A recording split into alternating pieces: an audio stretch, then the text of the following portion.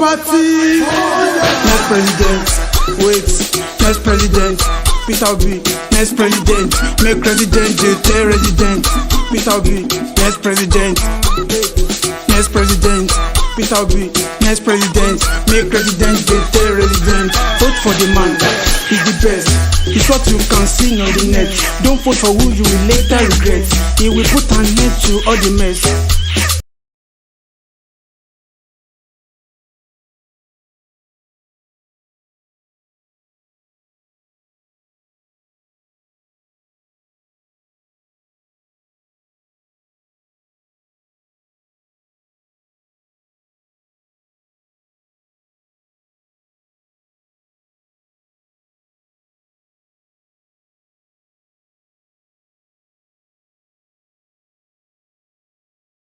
M6 voice. We're about to do some deliverance today. So for you, I'm just gonna start this way. But I think on Tuesday we had a space.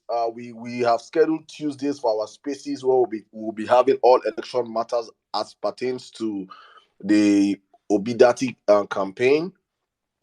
And Thursdays and Saturdays we go on the offensive, where we come here strictly with just facts and figures and verifiable facts and figures and the truth, the hidden truth in plain sight. Yeah, that we want to make sure that as election approaches the next 20-something days, nobody that has been opportune to be on this platform will not know the candidates they are going out to vote for. Whether you're a rival, whether you believe in, whether you're not our friends, whether you don't like us, whatever you believe in, you will not go on election day, or you won't have people go on election day without the information, without knowing really who they want to thumbprint their destiny for. So why Tuesday, as I said earlier on, is focused on the Obidati movement. Thursdays and Saturdays have been dedicated for knowing your candidates. And with that, I welcome all of you one more time to the Vawulence space. I played this last song I just played right now for a reason. And it says, I will be rich till I die. Yes. So, I don't let me know how many people's first are in the house first. Okay. I've come again. Oh. If you can see, all of you in this church right now, my name has changed from prof to prophet. I'm in the season of prophesying. I'm in the season of preaching. I'm in the season of declaring. And right now, we have over 500 and close to 600 people in the house. And I want to prophesy into your lives. There are some people that before they come to church, you don't even need to tell them what to do. They already know what to do. For all of you that have come into this church today, early enough, on time, even before church service started, and you already know that in your heart of hearts, you have already shared the gospel, you have already retweeted the space, you already liked the space, you already started commenting on the comment sections. We have not even started discussing. Over 50 of you already started commenting in the comment section. Close to 100 of you have retweeted the space. This song I just played is for you. You will be rich till you die. You go see money, but you go walk, don't steal. We don't encourage stealing. So as long as you have retweeted this space, without me asking you, without us saying, please retweet the space, please, you have retweeted, you use your church mind and retweet this space. You go risk, this year money go pursue you. If the God I serve is alive, you will see it. Yes, so let us go back to our ministry today. For you that have not retweeted the space and you are now going to retweet after now, let me still bless you. As a prophet, it's my job to prophesy. It's to bless. I have to bless. I cannot withhold my blessings on you. I will still bless you. You that are here to retweet or you're retweeting now, you go still reach you, But you don't go reach you like people who enter church do am first. Yes, you understand? You will still have surplus money, but it will not be like those that came in first. So my people, you're welcome to the Vawulence space. You always know before the storm happens, there's always this calm before the storm. I always bring the calm before the storm. We have an amazing topic today. I want you all to do me a favor, please. We're streaming this platform, we're streaming this space right now live on our YouTube channel. I'm going to post the link on the comment section. I'm probably put on the Jumbotron. We are streaming it live on our radio station for those that cannot afford to be on Twitter right now, that you know people that are on Instagram, on Facebook, on your WhatsApp status. Please copy the link of our radio station. It is on low data. They can stream it as if they have just 10 MB said they will stream them to the end. It is that cheap, yeah. So please, they can stream it, because informations you're going to be hearing today are informations that I think the whole 94 million Nigerians that are going to come out to cast their vote should listen and should hear. I don't like beating a man that's already down, yeah? But in the case of Bola Tinubu is already down, but we need to make sure he goes down, and we need to make sure that from today, it is over. If you know what I'm saying, you can see the whole infightings in the camp. The man is down. What you have predicted 8 months ago is coming to play right now. But we really need to let you guys know for yourselves, so you don't gotta have self-pity for a man that is as dangerous as he is. So today we'll be unmasking Tinubu's AlphaBeta, his land grab, and the use of Thuggery to state capture a state that is the 4th or the 5th biggest economy in the whole of Africa, Lagos State. And today, by the special grace of God, on the platform with us today, we'll be having the next governor of Lagos State, GRV Gbadebo Rose Vival, will be with us on the platform. Hopefully today he will be with us on the platform. So it promises to be an interesting, all-encompassing, emotional space today. So guys, let me indulge all of you one more time. I've not done it, but you guys have done it. So I'm going to tell you guys, retweet the space, please. Share the space. Invite people into the building. Let them know that the #1 Twitter space in Nigeria is up and running, and we are about to press next today. For me, I term this space the end of an era. It's the end of an era of a man that has captured the state, have used the money he has stolen from that state, funded elections across the country, made himself a god of a man, to the point right now that he is challenging federal government. Do you know what it means to challenge federal government? After God in this world, after God, after the God Almighty, the next powerful being is federal government. The government, after God, the most powerful entity on earth is the government. But one man is challenging the government. Do you understand how deadly that man is? But I won't say too much today. I won't say too much for my intro today. I just want you guys to know and understand where we are going to today on the conversations. So as I indulge all of you one more time, please share the space, retweet the space, let people know that we are up and running. And if you're a whistleblower and you have more information for us on this topic, please be free to request on the mic. We are doing Bonanza today. We'll be discussing with you guys. Let us know. I want to hear from Lagosians. I want to listen to Lagosians. If you're in Lagos, if you grew up in Lagos, if you're from Lagos, let us know. I have my story. I have a whole lot of memos to read. My brothers up here have today is expose. So please, guys, let's get people up in the building. Thank you. We have over 700 of you up right now. So let us hit up. Let's hit that 1K real quick before the top of the hour. Let us get this conversation rolling right now. Thank you and welcome one more time to the Vawulence space. Thank you, my brother M6 and Omar, for always finding out your time to come out here and do this with us. I appreciate you guys. Thank you to the whole Vawulence team in the background, all our regulars on the platform. I see all of you. Thank you so much. It's always a pleasure for me. I feel like every Thursday is a gathering of family and friends. You just come together, you share ideas, you talk, you discuss, you learn. I learn a lot from this platform. I learn a lot from the platform. Even as we give, we receive also. So it is a privilege for me to always host this space. I am so grateful. I thank all of you for how far we have come. We have a country to save. We have a nation to save. It is important that while we discuss what we're discussing now, you guys understand the aims and objectives that we are trying to save ourselves from an impending. I don't even know the name to. I will say, because the devil self will be. The devil is. I would say the devil is even scared of the man. from a man that is more dangerous than the devil. So, guys, meanwhile, I just want to before we go into the topic and I bring in my brother Omar to join me in this conversation. I was in a very long, lengthy call yesterday. God, if I divulge who called me yesterday, who I was on the call with yesterday, my people. This is the upper. You know when they say upper echelon. I heard things yesterday that I was bamboozled. If there's any word like that, I was rigmarolled. I was shaking. Nigeria is a freaking crime scene.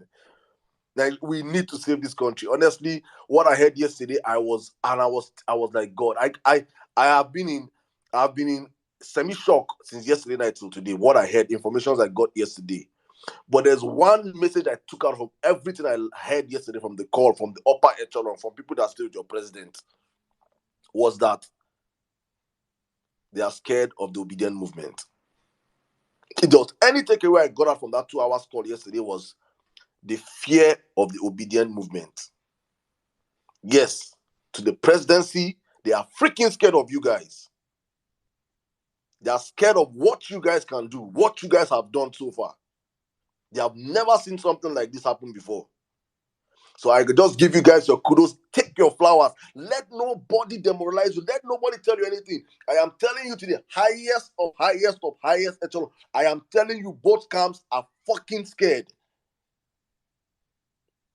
They know that the power of the Nigerian people.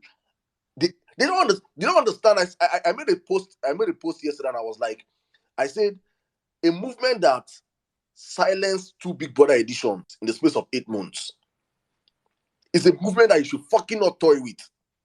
We don't even understand what we're doing here.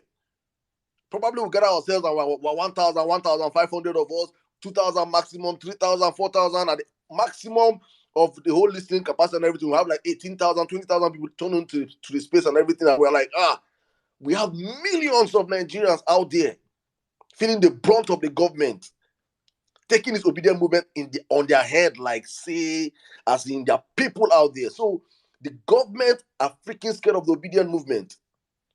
And I'm telling you something for a certain that I'm not going to vouch for the government, but I want you guys to understand something, that hopefully we'll have a free and fair elections. Hopefully we will have a free and fair elections. And everything is in play for us. So please do not be discouraged. Do not be disappointed. Whatever story you keep hearing as it comes into play, please understand that the power of the people, as my brother Omar always say, will forever be greater than the people in power. And this government are beginning to understand that.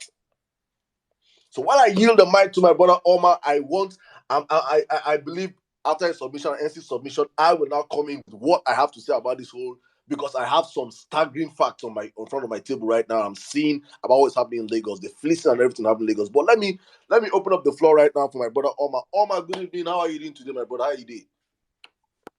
I'm doing great, my dear brother Sirdam. Thank you so much for that beautiful opening monologue. Thank you so much, everyone, for joining us on today's episode of the Vawulence Space. It's always a pleasure to do this with you, my brother Sirdam. N6, I see you. God bless you. Always a pleasure hanging out with you guys. Now, I'll start my submission, which might be a bit lengthy, but please indulge me, ladies and gentlemen. A very wonderful evening to you from this part of the world, and thank you so much for joining us on today's episode of the Vawulence Space, Nigeria's #1 political Twitter space. You can't argue that. A unique platform that's grown into one of the integral elements of the new Nigeria that we dream of. A platform that enables us to express our misgivings and discomfort as average Nigerians without any fear of censorship. Today, we're unmasking Tinubu's AlphaBeta, the land grab in Lagos, and the thuggery that has wholly overwhelmed Nigeria's commercial capital.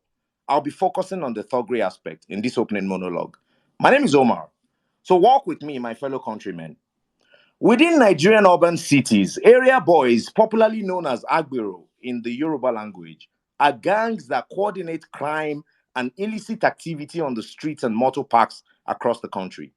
They are a dangerous force to contend with and have become a deep-seated problem in Lagos society. They are such a threat that many Lagosians have even adapted by pretending to be one of them. They sometimes even adopt their slangs and their guttural tone to avoid trouble. The lawlessness of area boys has become a severe concern in Lagos. They bully, threaten, and coerce transportation workers into giving up at least 50% of their income. They have overrun the streets of Lagos and caused anarchy. However, the government has yet to implement stringent laws to restore order.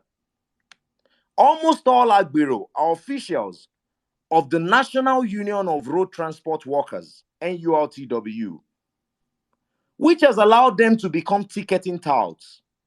A report by Odinaka Anudu of the International Center for Investigative Reporting, ICIR, estimates that the Agbero makes a flabbergasting annual sum of about 123 billion naira, which is about $296 million from commercial transport workers.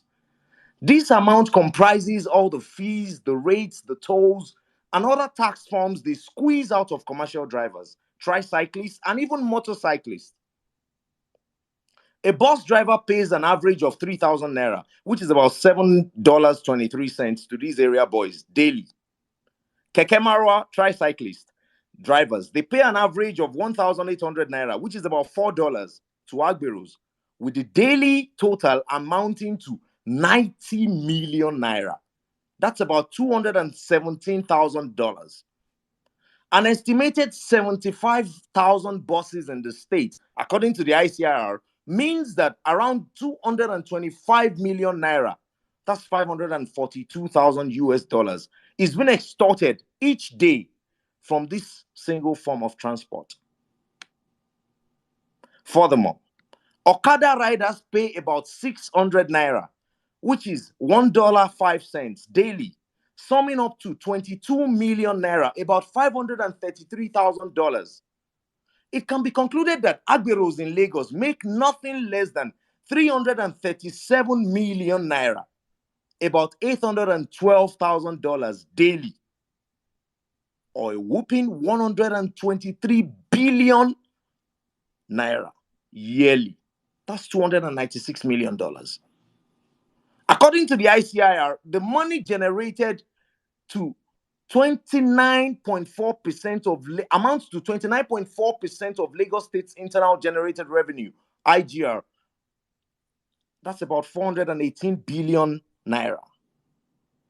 The Agberos claim to be collecting road tax, but the money is never declared and does not make it to the state.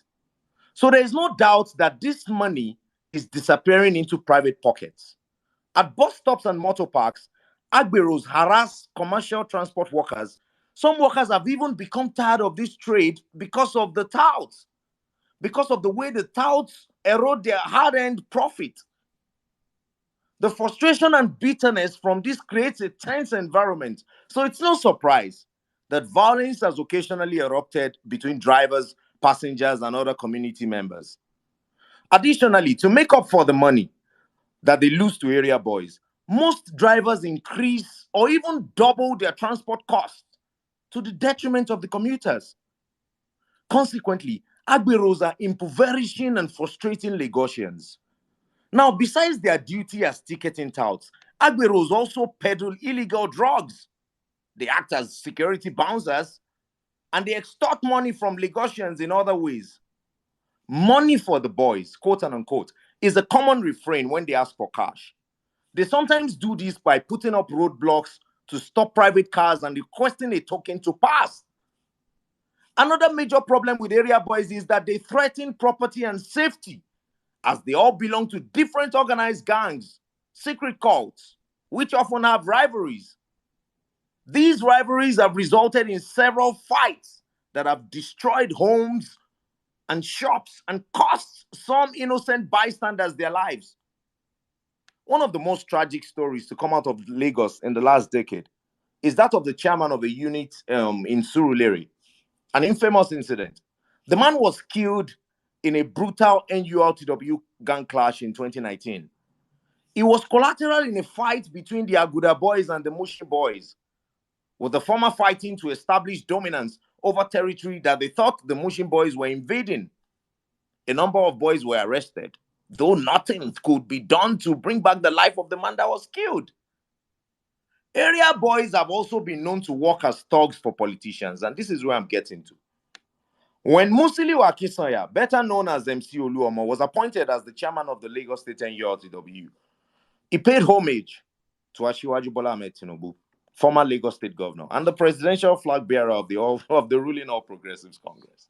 When I mention the name of that party, I laugh because they become a joke, but we'll get to that. He mentioned that he's paying that homage because of Bola Ahmed Tinubu's love and support. Pay attention to the semantics. Love and support towards his emergence as the NURTW chairman. Would it be unreasonable to infer that some Agbero-politician collaboration must have occurred behind the scenes? The thuggery of Agberos, the unnecessary killings, and the unfair ticketing is dragging down Nigerian society, yet the government is sluggish in addressing the issue. Over the last few days, we saw that the Nigerian army moved into action and arrested about 100 thugs in Lagos. I'd say that's more of a fight between the CPC and the ACN, but we'll get to that. The system is broken. When the citizens have to look over their shoulders when walking the streets, the commercial transport workers are being squeezed for every penny. They instill fear and dread in citizens. But the question remains, who can stop them? The answer is simple, my fellow Nigerians. We are the only ones with the capacity to put an end to this menace. The question is, are we prepared to do the needful? Lagos is undoubtedly a southwestern state, predominantly populated by the Yoruba ethnic group, many of whom, by a systemic deprivation of history in the educational curriculum anyway, have been hoodwinked into believing that ethnic politics is what serves the nation best at this critical junction, unfortunately. Our people seem happy to accept a man they wouldn't entrust their private businesses with in his current state as a presidential candidate, supposedly representing their region. Lagos is an urban slum with few metropolis carved out for the 1% of the 1%. It's no campaign material. And the handpicking of political cronies as state governors since Asiwaju Bola Ahmed Tinubu left office is no significant example of continuity. Neither is it an example of finding talents. Let's be honest with ourselves. Let's call it what it is. Political godfatherism. That is what it is, which is enabled by thugs, political cronies, family members, and aides who are direct beneficiaries of the rot. The average Lagosian and Nigerian remains the only victim in this political tragicomedy. We have to stop the rot. And the chance presents itself again at the ballot in 24 days. Lagosians have a more significant role in this election, with so much to gain as well.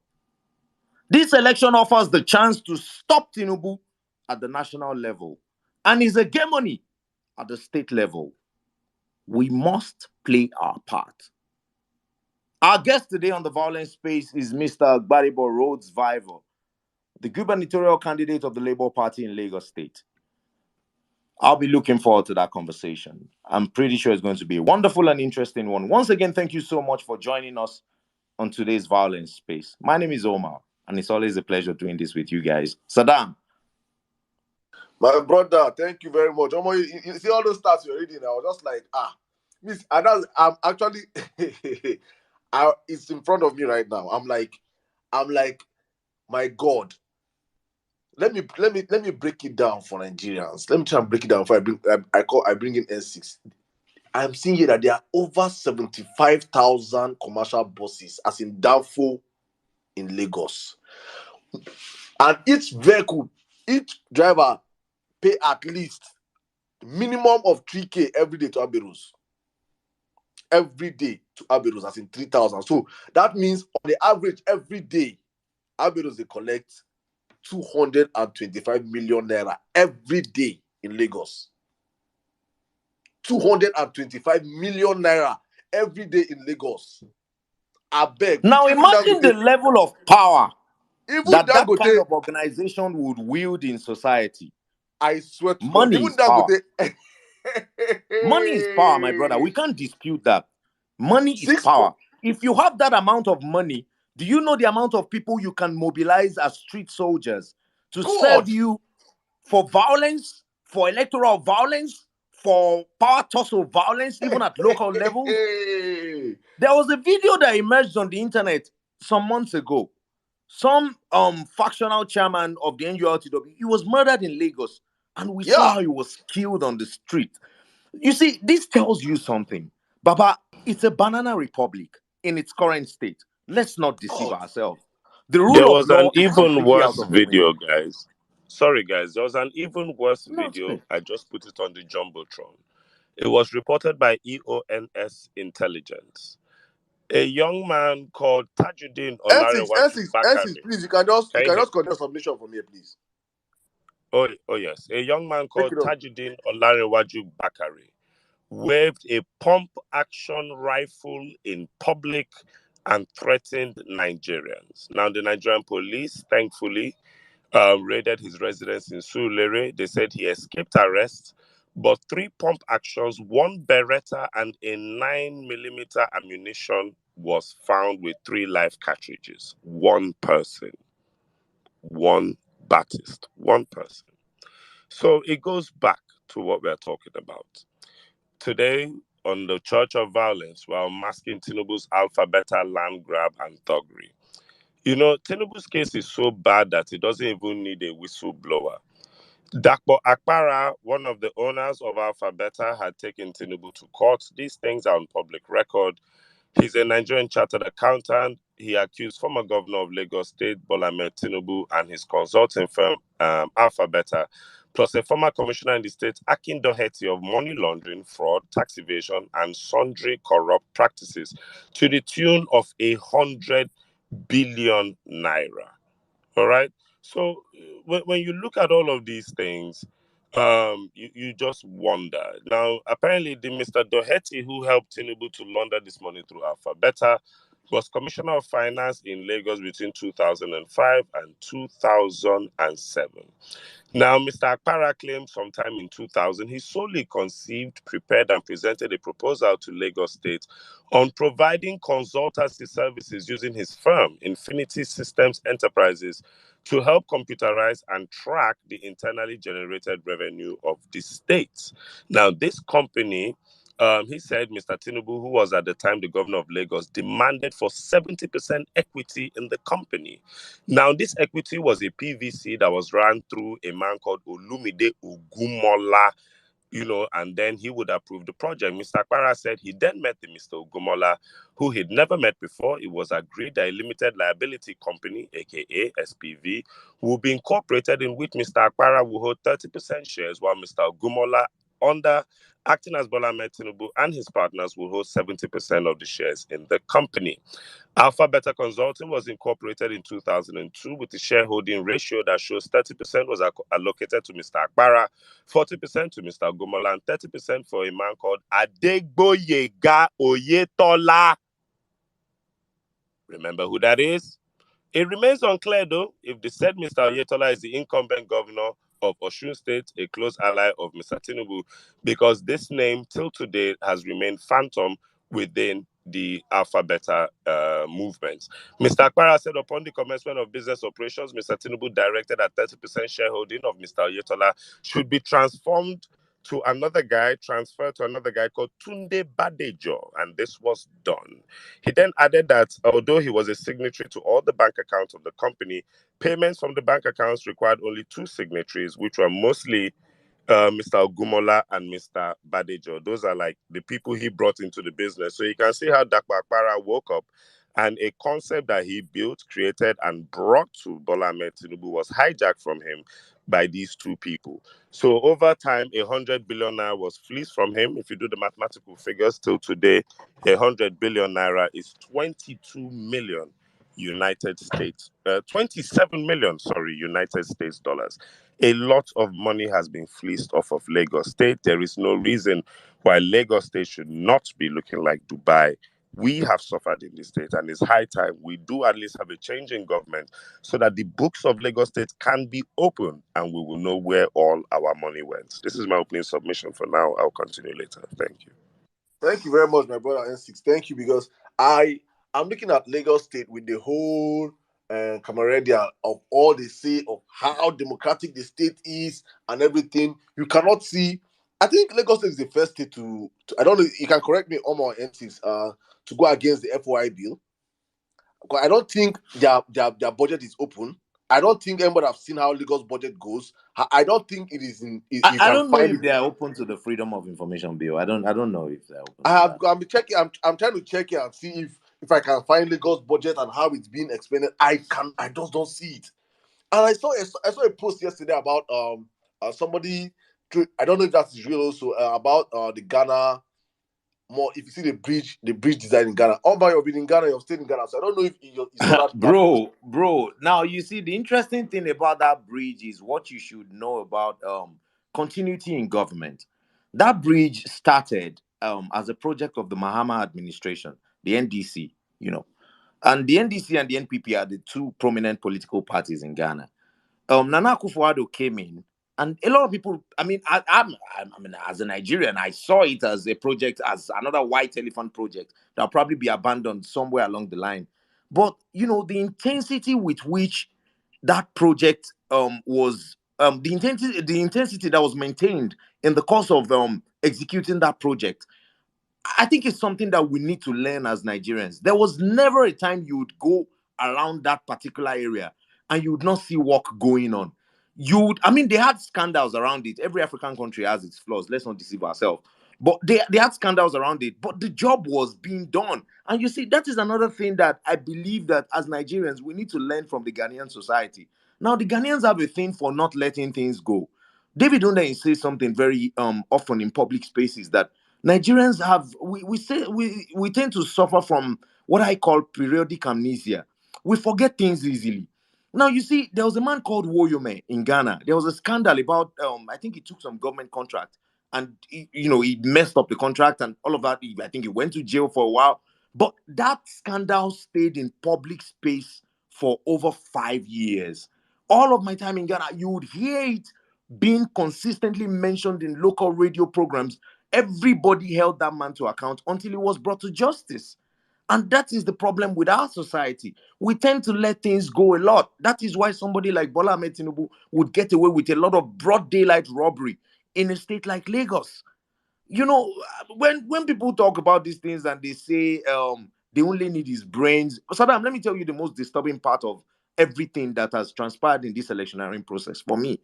There's a certain age range of Yoruba people that I've spoken to, educated ones, the middle class, people within the range of 40 to maybe, even the older ones.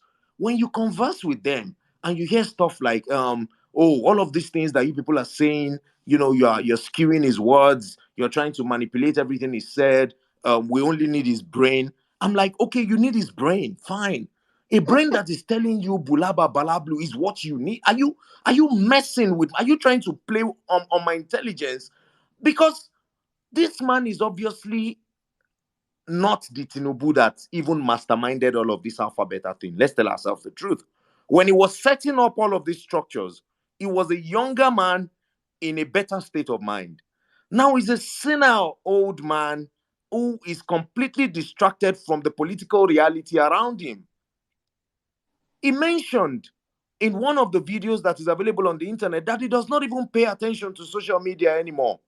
Is that the kind of president you want in 2023 when young Nigerians are breaking grounds in tech, in medicine, in everything that you can think of in a society across the world?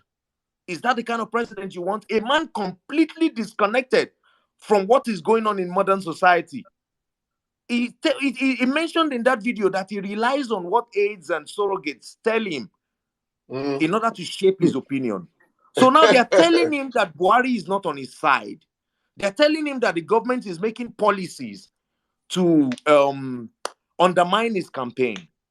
We've seen his associates, most of the people propping him up to be president. It's not rocket science what they stand to gain from it. They've seen 8 years of Buhari, a disconnected president. They can see what they stand to gain if they allow another disconnected president to be in office, but this time a man from their region. And nepotism, if we are not telling ourselves the truth, if we do not have somebody like a Peter Obi coming into office, one thing that has been normalized in our politics, in our government right now, is nepotism.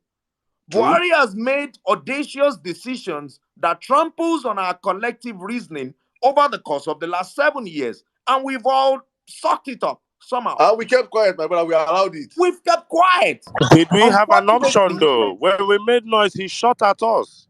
Did we shot have at an us. option, though? Let's be kind to Nigeria. No, Let's be kind to Nigerians. When we are A saying man that we can't closed to the Nigerians, borders. let us also be truthful to ourselves. As a people, we failed to hold this government accountable until it got to a point of the answers. That is the truth. We sat I want down. to ask both of you a question, my brothers. Oh, I'm coming for just a minute here. Let me just Sorry. just get it on. We sat down, watched Buhari 4 years of incompetence. We swallowed it hook, line, and sinker. We did nothing. He killed the shites. He killed the IPOBs even before IPOBs became radicalized. They were killing spree going around the country. We did nothing as a people. We kept quiet because it was not Lagos. Then we now got the audacity and said, "Oh, Lagos, he no fit kill us for Lagos now. He no fit kill us for highbrow Lekki, where the big men children they stay. It no fit happen for that side." But he said, "No, I will come for you guys there also." And he went for them. He went for us there and he killed our people also there in Lagos. We found our voices. So, if in as much as I am happy that we have gotten to this point in time, I am always grateful to Buhari. Because he's the only person that has pushed Nigerians to the limit that we can stand up today and say, let us take back our country. Let us be involved in the political affairs of the country. We have kept quiet as a generation. I was seeing a video of some Gen Zs. I think you posted that video. I saw it from your handle of some Gen Zs. I don't even know that they are deputies. They are the deputy governors of their states. We have been disconnected, as in the generation have been disconnected from anything politics. Everybody just want hustle, make money, buy your own car, leave your own house, put your own borehole. If you get the money, hire one mopo. When mopo they follow you, they come out.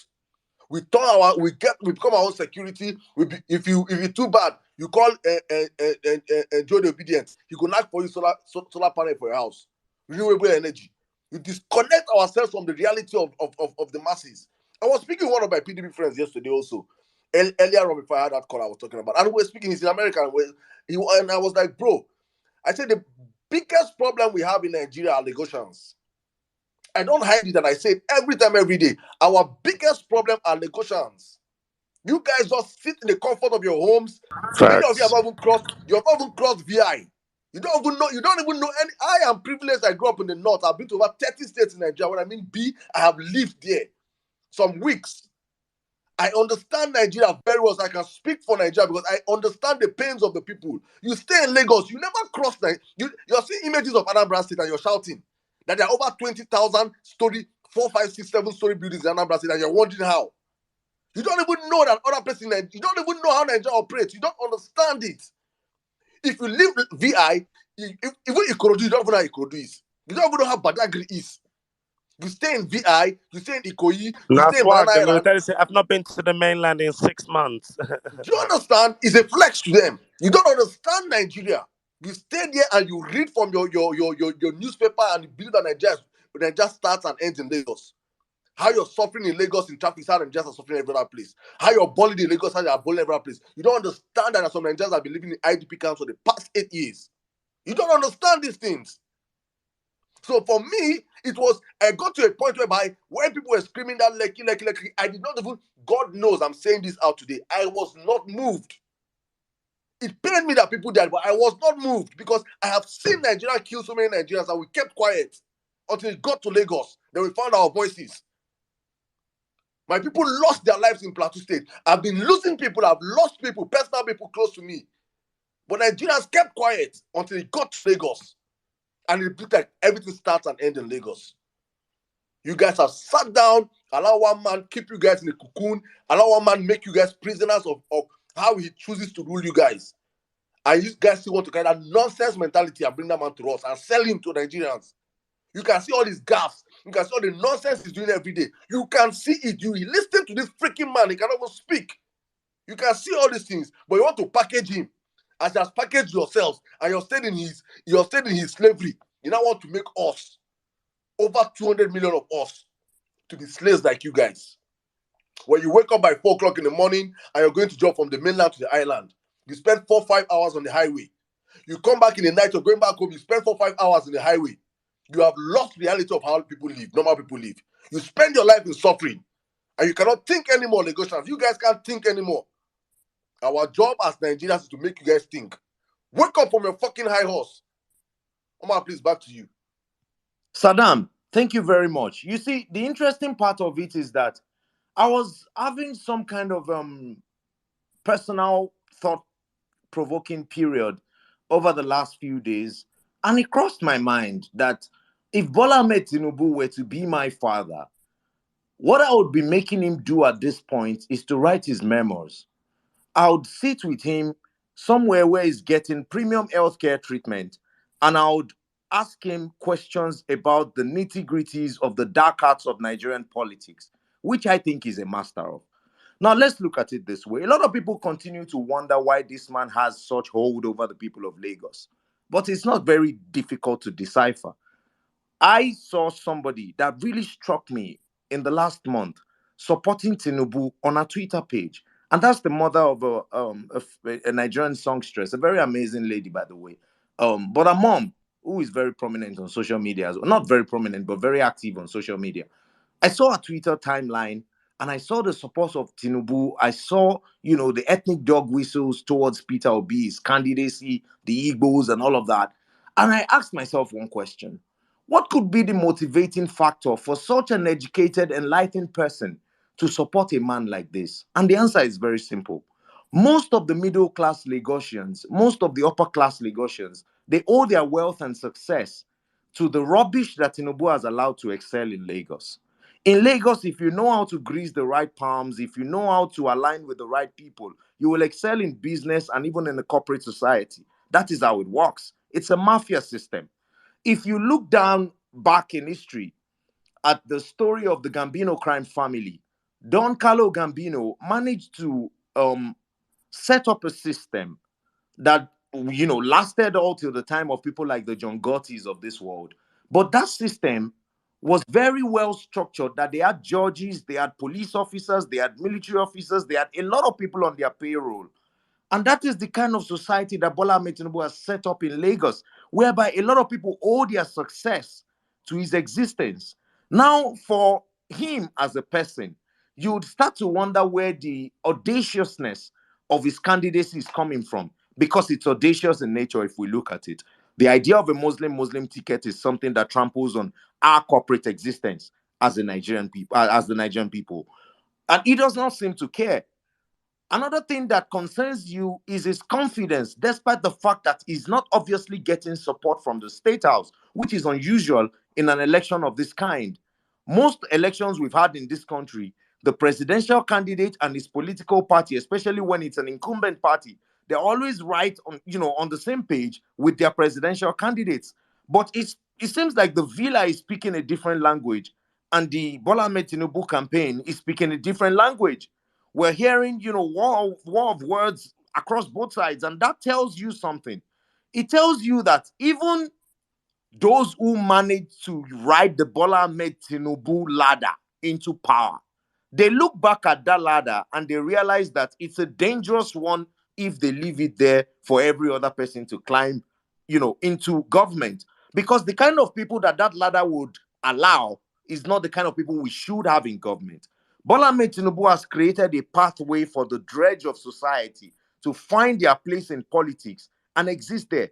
Mudashiru Obasa has been the Speaker of the Lagos State House of Assembly. I don't know if Cizo can help me with this, for God knows how long. And when you look at the demeanor of Mudashiru Obasa, when you listen to the man speak, you can obviously tell what side of society he comes from. You can obviously judge his intellectual capacity from the way that he speaks. That tells you that you have a society that has been created to serve the purpose of one man. So when people say he finds talents, oh, he grooms people, I respect that. Yemi Oshibaja is an amazing man. If he had not aligned himself with the Buhari government, you would find people like Babatunde Fashola, brilliant people. Jide Sanwo-Olu is not a Dumbo, of course, but if you find your way into politics by aligning with a political godfather, it then takes away all of the power that you have as an individual. But he comes across as somebody that you can have a reasonable conversation with on an intellectual basis. But then, what do they do for him? They do not better the life of the average Nigerians in terms of where he's placed them. They serve his purpose.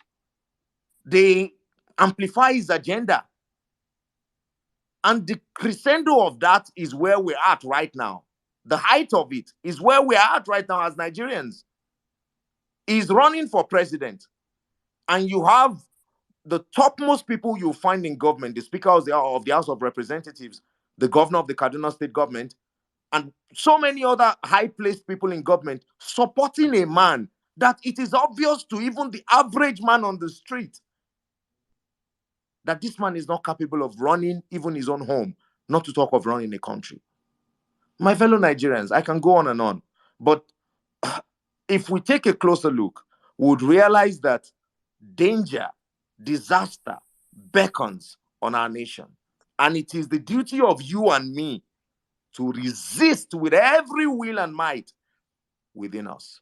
Thank you so much. Sirdam. All I'll say right now to emphasize what they've been saying is that Lagosians, hope has come, liberation has come, freedom has come for you guys. Because you guys have been in bondage for the past 20-something years. You guys don't even know you're in bondage. That's the most painful thing about slavery, is that some people are slaves. They don't understand that they are slaves.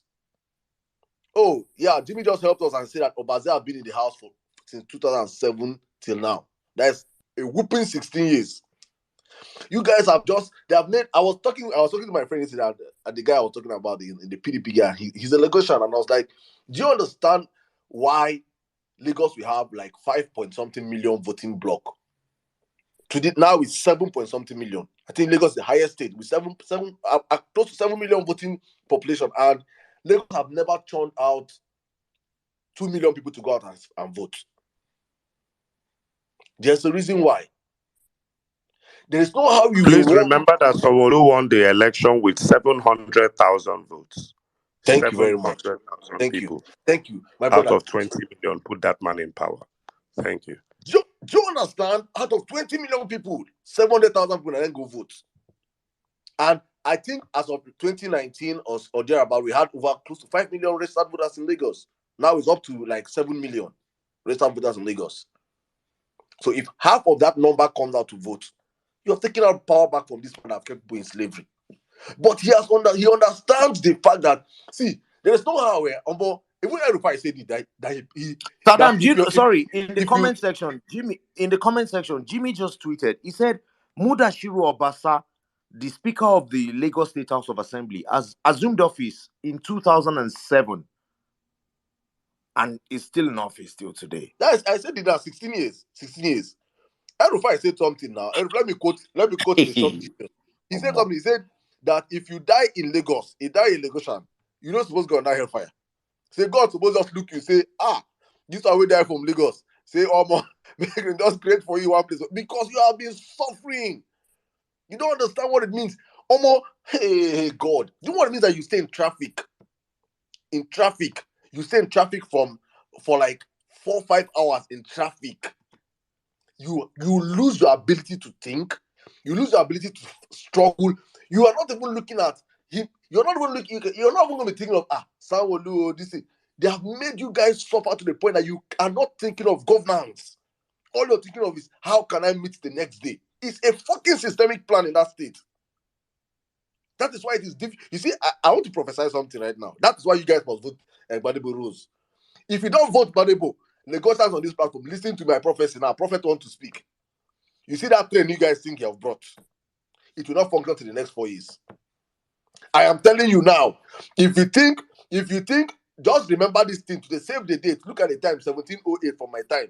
Look at it. Remember this prophecy. If you do not vote Badebo rules, that train you think that they have brought will be abandoned to the next 4 years. They will give you one or two reasons. Because we have almost sat down here and read to you guys that every day Aberos give Tinubu 225 million naira. Every freaking day. Aberos bring I think that is on the average. We're not giving maximum now. And that is $542,000. Do you understand that? And that is 82.1 billion naira every year. 82.1 billion naira every freaking year. Who sees that kind of money and say, no, I don't want it again?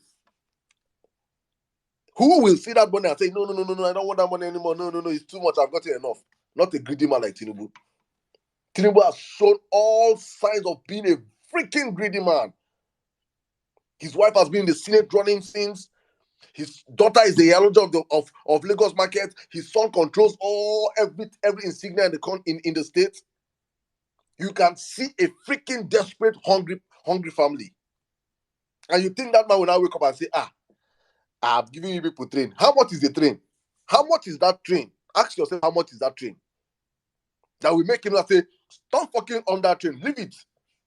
Let his Aberos come. You think Aberos won't begin a pursuit train? Do you think Aberos will pursue train? No. So we have come to the point of freedom, the Goshans. The hard truth must be told on the violence piece. That's what we do here. The uncomfortable truth. Omar, you can come in anytime you want to come in, my brother. We have opened our submission, so you can always come in and help me anytime, please. Go on. I was looking for materials for the space, and then I came across this report from Arise News, and it's a very interesting one because it involves Chief Bode George, a chieftain of the PDP in Lagos State. But Chief Bode George has been around in Nigerian politics for such a long time, so I think he's someone that understands the nitty-gritties of what we're dealing with here. To tell us how AlphaBeta was founded. Yeah. In response to your query, Tinubu's campaign spokesman, Bayo Onanuga, described you as a perpetual political failure who is diminished by Tinubu and who has been rejected by Lagosians. Would like your reaction to his statement and why you are calling on Nigeria's vice president to be queried. It is fascinating. Unfortunately, Bayo Onanuga went to my school. He didn't even see my tail lights. I had left secondary school long before he got there. These are the lackeys of Bola Tinubu. I asked a simple question. They want to be recognized by Nigerians that they are contesting for the presidency of this great nation. Isn't it our right to ask? There is some incumbent criminal agency that is collecting the revenue of Lagos on behalf of the state government. Who owns that AlphaBeta company? That's all I'm asking. It's so rude and uncultured for Bayo Onanuga. I know he takes part of the crumbs from his table. He has been his lackey for God knows how many years. It's an insult for me because, one, he was so junior to me in school that he didn't even meet me in secondary school at all. And that's the way he has led his life. Where is he today? What does he do for a living? He's telling us that I have been a political failure. Yes, he can say that because these are the same people. Of course, he's from Ogun State. He's not from Lagos State. But he had lived here. He worked for one kind of newspaper. These are people, what? Now, you see, the interesting thing is that everybody that you ask a question about this AlphaBeta company, they don't seem to have the right answer. One magic, please. I don't. Lagos, Tinubu now. Somebody said this on there. Let me read it before you go, please. No vex. He said, take your time. Sanwo-Olu got 900,000 votes in APC primaries and got 700,000 votes in the main elections. Whoa! So there are more people in the political party than more people in the state. Look, that it makes absolute sense. it makes complete sense if you look at it. I mean, it's Lagos.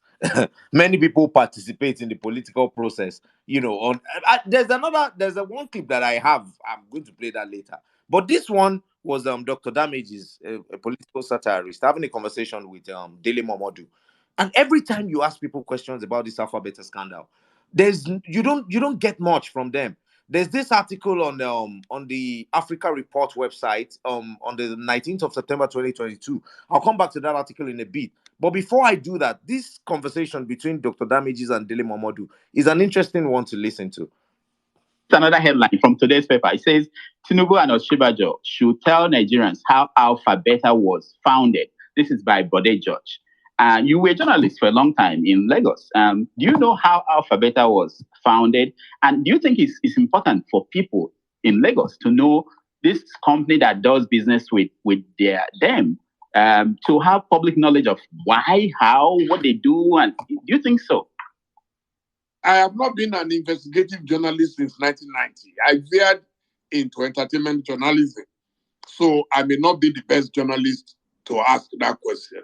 I've read a lot of brickbats between Chief Bode George and Tinubu. So it's not, I don't know what's between them, but he's always said it. And I'm aware that some people have also written petitions to EFCC. I read all those things, but I don't know what became of the person. Maybe they were investigated and they realized that someone. Okay. Now, this is where it gets interesting. So you just heard Uncle Dele Momodu, as I like to call him, wash his hands off the whole AlphaBeta thing as easy as possible. Okay, we have Mr. Gbadebo Rootsvival here, so I'm not going to hog the mic for too long. I was going to touch on the Dakwakwara and AlphaBeta thing, but we'll come back to that. We have Mr. Gbadebo Rootsvival here, the Labour Party candidate for the 2023 election in the Lagos State gubernatorial elections. Excuse me. So, Sirdam, take it from here, please. All right. Good evening, ladies and gentlemen. One more time, you're welcome to the Vawulence space. Yeah, as we always do on our platforms, we try and make it a platform where we can always converse, have discussions, straight up facts and figures. It's like an obedient. Let me say, it's not like it is an obedient echo chamber. Yeah, we discuss strictly because I believe obedience are people that want to take back their country, that want a new Nigeria. We are people that are craving for something new. And when I say something new, we have to bring up someone that I believe I have followed this man. He might not even know I've followed this man since he started contesting for Senate. It is good that he's here with us right now. Mr. Gbadebo, you're welcome to the platform. I think this is your first time joining us on the Vawulence. Yes. No, I've listened in the past, but this is the first time I'm speaking. Thank you so much for having me. You're welcome, sir. We have seen, I think we have seen a whole lot of your, I wouldn't say we have seen a whole lot of your work online, but I follow you, so I see a whole lot of your work offline. Yeah, so, but we're looking at right now, you coming on a platform like this. I want us to just give us a brief of yourself, what you're doing right now, how your campaign, because we're at crunch time. We have virtually, I don't know how far you guys have gone, where you are right now, and the possibilities of your budget. Okay. Thank you so much. I'm just on my way back from Ikorodu. I'm heading towards my State of the State address, which is going to be broadcasted live on Channels TV this evening at 8:30. So we've been doing door-to-door, market to market for the last 3 weeks. We also deliberately do not make so much noise about it because a lot of people that we are working with are being persecuted, right? There's a lot of harassment that they're having to deal with. Last week, one of our members in Iba, in Ojo, was macheted on the head. And that is something that we are pushing, using all force to respond to. So there's been a lot of that. What we've done now is laid all the groundwork for my visitations to local governments. So we're in Ikorodu today, which is the local government of my deputy governor, Princess Oyefusi. She's the daughter of the late king of Ikorodu. So we went to see the current Ayogbore and other traditional rulers in Ikorodu today. We addressed some of the Arawa people because Ikorodu has a huge Arawa population. And then we also went to some wards. But the first thing is to first go and greet the kings especially in local governments that belong to the Bile group of local governments in Lagos State. So that's what we did today. In terms of who am I, I'm an architect by profession. I got into politics because aside from a gun, it's the only way to get into governance, especially if you want to make a difference. I never had plans to be a politician, to be honest with you. I know that I wanted to serve and serve in a personal capacity. So I built capacity in terms of architecture, urban design, and all of that with an aim to come and make Lagos better. Right. So I studied at MIT, and my thesis there was actually communal methods of aggregating waste in Lagos State to create waste to wealth. So this goes far back in terms of love for Lagos State and trying to make it better. I got into politics because I led the 2,000-man march in the Senate, and unfortunately for them, the senators just did not show any empathy. They just kept reminding me how they are two-time governors, and that really upset me. So I felt that it's important that we have people that care about the welfare and the interests of the people they are supposed to be serving, of the people that they are in charge of their destinies, really. Because I know some people might think that that's too deep, but it is the reality of things. What I was advocating against was the introduction of genetic modified foods into our food supply chain and our agriculture. Now, with genetic modified foods being introduced into that, you have a situation where the country loses its food sovereignty because you cannot replant those seeds. You have a situation where you have endocrine dysfunction, reproductive failure, healthcare issues. You have a country where farmers will no longer be able to export to Europe because the European Union had strong rules against it. So you are just there in your own corner and somebody has signed off because he's been compromised, and now you have to do with all these new policies, health effects, and WTO intertrading issues. Anyway, so that's why I took that on. But aside from that, came to Nigeria, came to Lagos. I got into affordable housing, alternative housing, using containers, using different types of modular housing to try and deliver affordable housing at 60% of the traditional construction cost. And when I decided to go into politics, I went back to university. I actually went to UNILAG this time to get a master's in research and public policy. Because I feel that it's not just about wanting to, you must build your capacity to serve and build policy in that direction as well. As a politician, I ran for my first election in Kowa Party as local government chairman. I was extremely naive. I was very naive, right? We did come third. I built structure and campaign at the same time, which is very difficult. And we made a good run of it. And then after that, realizing the realities on ground in this country, I joined the PDP. Central candidate for Lagos West, had the most votes of candidates in the party in that election.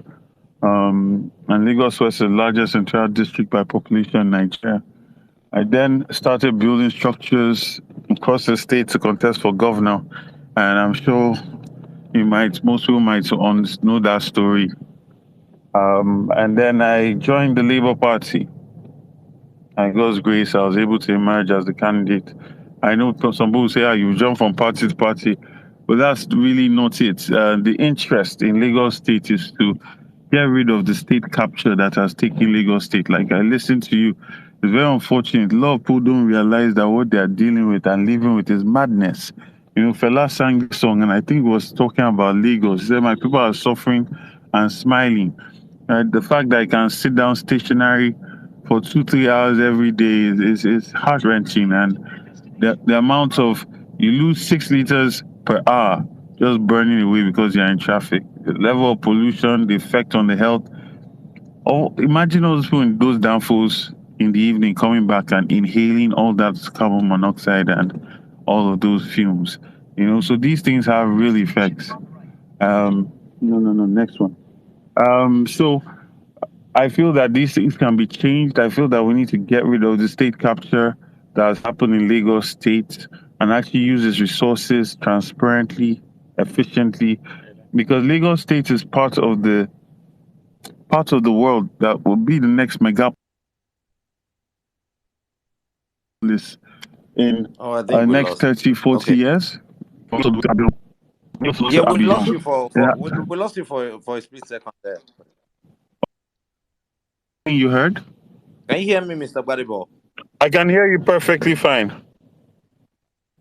Okay, all I right. We can hear lost you you. for a split second there. Yeah. I was enjoying your submission, so I don't know if you've rounded up on that because I have few questions for you, and we've taken a queue of speakers that would like to probably pose one or two questions to you, if that's okay. All right, go ahead. All right. The first question is from me. The first question would be, I have two questions, so I'll just I'll lump them together. The first is, how do you plan to deal with electoral violence? I mean, I grew up in Oyo State, and I understand what they call Baba Sokwe politics, the Amala politics, where where you have all of these thugs and all these agberos. They're very, very violent. Yeah, they're a very violent political unit in their own right, but also they are very effective and efficient when it comes to being the tool in the hands of politicians. So, how do you plan to deal with that? Number one. The second question would be, how do you plan to spread your message to the rural, uneducated voters? Because I've listened to you on different platforms, and you come across as very cerebral, very, very broad in your range of understanding of actually when it comes to governance. So I'm wondering, how are you going to simplify this message for the average voter on the street? Two questions. Are you there, sir? I'm not sure Mr. Badibo is still with us. I think he has a call or something. Sirdam, Yeah, can you hear me? I can hear you. I think he has a call. Yeah, he dropped off. But let's he's gonna come back up. Guys, please, for everybody on the speaker section, please, if you want to speak, please, your hands should be up so we can take a cue. That's one. Then if you are down in the economy side, all this economy, our economy people, yeah, please. I have a question for GRV. There's a hashtag up there. Just you could tweet to the hashtag AskGRV and drop your questions. We'll be asking him questions from the hashtag AskGRV. You can as well use the violence space hashtag also, so it makes it more easier for us to streamline the questions. So please, guys, as we are saying, invite all your Lagosians to come out here. We're about to deliver them. Lagosians have been in slavery for long. It is time for them to receive deliverance and understand what true democracy is, not autocracy. But Omar, I think let's keep the conversation rolling. Yeah, no. Now let's keep the conversation going. In order not to denigrate the last whistleblower we had on this platform, that was Michael Achimogu, who made quite a number of interesting revelations. The last whistleblower that we had in the Nigerian political space that gained a lot of traction was Oladapo Akpara, a former MD of the Lagos-based tax consulting agency called AlphaBeta. And I found this article when I was preparing for this space. It was written on the 19th of September 2022. It says a 4-year dispute between Bola Tinubu, a frontline presidential candidate, and Oladapo Akpara, former MD of a Lagos-based tax consulting agency, over 18 billion naira, $41.8 million benefits, and a separate allegation of fraud to the tune of 20 billion naira, which is $46.5 million, has been settled. It says the development has also forced the Economic and Financial Crimes Commission to drop a probe into the Lagos political heavyweight. It says the African report can confirm. The greed of Tinubu, the greed of Tinubu. Oh my God. So you can tell, brother, that premium money now look, the article goes to that. It says the development has also forced the Economic and Financial Crimes Commission to drop a probe into the Lagos political heavyweight. Now it says Akpara, who was the managing director of AlphaBeta Consulting, sued Tinubu for the controlling firm orchestrating his sacking and withholding 18 billion naira, the total sum of his share profit for the period he worked for the firm. Oh my God, bro! It says, bro. At times I look at Nigerians and I'm wondering, I won't say Nigeria. Let me streamline it down to Lagosians. I'm like, What the fuck is wrong with you guys? What is wrong with you guys in that Lagos? What thing they do now for that Lagos self? You guys Saddam, do you cannot know just that? on your own. Just think, open your eyes and think, and look at how one man has kept you guys slaves, and you're here with all your chest, still trying to push that man out to enslave the whole nation. He controls everything in Lagos up until he say, I want to now go and contest for Motopark Tout chairman. You have to know Tinubu, or you have to put your picture and his picture on your campaign poster. One man that controls, you can see how controlling the man is. You can see how power hungry he is. But the good news I have is that we can see from the hands of the CPC. Omar, I think we should go into the CPC angle of the movement of the Oh conversation after the yeah, later. bro. I think There's Mr. no Badebo way is here. We will Okay, it's let's back. keep that for the second half of the show. Oh yeah, we'll keep Nigerians it on for this the second platform, half we of have it. good news for you guys. Lagos is going to be free soon. But Mr. Badebo is back. Omar, back to you, please. Let's connect this stuff. All right. Yeah, Mr. I'm Bad, back. can I you hear hope me, you can sir? hear me now. Yes, I I can can hear hear you. you. Can I you hope hear you me, can sir? hear me. I can hear you fine. All right. Okay, so we're going to take a queue of speakers who would like I to think you should pose ask one him or two that your question questions you to asked you. him again, please. Let Yes, I him know. will. I will. That's what I'm getting to. So I have two questions for you, and then we'll go to the speakers. The first question is, Okay. how do you plan to deal with electoral violence? Considering, yeah. And the second one is, how do you plan to spread your message to the rural uneducated voters in Lagos State?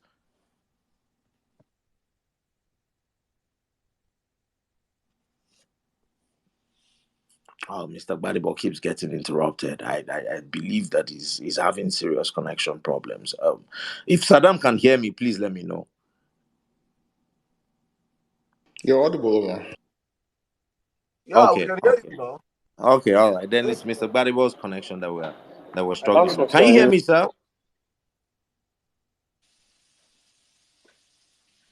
Okay, Mr. Badibo Rhodes Vibo is struggling with his network, but I'm hoping that he finds a way to figure out the connection problems soon.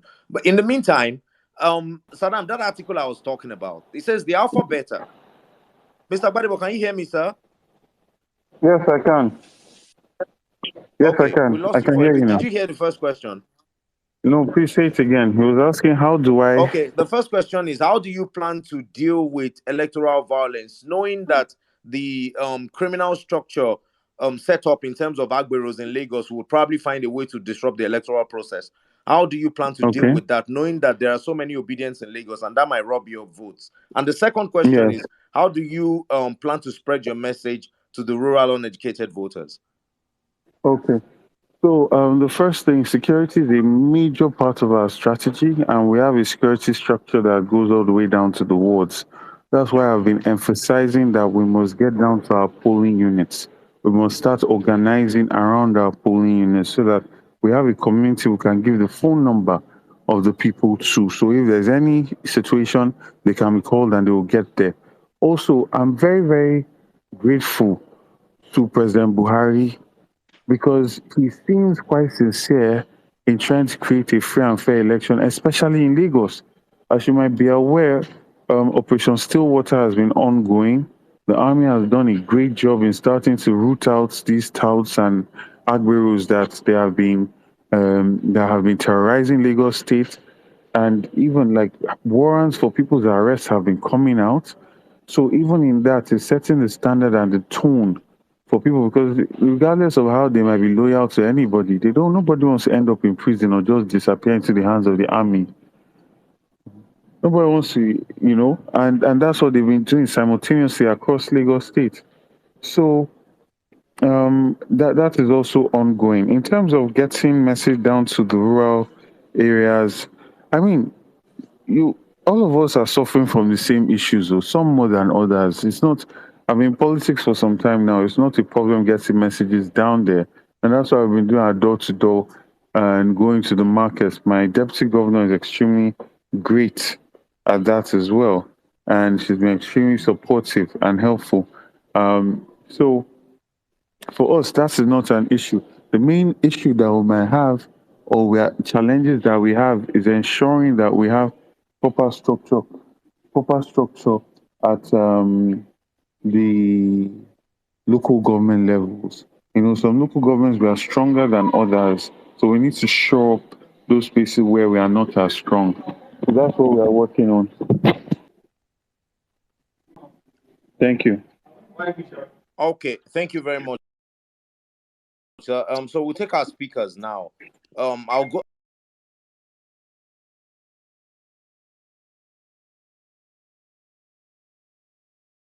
I'll start with Otumba. After Otumba, we'll go to Kibati Bankole, and then Maurice Moye, V, and Mr. Oguyemi. Then we'll get to Gaboni and Madame Bolanle. Okay, so let's start with Otumba. Otumba, good morning.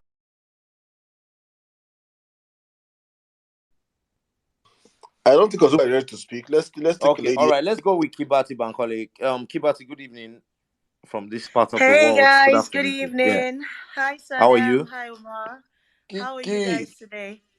Hi good time, We're doing GLV, good great. evening. longest time. Yeah. Hello, how are you? I'm good. All right, Saddam. Okay, GLV, I don't know, man. I've got a billion questions for you. But I think I need to ask the host, Saddam. I know this is a violent space. How hot do you want my questions to be? Should I be sweet? I can be very sweet and I can be very violent. So I would like you to give me a direction You because you can be guys as are violent as you want. the You're in the temperature violent here has space and been you're really asking. pleasant. Cook, cook, please. Okay. He knows where he is now. You know. So shoot, Okay, please. okay, GLV. I've been a massive fan of your campaign for many months now. In fact, I remember mid last year, I was screaming about how I'm actually more passionate about Lagos State.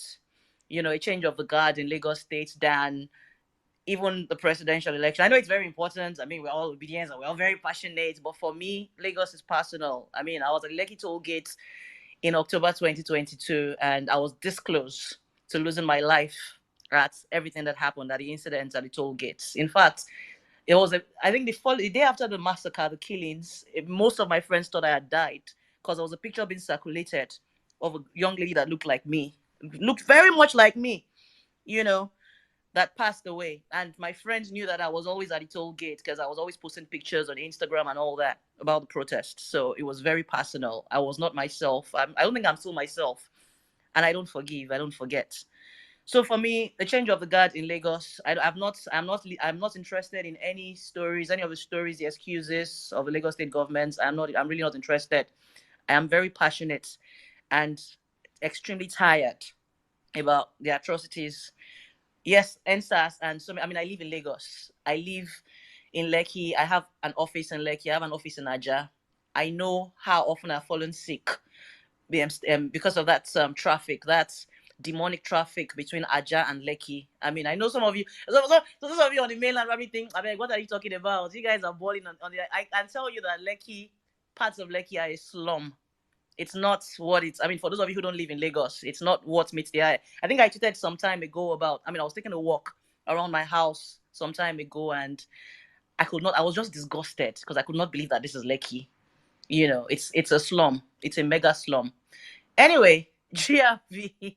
I strongly believe that there's one thing that needs to happen for you to win this election, this governorship election, and it is for obedience to unite behind your candidacy. I was observing something on Sunday during your debates, and we were all tweeting about the debates, tweeting about you, and I noticed obedience. How we're just expressing different opinions. I was Obedience were expressing different opinions. Some were praising Jandor. Oh my God, Jandor doesn't sound. He knows Lagos. Some were saying, oh, Mr. Funsho Doherty. Oh my God, I'm like, what is wrong with you people? What is wrong with you people? And then I go out and interview Obedience. I remember I did a TV series around interviewing Obedience with passionate stories, with heartbreaking stories, last week, and no, sorry, upper week, and many of them were of the opinion that they're not sure you can win. Hey, I like him more, but I'm not sure. I'm not sure he can win. Will I be wasting my votes? Can he win? And this is Obedience, not even the general populace. This is Obedience. So my question is, what's your strategy? Okay, I saw Morris. Where's Morris? Where's Morris Money? I saw him here. I think I had a meeting with him last week, and I expressed my concerns to him, and he was. and he was sounding very confident and everything. But I'm on Twitter. This is just Twitter. I'm not talking about the streets. Even on Twitter, and I'm still seeing this lack of unity. You understand? Yes, a lot of things have happened in the last couple of weeks, and it's exciting. I love the fact that your message is catching on. I mean, Sunday was extremely revealing. People were like, "Oh my God, where has this man been hiding?" It felt like a lot of Lagosians were just hearing you. I mean, some of them didn't even know about some of your qualifications before this Sunday, and I was so excited. I was like, "Oh my God, finally, you guys are catching on." But still, there's a lot of work that needs to be done. And like I said, for me, this is personal. This is not about talk. This is not about, oh, let's run. I really want to win. I want to dislodge the establishment in Lagos State. So that's my question. GLV, what is your plan to win? I want you to talk to us. Let's talk to Obedience, because Obedience are very outspoken. They're very blunt. You understand? Obedience are very blunt. We are very, we're so straight to the point. You understand? We speak our minds, right? So we'd like Can to you hear from narrow you. down the question? Can you narrow Okay. down the question? Which Okay. is what is the What? strategy? Which Hold on. I'm I not would sure he like will for be you to. willing I to would like for reveal you to anyway. tell Obedience. I mean, what can you do to unite Obedience, right? I would like Okay. for you to tell us. Yeah, like you understand, inspire. You understand, unite Obedience and tell us your plans of victory. That's number one. Okay. Now, yeah. So I want you to convince, like, talk to Obedience, unite Obedience behind your candidacy. That's number one. Number two, this space is about AlphaBeta. I'm not sure. I could be wrong, but I'm not really sure I've heard anything from you about the AlphaBeta scandal. Okay. What's your plan when you become governor of Lagos State, God willing? Are you going Amen. to probe AlphaBeta? What's the plan? What would you do about AlphaBeta? Sorry, I've been rambling for so long. Those are my questions. No, it's Oh all yeah, right. sorry. One more thing. What would you do about Aja traffic? Thank you. Okay, thank you so much. Um, First of all, if anyone that has followed my interviews or has interviewed me, I've always said my strategy is a surge strategy. I've always maintained this for several reasons. One, resources. We do not have the resources to go up against these people from October, right? And we have not been so fortunate and lucky that a bullion van has mistakenly come into our house or into the location of our party secretariat. So we are managing the slim resources that we have. And it's also about strategy, right? So there's been a lot of groundwork that has gone on behind the scenes. Again, I highlighted earlier on how we have to be careful about putting our followers and our collaborators, because what we are planning is a coup, about putting them in harm's way just for publicity or buzz or making people feel like, oh wow, they're working, because this thing is serious. There's just consequences to it. So for me, the strategy has been a search, so that by the time they realize what has come over them, it will be too late. And I said it that this surge is going to start in January. And if you look, you see that it has started. It's slowly building, it's building. Today now we have a live broadcast. It's going to be an all encapsulating tornado. And that's what we're creating. In terms of people saying, how are you sure they'll win? How are you sure they'll win? That's what it's about though. You see, you can only change things when you have the hope and belief, and you make decisions based on hope, not fear, not cynicism, not just the thoughts that make keep the status quo where they are. Saddam, I believe, was the one that was saying how only 700,000 people put Sonwolu in office. I promise you, on that day, there were people with voters' cards that just stayed in their house. You know, so I'm very excited about the obedient movement. Passion has awoken in our youth, and the understanding that they play a huge role. They have a responsibility in terms of the governance and democracy of Nigeria, and they must play that role, because guess what? It's us that's going to suffer it too. I mean, like someone was highlighting, they borrowed 1.2 billion naira, $1.2 billion, sorry, for about between 22 and 25 kilometers of rail. Meanwhile, $450 million was used in 3 or 4 years to do heavy rail in Ethiopia. for a much longer distance with almost 30 stations. These people, they are still at 3 or 4 stations that they've done, right? So we cannot continue wasting our resources like this because at a point, this will become a life and death matter. You have so many young men on the road because they have no options to life, to living, and they are just taxing and they are becoming agros when because the state has failed them, and we need to step in and manage resources a lot more efficiently. So that was your first question. The second question that you talked about was, please remind me. You talked about I think whether I galvanizing can win. obedience. The third is about Ajah traffic. Yeah. Hey, Oh, If I be sorry. Ajah right. traffic, Ajah Um. traffic. Oh, Omar. So sorry, GLV. I asked what your plan is, your strategy is to unite obedience behind your candidacy Yeah, Yeah. So galvanizing for and me, and I the obedience. think path to that I victory. think yeah, I think obedience, from what I've understood, they just want to see a level of seriousness, they want to see a level of capacity, before they back you, right? Which I'm doing my best to try and show, you know. And I hope that they see that and reciprocate. And it's a different type of generation, so I've had to learn about using the media because there's so much work that has been done. I tell people, between all the candidates contesting for Lagos State governorship, even with Sanwo-Olu, I have the most interviews. I have the most interviews. I've been the most interviewed of all of them. But it will seem as though nothing is happening because I was not effectively using the media to, what's the word? There's a word for this, to make it bigger, to magnify it. So we've got, Maximize. yeah, so You were to not maximize maximizing it. the media enough. Yes, I was not. So that's something that Especially we've social keyed media. into, Social media. especially social media. So we've keyed into that. We have a fantastic media team that's pushing now, and we're getting bigger. We're expanding by God's grace. So we're going to maximize our amplification on the media, show the work that we've done, the capacity we have, and then in terms of the Aja traffic. So what you see, Ikorodu, the APC government is proposing having the fourth mainland bridge, which they always do every 4 years. I'm sure you hear it every 4 years. The fourth mainland bridge conversation. Nothing happens for another 4 years. Then when it's time for election again, talk about fourth mainland bridge. So, but it's not effective because it does not solve this agile problem that you're talking about. So what I've proposed is having a coastal road. We want to create a circular belt road, a coastal road that connects the whole VI Oniri axis to Ibejuleki, right? Which you can also tie to Aja. And then on the other side, connect on the other side of Lagoon, connecting Ikorodu to Ekpe, and then having a number of short bridges at each of the shortest distances, about 6 kilometers in between.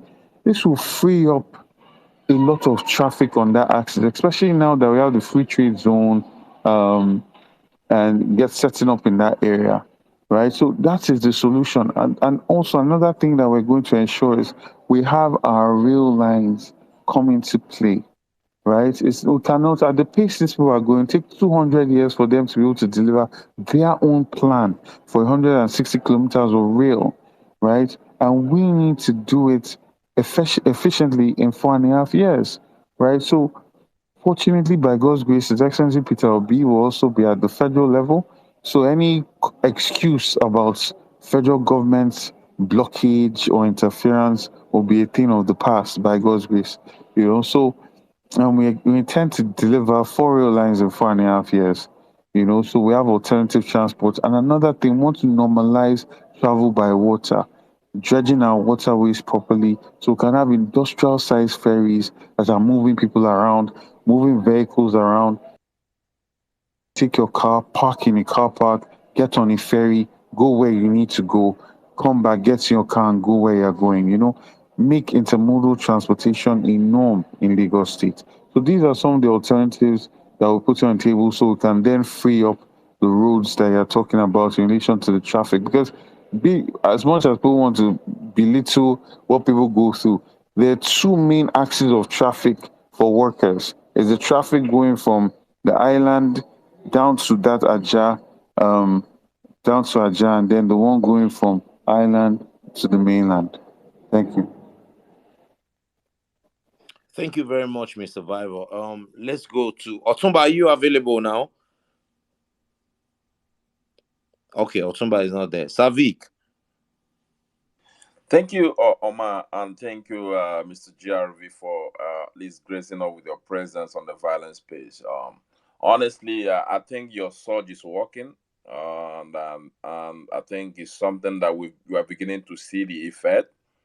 One thing I would like to advise, not really a question, is there is this traction that obedience, this attachment that obedience has with our principal, right?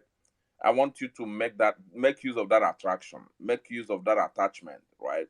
Because you are the face of the obedient in Lagos State. And what we have seen so far is that I don't know if it was a plan in your campaign, but we've not seen that really you tried something before, I think one or twice, when you followed him to visit I think one church or twice, but that attachment should be there.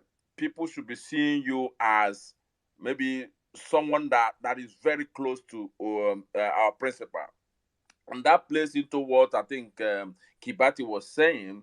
You need that level of attachment with him to be able to convince some lukewarm obedience that are saying, is this guy always going to win? So that attachment should be there. And I think going forward in your campaign, you should utilize that, because it's actually your selling point. We know that you are competent. We know that you have the requisite experience to do this. But again, there are some people that are there that are still questioning whether you are the real person. So what you need to do right now is capitalize on that social capital that your principal has. And I think you should make use of that within the next 3 weeks before the election happens. That's number one. Number two is that the voters that are complaining that they are finding it difficult to collect their voters card in Lagos, and there's been a lot of complaints, around Lagos State, especially where the opposition strongholds are, and those oppositions are your voters, right? They are your voters. And I know you've made a couple of videos, you've visited some places. Can you please tell us, the PVC collection is stopping in the next 3 days. What are other additional things that you're doing to be able to galvanize people to go and collect their PVCs? Because the people that are actually being denied their PVCs are your voters, right? They are obedient, So could you please share with us, or advice you want obedience that are listening to you right now to take to maximize these 3 days or so that is remaining to collect their PVC?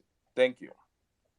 Okay, thank you. I realized that there was a question that was asked about AlphaBeta that I did not touch on. AlphaBeta is an institution that is going to be unwound once I become governor of Lagos State. It's actually quite ironic that they help collect taxes of Lagosians, but they themselves don't pay any taxes, right? And I think it is morally wrong for an institution to be set up with the interest that the owners are the people that determine who gets the contract. We'll open it if the state government cannot actually fulfill that role.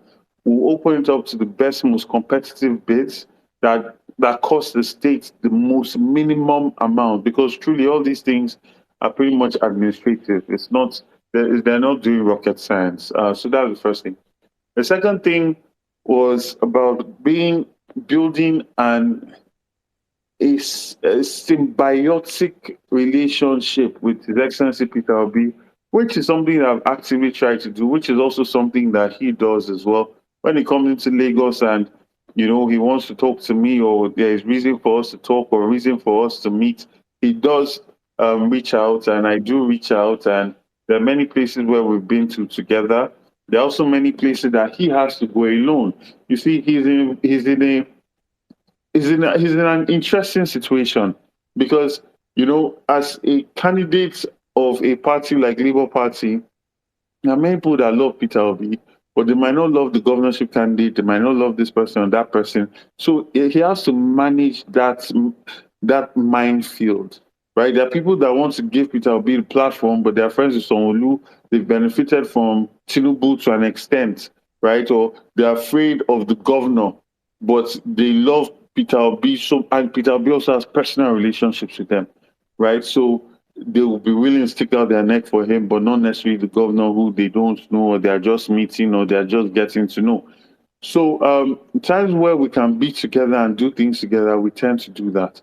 I'm also looking forward to the rallies that we're going to have in Lagos State, which I call the mother of all rallies. We'll be together, we'll campaign together. So I think that's going to be very positive. And then lastly, I think you spoke, what was the last thing you spoke about? You spoke about INEC and what we are doing. So last week I met with the chairman of INEC and he explained certain issues. He explained that there's a huge amount of people that had voters cards in the east, in the southwest, all over Nigeria, that they did not transfer. Instead, they did a fresh registration. And the system counts that as a double registration. So the system was never going to print those cards, right? So that is one aspect. Another aspect is that so people that escalated this issue, that actually went through the right process to get their cards, an extra 30,000 cards came into Lagos last week that have since gone to local governments, right? Now, at the state level, there seems to be a serious attempt to have a fair and fair election, which is also, which is mirroring what's his name, Buhari, the president of Nigeria. But at the local government level, obviously, there are some actors that have been compromised. So we've been visiting, like you said. But for me, from the last numbers that I got, about 900,000 new registrants, 900 plus, and 940,000 new registrants came in. About 770,000 have collected their voters' cards. Right? Now, while that might also be slightly compromised, because I know that there have been situations where people collected people's cards. So they might say it's collected, but it's not been collected by the person. So that is also something to still look out for. But at the same time, I feel that the main thing, right, is to ensure if you have not gotten your voters' cards, you don't be dismayed, right? We're going to put a program together where people can say, if they've registered, they've not got their voters' cards, then we have to hold INEC liable for it to say who collected this person's voters' card. But then don't be dismayed. Find 10 people that have voters' cards and ensure that they come out and vote. So that one vote that you were denied, you return it with 10. And that's the idea. If 1 million people vote in Lagos State to determine the president or the governor, then there are at least minimum, because before it was about 6 million people registered. Let's say half of those cards were compromised, were stolen by the ruling party, and the owners never got it. So at least a minimum of 3 million human beings have their voters' cards and they are able to vote. So we just need to get an extra 1 million or 1.5 million to the polls and we'll win.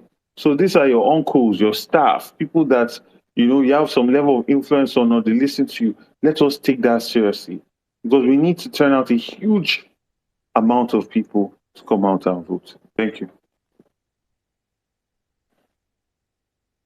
All right, thank you very much. I don't think you're there. All right, let's go straight to the next question. N6, I've sent you the mic, so if you can request the mic. Guys, please retweet the space. We have the next governor. I'm ready addressing him as next governor. The next governor of Lagos State is up here with us. Amen. And GRV is here. GRV, you should do this more often. Honestly, I think you should use the power of the social media. This is the platform that made Peter whatever you see, Obidien now. Twitter. Twitter is the reason why you have Obidien movement. Moving the way it is moving crazy. I agree.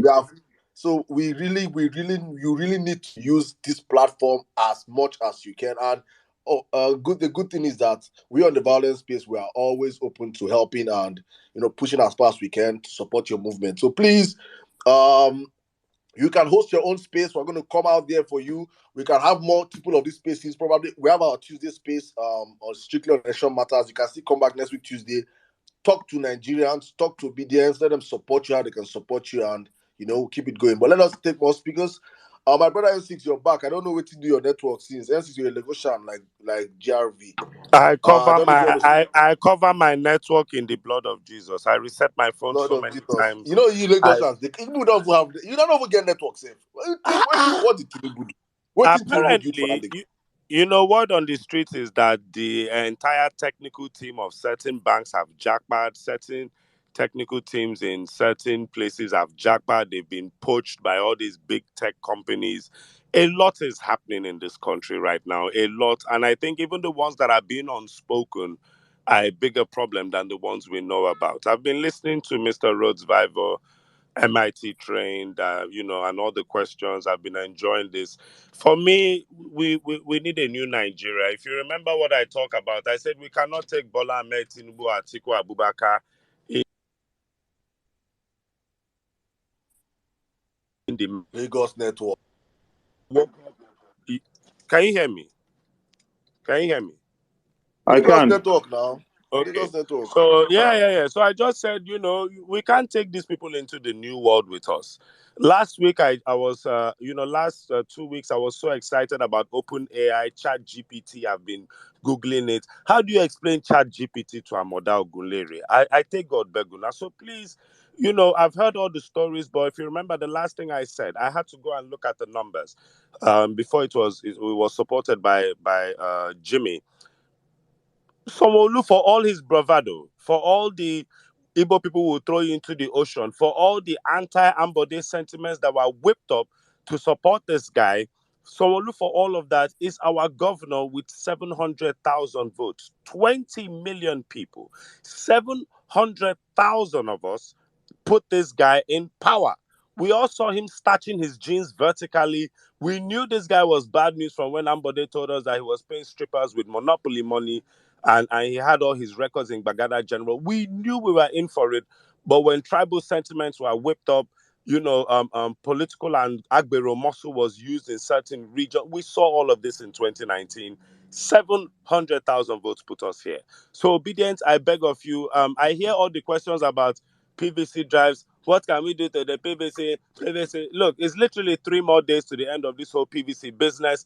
If you couldn't get it then, I'm sorry. I think we have to move on from all this PVC-ness and let us even focus on the people who actually have PVCs. I dare say with 1.5 million votes, which is double of what Sanwo-Olu got in 2019, this young man can be the governor of Lagos State. 1.5 million votes it's such an infinitesimal, it's such a tiny percentage of the amount of people in Lagos. So let's just get to work. And I also want to address certain sentiments. I've come to understand, and this might be wrong of us as obedient, the attachment for Peter Obi should go to every other Labour Party candidate so long as they show the 3 C's: capacity, competence, and character. This young man has shown all 3 C's. He's not hiding from us. Look the absolute guts of Babajide Sanwo-Olu to not even come up to a debate. The absolute guts of that charlatan, that con man, to not show up for a debate is mind-blowing. Who the fuck was he 4 years ago that 4 years later he cannot come to Lagosians? And it's so painful that daring from a Saleko young lady has turned into a prophet. You can see her videos all over the place. When she was telling Sanwo-Olu, telling him, don't worry, you go enter this government. We know as they go. We know as they go. And truthfully, it went as they go normally. So, like I said, Nigeria, before we were all having the sentiments of, Banky, PDP, we'll put PDP here. We'll put APC here. In Delta, we'll Agege here. Now, the hashtag for the next 25 days is vote LP all the way. Vote LP all the way. All the LP candidates have shown capacity. They've shown respect for the Nigerian people. They are here. I bet you if we beg someone to come on this platform, he will not. But this man is here. More than 1,000 people are here. So please, obedience. I don't know what Gbadebo Rosevival has to do for us. Does he have to kill a chicken? Does he have to he has his own campaign to do. So I don't even want to see him with Peter Obi every day for me to extend the love I have for Peter Obi to this young man. He's a handsome fellow. I've seen his pictures. He doesn't do the first thing that irritates me about Nigerian politicians wearing Babariga. A nation owes 77 trillion. And he How the does not. fuck He are does you not wearing? iron his jeans. He does not iron his denim. He He doesn't didn't start iron it. them No, he does not vertically. start it. He does not Omar, iron The start, his start. vertical denim. gators. That is a big plus. When I saw vertical gators, I knew we were in for it. When this young man, we were in for it, but nobody listened to me. Everybody was like, go and sit your ways from the funny side. Vertical gators were just as bad as Sore's marijuana legalization plan. I promise you. But anyway, moving forward, like I said, their obedience. We are transferring all the love we have for Peter Obi to Gbadebo Roads Vival. Go and learn to pronounce his name. Some of you will just say No, Gbadebo just Roads. GRV is okay. Nigga, Just GRV for short. Gbadebo Roads Vival, aka GRE. Go and master. For I had short. to go and master the pronunciation of the name out of respect for a young man who will be our next governor. Let me say This something. I have to Omar. mention this. I have to Yes. mention this. Did you remember Yes. when this young man first came up running Yeah. for governor, and the Yeah. comments from Twitter women, Nigerian women? Yeah. I mean, that there It was was an cute. entire Is thread this? Is that? about Is how that? I handsome don't he is. No, make I not lie you. Make I not lie you. Now, because he don't turn our guy. When I first vex for him, he get when he first start in promo. He can't they wear white on white. I look and say, come where you think say you there? You think say they go party for dirty Elashemi? Lagos. For dirty We for Lagos. Lagos. Then they wear white. It be like say they tell him because stop that white. He can't they fold his sleeve. I can't say, hey. Baba, no more Baba Riga, no more those sengemenge. See, our principal is wearing black. Work day. We are owing 77 trillion and Lagos is owing 1/3 of the entire national debt. Please. So I beg of you, I love you. I've listened to all you've spoken. MIT students, anybody who knows anybody in architecture, they are one of the most disciplined graduates. They spend about 7 years in school. You literally can't graduate from architecture if you don't do your master's. They spend about the same time in school as medical students. So there's a certain meticulousness. I can vouch for this man Somebody, based on... N6, somebody's my dear. You know, you see, my problem is obedient. Obedient. Yes, my God. Let me say my own because people will drag me. I mean, I'm okay. Yes. I love the drags. Yeah. So Even this one where they talk, I know say some people drag me. Continue. Wait, I can talk small. I can talk when they drag me. So I I came love and you say, guys. he say, oh, wait, I can tell you. Hey, God, my people don't suffer. He said, please, can you tell him to address his voice? He's talking like a young schoolboy. Hey, You and see I it? say, wait, Omar. And I say, your principal, Peter Obi, they say they talk like woman. Did you see him on the video? No. Saddam, make I go answer you. Saddam, make I answer you because that thing, see, if follow for, I tell you, say I get two problems with Bade, but the first one, na that white and white way they wear. I go King's College 6 years. I hate white and white. He hard. So I first laughed that one. Then the second one, this in voice. You gonna talk, we're gonna do this in Lagos, we're gonna do this, we're gonna do this. Oh, they do this guy. Say, wait, Badebo, if you stand for Oshodi now, just stand for you can't just say you use this voice, say clear those area boys from Oshodi round, but just clear them from there. Who go move? Baba, you need to jazz up, ginger up. You understand? If you go, maybe you go to listen to me. This ginger up. Now do when I take encourage Uncle Jide. Uncle Jide will be sounding like an enthusiastic Uncle London. I've gone to the I know why I'm saying this. The president of the Federal Republic is going to work in our favor, and we're going to do it. Uncle, calm down. Yes. Calm down. See, Omar, we are owing 77 trillion. That's not money that they used to use soft voice to address. So, but wait, let me just make my final. I for once disagree with you. Please, let's focus on the content, please. No, I know this submission will have its problems. Don't worry. But let me wrap up in 15 seconds. Let me wrap up in 15 seconds. Now, the only thing I'm saying is this. If you notice, everything I've said that was my quote-unquote issues are just my own trauma, my own PTSD. I don't care. Come in and do the job. This young man sounds like he's ready to do this. I also did some research on Gbadebo Roads Vival. The family he comes from is also very credible. We don't reach stage for Nigeria where candidates, we don't know him papa, we don't know him mama, your father? Who is your mother? You understand? Who is your father? The first thing I had to check, because now I must check everybody. And apparently I think he has parents who are chief justices, or a parent who is a former chief justice of the Federation. I know there is a legal background to his parentage. And these are the things I will commend. So, Gbadebo Rosevival, welcome to the Obedient Movement. Welcome to the Labour Party. I wish you victory at the polls. You have a clown, a charlatan, a non-debate attending moron to beat at the polls. He got 700,000 votes. That nigga ain't shit. And I bet you'll win him. Just keep doing what you're doing. But do a lot more by way of visibility and publicity. These things do matter. And apart from that, I wish you well. I love you. You look like an amazing young man. You talk like you have a good head on your shoulders. Lagos will, at least for starters, be in good hands with somebody like you. And I will be voting for you, and I hope everybody else will be doing that. Thank you so much. I'm so grateful. Thank you so much. God bless. I just want to advise because Sewore, there's something these people are complaining about your voice. There's only one thing that I know that can change your voice over in the next 20-something days, and it is not yet legal. So start singing Linkin Park. Please do not don't toe that line. Please don't toe that line. You can go with your voice. You can just increase the volume a little bit up and let people hear you more. But for me, I don't have a problem with that. I'm all about content, what you have to offer to the people of Lagos, which is good governance.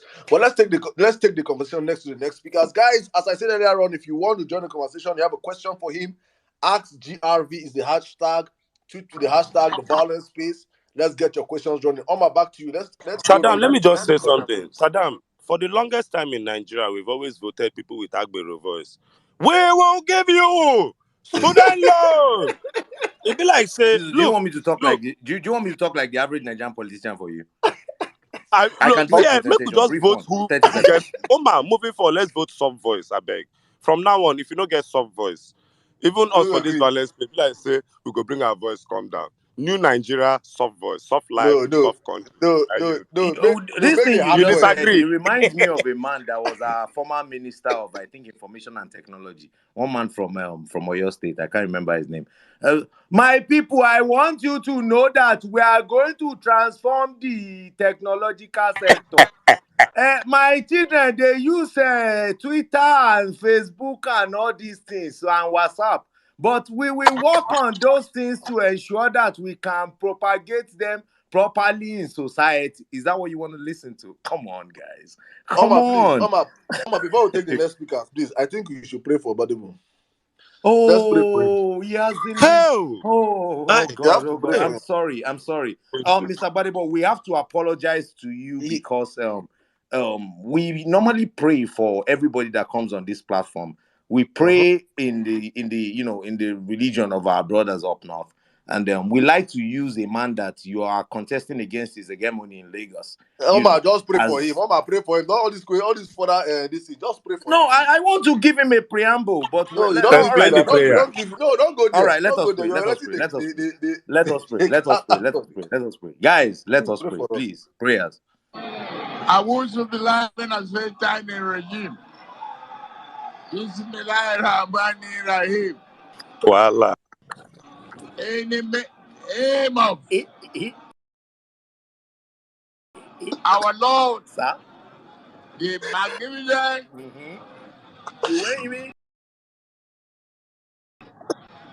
the Father of all, we don't the ruler of all, we don't the ruler, yes, of the table, the greatest. Let's go back to our speakers now. Savik asked this question. Madam Bolanle is next. Good evening, ma'am. V, I see you. Mr. Ogunyemi, I see you as well. We'll come to you in a bit. Otumba, you're ready now. You've been Madam Bolanle's DP for a while. Where is she? Yeah, I've changed it. I changed it because of the appreciation days for Obi and for Dr. Dati. So I only just changed it. It's still my Facebook DP. Whatever, I don't know if you remember, I came to speak to you when you attended the dinner we had for Peter Obi here in London. Yes, I remember. I was telling you about Vawulence space, and you were like, Yes. Okay, I am so glad that you've joined us today. And for me, well, I didn't even know you were coming till like yesterday, but I knew we were going to talk about AlphaBeta, Thuggery. If you ask everybody, they'll tell you that um I have personal beef with Tinubu being a Lagosian, because every time they release those Scud missiles, those surface-to-surface missiles, Lagosians who've done nothing about his stranglehold on Lagos, one always hits me.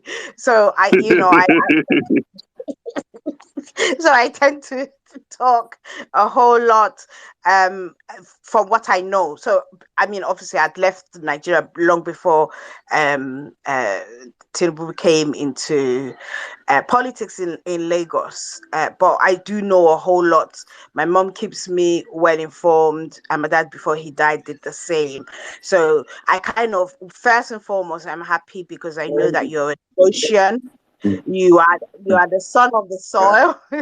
You are a proper Omiko. So for that's fab for me, because we've had people who have come to Lagos, and that's not to disrespect anybody that lives and works in Lagos. No, it's just that we need to take it back. And I love that your strap line. I mean, it was silly. It is here, it is now, and I've seen that your campaign, the surge has happened, because I have people telling me that they see much more posters, they're seeing more people. The strategy is good. We just need to amplify it a bit more and do more about it. Yeah.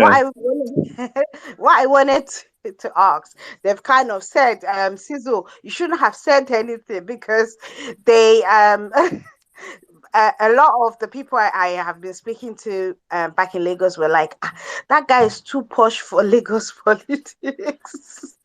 I know, I get that a lot, but it's very strange to me because I contested in 2019 in the roughest areas of Lagos State. Yeah, I know. 2019, Lagos West has Alimosho, Agege, Ifakojai, Mushin, Ajiromi, Yeah, the worst Ifelodun. part. I know. Yeah, I know. I mean And that was the only when, place. Yeah, go ahead. yeah, no, and that's when I first got to know about you, was Yeah. then. And I was looking at your CV and thinking, if only. But you know how it is. Even when we think about the gubernatorial elections, Sanwo-Olu, that 700,000, it is not pure votes. Even that was Mm-hmm. rigged, Yes. and so I get that. And when people are like, oh, PDP, we knew PDP for years and years and years were in the pockets of Tinubu. So there was no way a PDP gubernatorial candidate was ever going to win. Right. But I like the fact that you are now in this race, and it looks like you're determined to win. And it's that go-getter attitude that I love about you. But that being said, you're an architect, which is always great to have somebody who actually understands town planning, would actually Yeah. understand the intricacies of transportation and buildings and waterways and all the rest of it, in order to build what can be seen as a modern city. My issue has always been Morocco.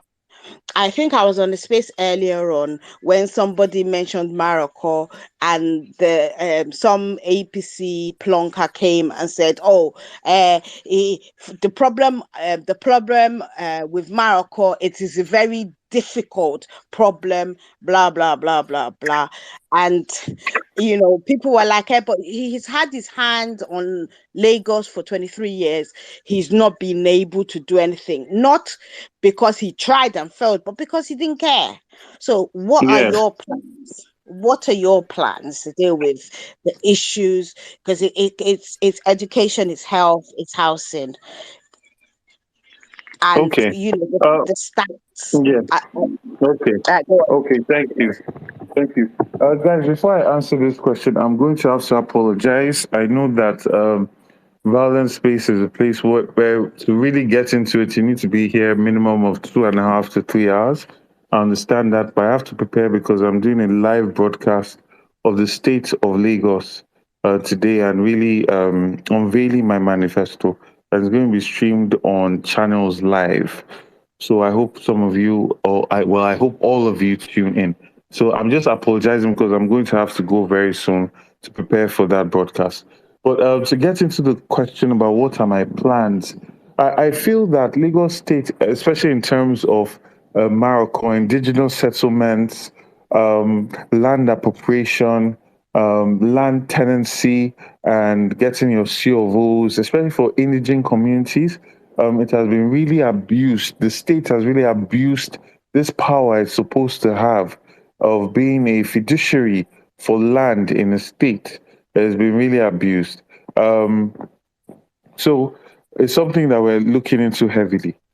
I feel that for us, establishing a real network that connects Lagos significantly, doing the same thing with our waterways, um, also working on our road infrastructure, opening up, like I said earlier, Lagos East, Northern Foreshore, Ibejuleki, going all the way, on Lagos East, connecting Lagos Central to Badagry directly with a road, going from that Oniru side all the way down to Badagry, will then create a decentralized Lagos that then makes it feasible for developments to start happening all over Lagos as opposed to concentrating around Lagos Central and Ikeja division.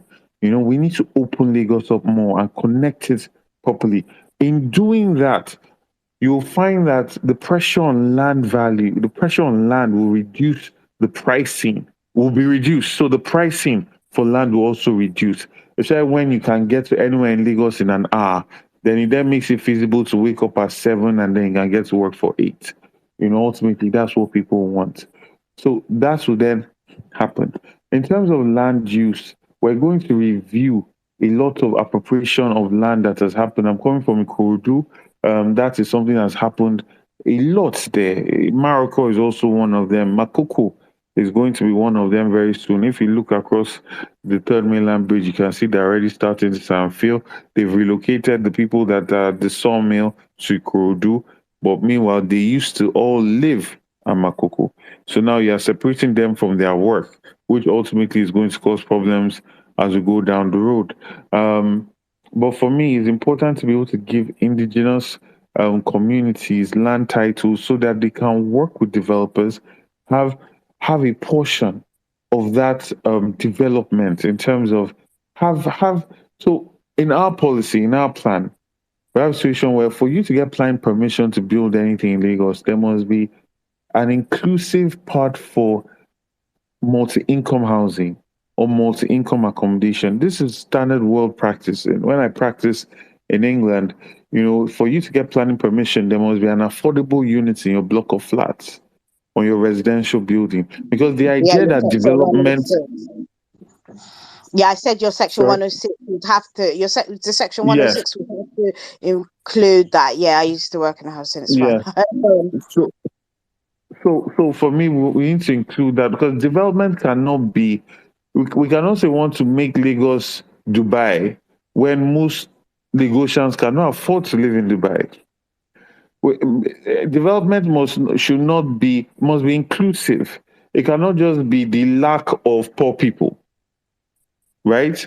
And it seems like that's what Lagos is all about, from the Eco Atlantic to the Morocco that you just talked about, to the development that happened behind what is currently called Makoko. It's always about pushing the less fortunate, the people that are not as wealthy or, have those kind of resources away to pave the way for, well, what you might call middle income or rich people, and that's not what to take Lagos to where it needs to be. We need an inclusive level of development, real affordable housing, not kind of thing that they call affordable housing and asking affordable to who. Multi-income housing, and the idea is even if you cannot afford to give that unit, or you feel it's bad business to give that unit in that particular place, the state will allocate a place where it must build that volume of housing as a developer. And what I promise in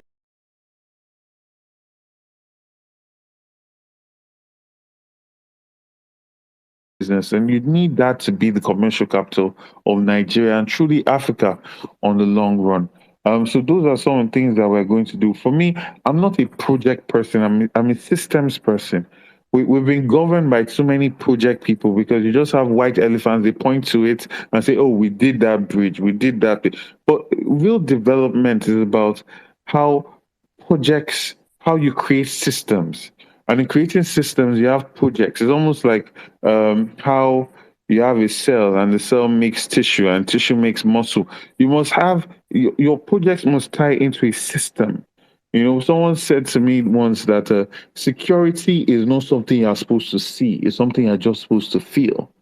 For instance, in London, regardless of how expensive the area is, they don't have a fence, they don't have burglary proof. You're not seeing a policeman, but you feel secure. And that's what I'm talking about. The kind of development we're trying to get to is a system type of thing where even though you might not have the kind of money that it takes to live in a particular place, just because a developer wants to develop there does not mean that you have to be pushed away. There must be allocation made for you as a resident of Lagos. And also for us, we're taking the informal and formal taxpayer together and we're giving them the same privileges. And that's a major focus for us because the kind of money that market women are paying the lodger without any benefits, right? That market woman can be there. She gets pregnant. She doesn't have any maternity leave. I'm coming. Yeah. Doesn't have any maternity leave when she's about to give birth and all of that. Meanwhile, she's paying a huge amount of taxes, right? There are no benefits or anything like that. So we want to get rid of that system and really build a system that has some level of social safety nets, right? And that's what we're going to put in. So we're not building an exclusive Lagos, we're building an inclusive Lagos. And we're very passionate about that as well, all the way Thank out you. to the Badagry division and the Ikodu Okay. division. Thank you. Thank you very much, Mr. Vivo.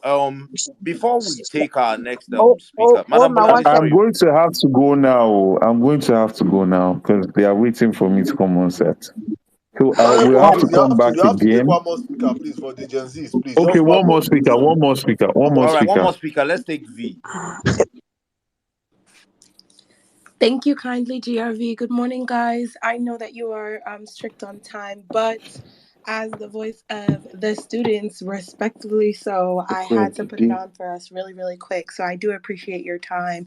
I am based in the United States. You could probably tell by my voice, but I have on ground with a lot of support groups towards the obedient movement.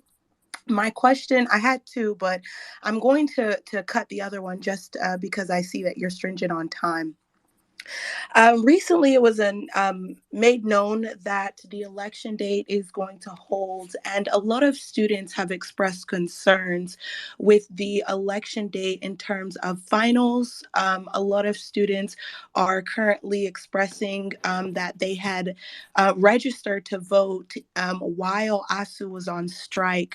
They therefore are now back in school and they're struggling to figure out how they are going to be able to vote on the 25th while being in school, and some even while being back at home.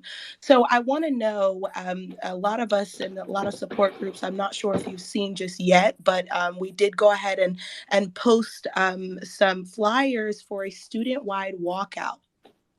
I want to know if you are kind of in agreement with students in that they should be allowed time away from school in an effort to travel to their respective polling units. If so, how do you intend to kind of express that support, whether it be on social media, whether it be through your candidacy, and do you intend to walk out with students or at least stand in support of them on that day? They intend to hold it on February the 10th, sir. Okay, adding to V's question so you can answer both at the same I time. did How do not you plan hear. to I deal did with not the hear Lagos State House of anything V Assembly? said. I did not hear anything V said. Just for the record, you've been quiet. You've been Okay, silent V since. was Can you asking hear me? about how you if you're in support of helping students out with being able to go back to school and voting during elections. That's the number one question. My own question is that how do you plan to deal with the Lagos State House of Assembly, which has been largely populated by Bola Ahmed Tinubu's surrogates over the years? Thank you.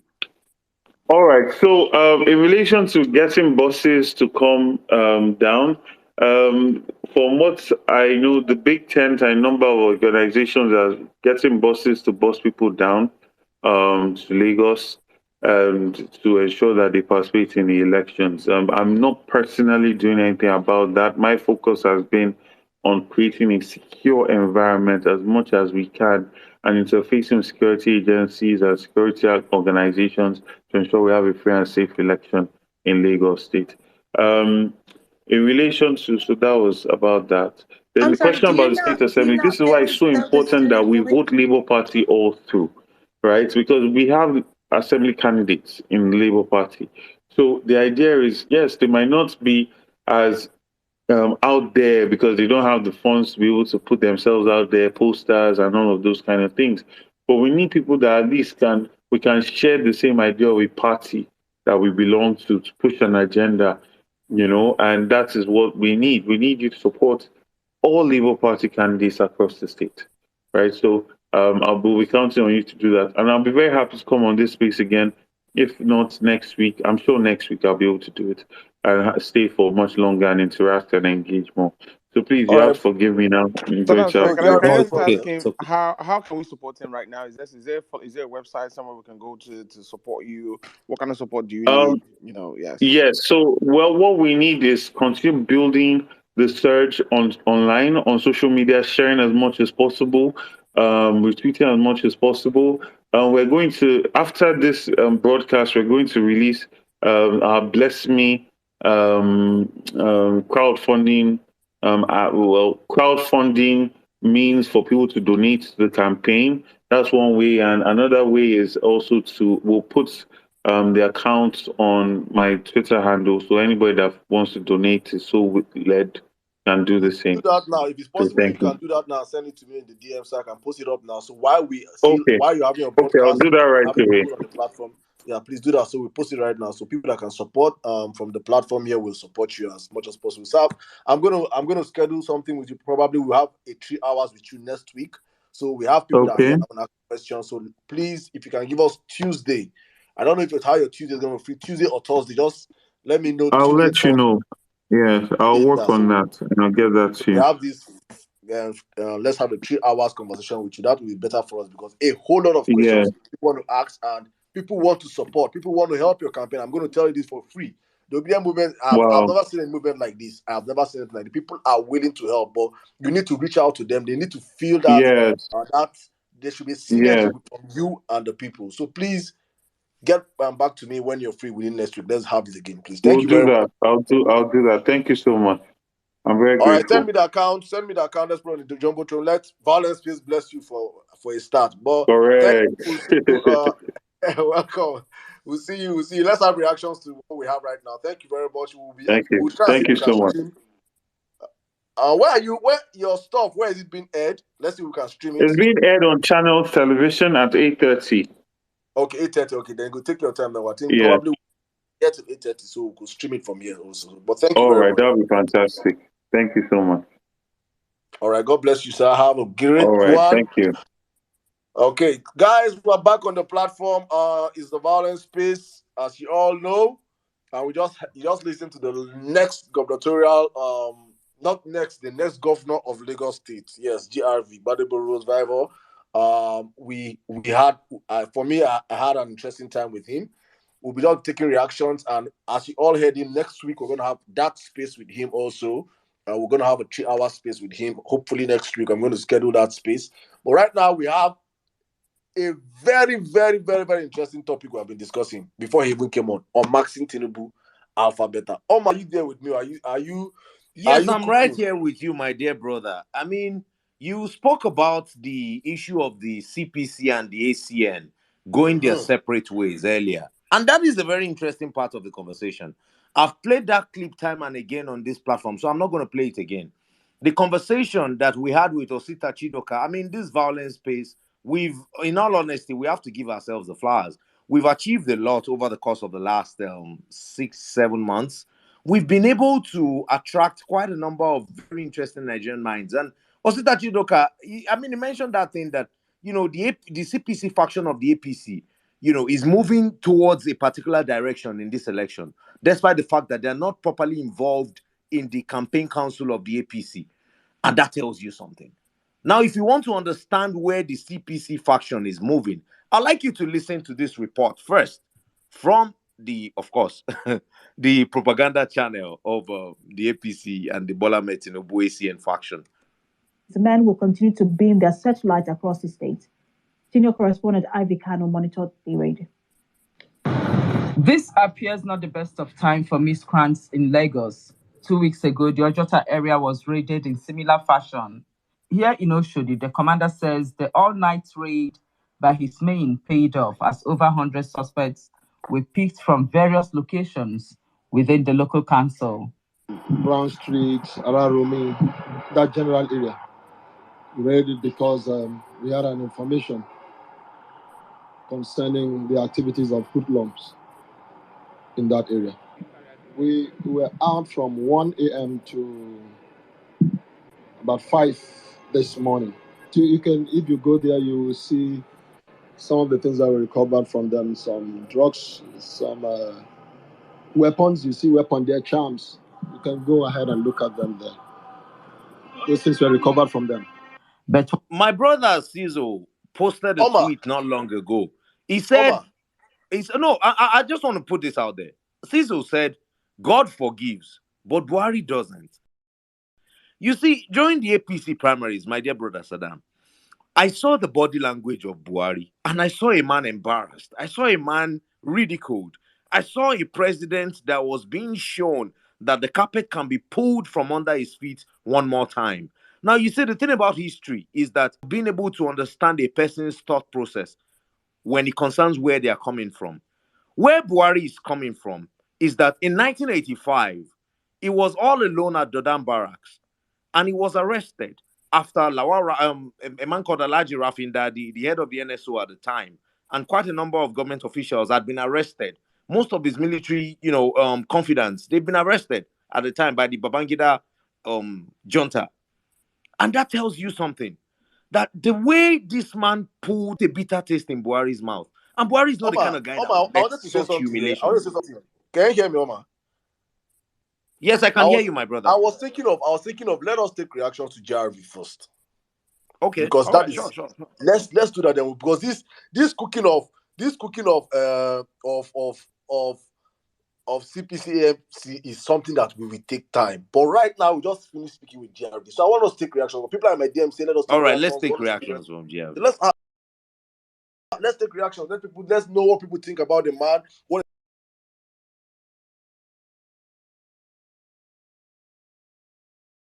his people are here, his media team are here with us on the platform. So that take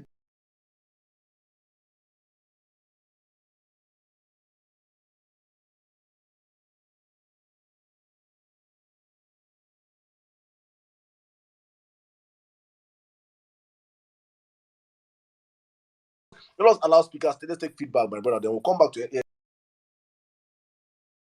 Yes, we should cook that later, bro. No. This blood where our blood hot. Now, do you know say it get time where our own blood hot past now? Oh God. Do you understand what I'm saying?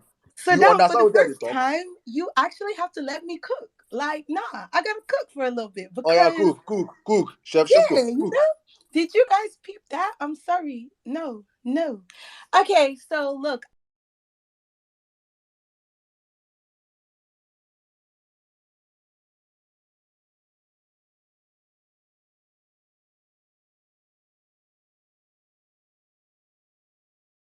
I'm gonna be next week. You guys know I'm loyal.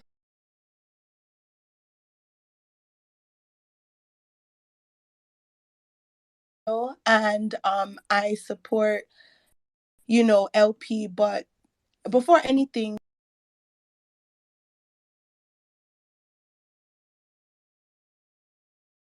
response back for his own campaign sake, because Omar, when he expressed the question,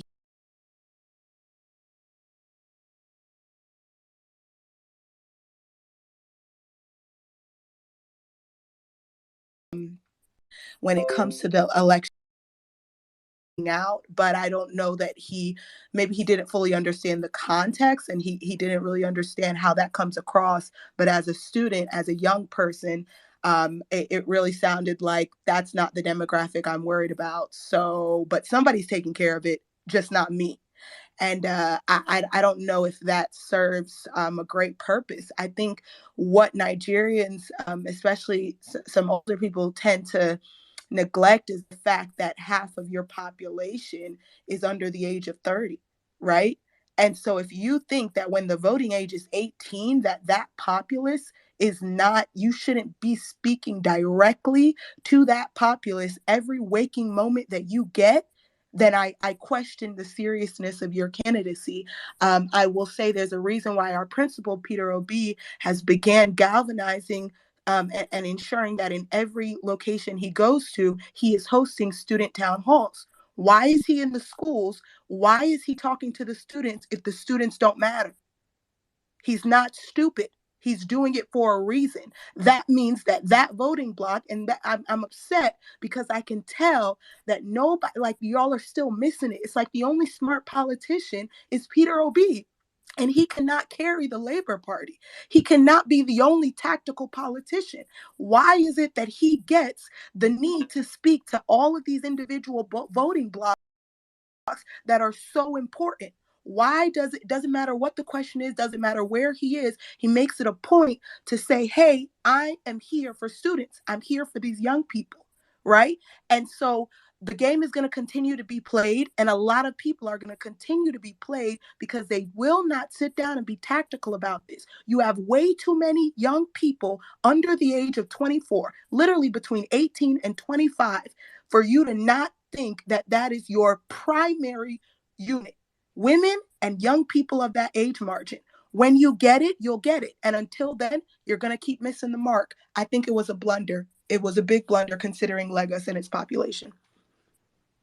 V, before you go on with the blunder, he said something when you finish asking. He said he did not hear anything you said. Right. If I was I know he correct, didn't hear me. if I'm Omar, correct on the platform, Omar, if you could repeat. Yeah, and he Omar said that, and then Omar I'm coming, said the I'm question coming. was Please about students. wait, calm down. Say I don't say that Jensen, our blood to the hot. And you people forget that your blood the hot. Take people their blood hot before and our blood hot. Yeah, so you will calm down, you'll be melembe. So he said something, he did not hear you. So I'm not, and Omar asked the question, he answered it to the, I don't think Omar asked him, you were talking about a workout, you guys want to have a workout. I heard your question, right? That the students want to have a workout or something, and that's what Omar asked him. And I think I'm not going to stand for him here and speak for him, but from the way he came out, you're not going to judge him based on your question because he did not hear your question. And people are saying the same thing in my DM right now, that he did not hear your question. Exactly, I was going to say the same thing, and also I think he was also ready to leave. I think he was ready to leave at that moment. Yeah. I think when I first started speaking, I think I said both things. So I heard that he didn't hear it. I know that very well. I heard it. Then you should not. Then that's not hear. Don't judge him. That moment wasn't that I'm not judging. I'm judging him based off of Omar. You will ask the first question next week. Omar I promise asked him again, what was he doing in terms of ensuring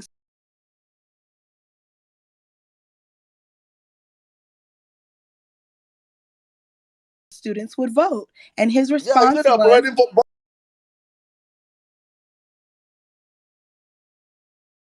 I don't intervene.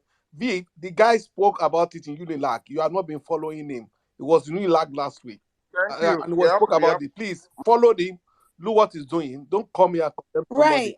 He did it in Unilag. Right. That's it. Simple. Thank you. Okay, so what I'm going to say is... Miss Ogunyemi, I'm going to have to step in here in defense of V.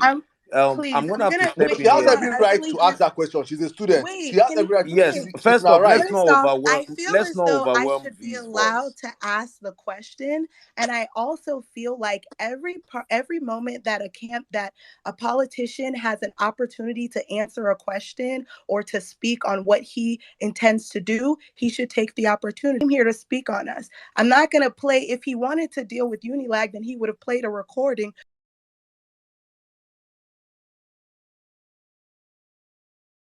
from Unilag And that would have been his submission today. We don't need to repeat that part. But I also know that Omar asked, I was listening, and the space is recorded, so we can replay it.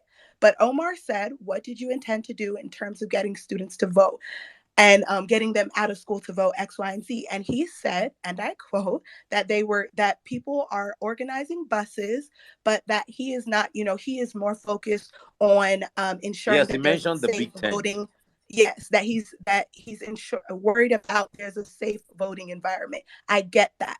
My submission still remains the same. That an individual that I think that the but I'm allowed to express exactly how I feel. Absolutely. And I think it's a blunder, and I'm going to hold him to that blunder, just like I'm going to hold Peter Obi and anyone else. I think that he should not have said that, and I think that he should really think about answering questions. I'm a student, so when I hear it, it sounds like, well, I'm not involved in that. That's not my focus. So that's all I'm giving a student perspective. But I get that. He did his best. I want to ask, are you in Lagos now? No, your network is sounding like people that are in Lagos. And I can hear loud and clear. That's the funny thing. I can actually hear. Maybe that's why he did not Thank you, Omar. Thank you. The network is shaking. It's shaking like somebody's hand. Oh, come on. That's a low blow. Please, that's a low blow. I promise you next week when he comes, you'll be the first seat, then you ask him first question, please. Gen Z. Omar, back Sirdam, to you. We're taking reactions. How long should we take reactions for, Sirdam? Let's take as much as we can, then we'll go back to the conversation. But let's I love how V came out and spoke how she feels about the whole stuff. Let's have other people. Absolutely, that's also the come kind out of because people have questions. So let's take as much as we can for reactions, and we go into the main body of the whole day. Okay, all right. Let's go with Mr. Oguyemi, who's been waiting for a while. Hello, thank you, Omar, Susie, and Sirdam, the prophet. Please, sometimes. No way. You didn't just say Susie, did you? Whatever. Omar, No, name is no or way. Susie. You didn't say Susie, did you? The way it's pronounced, Susie, SUZZ, Susie or Susie. MC, okay, what's the right pronunciation? Oh. Hey, oh God, this is not so It's Suzuki.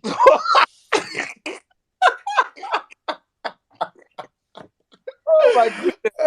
Let's go back there again, Omar. Let's say focus on the apparently, Omar, the guy, what the lady asked, the guy, if you watch, because since I started, maybe it was introduced by Bode George on the issue that happened between him and Jandor.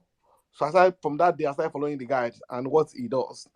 I found that the guy is doing a lot with students. Last week was them in Unilag for students asking him questions and he was responding to them. And on the issue of the student voting, there's a court case already in respect of that. It seems there are going to be a protest by the NANS on that. So there are a lot of things going on in respect of that. Both Labour Party, Big Tent, in fact, Bishop and the MAG are also doing something in respect of that too. So people are doing things to bring students from wherever they are to come and vote. So it's not that they are not interested or him as a person.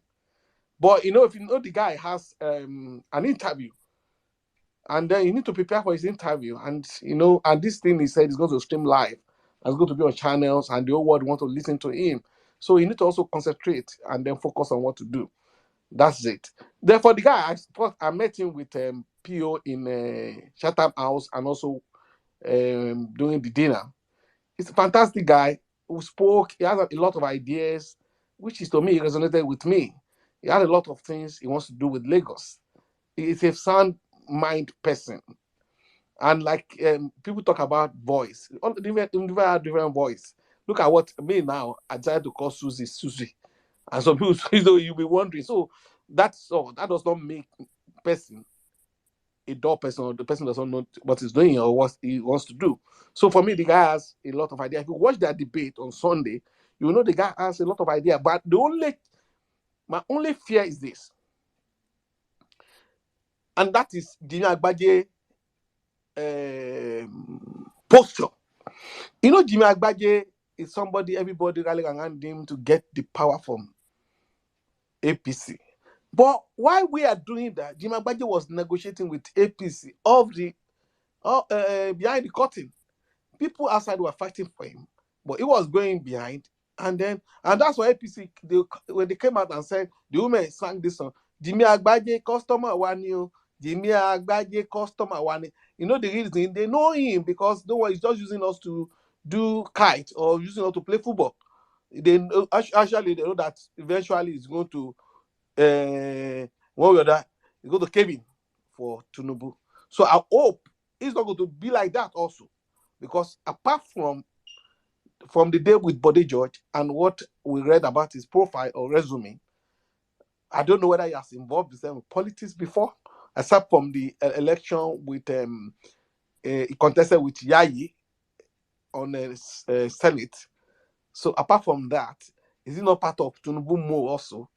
You know, because I found out a lot of people these days, if you are not careful, Tinubu has brought them. He's just using them to say, okay, if this one does not work, like somebody who's playing chess, if this does not work, this one will work. So that's why I want to ask him, are we sure that you are not with him? Because before we'll come out for you all the way, and then we finally find out that you are also Tinubu on the other side. Maybe you are using it to negotiate Tinubu behind the curtain also. But Mr. Ogunyemi, realistically, do you think he would tell you that he's working for Tinubu? None of them will say that I agree with you. Working. No, but you know the posture, you know the responses, his actions. If you look, yeah. So the question you're asking is only going to get a political response.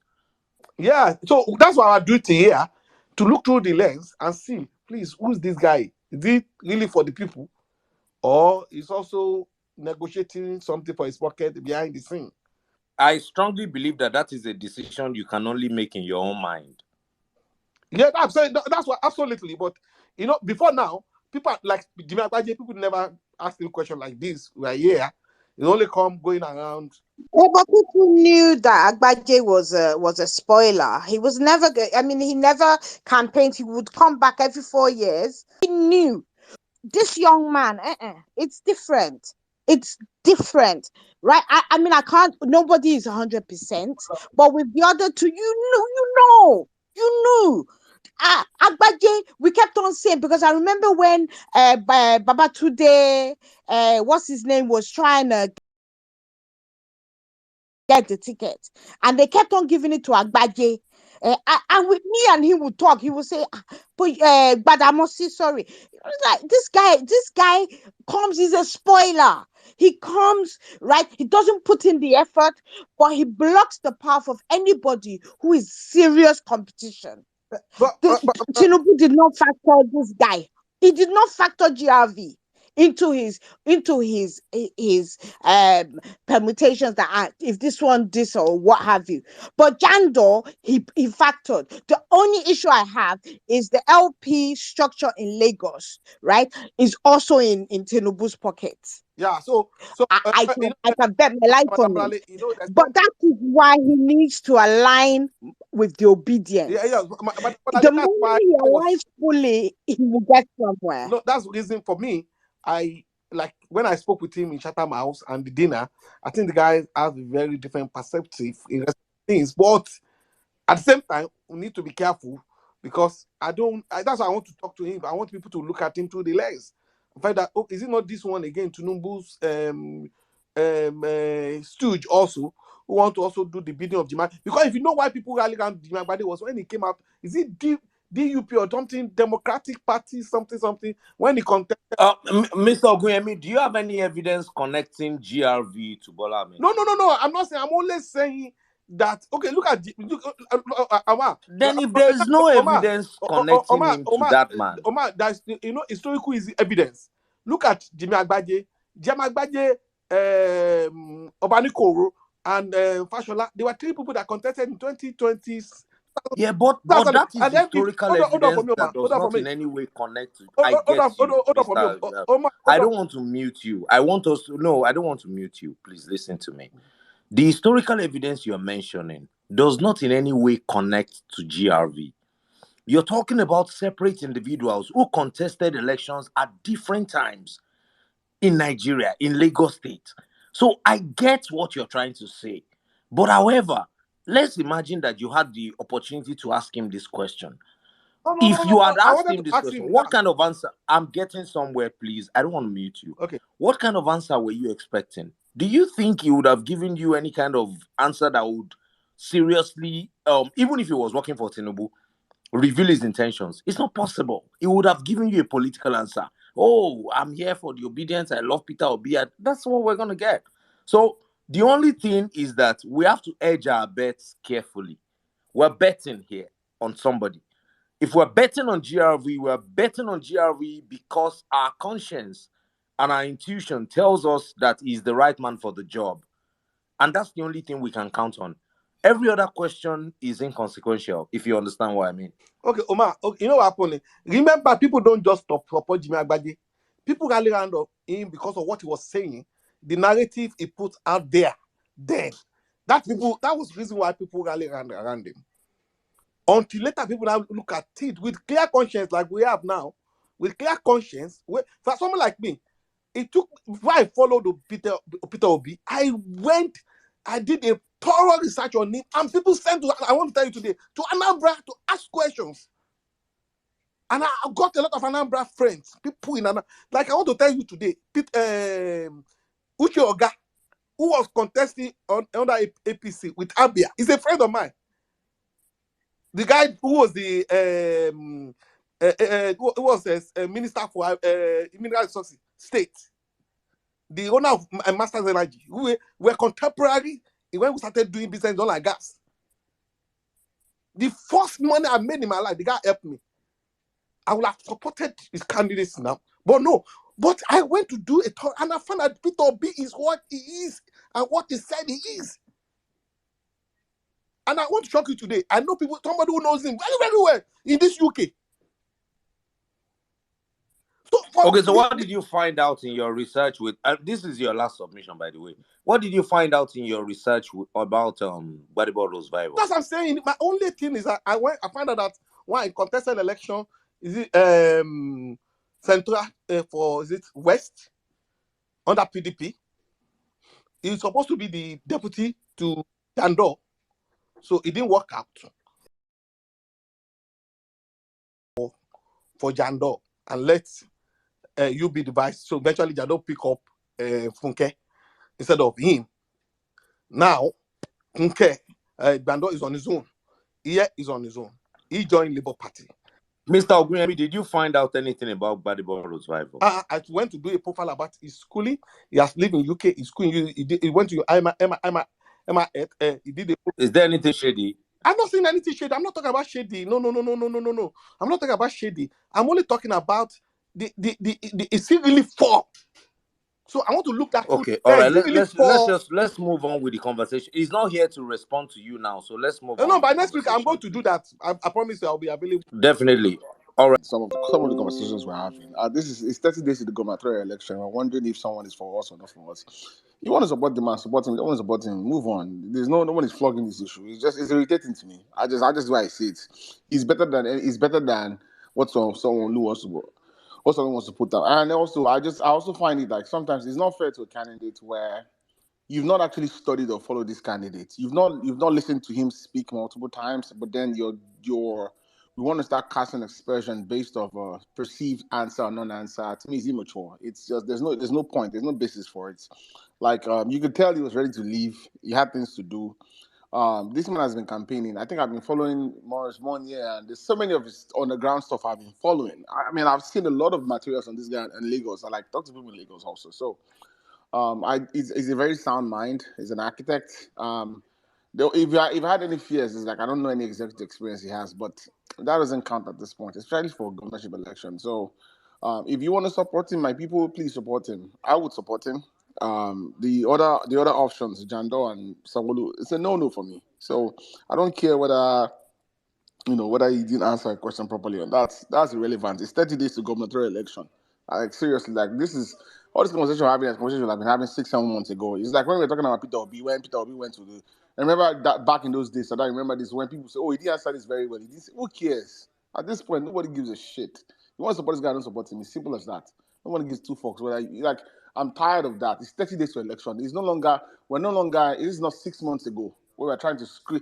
And I also get sometimes I think we get to what is our nature as we are obedient. But sometimes 30 days to election is not we should start flogging the candidates. Like seriously, it's crunch time. It's crunch time. It's no longer time for. It's 3 days to the end of PVC collections. If you like this guy, support him. If you don't like him, let him be. Whatever it is. I know my own goal is Peter Obi, but the other candidates have also looked into them. Like, you know what? Peter Obi can't do this alone. There are people that align with him, and we are the same people that complain that someone who has become Tinubu's assistant. At the same time, we're wanting Ballybot to be following Obi everywhere. Like it doesn't like we should pick our battles and choose it. This man is the federal election is different from Lagos State election. It's different politics. It's a different ball game. His campaign man have done research and discovered he probably doesn't need as much. Because Gen Z is in Lagos, will they come out to vote? We're still waiting to test that. So like he's done his math, he's done his arithmetic. Like Cecil used to say, the amount of PVCs that didn't come out to vote in 2015 and 2019 is enough to even change the election itself compared to even the registration. So I think I'm tired of flogging this issue. I don't know. I know Saddam wants to take reactions, but I want to get Tinubu bashing. Because Otumba, me self, I won't go that Tinubu side straight away. In all honesty, because let's be honest with ourselves. I beg. No, I Saddam, know why. I know can why. I chip I know something why. in, please? Let's allow these reactions to make it paper. Okay, can I chip something in, please?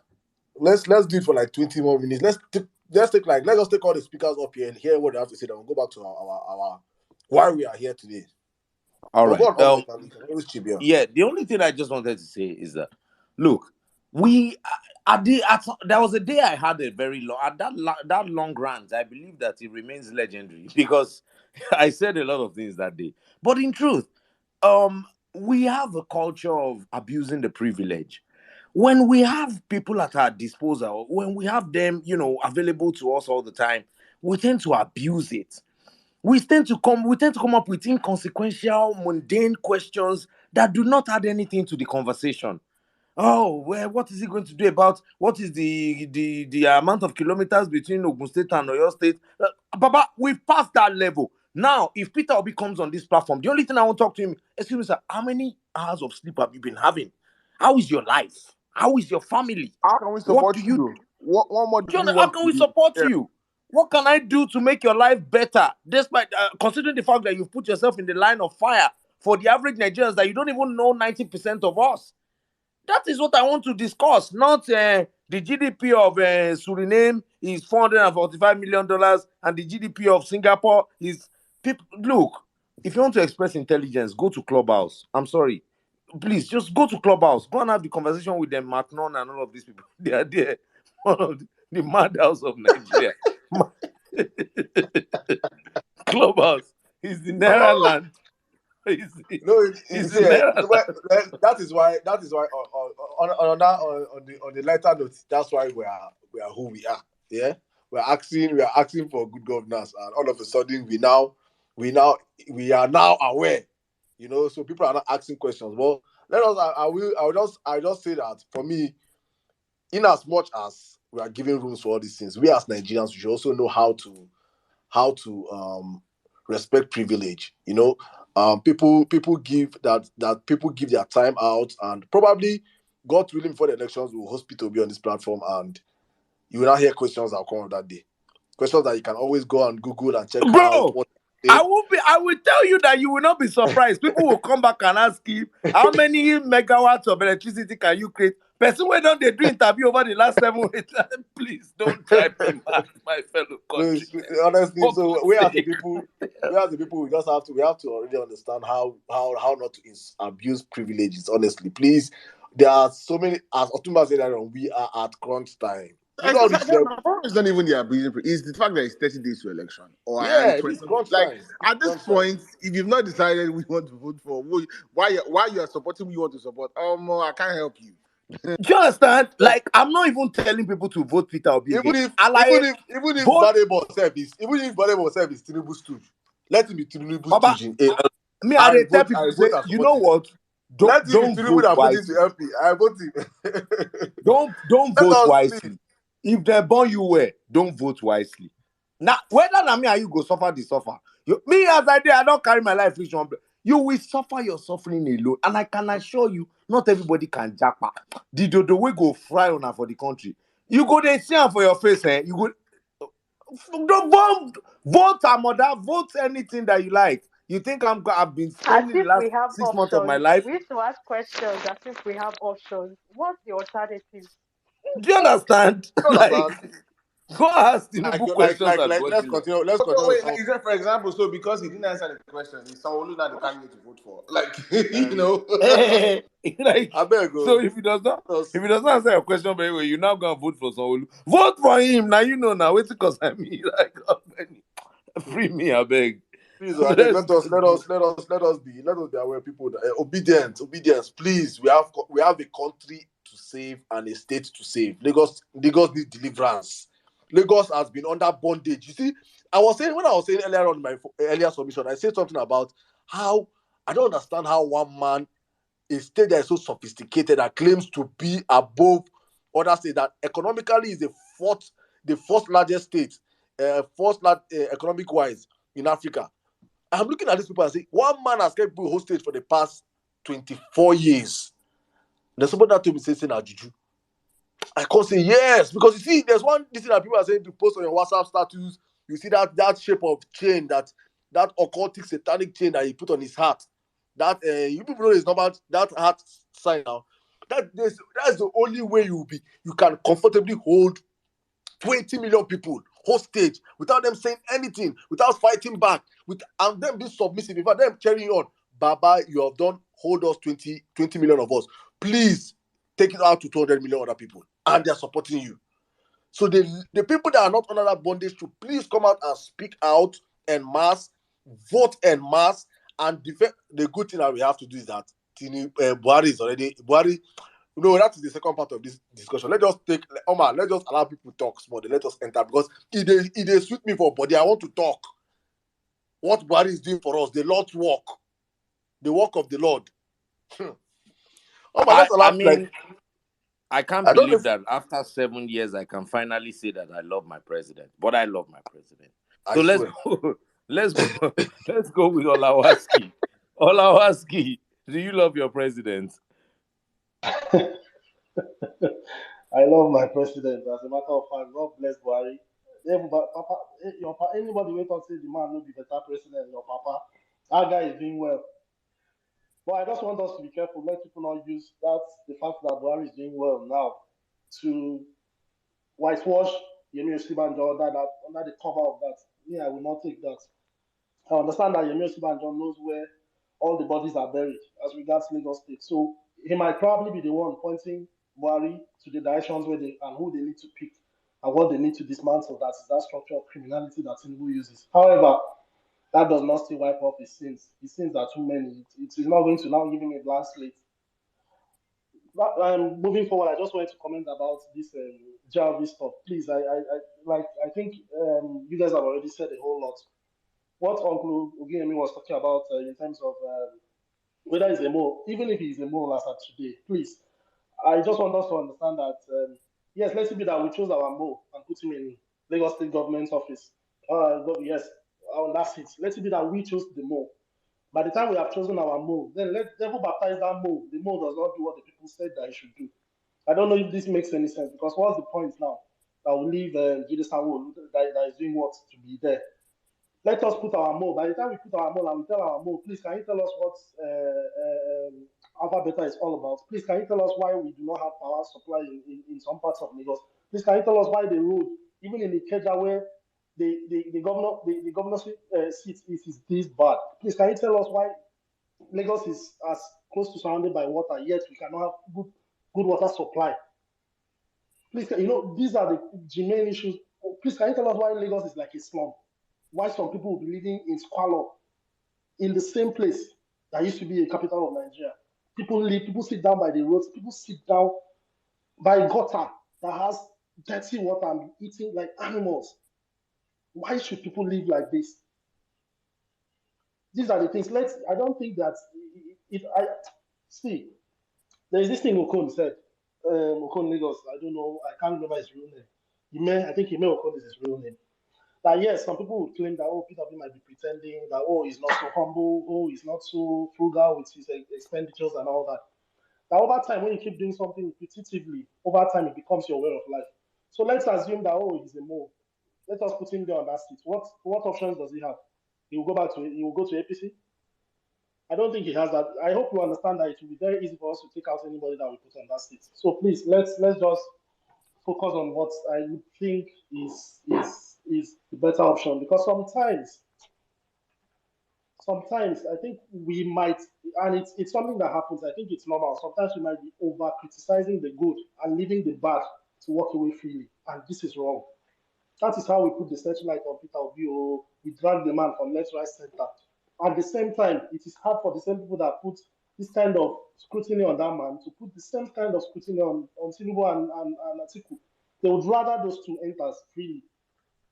That's one. Two, they will not even criticize themselves. They will not hold themselves accountable like the way they will be holding a Peter Obi accountable. So, are you saying that you're a different human being from Peter Obi? And what makes you different? Why do you think that you deserve less or that you deserve more and Peter Obi deserves less? Please, I just feel that we should just factor these things in sometimes. I understand that we are moving towards a point where we can be holding our leaders accountable. However, let's just try as much as to put the thing on the scale and weigh it appropriately. Thank you very much for the opportunity. Thank you so much, my brother Olawaski. Please, if anyone feels offended about the last comment I made concerning people who ask candidates quite a number of unpleasant questions, I apologize, but I didn't mean to offend anybody's sensitivities. But we have to say these things Oh if man, it me, I'm makes you offending uncomfortable. people's sensitivity. I don't know why you're apologizing for that. Me, I want to offend people's sensitivity. Please, man, we didn't do this to make friends, man. Like everyone talks about emotional intelligence, the ability to know when to read the room. 30 days to election is not now start criticizing my candidates. For what? Try shaming. Do you understand? Are you playing? Because I can't wrap my head around the kind of questions that are coming up at this time. Maybe because most people are first time voters, to be honest, because I see all of these APC and PDP guys. Have you ever seen Hey, them put hey, any of God, their candidates on the God. spot? Hey, They don't even ask any questions of them. The worst of the worst governors, they will prop them up and amplify their message and make them look like they're the best things since sliced bread. And we come here and Someone who did micro-analyze not our own candidates. debate. Someone who did not go to a debate.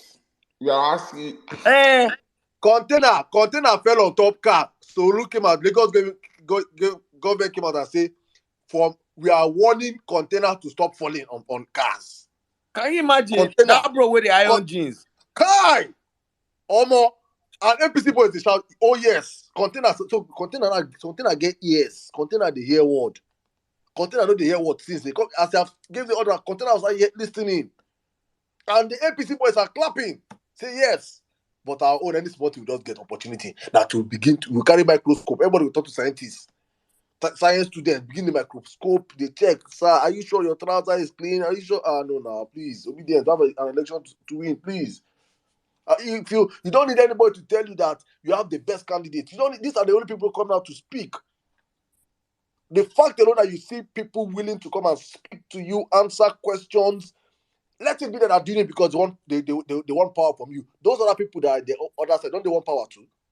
Why are they not speaking? We should ask ourselves these questions, honestly, as a people. Please, we have a country. I keep saying this. We have a country to save. And let me keep quiet for that one. I go call that. I'll cost that boy first. And now let me just quiet. This. Omar, you know what I'm talking about, me? G5. Ah, bro, you see the thing about I've told you people before. The thing about Nigerian No, never cook politics. now. Never cook. Oh yeah, make I chill, make I chill, because Let's that one have I dey people look speak, at please. since Never that cook. boy is a virgin. He's a virgin. I can bet it with you. He's a virgin. That thing, you hear that thing?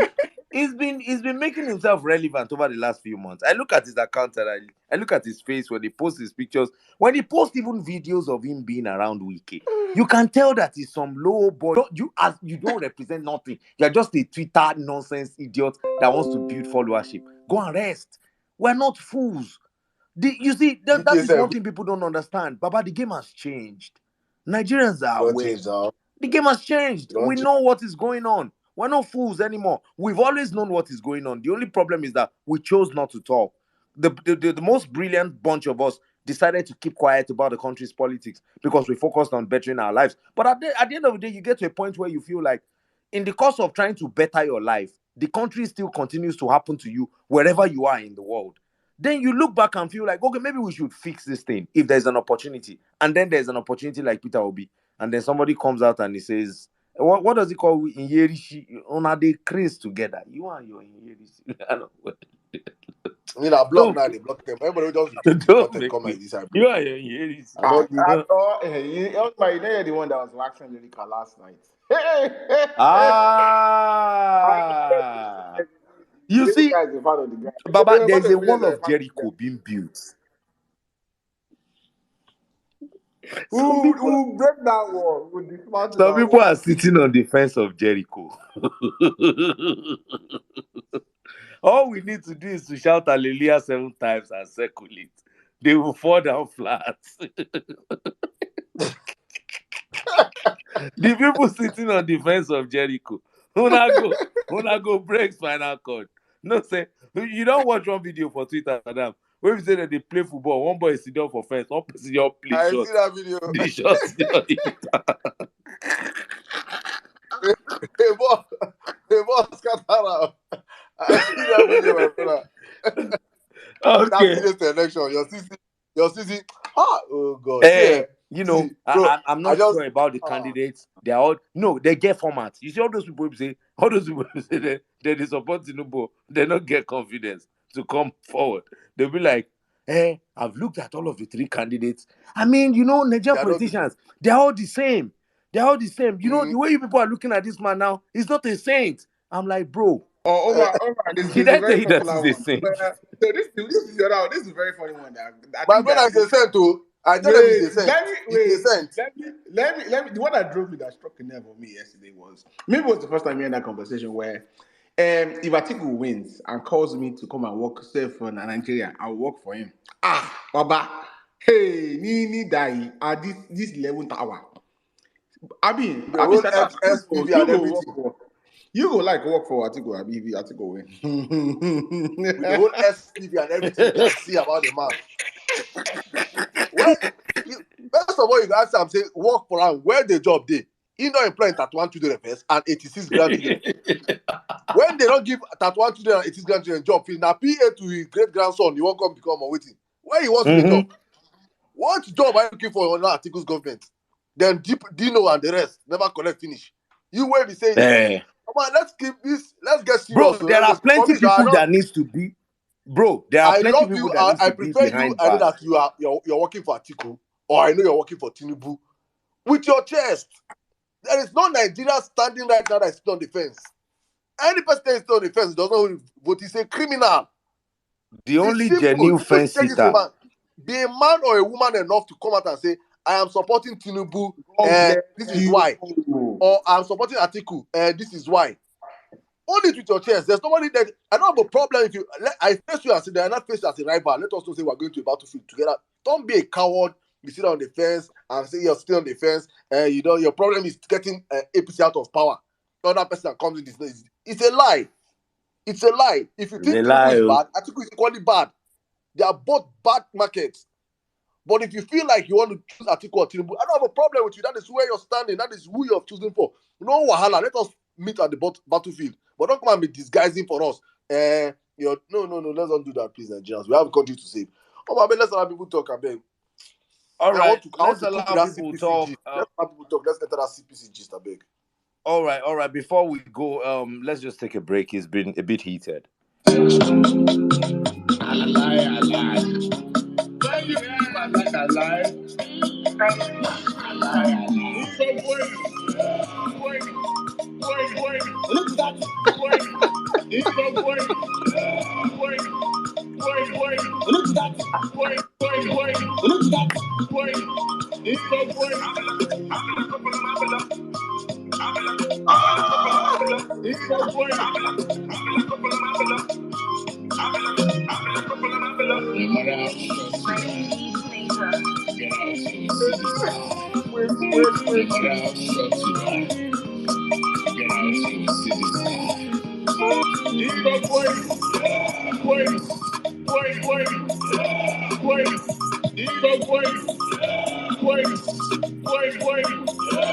Asiwaju Bola Ahmed Tinubu, whatever happens, the Nigerian entertainment industry would never forget you. I promise. Whatever happens, you will never be forgotten. Legend. You would never. You have provided premium entertainment, and I'm one of the greatest beneficiaries of it. So I cannot deny that. Asiwaju, you've done a lot. But thank you. It's time to rest in body. Somebody says, Omar, heaven keeps going far from you. Heaven not go far from you. now they Try do to the retire the old videos. man. Bola, go and rest. We love you. Anyways, let's go to our speakers. Dari, are you there? No, That have been Ebuka has been stressing. waiting before. That have been Yeah, I stressing think. from Nick. Is that what? Okay. All right, let's go with Dari. Then we'll go to Ebuka. Then other speakers. I'll take a cue. Okay, all right. Good evening, guys. Good evening, everybody. Good evening, Saddam. You're not a prophet. Please pray for us, like Ogabola Tinubu. My brother, me. If you say make I pray for her, my prayers when you come, you know the good though. Now I get better prayer. But talk when you finish, I'll pray for you. In the mighty name of Majesties, or what did you say? I mean, I've forgotten. Anyways, it was really nice to have GRV on this space today, this evening. I mean, I've been waiting to hear from him. I love him, actually. I love the guy so much.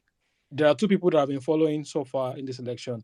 Those people are Alex Oti of Abia State and GRV of Lagos State. And I'm telling you, those two guys, they know what Peter Obi is all about. They are the ones who really understand what Peter Obi is for. Because believe me, the rate they are working, it's more like they are working at almost above, just little above half of Peter Obi's work rate. They have seen it. They are following in his footsteps.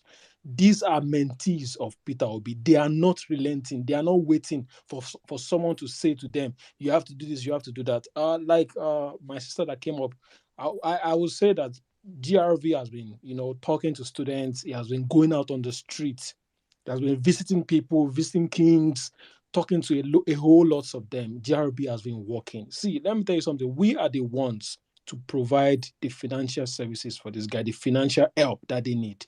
They can't spend all the money they have. If they spend it, they only have little. All we need to do is to help them. These guys are doing their best. They are giving their best. I always look at Jaravi and I'm saying this guy needs a whole lot of security because Lagos is just not a playground for anybody. That's Tinubu's coven, you understand? But what I would just say is GRV is giving that, that is impressing me a lot as a person.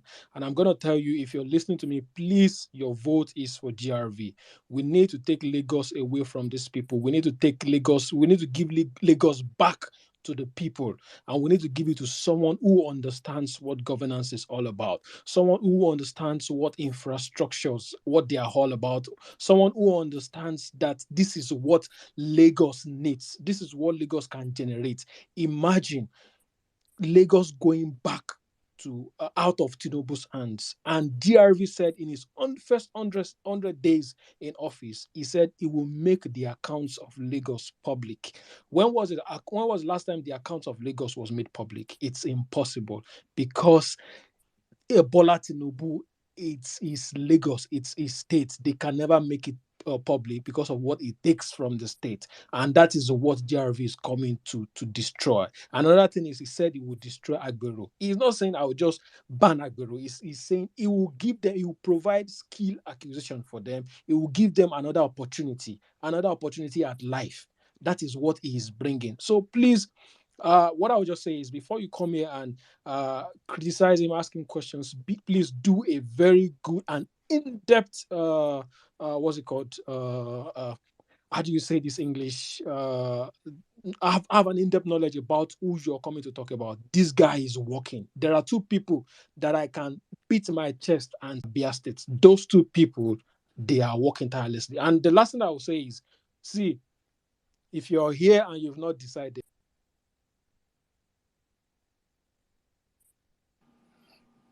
Okay, I think we lost my brother Olawaski. If you're here and you've not decided, I'll help him complete it. Your mind must be, must be suffering some kind of confusion that only God can help you resolve it.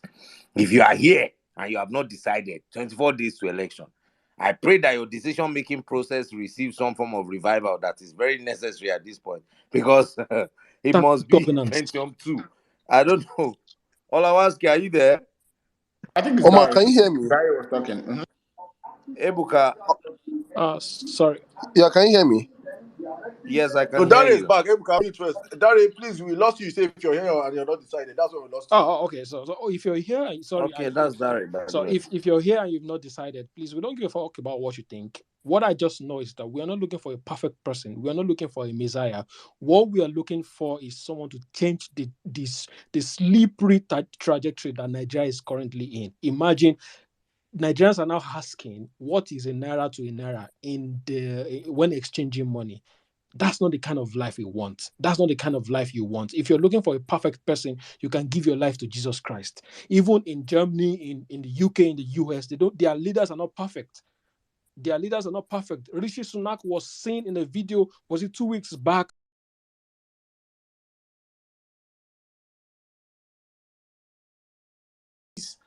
For all of you that keep saying Peter is not a saint, Peter is a saint. Please, he's a saint. He is a saint. Please, people stop saying that. He is a saint. Stop it. Someone that has spent the past 8 months asking you if you have anything against me, bring it out. For the past 8 months, nobody has brought anything out in politics, in Nigerian politics. With Tinubu with all his look at Tinubu that goes everywhere calling Peter out. In fact, he said Peter was the one that denied Jesus 3 times in the Bible. He looked for sin. He looked for the sins of Peter on earth. He did not see Peter's sins on earth. He had to give Peter the sins of Peter in the Bible.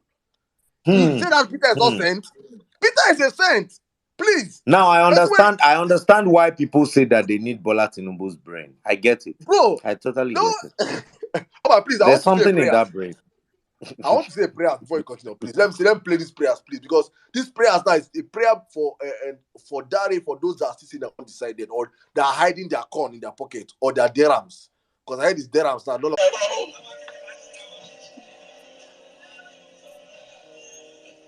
I said this because I want to take the election serious. Omar, back to you. Thank you.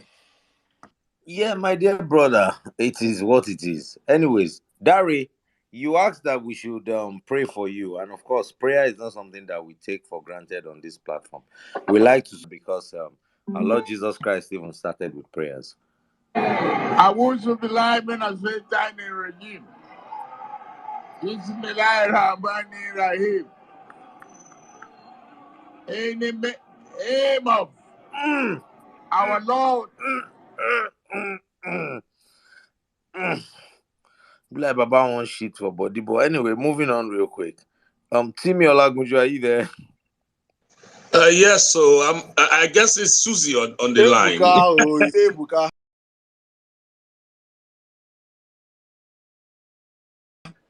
I don't know where to come again.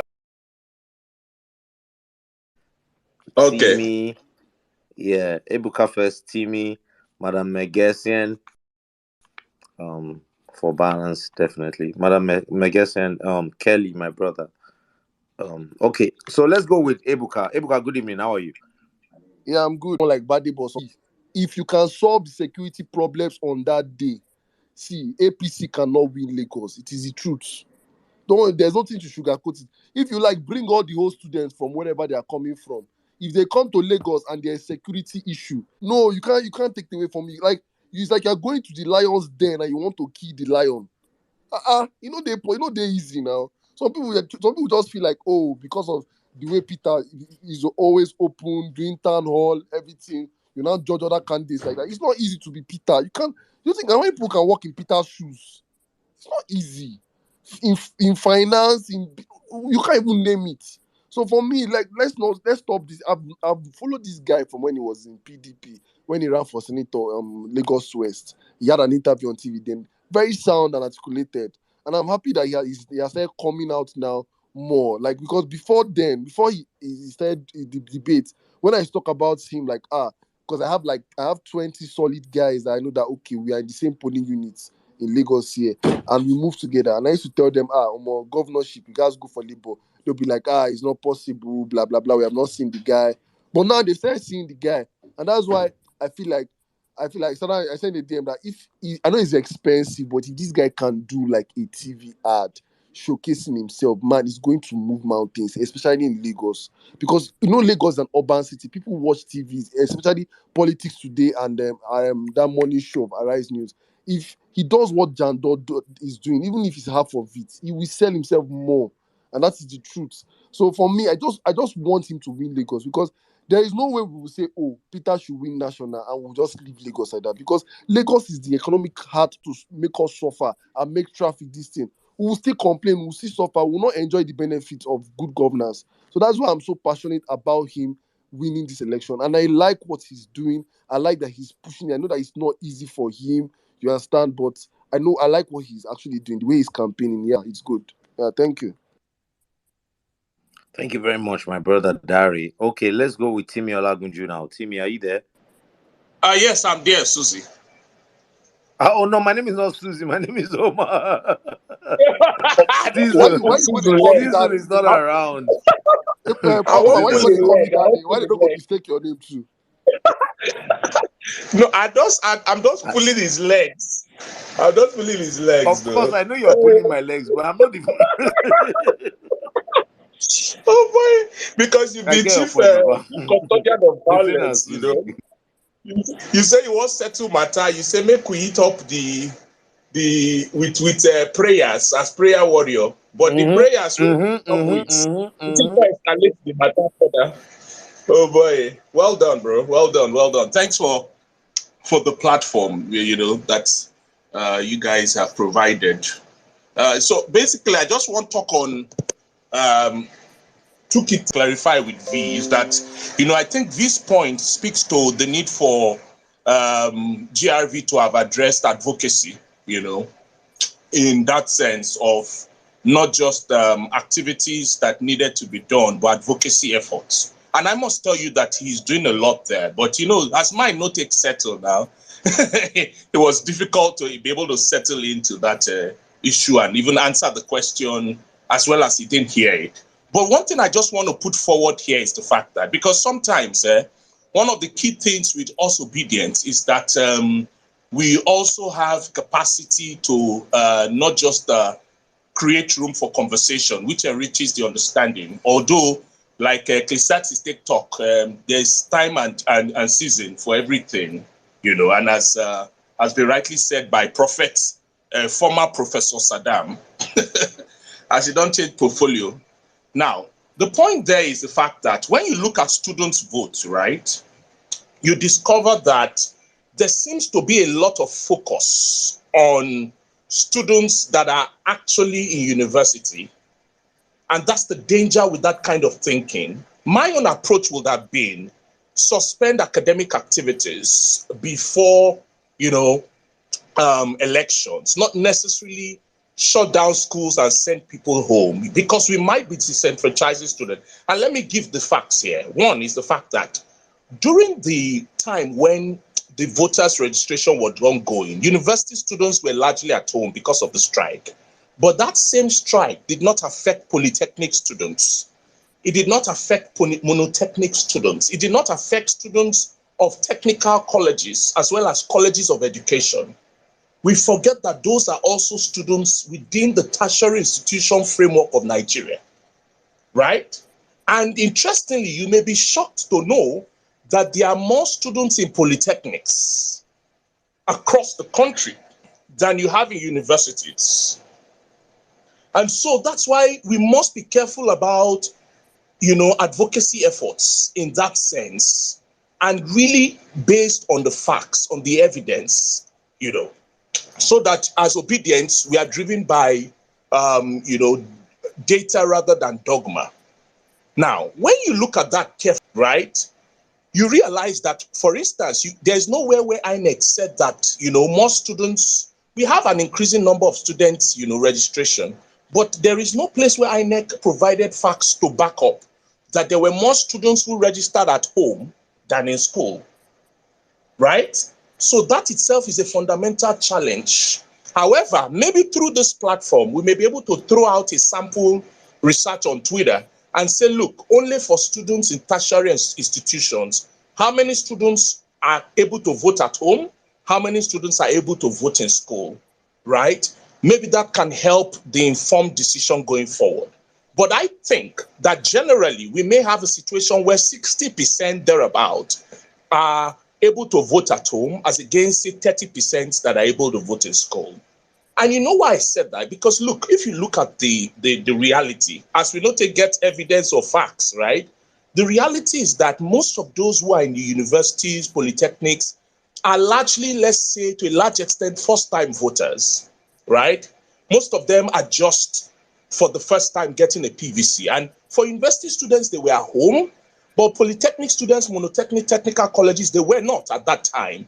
Hence why I think the advocacy. However, here is the reality. Like Machiavelli said, there is nothing more difficult to do or more doubtful of success than to initiate a new order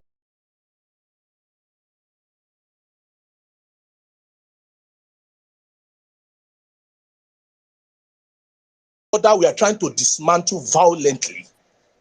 Are people that are self-in at hand because they might have access to the facts from sources, which we do not have, being in government. However, the challenge there is the fact that if we push the advocacy to them that, okay, we want students to go home, that's why we are pushing that, look, suspend to the fact that, look, suspend academic activities. Let students have the right for movement, ingress and outgress out of school. That removes the burden of whoever stays in school out of the hands of the university authority. And by so doing, what then happens is that if there is anything that is perpetuated by or on those students, it is no more the burden of the universities, but now of the parents, of the students themselves who have decided to stay. By that kind of argument, they go begin the reason, say, oh boy, we no go one wahala, because the way, look at what's happening in university authorities to act. But that's my giving on student matter. Right now, on the second one, which is on GRV, I don't want to beat about the bush at all, because the key matter now, Buhari and Buhari, Buhari. Hello? Yes, sir. Yes, sir. Please round up Okay. in 30 seconds. Okay, ma leave the matter now. Maybe make So another just person talk. Then maybe please just wrap up with your GRV this thing, yeah. Received. I do not think that is doing the lot. We must be careful about the kind of things that are happening and focus on our focus. No, we'll not take major in minor and become minor in our major. Our major is get PO to where it is, Aso Rock. That's our major. Now, the challenge with thinking that is doing the lost work is that, look, what are the issues at stake? First, they are creating a facade perspective in the Nigerian people that Buhari and Tinubu are fighting, or there are some cabals that are fighting Tinubu's getting into office. So it will not be difficult for a politician at the level of Bala Blue to call a bank and get access to new notes. It is not anything difficult at all. The people that will suffer most are the Nigerian people. And let me quickly just round it off with a story Mr. of Timmy, Joseph yeah, Stalin. please do. Okay. Joseph Stalin wanted to demonstrate something. He took a chicken, cut the feathers. When he cut the feathers of the chicken, he allowed the chicken to. What would then happen is that Buhari may now release funds to Bala Blue to show that he's supporting him, and then use that to negotiate terms. that story, that Joseph Stalin story you mentioned, is more of a myth than an actual fact. It's not been verified that Stalin actually carried out that experiment, but it's a very popular. Mr. Timmy, I see you. Madam Meg, are you available now? Hello. Okay, let's move to Kelly. Kelly, Yeah, are you Omar. there? I'm here, Omar. Good evening. Yes, go ahead, please. Uh, Let me start by thanking you guys as usual for hosting this marvelous space. Um, Today's topic actually ties in with some interesting uh, El Rufai's interview I was watching yesterday, where he blatantly mentioned that nobody in the septuagenarian age should be contesting for election, given the enormous number of work that the country needs. Um, Let me first also make some comment about GRV. I've known GRV for at least 8 years now, both directly and indirectly. At one time, he came to the US to sell his candidacy when he was contesting for election. I think his if connection is not there, at least from my own personal lens. Then, secondly, I think that people in Lagos need to realize that there comes a time in the life of the affairs of a man where you have to be brave enough to take decisions. The 7 million voters of voting register in Lagos is a really hefty ballot sheet that, if we properly exploit both at the presidential level and at the state level, we can really get a huge chunk of votes there. So those guys in Lagos, usually Lagos has a population of 20 to 25 million people or thereabout. At least that's what they say. And yet, if you look at the last three electoral cycle, Lagos has not produced up to 3 or 4 billion people voting. So that tells you that less than 25 to 30% are the people coming out from the 22 million voters, which I think is not good enough. So Lagosians need to really go to the ballot box to vote for GRV. If they really want the change that they want, that they desire, I think this is the time. There will never be a time like this where the youth, dominate 70% of the ballot box, and yet we can't get the result that we want. So it flies in the face of our youthful energy. So I encourage everyone in Lagos to please make sure that you go out to vote. But most importantly, even starting from the next weekend campaign rally, to show strength at the rally, so that GRV can get all the support that he needs. Omar, it looks like you want to say something. Yeah, I was just waiting for you to round up. Okay. Is my time up? Yes, sir. Okay, all right. Time flies. Let me read the Time mic. All right. flies. But you can take a minute or two if you wish. Yeah, the summary I want to say is that all the support groups in Lagos, I think if there's a possibility for us to meet, maybe this weekend or next weekend, in a way to harness all the support group for him, that would be the best thing. Any unnecessary questions about his background right now wouldn't even help out. We should be talking about how to win across all the zones. I yield the mic. Thank you. Thank you very much, my dear brother. And since I've gotten the permission from Sirdam to go ahead with the ACN CPC breakup, I mean, it looks like a romantic relationship. A romantic relationship that was not based on feelings. It was not based on emotional attachment. It was largely based on interest. And now interests have, differed, and everybody seems to be going their separate ways. And this is very symptomatic of what is going on in the APC. Please listen. If that there are elements in the villa that want us to lose the elections because they didn't get their way. They had their candidate. Their candidate didn't win the primaries. And I think they are still trying to get us to lose the elections. And they are hiding behind the president's desire to do what he thinks is right. I'll give two examples. this petroleum subsidy, okay, which is costing the country trillions of naira, was something that we all agreed. He was convinced. We left. It changed. Everyone in the government agreed. It changed, okay?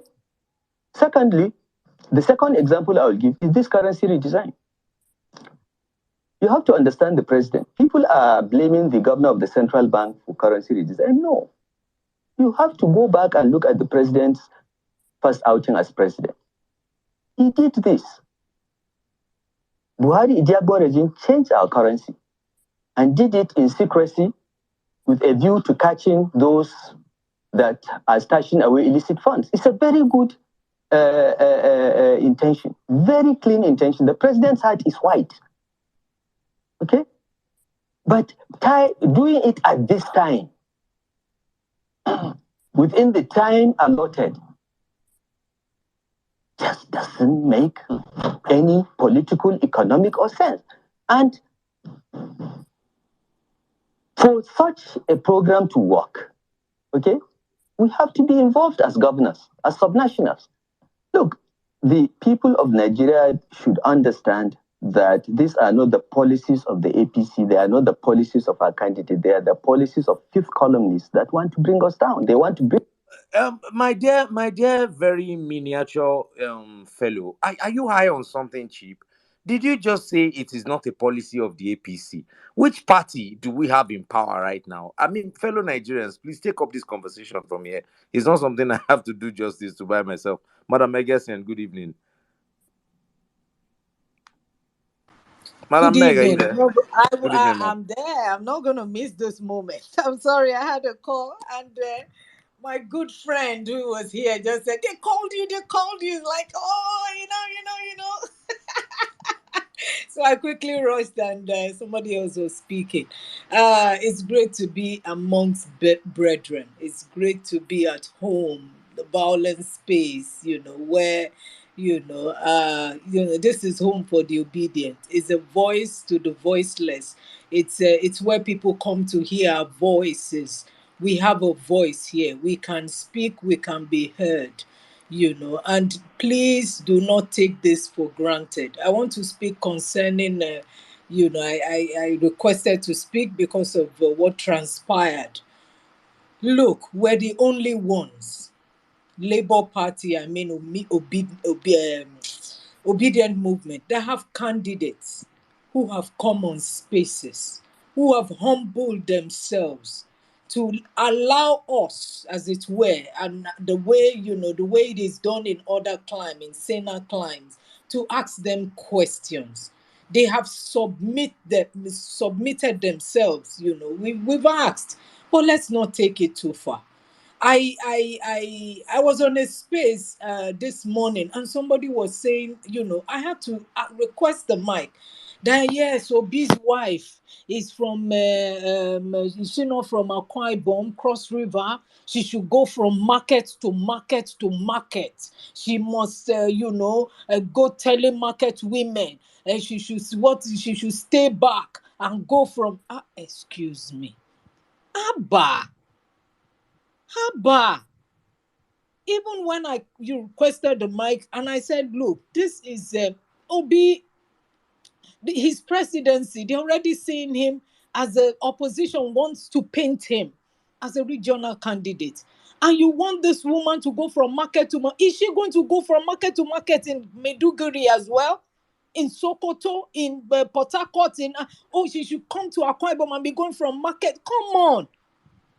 She's been on the campaign. Her husband, as you know, she's holding town halls. Where is Tinubu's wife holding town halls meeting? Atiku's wife, is she holding town hall meeting? She and Ahmed, Dati, the wife, they've been able, women are asking them questions. At one level, do you want these candidates? Because yes, we are the almighty obedient. They should grovel on the ground, become carpets, turn to stooges. Come on. Please, let's stop this. Let's stop this. I requested the mic because of the experience I had this morning too. Is she a town crier? She should go from market to market to market. That is when you will know that she is for the women. Haba, obedience. We have people who didn't care, who they cannot for the. Is it a someone that will come on space? Our principal has been on spaces. He has been on Zoom talking to us. The next thing, people will tell him to go from house to house so that they will know, you will know that he's really for the people. He should come to your house. Your pastor, has he been to your house? Your GO, does he come to your house? We should stop all this. Stop it. They've been humble enough. They've answered questions. Some questions are technical. So you will see probably they might deflect, be strategic.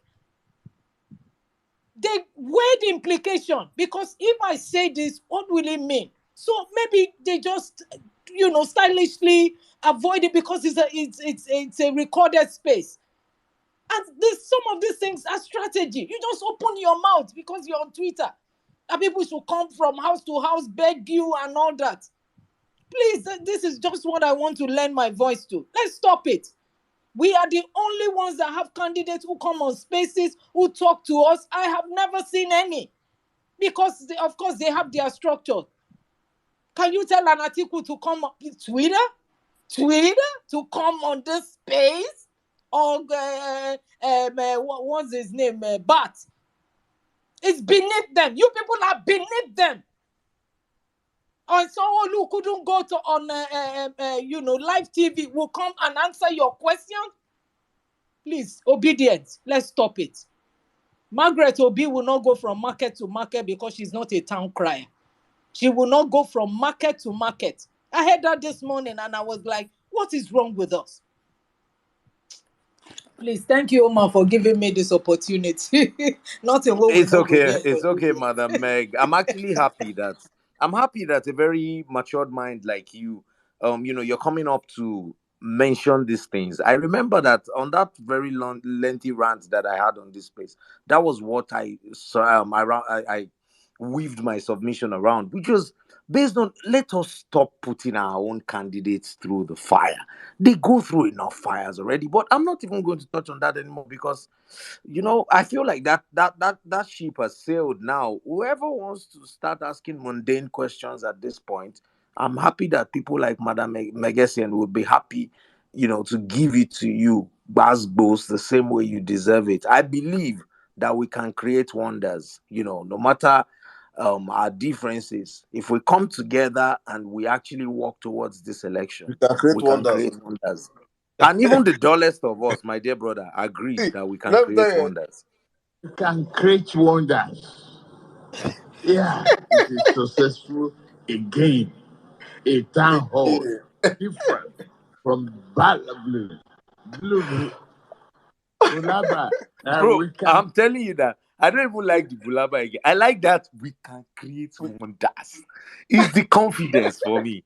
Yeah, it's a successful again. again. A town hall.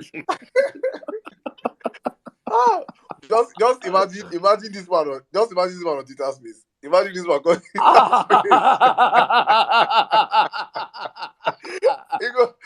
If this one comes on Twitter space, the first person we are going to me ask her question, real ever best. I swear. Now real ever best. Now, I go set the man up. Because say we have a very wonderful opinion here who would like to know one or two plans that you have for Nigerians. My brother real ever best, please come here. And real ever best to say good morning, good afternoon to you, wherever you're sitting from. Tinubu, I just want to ask you, I can bet you the kind of question real ever best to ask would be, can you tell us your real age? Where did you go to school? Are you really from Togo or Benin Republic? And we also had some drug allegations in Lagos. Mr. Bola Tinubu, can you really tell us whether you dealt in drugs at any point? Oh my goodness. But it's good. It's good. We are in this camp. We understand that we have people that can come out and speak and try to be responsive to the people. You look at Sanwo-Olu dodging the debate. He just copied from his father's books. My papa know they go My partner they go radio interview. My partner they even going on TV. Tinubu owns TVC. Yeah. I said this. Omar, if you remember, I said this 8 months ago. I said Tinubu will not appear on any. People will buy fuel 500 naira, 550 naira, scarcity of money and everything. They are still coming out to shout mandate. You know, so we are miles apart. We asked. The day that prompted me, I'll bring. I have to invite Jeremy to this platform. I was on the space, bro. If you see one of our sisters, hey, to love whoever you want to love and to hate whoever you want to hate. But one thing I would always be consistent about is my own message. And the message is clear. You cannot bring this is not how politics work. You cannot have your own players in your camp. You bring them on your own platform. After they've gone through fire on different platforms, they will go to Kadere. We abuse privilege. The moment you are available to Nigerians, there was a time, Sirdam, if you remember, we've come a long way asking stupid questions because it's gotten to the point where the questions are completely mundane. They're useless. There's nothing we're going to achieve. If you want to hear Peter Obi on the health sector, go on YouTube. If you want to hear him on the energy sector, go on YouTube. If you want to hear him on the economy, go on YouTube. If you want to hear him on the military, the security of the country, go on YouTube. You will find too many materials there for you to deal with. And there is a man who has been consistent about what he thinks of electricity as a superhighway. I mean, and you're still there arguing.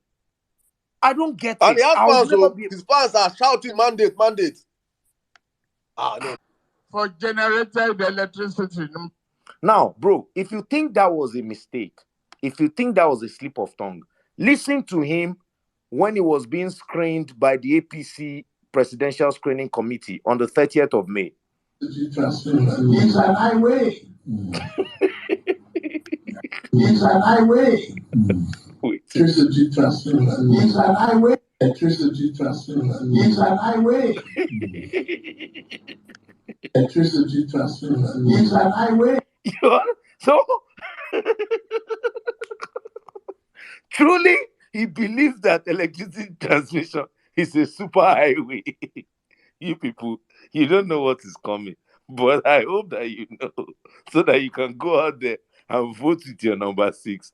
Thank you so much, guys. Real Ever Best. Real Ever Best, are you there? Oh, Real Ever Best. It's probably on a super highway. Madam Madonna. Yeah. Good evening, ma'am. Good evening, Professor Sirdam, Omar, Otumba, Real Ever Best, Meg, my sister, Savik. I traveled to O2 and I brought good news. Today, I met Gbadebo face and face. We started from my ward. They called us. We went to the castle that the place of the late Oba of Ikorodu. You know, the princess, the daughter is the deputy governor. When they went to the Oba of Ikorodu, but there's something that I picked. Gbadebo is somebody that, I don't know, he's 39 years, but the way he spoke, the piece as if it is Peter Obi that was speaking. But there's something I picked. Anybody, Ibrahim, everybody that is here that is very close to Pio, please, anytime that Pio will come to Lagos, he must endeavor to come to Ikorodu. I noticed that there is a tussle, one kind of tussle, between the Oba of Lagos and every other Obas I picked today. But there is something good news. The Oba said that the presidency, that is sure that Peter Obi will win. But he told Gbadebo he said, you have to go and campaign. Say yourself to people. Don't be afraid. because it's fear that have been holding everybody. In the whole of Ikorodu, there is no banner, nothing. It is today that we put it up. I thank God for Green that sent me. It was what we are using, phone sticker. That's what we are using, and the old one and the one that Steven sent for me, dummy ballot paper. That was everything that we used today.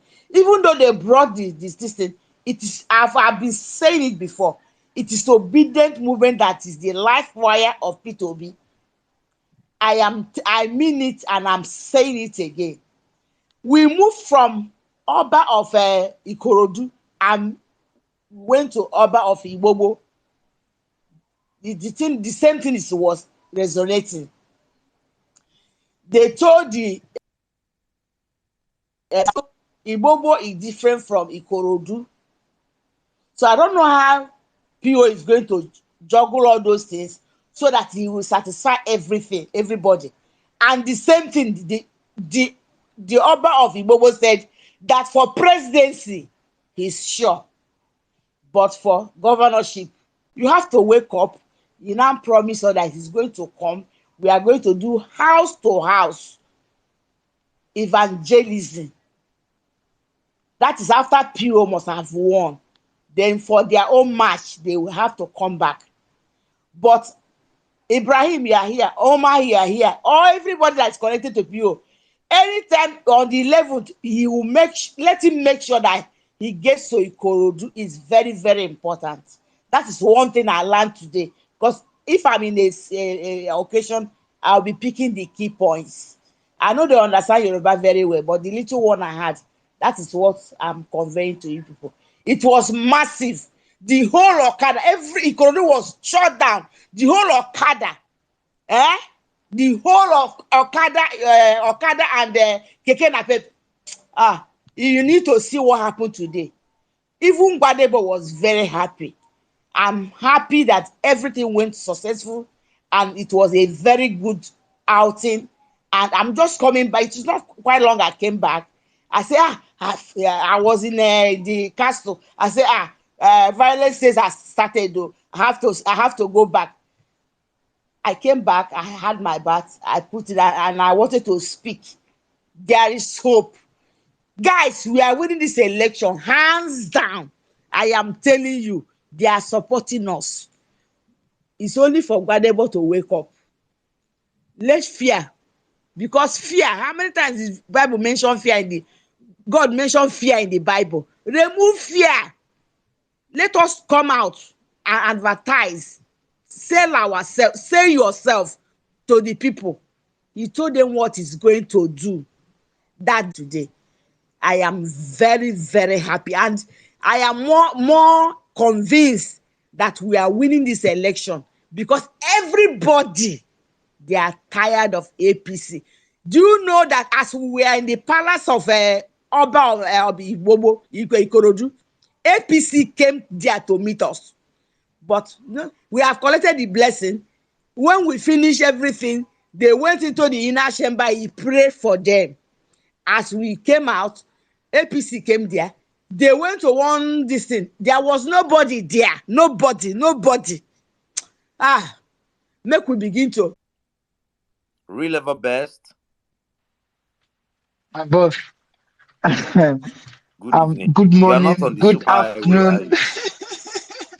I'm not on the super because I don't have a down payment for a roasted corn. Good morning, good afternoon, good evening, depending where you're spacing from. Omar, my man, it's been a long while. I've not catch you on this street. I don't know. I keep missing Yes, it's you. been a while. Real ever best. Always a pleasure to catch up Yes. again. I'm fine. And you? I'm good. I'm doing okay. Professor Dam. All right. Ibrahim, everyone, Madam Madonna. Wow, I heard everything you said. That is going to be a light in the tunnel. And Savik, everyone on this space. But let me just begin to say, it's always good, to actually see ourselves, talk to ourselves, and actually reflect on where we are coming from. Because I've had a lot of things on this space today, and it reminds me, where we are coming from. And those days when people will come and have that and say, "Oh, Obi should do this, Obi should." Like I said that, I said all of us have become that train that does not ask how Obi does it.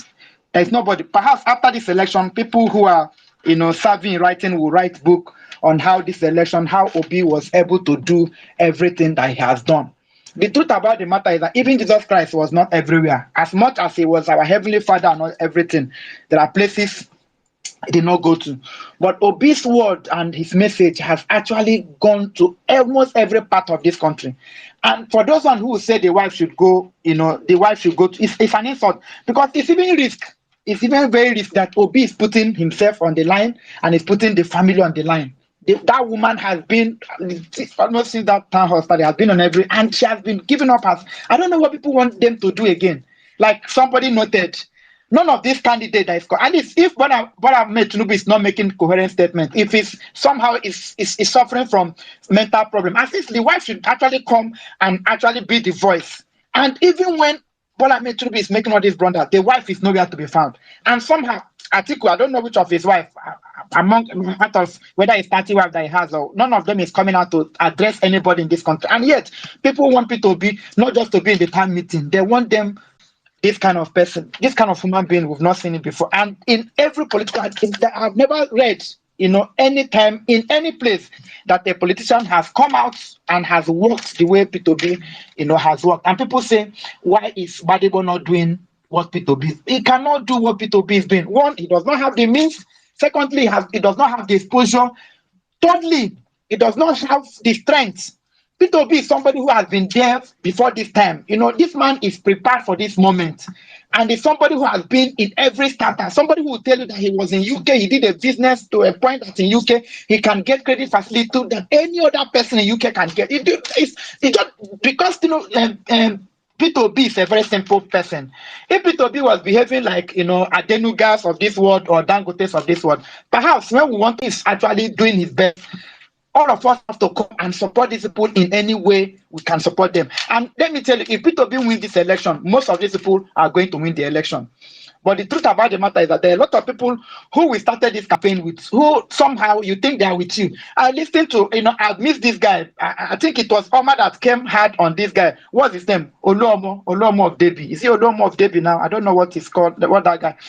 That guy is, I listened to one radio interview that I had, and this guy is somebody who is part of us, who is in the PCC, and he granted an interview. And in that interview, throughout that interview, he was saying, anybody that wins this election, how can somebody who is in our camp be saying, oh, anybody? And he will say a lot of very confusing something that does not make sense to anybody. And he say, anybody that, this is what Nigeria want, this is what anybody that wins this election. How can you say anybody that wins this election? There is nobody in obedient movement that can be saying anybody that wins this election, because we know the people contesting this election with P2B are not candidates. These people are just evil people. These people are political jugglers. These people are criminals. These people are demons. These people are people who are sold and destroyed our collective destiny. And you have a situation that we need to correct this apparent drift. And somebody said anybody that wins this election. That person, Olomo, actually hosted a space, invited Deji to come and discuss about P2B. He said using Anambra State to invest in the father. Like, that is madness. That is madness. Olomo invited Deji to come and discuss P2B selling his. This is somebody who is supposed to tell Deji, no, you can't say this. Even if you think that it's your friend, you want to bring him in your platform, there are some issues that you bring. Say, no, this one is cleared. There is no issue here. You cannot make this argument. It's a fraud argument. It will be as answered. But he allowed Deji for complete 2 hours in that space. Or I don't know. That he was making content everybody, no matter how people came, Jack came, people came to defend. He left this thing and he was given. I was in that space. I asked him to give me. He never gave me any opportunity to speak. But every other person that came, each time anybody says something, he'll bring Deji to come and counter. I'm like, this Olom, is it? Like, how did this guy find himself in PCC? How did he? I remember when he was saying he was voting Morgan. Oh, he's waiting for people to be. Telling Ahmed Tinubu was supporting is very shameful. It will need somebody that does not have shame to actually come out. People that have little shame on them will tell you, oh, P2B this, P2B have not done, P2B. Like Sirdam said, If we are Nigeria, we are not looking for a cent to rule us. But if we are looking for a cent, if it takes a cent to deliver this country, we have seen one. I want to take that again. We are not looking for a cent. There is nowhere in the world where people are looking for cent to rule them. They just want decent people who understand what the times are, who understand the economy, who understand the problem of this country, who has a vision and who is able to speak to the visions of that country. And there's somebody who can inspire a nation, especially when that nation is in despair. That's what countries look for. But for the purpose of argument, if we are just looking for a cent, I think we have seen one. We just saw one in P2B. Because what does it take to be a cent? A cent is somebody who does not have, who nobody can say this is this person's fault. As a human being, is a human being. But as a human being, P2B is an exceptional human being. And therefore, he can qualify as a cent. Because P2B has been asked, like Sirdam noted, since this election, if you see anybody, go to Anambra, if you see where their money is missing, tell me, I will stop campaigning. Go to Fidelity Bank, go to when I was a stock exchange, go to this place, everywhere I've worked. If you see anywhere their money, come and tell me. Make it simple for them. Come and tell me, I will stop. So that this whole obedient movement, everybody will go arrest.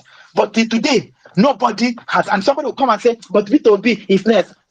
Is that are you okay? It's discussing about being a cent. We are talking about somebody who is available, who has got, like Omar would say, if you're looking for go to YouTube. This man has answered every question. I've followed most of this campaign, most of the town hall meeting, and the most I'll be there. I don't need to ask any question because every question that needs to be asked has been asked. Every question that needs to be answered has been answered. This one, people are just catching clues. It's not you're going to ask P2B today that P2B has not answered. And therefore, we have this much people in our midst. And that's what I'm saying.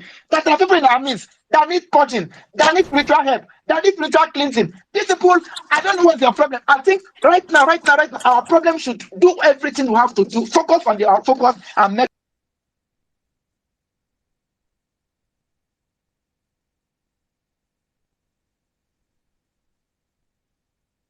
I can bet that Real Ever Best got a call.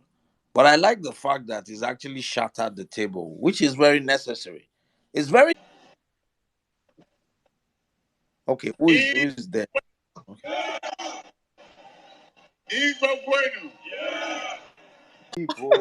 Bola, Patapata, you go rest forever, oh Bola. Omar, let me just say you pray for me. I need prayers because for a long time you've not prayed for me and it has been Definitely, I affecting me. will pray for you. I need prayers. You and Sirdam will pray for me simultaneously, please. I need help. The truth about the matter is this. But Buhari does not. You cannot. There is no way you cannot. There is no explanation to. It does not want Bola Ahmed Tinubu to. I can bet my life on that street. I can bet my life. It does not want him to win.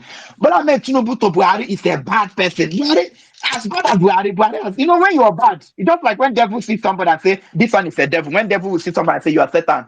That is how the relationship between Bola and Tinubu, Buhari is. He doesn't want him, and there are people in that government that does not want. They are working overtime to make sure because they know that the only way Bola Ahmed Tinubu is going to win this election is to buy his vote buying. They know what he did during the primaries. You think Buhari has forgotten? Buhari told them, "Allow me to choose the person that I want that was going to governors. You guys in your state, you have people that you are the one who call out, who choose the person that represents you. Please allow me to do that." They refused. And Buhari told them that, okay, since you have refused, I'm going to. Buhari, this guy bought this thing with money. Oh God. So Real Ever Best, are you back? Okay. Can you hear me? Yes, we can now. Can you hear me? Okay, yes, right. So when he was saying Olule, I think Buhari will frustrate him. Buhari will make sure, in short, before even after he lose this election, Buhari will even do more things to him so that he will know that he has actually. Real Ever Best, wait till they stop now. Real Ever Best now hot cake now. Now He's on the then they super call highway out from left, right, and center. You don't hear the kind bass boost with the dish for you don't hear it. Real Ever Best. We bring tables, then make people try and take arrange dinner. Real Ever Best can't break all of the four legs of the table. I mean, look, be careful. The reason why APC is crying. There's who in their Real Ever Best. Real Ever Best. Come on, come back. I mean, go out and come back. Let him go and come back. This whole idea of some obedience who have corn in their pockets and all of that.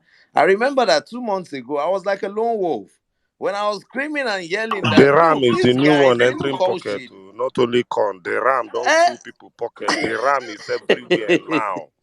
Not only corn, the ram is So the you new will one. see a lot of things. I've been seeing things in recent times. I mean, I don't want to believe that everybody that posts any kind of controversial opinion on public platforms, maybe they have corn in their pocket. I don't want to suggest that. I've seen one of our guys here who has he has a propensity for very controversial opinions, from suggesting Major Mustafa to admiring El Rufai. You know, it's been going on and on about it. And you start to wonder where people. The thing about public engagement is you need to know when to stop, and I think most people miss that. There are times when you play the ball off target, and it's okay.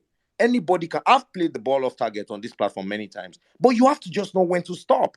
And when you keep beating on that particular, kind of, you're damaging yourself. You host spaces with Deji, and you sit down there and have conversation about obedience, and then you are in private conversations, they are talking about the violent space. You say that is not a space that people should go to, blah blah blah. And I'm asking you, have you ever hosted any space 10% as intelligent as the violent space? I challenge you. This is one of the most brilliant political platforms ever put together by Nigerians, ever. One of the most brilliant. You'll find the finest of Nigerian brains converse on this platform. So what are you talking about? You hold spaces where you create echo chambers of political hallelujah boys, and you believe that you guys are trying to curate the narrative. That ship has sailed. We took the mantle from you guys. We didn't take it from you. We banished you guys to the doldrums of political Twitter. We took the mantle from you, and we're charging forward into the new nation that we truly desire, not motivated by personal gain or any kind of return for what we're doing. What we do here is strictly for God and for country. We hold each other by the balls in private. The level of accountability that exists between violent space members would surprise you. We drag each other. We hold ourselves accountable. People need to see. They Do drag you each other. understand? You don't even know what goes on. Like we're like, I don't know. But when people talk, I saw another thread the other day. One guy came out and he was like, "Hey, there was a time he was blacklisted in this movement." I was like, "Guy, rest. So just sleep. Go to bed. Take Valium if you're having difficulty sleeping. Take Valium and just sleep." Because I don't want to listen to you, man. 20 something days to elections, and you come out in public spaces and you're ranting about how you got blacklisted in the movement. Guy. You say Then they some of us will blacklisting for come movement online where and they know all we they do share is. money. Do Do you you understand? understand? For me, You come I here and see. say, you say some of I, us will I I just said make noise. something in our last place that day. I said for a certain, I know one thing I'm certain about is that in this obedient movement, if not for the violent space, we would have had so many gatekeepers, would have had so many DGs, so many Segas, so many TOs and the likes that will be mounting us as the gatekeepers of the obedient movement. That we feel Sirdam, like do you know without that them, one thing I'm coming. Oh, I'm coming. I'm going somewhere. sorry. Finish. Your My claim to brother, be you go our on. gatekeeper too. I Keep had to, forgetting. I have to say this because they know that there is a platform that obedience rush to.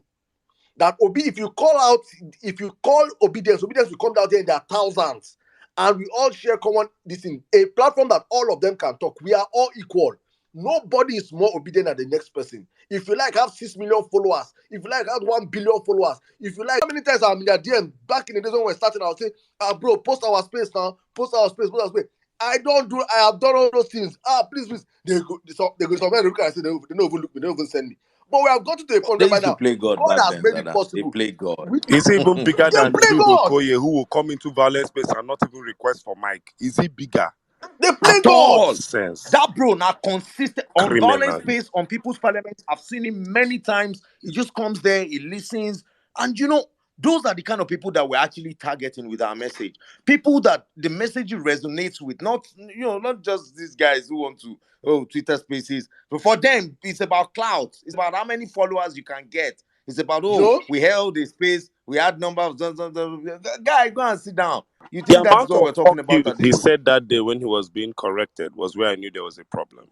In this movement, we've had issues, we've been misunderstood, we've misunderstood each other, but never did anybody, maybe the time we didn't understand where Saddam was. Now we say, Saddam, fuck you, Saddam, fuck you. Because obviously you leave room for reconciliation. So many problems have happened in this movement. Sometimes if nobody understands where you're coming from, you just keep quiet. I've had my issues in this movement. People didn't understand what I was saying, and I kept quiet. But I don't think burning cable and fighting to a point, if there's any blacklisting, I think he blacklisted himself. That's all there is. He was nothing in this movement. He has, in the words of Saddam, no, if the day you get up and say you are not like this Shola Carpenter guy, if he gets up today and says he's not going to do anything for obedience and Quara, one obedient will never do anything before he just get up, say, wait till they do this one and start. That's the nature of the beauty of this movement. As in Komot or as he was blacklisted, we feel him. We know say he get one. Which space? What did they do? My brother, let me even say He something said about he's a grassroots mobilizer. Omar, do you know that as I saw that trade, I was like, I said, now I understand why our politicians, they use us. Something that just happened in October, that everybody vividly saw what happened that day. You don't come whitewash yourself. Where you supposed to hide your face in shame and say, what happened now, but let us move on. You know, I publicly apologized to this fellow on this platform. Publicly came out and apologized. I said you will never ever host such a this thing again. You know your He said it here on this platform. Was it on this our platform? Or was it on another space? We brought him up. It's all love, not be like saying it, but you were not prepared to sell our man. And now this same platform now. He said it was blacklisted. Know your strength. Now we don't blacklist him. No, I want to blacklist with you. Nobody blacklist anybody, my brother. There's no time for all those things. Nobody gets in time. In as much as you are saying gatekeeper, we ourselves also, we are not gatekeepers. So we're not. Let's go look at like say we be gatekeepers. Yeah, you see padlock for my hand. If you want my brother, I just even recently I fucking... checked. This person sent me congratulations since you have hit 1,000 followers on Twitter. I can't look 10,000 followers. I can't look say wow. I was not telling that my old Twitter handle had almost 200 something K. So I know they look all those things again. Yes, now you had wait to concern me. So man, I know they brother, all those blacklisting this. That one, if you fuck up in this movement, own up to your fuck up and move on. Nobody's here trying to gatekeep. For me, it's all movement where youth leader collect. It can't be you. Youth leader collect. If you're throwing the line of our war. Omar, you know that for everything, I'm not saying I'm not gonna make prerogative and say them but I've worked harder in this moment. But if there's one thing where I say don't really hold me back, that say the amount of damage control the violence space have done for this movement.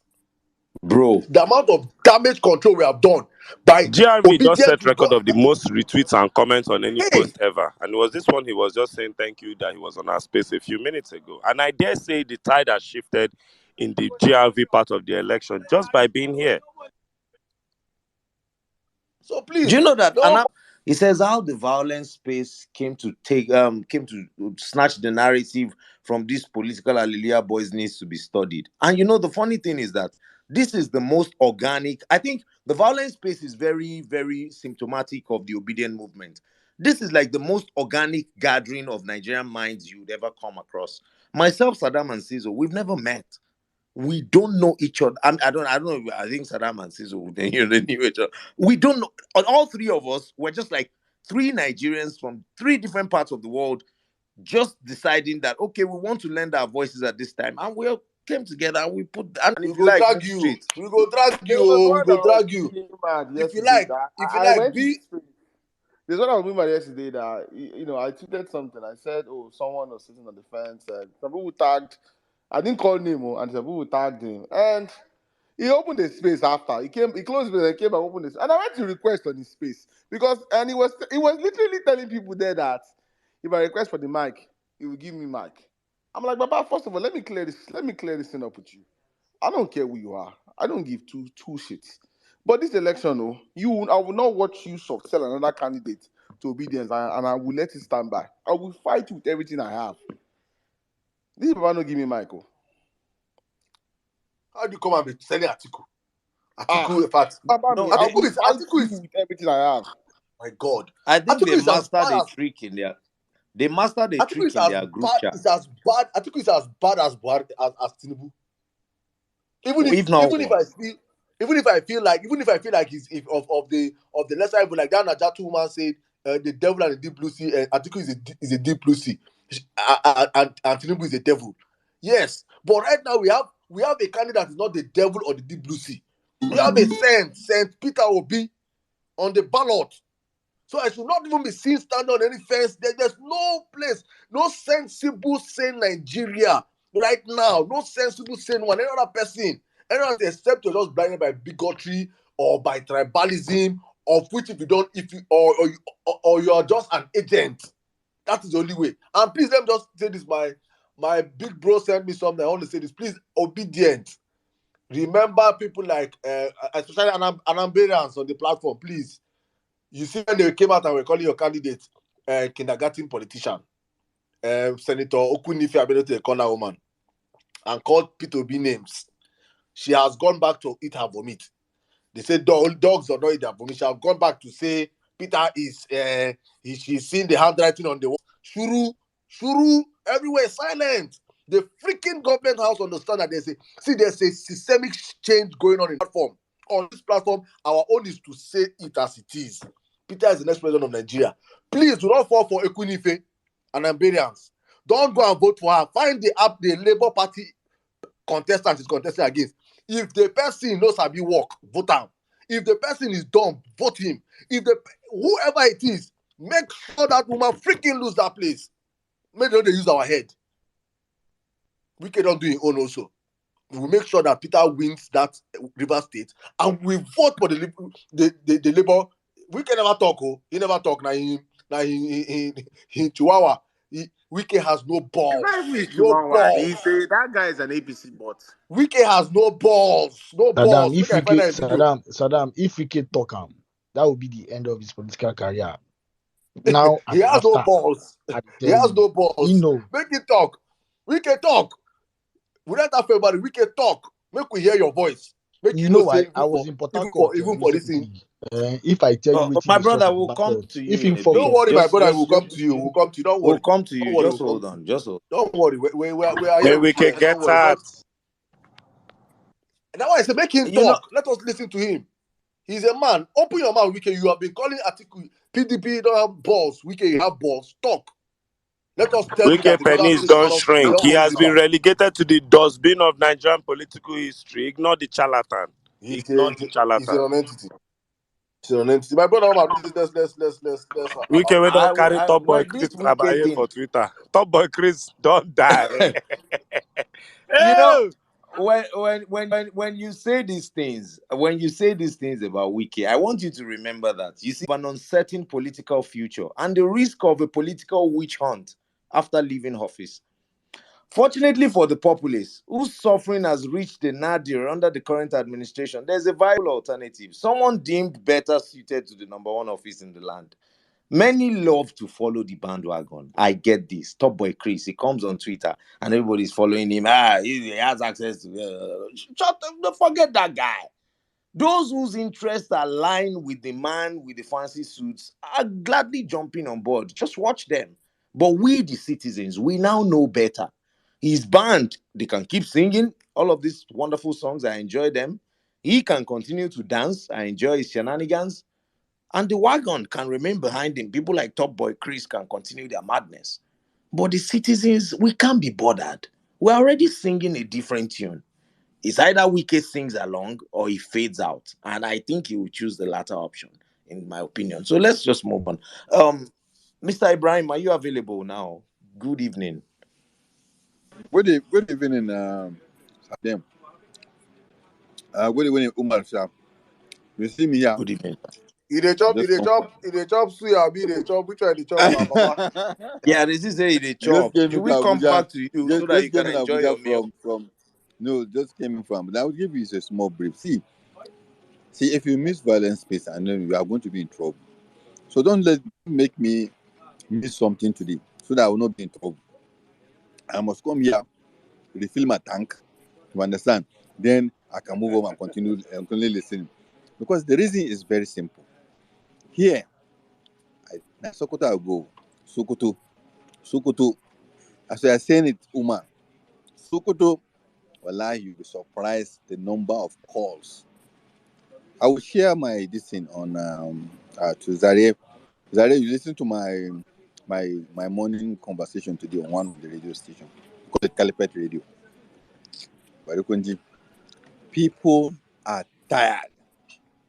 They don't want to even know whether Peter will be an Igbo person or na Christian. They don't want to even know. What they know that they want to punish those people that are punishing them. They want to bring somebody that is not their own because they've been deceiving them with their own. And it's their own that is putting them in trouble. So if they cause Akadi, from their voice, you hear them. You see how angry Nigerians are. They don't like anything that will take them back to that PDP. How? I gave them an example. I say, you did sick for 16 years, they see one doctor. For 16 years, so Sizu, now can't get Omar can't bring another doctor. Say that one carry broom come. Maybe you get Babalawo things to do. So you can't carry for another 8 years. Sick you don't become more more seriously sick than the sick we did before. So now somebody is not telling you, you see, Sizu, don't worry. Let's go back to that first 16 years doctor where you suffer from. Even though there is another doctor where I hear about him, he say him for state and do better thing. A lot of people just this kind of sickness where they sick.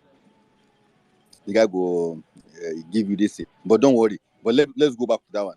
It didn't make sense. It's not making sense. You can tell us to go back to PDP because we suffered on the hands of APC. We would know that it's not even a gate that differentiate or a fence that differentiate APC and PDP. That's why they just move around like they are flying from toilet to bedroom, from bedroom to this thing to Palo. Because it's the same thing. It's the same house, APC and PDP. So what we told them, we said, see Sokoto, see how dangerously your boys have now become thugs because they can't go to school. If you see how that area boys carrying machete, carrying everything, then in Hausa, I gave them a story in Hausa. I said, how will a woman feel after carrying your baby for 9 years, after labor, after taking care of that young person? At the end, that boy will not be useful to himself, will not be useful to his father, will not be useful to his mother, he will not be useful to his street. He will not waste that person. I say, as a woman, if you see the kind of woman we call that program, every woman is calling, they say, we are going to go and vote this man. Because I said, these people, they did not protect your children. They did not protect your children. And during that was stampede in that APC, PDP program. One of the ladies that I even know the woman, she died. It just buried today.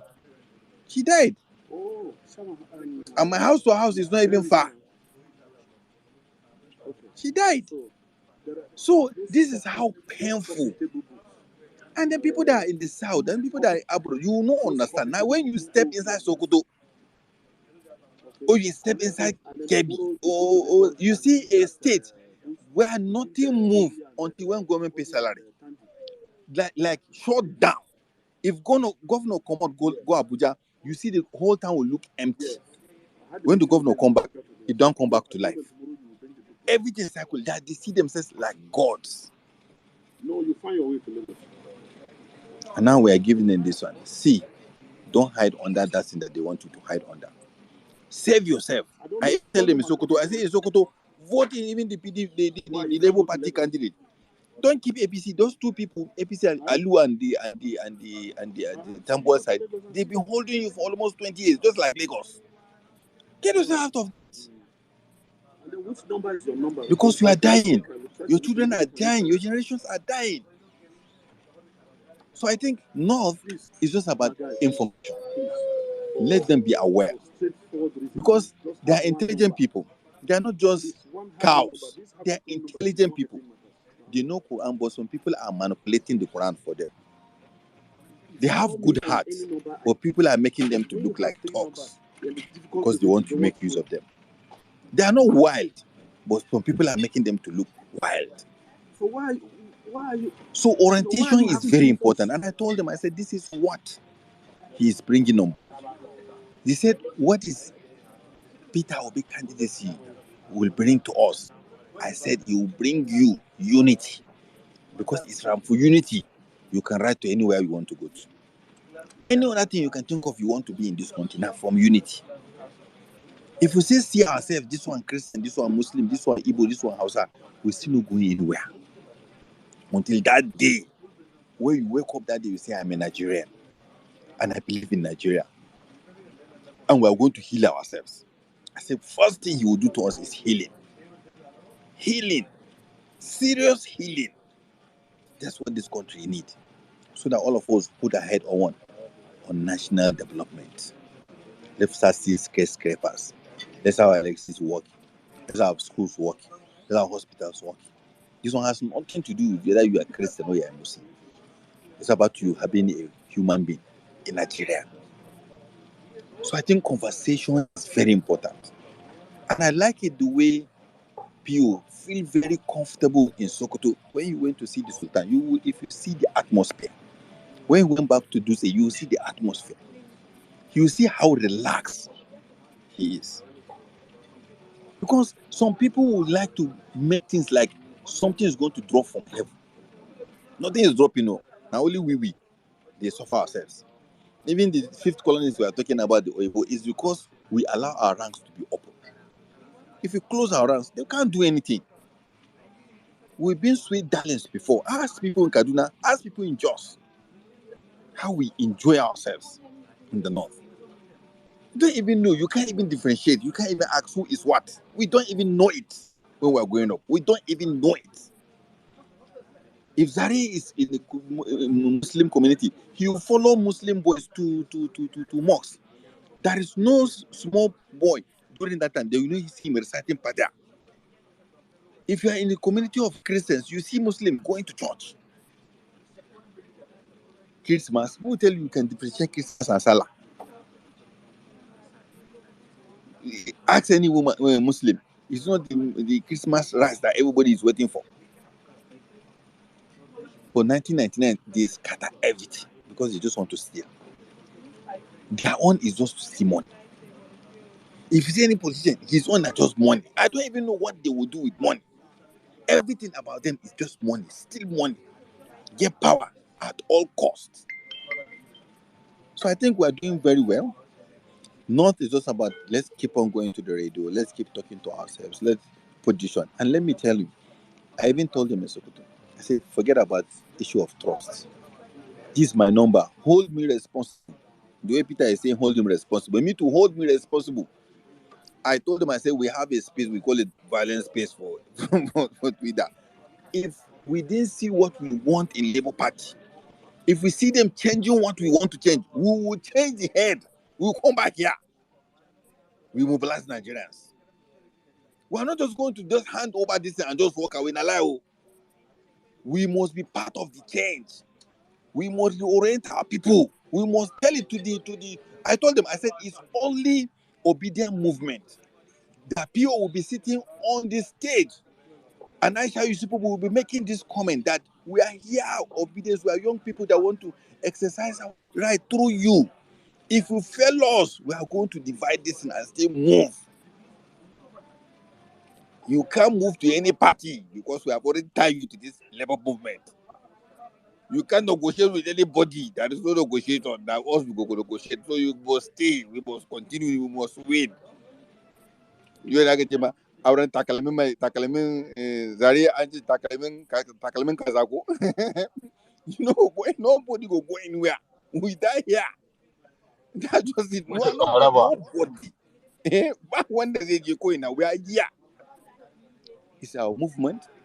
It's our team. We want to do it, and we must do it.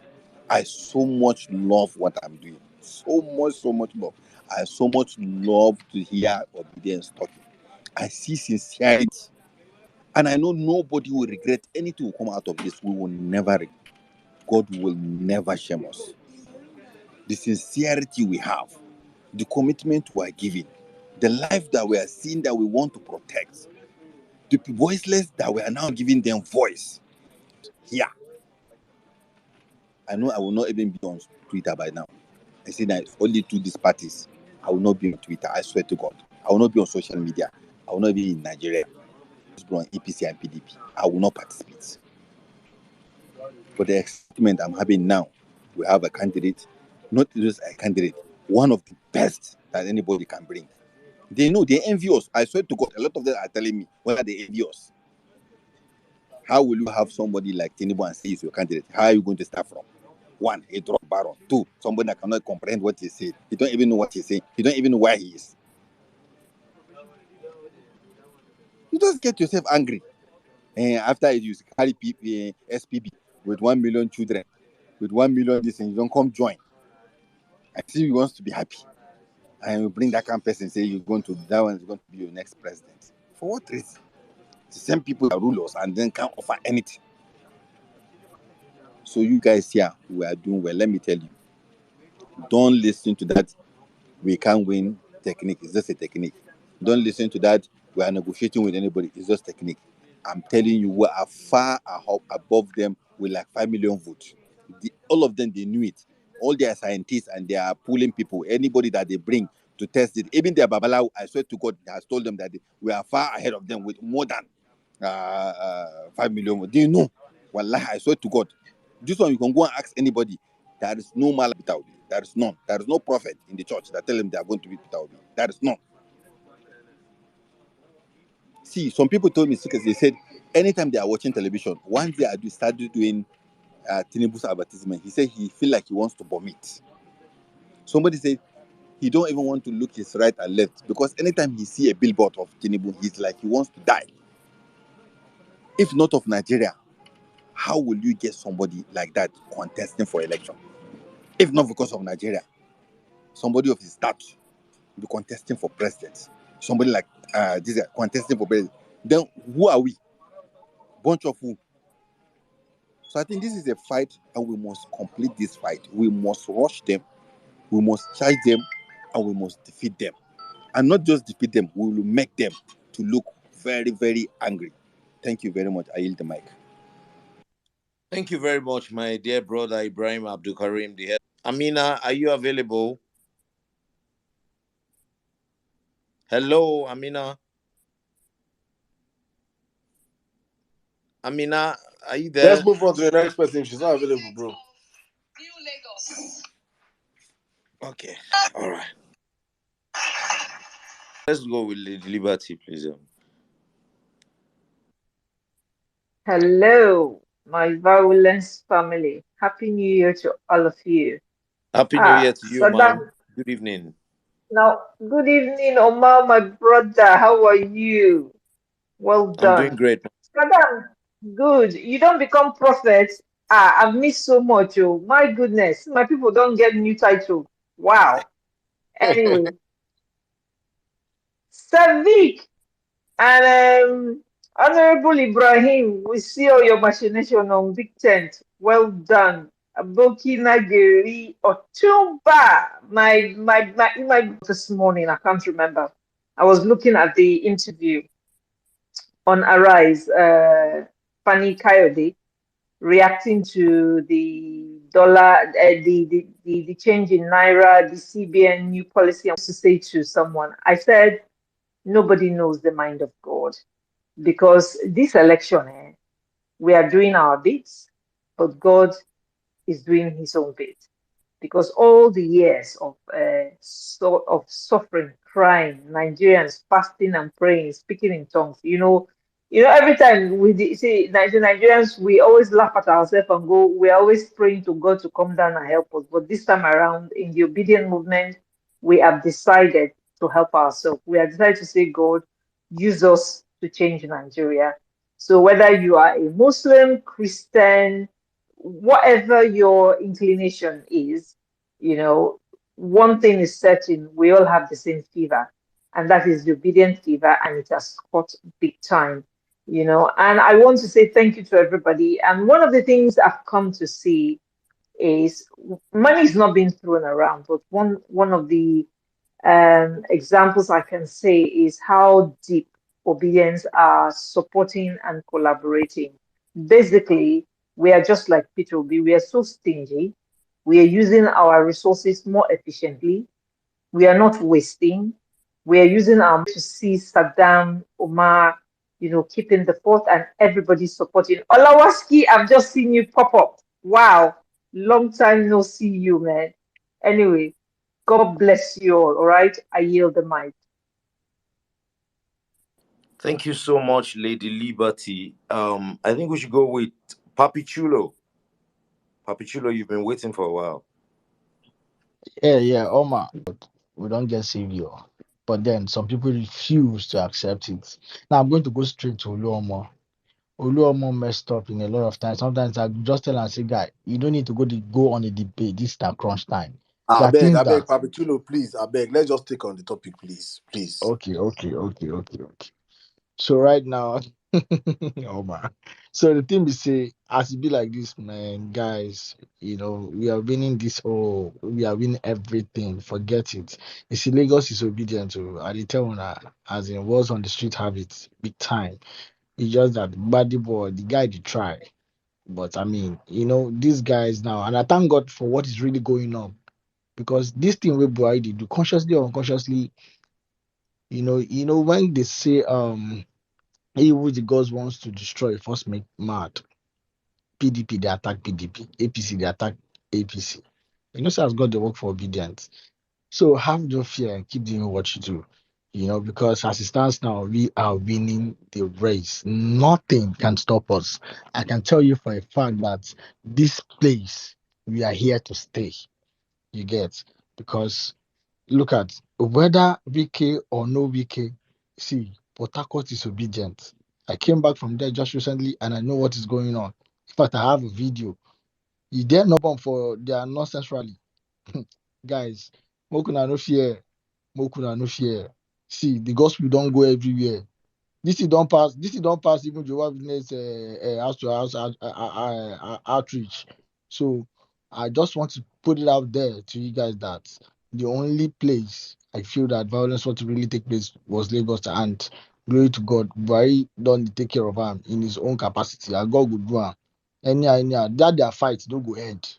God would put us under for the middle, so that they go the fight. And I pray for Tinubu to continue to make more blunders so that Atiku, the two of them would attack each other. Buhari will come to attack Tinubu. So it will create peace for us as we the campaign for a man. So God will do it for us. So I just want to tell you guys, don't give up. We're just starting. They don't know what's coming yet. They never saw us coming. We have changed the narrative on Twitter. I will continue to do that. Please, for your mental health, avoid some spaces.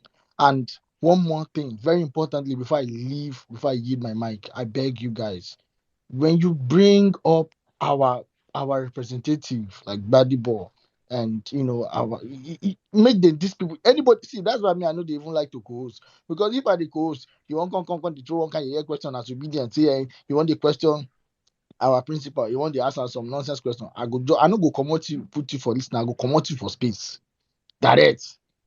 Because you no go APC space, see them they do all those nonsense. No, they know that they attack themselves. Why should we be attacking ourselves? In fact, we should be promoting ourselves. We should be counter-attacking those people. Whenever they put out anything against us, make we go change them.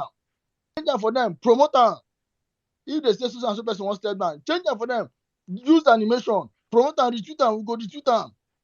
If you go on my this thing, anything about Obi now, waiting at the retweet. Because why? That man needs to be where we have him to be. He has to be there. He has to be the president of this country. Forget it. They know from 4 people tweeting in a room. Look at where we are now. Just look at. You understand? Sometimes even imperfect, I tell you, okay, open space. Even when he's not, go say, papi. I say open space. I go join. They make me co-host. At least I know co-host because I too the vex. I go command anybody we talk nonsense. They tell me say, Papa, in the obedient back big time. You understand? Bullet nearly want to tear the guy head during NSAS. Now, person I know, maybe NCCP know. So, guys, we have a lot of people who are obedient. You get, you see this guy, this Aquabum guy, Omar, that is this comic guy. The guy is behind us big time. They give them all to anywhere you find yourself. Defend Peter Obi, Labour Party. Labour Party should always be on your lips. Don't go the talk say Obi is a saint. As it stands, see, Obi is a saint. I don't know what anybody want to say again. Obi is a saint.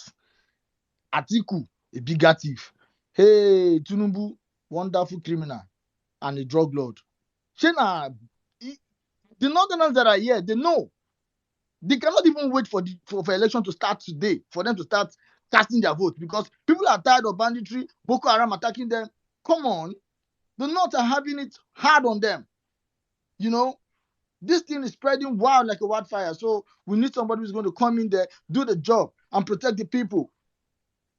Otherwise, people are ravaging mad. For me to collect 20,000 naira today, man, I had to stand under the sun like a madman for hours just to get 20K. And that 20K is now waiting the ATM fee dispense as it stands.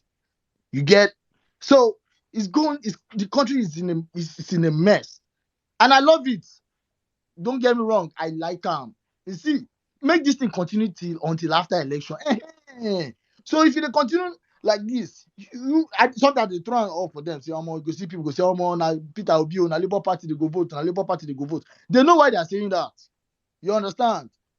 I'll come there and say, you where you say they support APC, they support Mikano. You go come here, constant, queue for hours, they drag line, you want to collect money. How you dey feel, sef? How your conscience they tell you? You dey reason at all.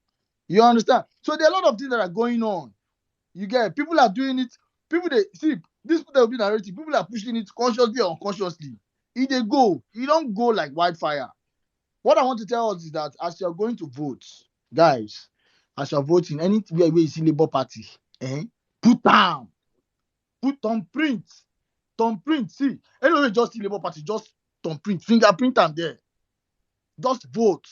No be usual, and let nobody come and start selling one narrative. You say you dey SDP, you say you dey one party, yeah, you want to align under Peter Obi. No. Let's clear that narrative. No, cut it off because people they run that bullshit online and offline. Please, I beg, Sirdam, no vex. I put you on the spot. I say I beg the open space, even when you know suppose. I know say you know easy, but we need it now.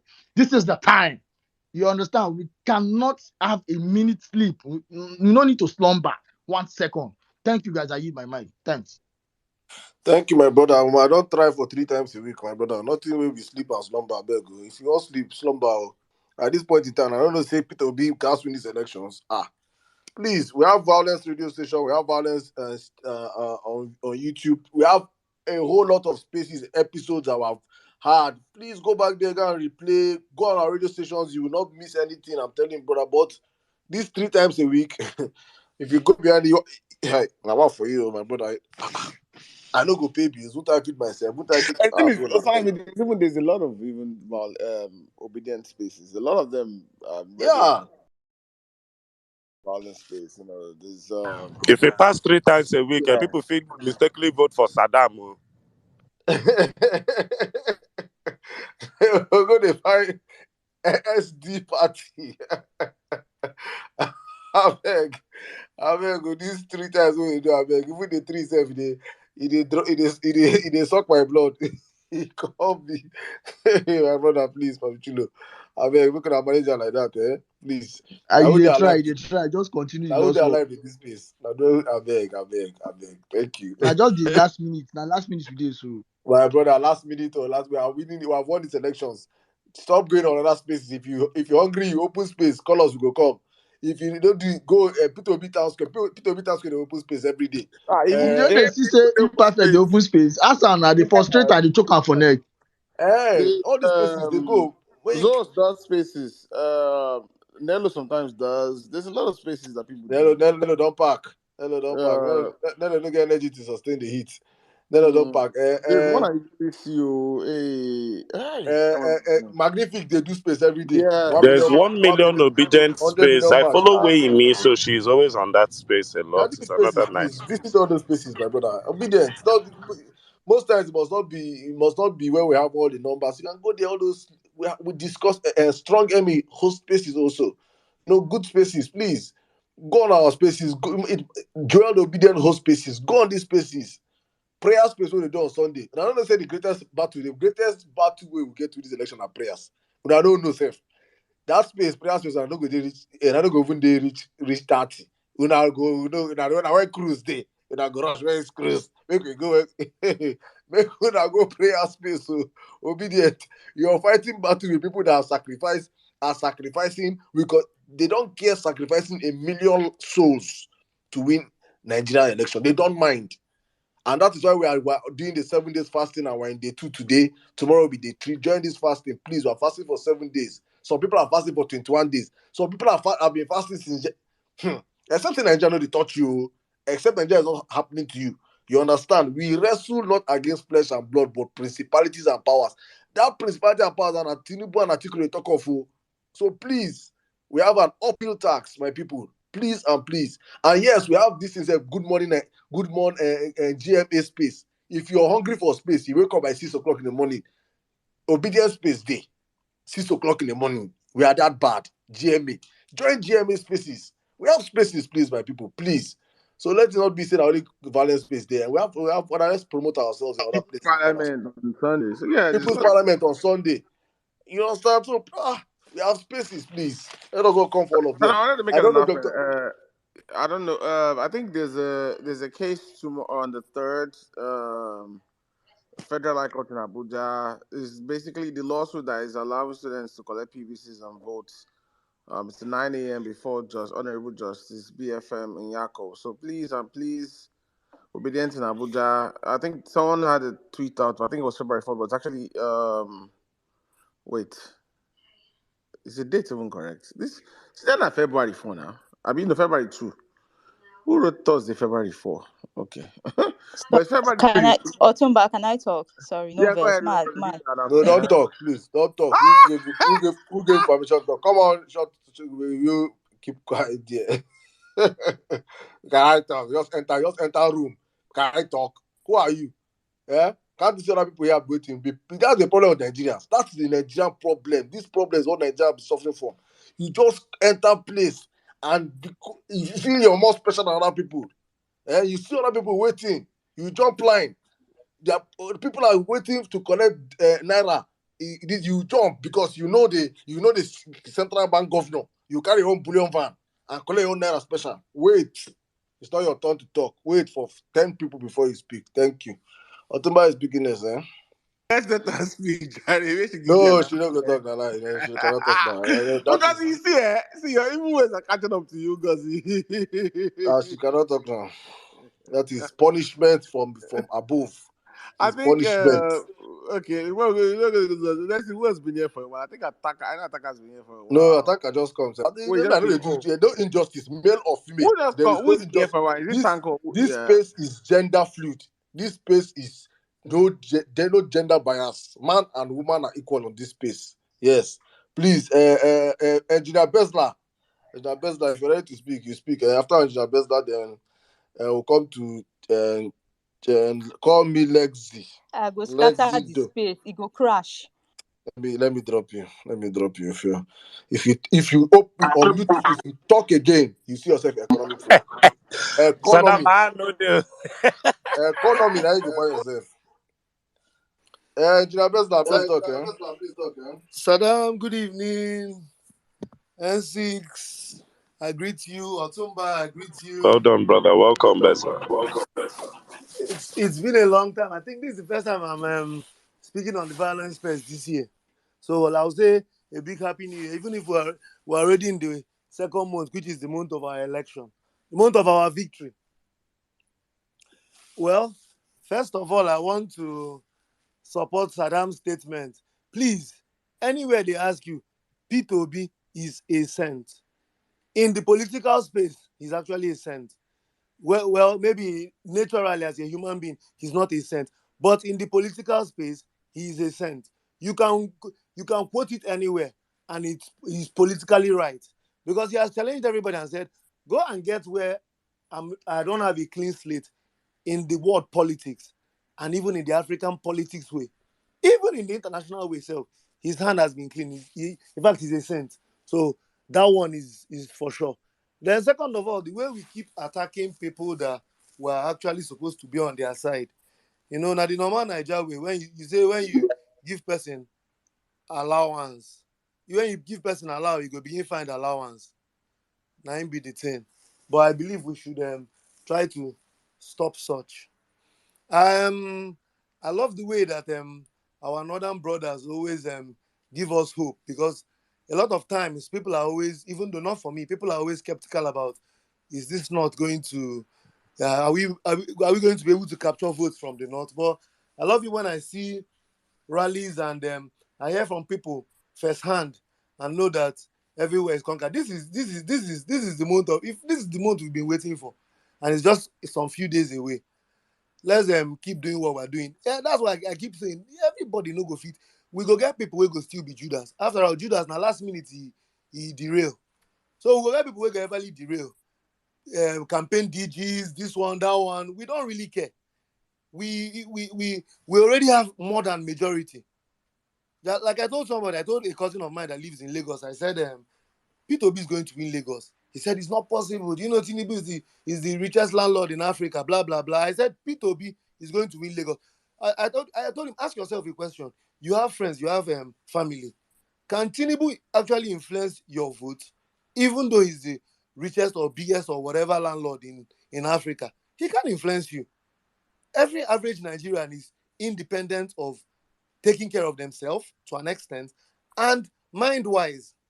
So you can't really influence people. A governor of a state cannot influence votes in his state. And this is not the time of, you can't rig election again except vote buying, which is very, very hard now. People will collect your money and vote who they want to vote, and you cannot do anything. So even all these politicians, they are very scared. A lot of them are not releasing and doing out money the way they normally do in elections. And P2B has really changed the narratives. Man, this is victory for us. It's just so unfortunate for them that when they thought it was their time to get what they felt they deserved, the masses have taken over. And you know, the suffering that keeps hitting Nigerians keeps making them say, we don't want these people around power again. We've suffered too much in their hands. We don't want them around power. And you know, that just like somebody said, when God takes control, different things happen in different mysterious ways and ways you can really not explain. So when people say, is he going to win? It's a sure win.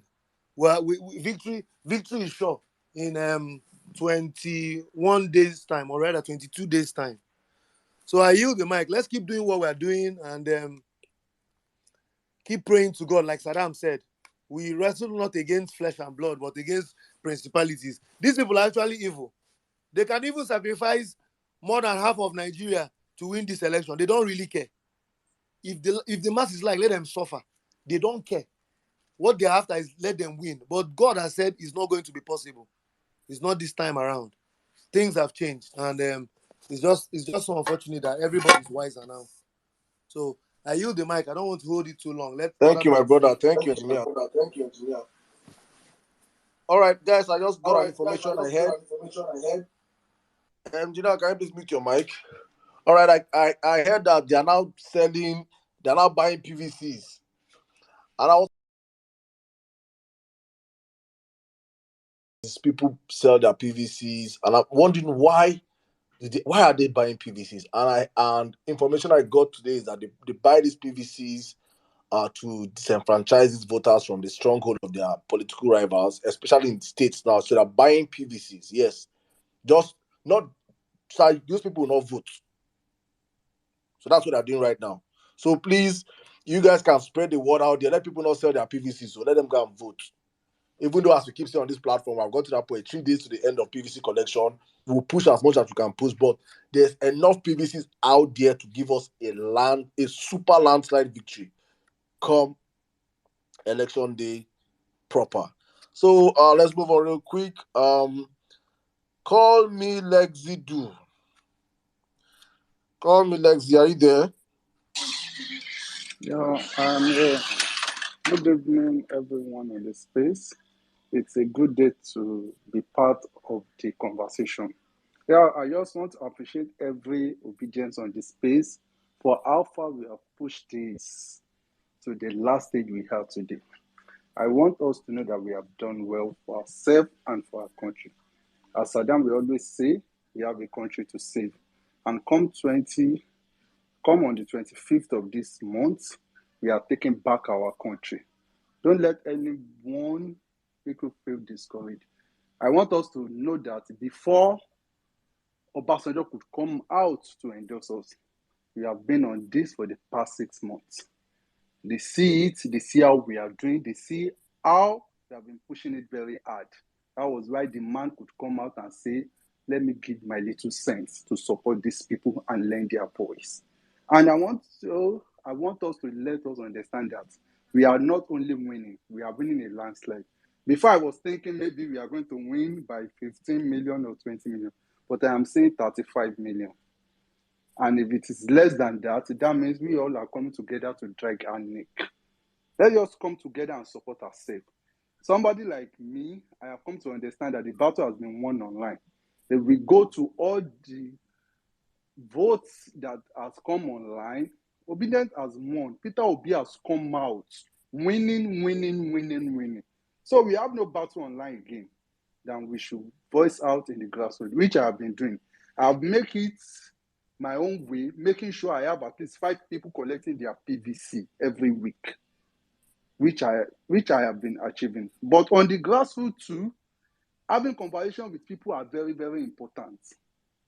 I want to know how many people I am going to the polling unit on the 25th to be sure of what I am going to get for Peter Obi. That is what I want us to all understand and do. I have this conversation one-on-one, and not that I force Peter Obi on them, I ask them, who are you voting for? And you will understand that everybody don't have any choice. It is either Peter Obi or Peter Obi or Peter Obi. Nobody again have any other choice again on Nigerian streets. If we look for the past 1 or 2 weeks now, all Nigerians have been on queue. If you are not on queue on ATM, on queue inside the banking hall, or on queue for fuel, on queue for PVC, and the last queue is coming on the 25th. Now imagine, those who make you go through this 4th queue, you now want to go and give them your vote. You know that is not possible. We have suffered enough. Let us come together and let's take back our country. You see that Lagos, it's just this list. Obedient is taking it. I don't know who analyzed it. Maybe it's on this place, I can't remember. APC has never won in Lagos State. They rig it. APC has never won. That's what gave me confidence. I even tell people, tell me one election that APC has won in this country. We all know Jonathan gave it up in 2015. PDP gave it up in 2019 just for their own personal selfish interests. Now again, and let me tell you, we are going to end up giving Buhari the best accolade if he can do this. As he is going now, it should be going like that. And I want us to understand, I guess it is PYO that is giving him all the clue. Because I don't think Buhari can do it alone without this man called Oshibajo pushing him, take these people out, take these people out.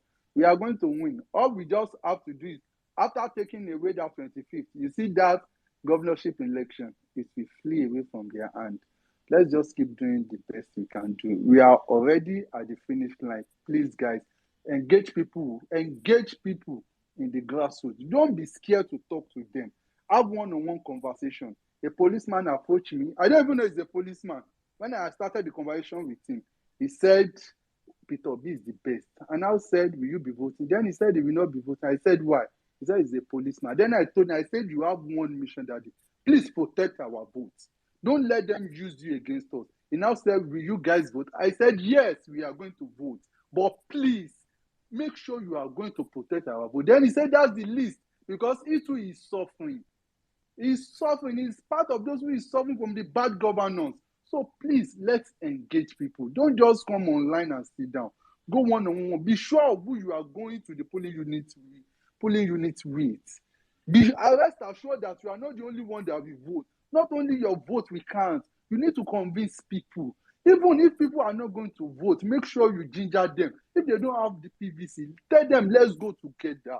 You see, let's both decide our future together and let's see how it's going to come out to be. I tell people, how will you spend at least 6, 7, 8 hours on queue on election day and you vote for a man that cannot climb a step? Are you mad?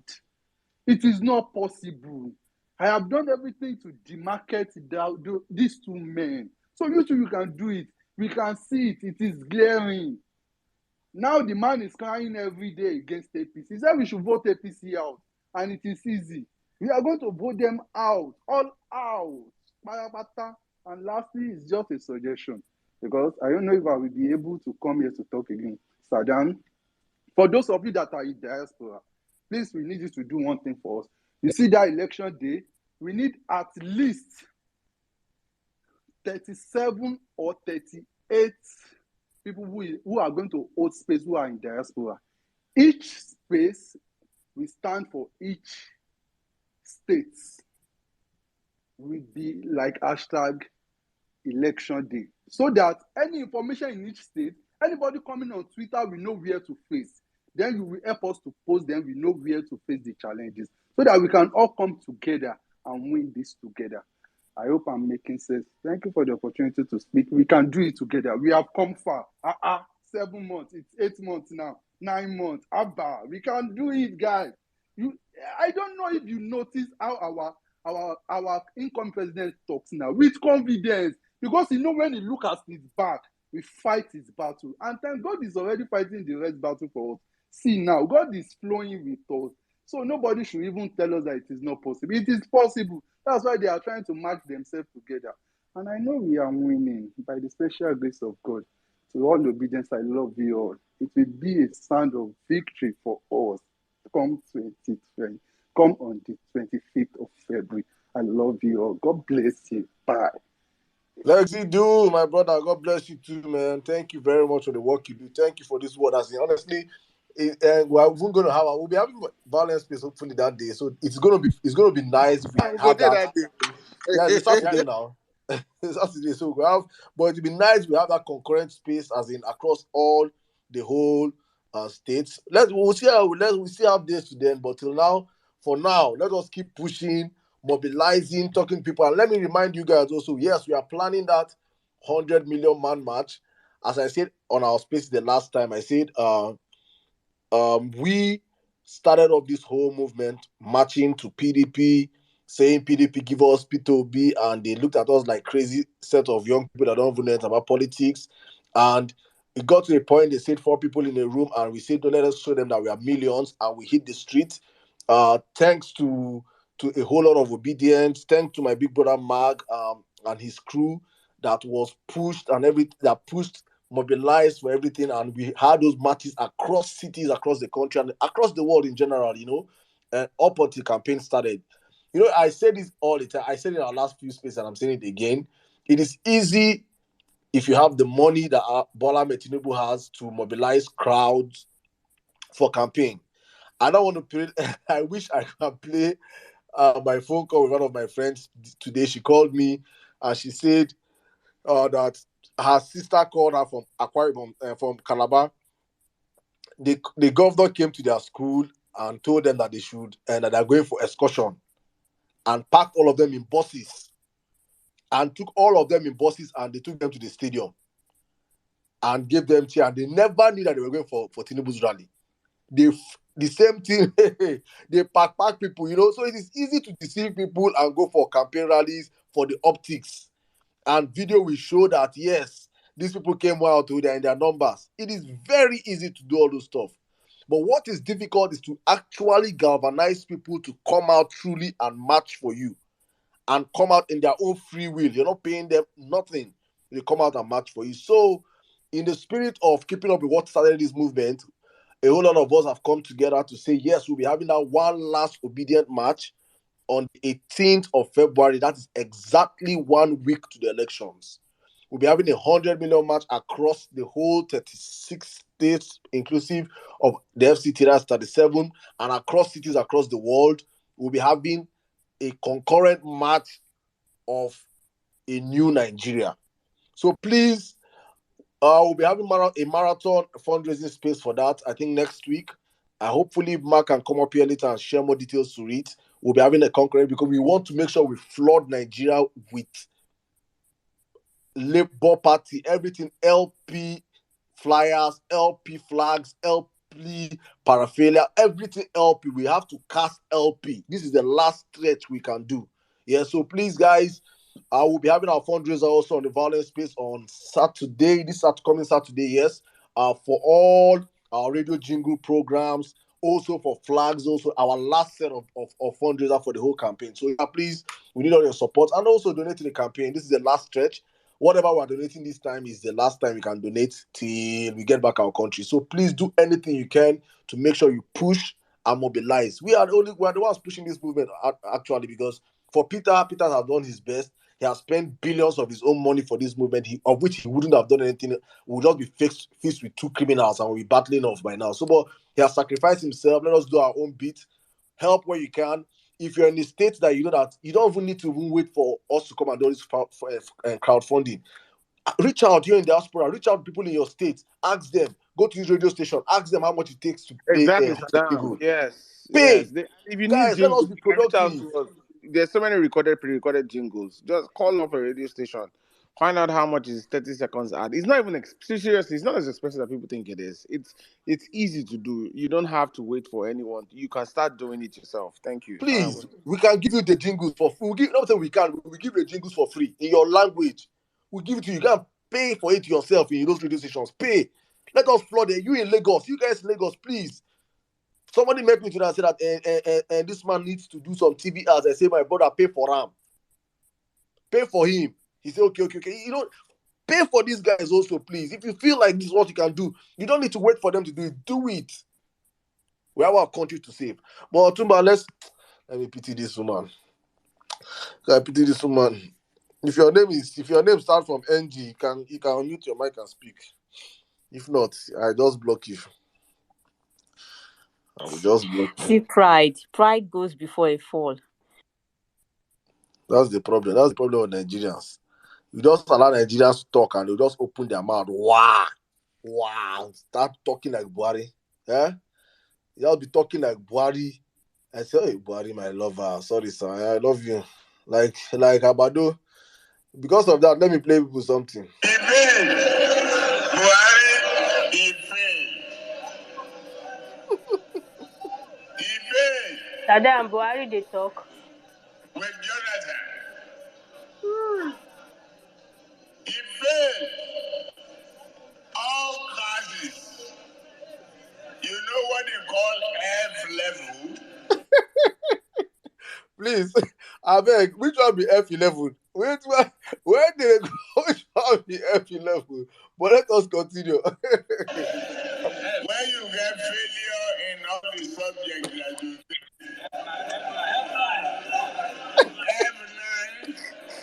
F9, I say this man no go school. He no go They school. He correct. no go school. He no go school. He no go school one day. Baba said that F11, the gas corrector said that F9. So, oh, hey, My Tinubu. brother, Oh this my man no go school. He no go school. This man no go school. Hi. Oh my goodness. Ngozi, please talk, oh, please, before you don't even After attack all my the network. shakara. Anyway, I wish I greet you. Good evening, Abi. What time is it where you're spacing? Okay, thanks for the opportunity to speak. Even though I'm not supposed to thank you because you're very proud. So tomorrow in Abuja, we're having the hearing of the case, the students' case in Abuja. So please, please, I don't even know where it is. I should I put it on the jumbotron? I don't. Why am I even begging you?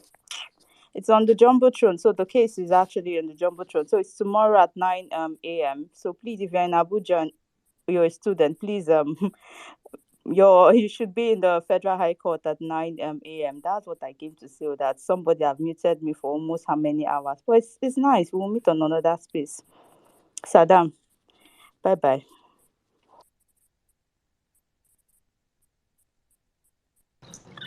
Saddam na NG fit you. May collect space, no collect space again. One man they talk to go. Collect your space now. If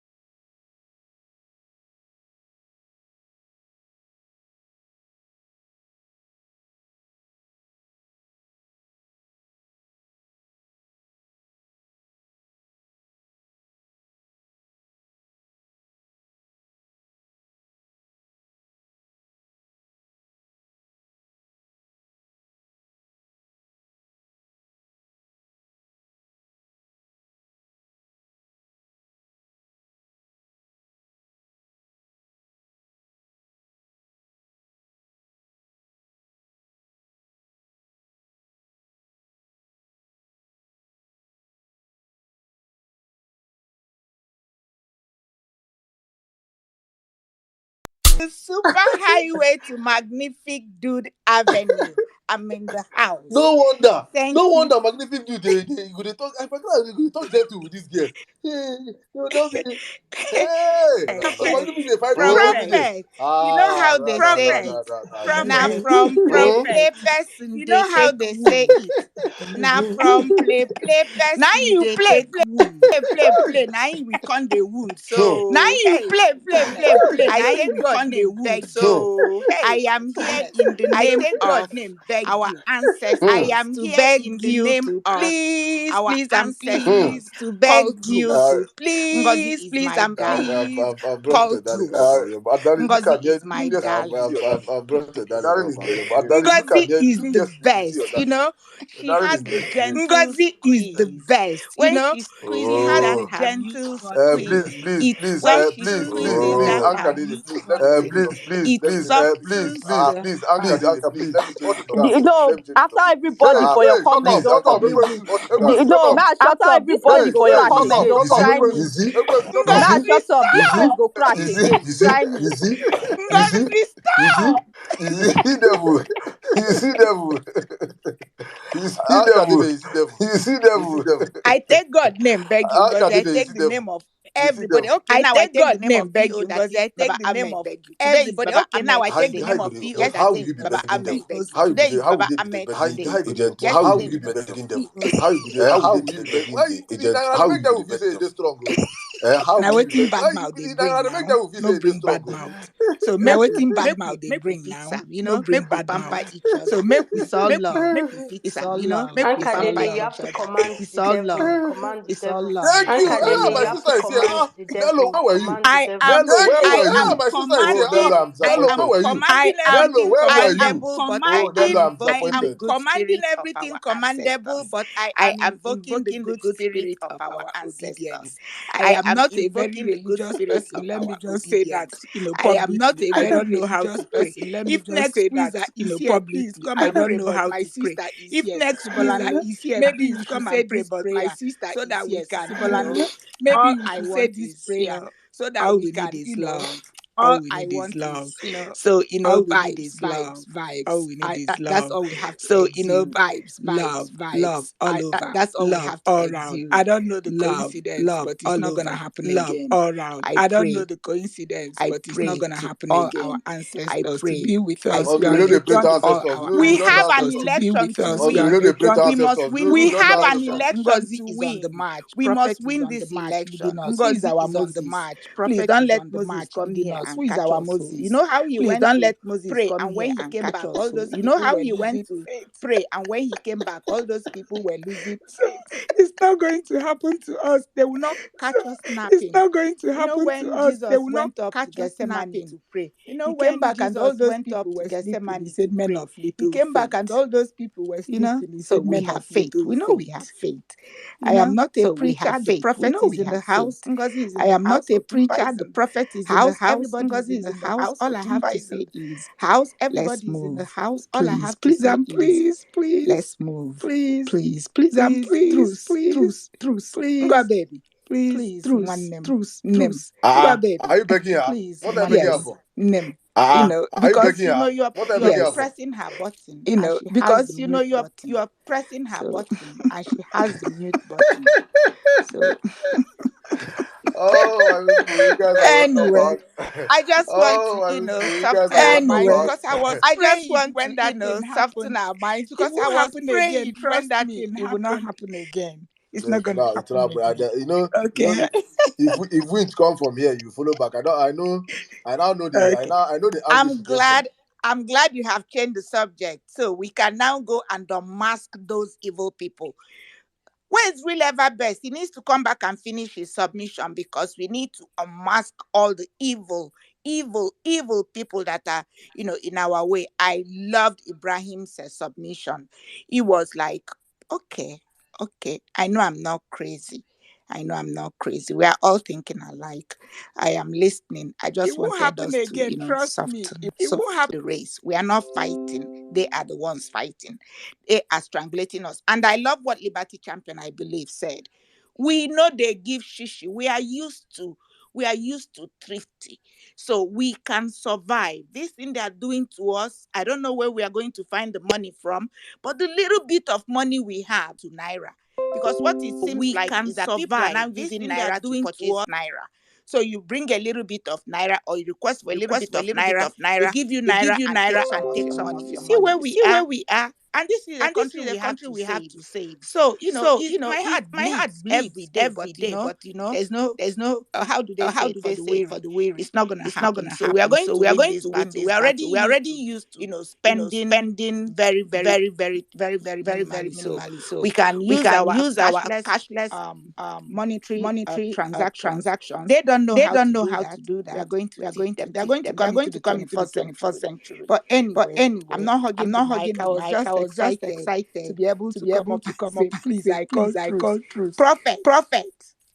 I went to Magnific Dude space yesterday and he said, you find me 1,000 flags. Up it to. He added four, upping it to 5,000 flags. So can we use that to settle? Oh, come on, Anka. You've done a whole lot now. But if you can make it 6,000, you see when bandits, space bandits, that these guys like Boko Haram. Oh my goodness. Hey, obedience. Well, actually, please. It's 6,000 flags now for truce. Are we game? 6,000 obedient flags. Are we game? Or the war will continue. Because I'm a warrior. Anka did say some 6,000 flags. Are we game? Anka did. Can you hear me?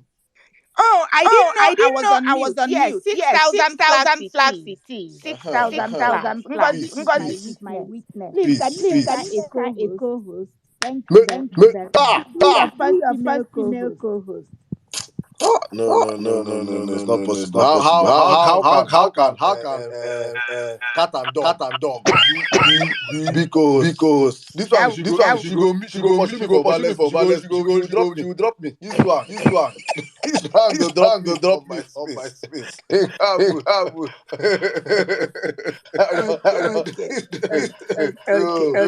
I was thinking of it, but no. She fit even drop me at Otumba. We no go speak space again.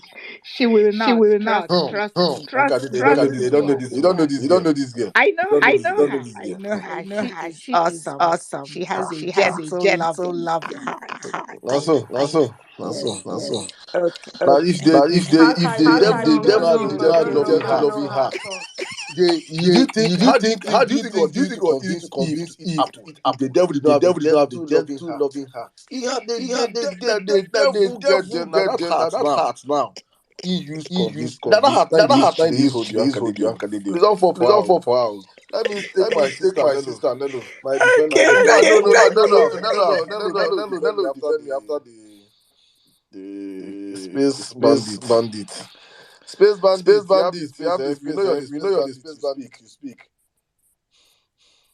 Space bandit. See your life. I know you're jealous. I don't want you. First of all, space bandit apologize to all the people crashing that last space before God. Which crashing the space? Now me say me no get better network. Only God know where you go put your leg. Now me say I apologize nonsense. Anyhow, Sha, I've warned you so many times. If you allow me way too much on this space, the space go crash. This is the second time. But you don't listen to elderly. You see my hair, white hair. If you listen to me, you will know. Anyhow, Sha, I was giving an announcement. Please, if you're a student in ABJ, please go to the High Court tomorrow at 9 a.m. We have the case of I don't forget the name of the case against INEC and the Minister of Education, so that students can vote and also pick up their PVC. So please, if you're a student, make sure you're there. Thank you so much. And Sirdam, last one. Thank you. Ma, go find a pizza for the. I beg, Nelo, cleanse the space, please. Cleanse it. Nelo, please cleanse the space, Thank you. Nella, are you there? Abi, she don't block your voice. She don't know. Hey. Now, wow. Mommy B, are you there? I'm here. I'm when the space started to shake, I was like, "Hey, Sirdam has offended somebody. He has offended somebody." Oh my word, that was just so funny. Oh, that was so funny. Gosh. Ah, when you see Ngozi and Nello on the space, cat and dog fight all the time. So she brought it. Oh God, God give me strength. Oh my God. Now I just need to stop laughing. Okay. My sister Academia, I can see you laughing. Um. Okay, let me quickly speak. Just remind everybody today is Dr. Dati Appreciation Day. If you have not tweeted under the hashtag thank you Dati, can you please do so? Let's get it to trend for the few hours left in the day. And don't forget to donate to the campaign. We're asking for a minimum of 500 naira. Those of us in the diaspora, your own is not 500 naira, so don't, just do the needful. Also wanna, do a high five to Peter Obi. His campaign, the rally yesterday in Sokoto was awesome. Today he went to Kebbi, and where else did he go to? Zamfara. Thank you. And when you look at Stacey, you're not expecting a whole lot but you see the people that turned up, the enthusiasm. I mean, it's unrivaled. It's just, yeah. So at this rate, the North might be giving will be more more votes than the South, which is a good thing because it means it helps us spread. Right. So that said, GRVK obviously came earlier on. He didn't talk a lot. I'm glad that my bullying of Professor Dan behind the scenes meant that I was able to ask the question. And he answered, well, to my satisfaction anyway. It's clear that he's bringing experience from the West, which, considering the way Lagos, the whole geography of the state, will work very well. I also got to speak to him when he was here in London, and he kind of was, he's not Peter Obi, but he's that kind of a man who's determined to get it done, right? And we just need to support him as best as we can, right? That's that. Tinubu AlphaBeta. Remember when back in September, or I think first it was summer, then David Hundeyin revisited it in September when he did a deep dive, and he found that money was going to a company in Colombia. Obviously, those of you that know how the drug trade works, where it originates from and how it comes into Africa, would know that there's no way that wasn't money for to pay for drugs. The sad thing is when APC PDP started fighting each other, they didn't really do a deep dive on well, they didn't pick what's already out in the public. I've said that, look, all this their fight is distraction, and it feels like it because when PDP said they wanted to take Tinubu to court, they didn't take him to court on perjury, which was clear cut, right? They were like a drug indictment in America, blah blah blah blah. And anybody who has a good understanding of the electorate will know that that's bullshit. You can't. It wasn't here in Nigeria. It wasn't over there in Nigeria, and so there's nothing anybody could do about it. However, the perjury one, a court could compel the Inspector General of Police to act on it and investigate it, right? But they didn't do that. Anyway, back to AlphaBeta. The case he had with this guy that recently settled, he settled the guy. I was like, this is a case that Tinubu burnt a whole high court in Lagos for, so that they, and that's it's a mafia move when you feel that the findings of the court are not going to be in your favor. How about we just burn the whole place? And that's why when a lot of people don't know how dangerous Tinubu is. You see, as far as I'm concerned, that contract with AlphaBeta, it needs to be incinerated. Like get all types of accelerant, pour it over it, and just so that it doesn't. Because it's a way. They're using it as an SPV. They're using it to launder money. What kind of deal is that? And it's probably the reason why I get very upset when people say Oshibajo is better. I beg your pardon. Who sat with the committee, committee that agreed for that contract? Who do you think was on it? It was him. I think Fowler was on it, and some other people, right? Anybody that has ever worked with Tinubu, check it.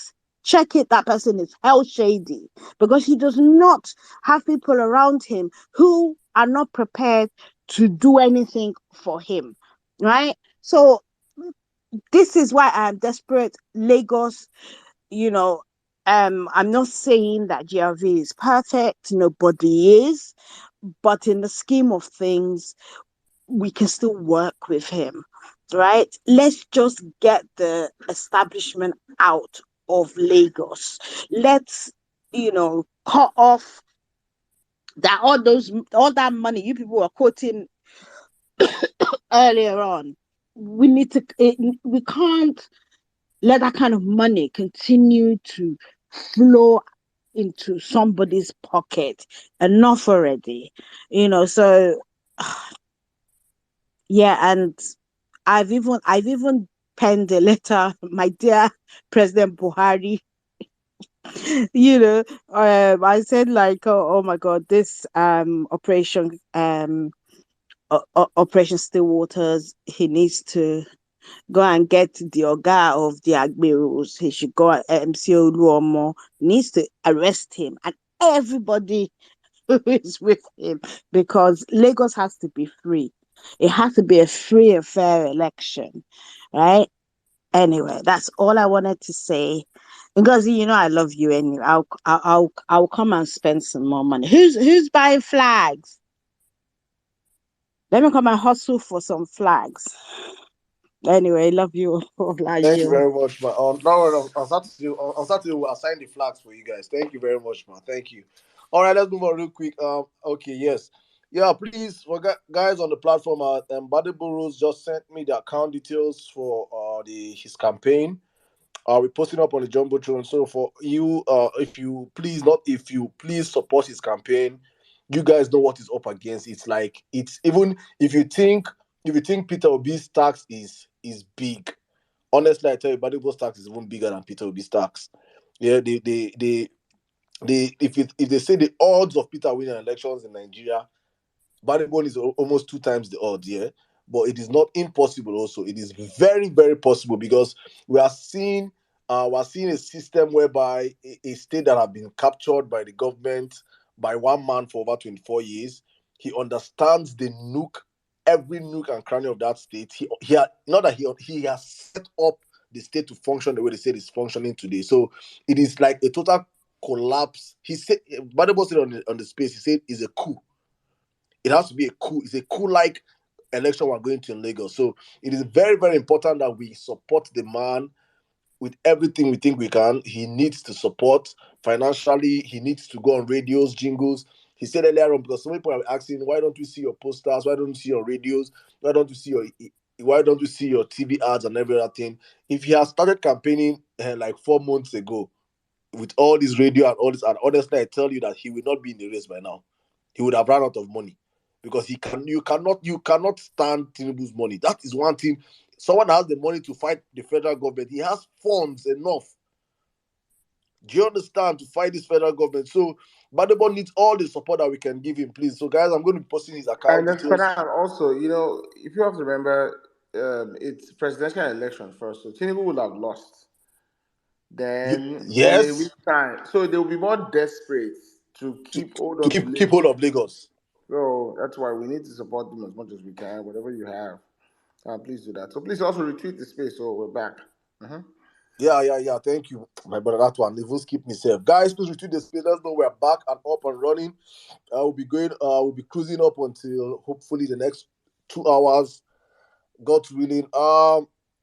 Guys, we're back on the topic. Maxing Tinubu's AlphaBeta and the Thuggery in Lagos. Let's just take the next speaker. Attackers, my brother, how are you doing today? Good evening. Please track your submission within 4 minutes, please, my brother. Good evening, Sirdam. Otumba, my hero yesterday. Omar, thank you very much for what you do yesterday. Okay. No, I know that because the video is not back. Go back to guys. Let me tell you something. Let me tell you something. What you did there. Let me just tell you how PDP. Like this guy called Tom. Is it Tom Chris or what that say that he live in Port Harcourt? That fool. These now all these kind of boys that stay in either Waterside or this in Agri. That maybe they may even have phone that they be able to be tweeting. Let me just tell you now, their structure they are talking about is just like maybe they can be able to call all these talks. That is the reason why these politicians are crying now. They don't have the money. The money is no longer that. Do you know that when they disburse that money, that new money, to all bankers, instead of the banks to go and dispense this cash to people, they now carry it and give it to politicians. Then they may feel they have to tell them that where are the money? That is the one they wanted to involve EFCC. So that is the reason why they have to still go back to those politicians. Oh, yeah, give me the money. And that is the reason why the money is not entering the market this week. That is what is happening now. And that is the reason why they have to raise their arm to be crying up and down. Naira, this and that. They are trying to use that money for intimidation, for Thuggery in election. And that is what is trying to suppress voters, especially in Port Harcourt. If there is no Thuggery, man, I'm telling you that Rivers State is going to give complete not less than 2.5 million votes. That is a fact. That is a fact. That is what is. Let me just tell you that in the street of Port Harcourt, the voice of the common man, the voice of the people in Port Harcourt only is Obi.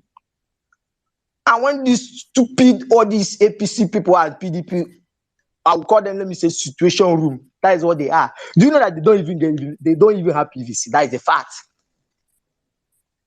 How they do their rallies, they will just go to all these universities, call SUG president and the rest of them, ask them how they go organize to them, blah, blah, blah, before they fill the whole stadium. That is how they normally used to do. That is how they normally used to do. So nobody should be trying to taking this PDP and boy in terms of Twitter. Nobody should take them very serious. Nobody should even take them serious at all, because their own work is try to derail the conversation and see how they can be able to be paid so that they can be able to organize. And people that normally used to organize all these, their local government chairman, that's the people that normally used to organize all these rallies and talks. But now they are not crying because there's no money to share again. There's no money to share. So what you did that yesterday is just to try to shut him up. So I just thank God for what is happening actually, because I just came back to Aba, man. What is really happening? The street of Aba is that is, everybody is talking about the election now. As it stands now, everybody is talking about election. So to me, Sirdam, what that jingle now, I also want to see how you can be able to sponsor jingles in Akwa Ibom State so that it can be hitting back to back, honestly. So that it will also affect the rural voters.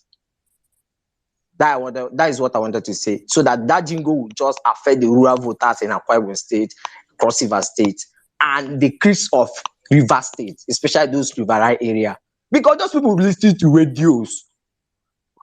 My brother, if you know that area well, you should just, this stuff is not difficult. We're now in a tech when the generation whereby a simple search, the radio stations are being the app, the other programs that reach those states and that area. The radio station, you reach out there. The one I'm covering is especially Aba and the Wazobia in Port Harcourt. At least try to do small thing there, especially in Aba, ReFM. That one, although the people that is also sponsoring there, especially let me just say my street, the place I'm living, like most of my guys, we just contribute money to be hitting back to back, and especially that ReFM in Aba, and it is working. It is really working. But if it is that Akwa Ibom, I'm not in Akwa Ibom, that is my state. I'm in Aba and Port Harcourt. I go to and fro there. So I'm seeing, because what I'm be hearing is that in terms of Akwa Ibom, if Akwa Ibom is your state, you should be able to reach out to your people back there to be able to get you information about the decision that is more potent, that people tune in more into, and and find out the price. Then sponsor something. Just get back to us. If it is jingle you want in Akwa Ibom, we're going to get people that are going to make jingles for you in Akwa Ibom and send to you, and you just pay off and start broadcasting there. Please, you should not wait for this movement. Just take it like one man mopo. Take them as your project on your own. Where you need help for jingles, we get people to do for you jingles. You need help for short clips, whatever we can do, we'll do the one we can do. But for yourself, you have the resources, you want to do this, sponsor one radio station yourself. It will go a long way, honestly. Especially this February, we need to rush the airways. You understand? Individually, if 10 people in Akwa Ibom comes out now, if Peter wants to pay Akwa Ibom radio station, probably he will pay for, let's say, 5-10 slots a day. If 10 individuals pay extra 10 slots, that's 20 slots. It does more harm to the opponents than just his 10 slots. You understand? So please, everybody, challenge yourself, do something, just do something, get involved. Thank you, bro. But you can wrap up in a minute, please. Okay. Another good news is that what they call it, these Niger Delta people in Akwa Ibom South also have endorsed OB, and it is creating a long way in order to reduce Thuggery. Let me just say that Niger Delta, the Thuggery is going to be reduced in this election. So it is a big plus for us. Especially this person also have stated his endorsement, Edwin Clark, and it's going to be a big plus, because my friend that is in Ibono have told me that Omar, that Obio, the thing is just every day is a good news to me. And the only thing I will tell you is that anything that you are working, work it times 3, times 4, times 5, times 6, times 7. We are winning this election. Honestly, we are winning it completely. There is no going back. Thank you very much, my brother. Thank you. Who is going next? Nelo fell off. All right. Let's take Chime is here, my brother. Good evening. Yeah, good evening, my brother. It's unfortunate we lost the space at some point, but glad we are back. Yeah, straight to the point. Unmasking Tinubu, AlphaBeta, Thuggery. Tinubu being a drug person is not enough. He has held the Lagos State Treasury for so long, and we need a change in that particular environment. AlphaBeta, just like RV said when he was on the space, they haven't been paying tax. So we need a new government that comes in there and shifts the fiscal and financial focus of that state to a more transparent one. This is part of the reasons why this guy has built his empire for that state and for so long. So that being said, Tinubu, of course, we can't continue to, negate the fact that he's a drug person, somebody who has very crooked history. Of course, cannot be brought to the national stage. As for the Thuggery operation, still waters. No thanks to the number one obedient, in my opinion, the president himself, and what he's doing in Lagos. Let him continue the mop up. We want, by Professor Sirdam, most of those places you see that the army is going in now to round up people are the areas that you have a larger chunk of the population being people who have visited Lagos. That is the residents who are not from Lagos. You have the high Igbo population, Southern population, Northerners in those areas. So I've been having the intel that the APC in Lagos State is going to use those places as places of violence in order to suppress voter turnout and voter apathy in those areas. So I believe that Mr. President and whatever initiative that he's doing now is acting based on that intelligence report. But however, these are all strategies. But I mean, we need to give him kudos, maintaining his stand of fair, credible, and peaceful elections can be the best legacy he can go back to Daura with, or even back to Dubai, or wherever he wants to go. GRV is doing well. It was a fantastic opportunity with him on the space. I listened through. I also listened to his broadcast.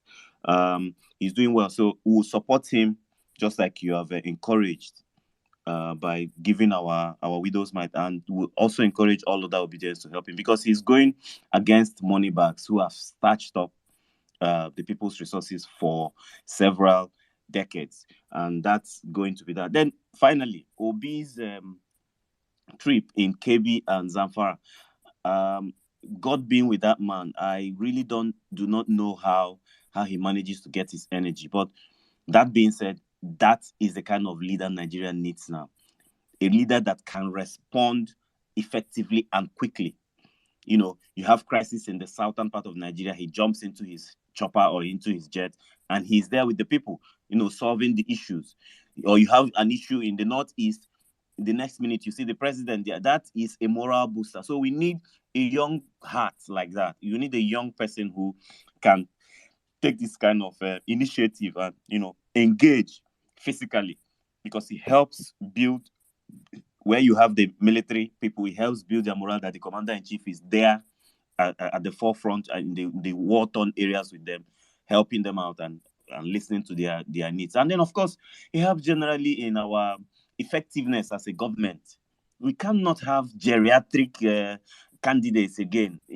Buhari should be the very last of elderly, sick leaders running the affairs of 200 million people. We cannot overemphasize this. Lastly, obedience, please. Like they have said on this space and other spaces, don't allow anybody to gaslight you. We're in crunch time. We still own the narrative. All the polls that have come out, Obi has come out tops, both locally and internationally. Anywhere, go and check it. It's on record. So we already know fuel scarcity, unemployment, inflation, insecurity. These are the things we are campaigning on this particular election. And by God and for country, we're going to get it right. It doesn't necessarily matter now about the competence of Obi, which we know is the major reasons why we are supporting him. But the hardship that this particular APC government have placed on our table, fuel unavailability and its high cost, is the reasons why people should vote. So stay angry, stay the hell angry until we get this Nigeria of our dreams. Thank you very much, Professor Sirdam, Otumba, and many other guys. I yield the mic. Thank you very much, my brother. Please, guys, the account details to Badebo Roads Vivo's campaign account is up there on the Jumbo. Please, if you send him anything, tag us on you could just send and post on the Jumbo on the comment section. Appreciation for him coming out, support all because of the violence. Please send you that in my DMs. Please send me receipts on the DM. Let's encourage the man. Let's support the man. We have a state, and I'm saying this. Please do not. This period is the period of propaganda. We're in that level of propaganda of election right now. that time of lies, that time of fear inducement and everything. But if there's something we know is that even if they might, I'm not going to come out and say Buhari has a side he's taking or he doesn't have a side he's taking. One thing that is happening right now is that I'm trying to make sure at least that the election will be free.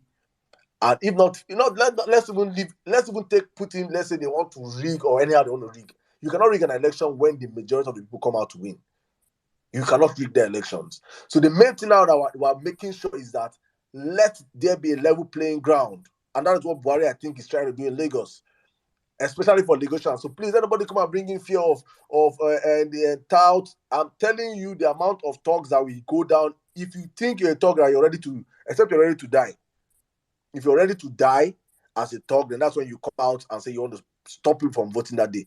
The army, the police, the DSS, they are all they are well armed and ready for these elections. If you're popular, Bola Ahmed Tinubu in Lagos, you have to win the elections because of your popularity. Sanwo-Olu, if you're popular, you win elections because of your popularity, not because of any form of state orchestrated means of winning elections. No, you will win that ballot because you're the better candidate. Lagosians truly want to vote you. And if Lagosians truly want to vote you, who are we to stop you? But we will not be. Buhari has turned it out that if you say you're popular, Tinubu, win Nigerian elections. I'm not going to come in and say, I'm going to influence the elections for you. I'm going to allow you buy votes. Even if you have your means of doing all those stuff, I'm not going to enable it for you. But if you're popular, go on and win the elections. If Nigerians feel that you are the most popular candidate and it's you they want to replace me, good. Same thing in Lagos. Sanwo-Olu, if you have done enough to win re-elections, then let us see how it goes on. But we're not going to allow thugs. We're not going to allow criminal elements come in and say, let us find a way of spoiling these elections to one side people. No. So please don't allow anybody to sell you fear, especially our Lagosians. Stay agile, stay attentive, open your eyes, shine your eyes. This election is for us to win. Thank you. All right, let's move on real quick. My brother, Abokina Geri, how are you doing today? Good evening. Hello, Sirdam. Otumba, I greet you all. You know, I came with Vawulence, but as the space crashed, you know, my Vawulence can't drop. Increase them. How I wish I made that space, because I wanted to even speak immediately after Ibrahim. See, let me tell you, we are suffering. Oh. I'm telling you, if you come to the north and you see what is happening at this time, you realize that we must change this country, whether we like it or not. I would like to start with the statement of one sheikh, although it's in Hausa. So, but I'll work on it to translate what he's saying. He said that this complaint that Nigerians are making day in, day out, no cash in the POS, no cash in the bank, no cash in.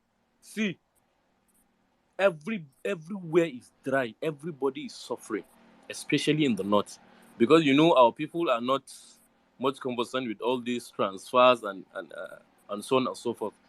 Can you imagine? Today, me and my friend, we went to a cattle market in one local government to buy cows like this. Can you imagine? We just came back like that because nobody could accept transfer, because they are villagers. They are not concerned with. In fact, they don't even have banks, and they're millionaires. So people are dying of this APC government. This sheikh said that on the 25th of February, we will know whether Nigerians are really in pain or not by seeing who are they going to vote.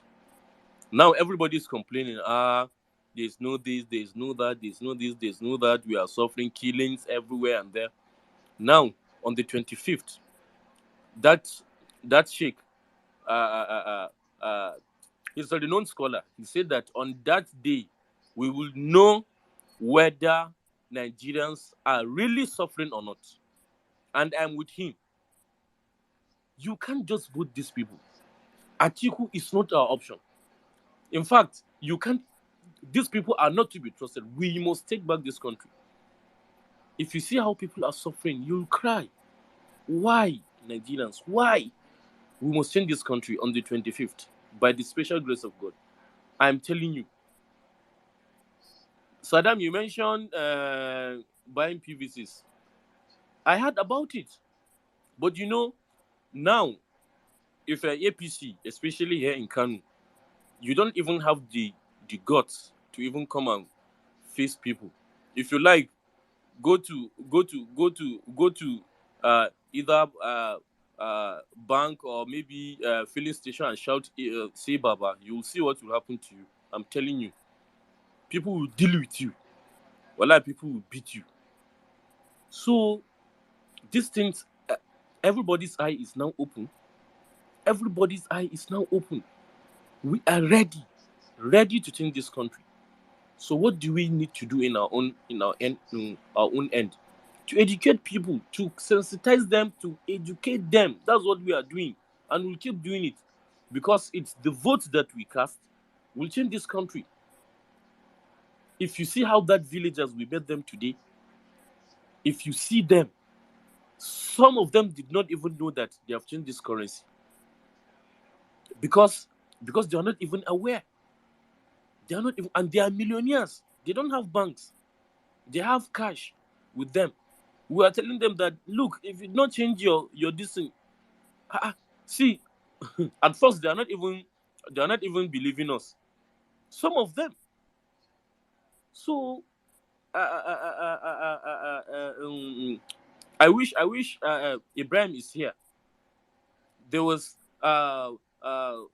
people were telling us that if we vote APC, we will see what will happen.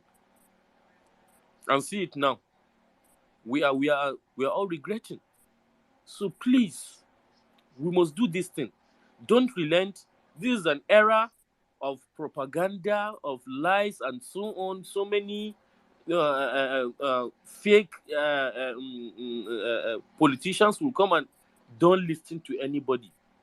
Mobilize your people, your local government, your ward. We must do this thing from the north and the south. I'm very happy that since the Northern Tour begins, we have been celebrating. People are saying, Obi is not known in the north. Now, have you ever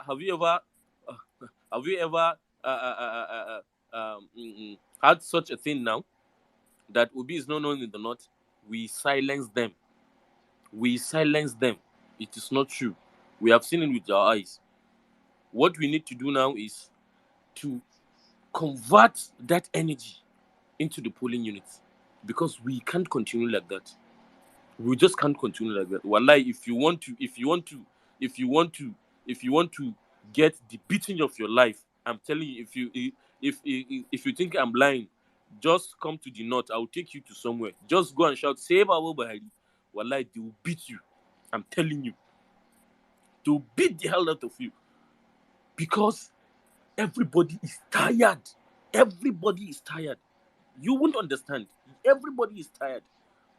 So this is our opportunity. Just look at how this man is humble. Peter. Very humble man, intelligent man. Haba. We must do this, my brothers and sisters. We must do this. We have started and we must continue. Every poll you see is Obi, Obi, Obi, Obi. Now, our jingle have started. Our 60 second jingle have started in our radio. We have started 2 times a day. We have started giving energy to people that yes, this is a movement. See, people that lies that I've been spreading that Obi is an Igbo man, he will divide this country. People are now have even forget that Obi is an Igbo man. People are now just looking for solution. Because you know it's even now when you chop, you go think say this na Igbo, this na Yoruba, this you know chop. So this is the reality. Please, I've listened to this this young man, the Labour Party contestant of Lagos State. I was impressed. I'm telling you, I was impressed from his submission, you can understand that yes, this man, he has something upstairs. Yes, he can deliver. But these old cargoes are there just to keep drawing us back, and we can't continue like that. Lagosians can change this man. I believe them. They are educated. They are this, they are that. If if such thing cannot happen in the north, it can happen in Lagos. So please vote this man in together with PU. They are the one that will help him. Vote him in. We can do this, guys. We can do this. As we all know, we are we are planning on how to go into this election. From my end, since when PO came to Kanu, and we discussed together. See, the love I have for that member, Kai, it has increased from 100% to even 500%. I'm telling you, we ate together in one table. In one table, he said that, Aboki, I've been hearing of what you have been doing in this movement, and say, so I don't even know that he even knows me. All what we are doing, he's getting reports. So I was so I enjoy discussing with him, his wife, and so on. This man, from his words, you know that, wallahi, he just have this country at heart. From his words, what he was saying, I will not deceive you people. I will not do this. I will hold me responsible. Go and verify. If if you don't have anything to offer, he will not say all this. He can't say all that. So please, we should not miss this opportunity. We must not miss this opportunity. We must not. If not, as that sheikh have said, we will know whether we are really suffering or not. If we vote these people again, that means we are not serious. We are just crying just for crying sake. But it is not. It is not disturbing us internally. So we'll keep educating our people to come out in mass and vote this man on the 25th. And as who said that, Ibrahim, if Peter win this election, as we have been campaigning for him to become the president, if we did not see the thing that he promised us, we'll come back here and say, Oga, Peter, that's not what we promised. You promised also. I beg you. So we need good governance. I just bought petrol this night. I went to the filling station.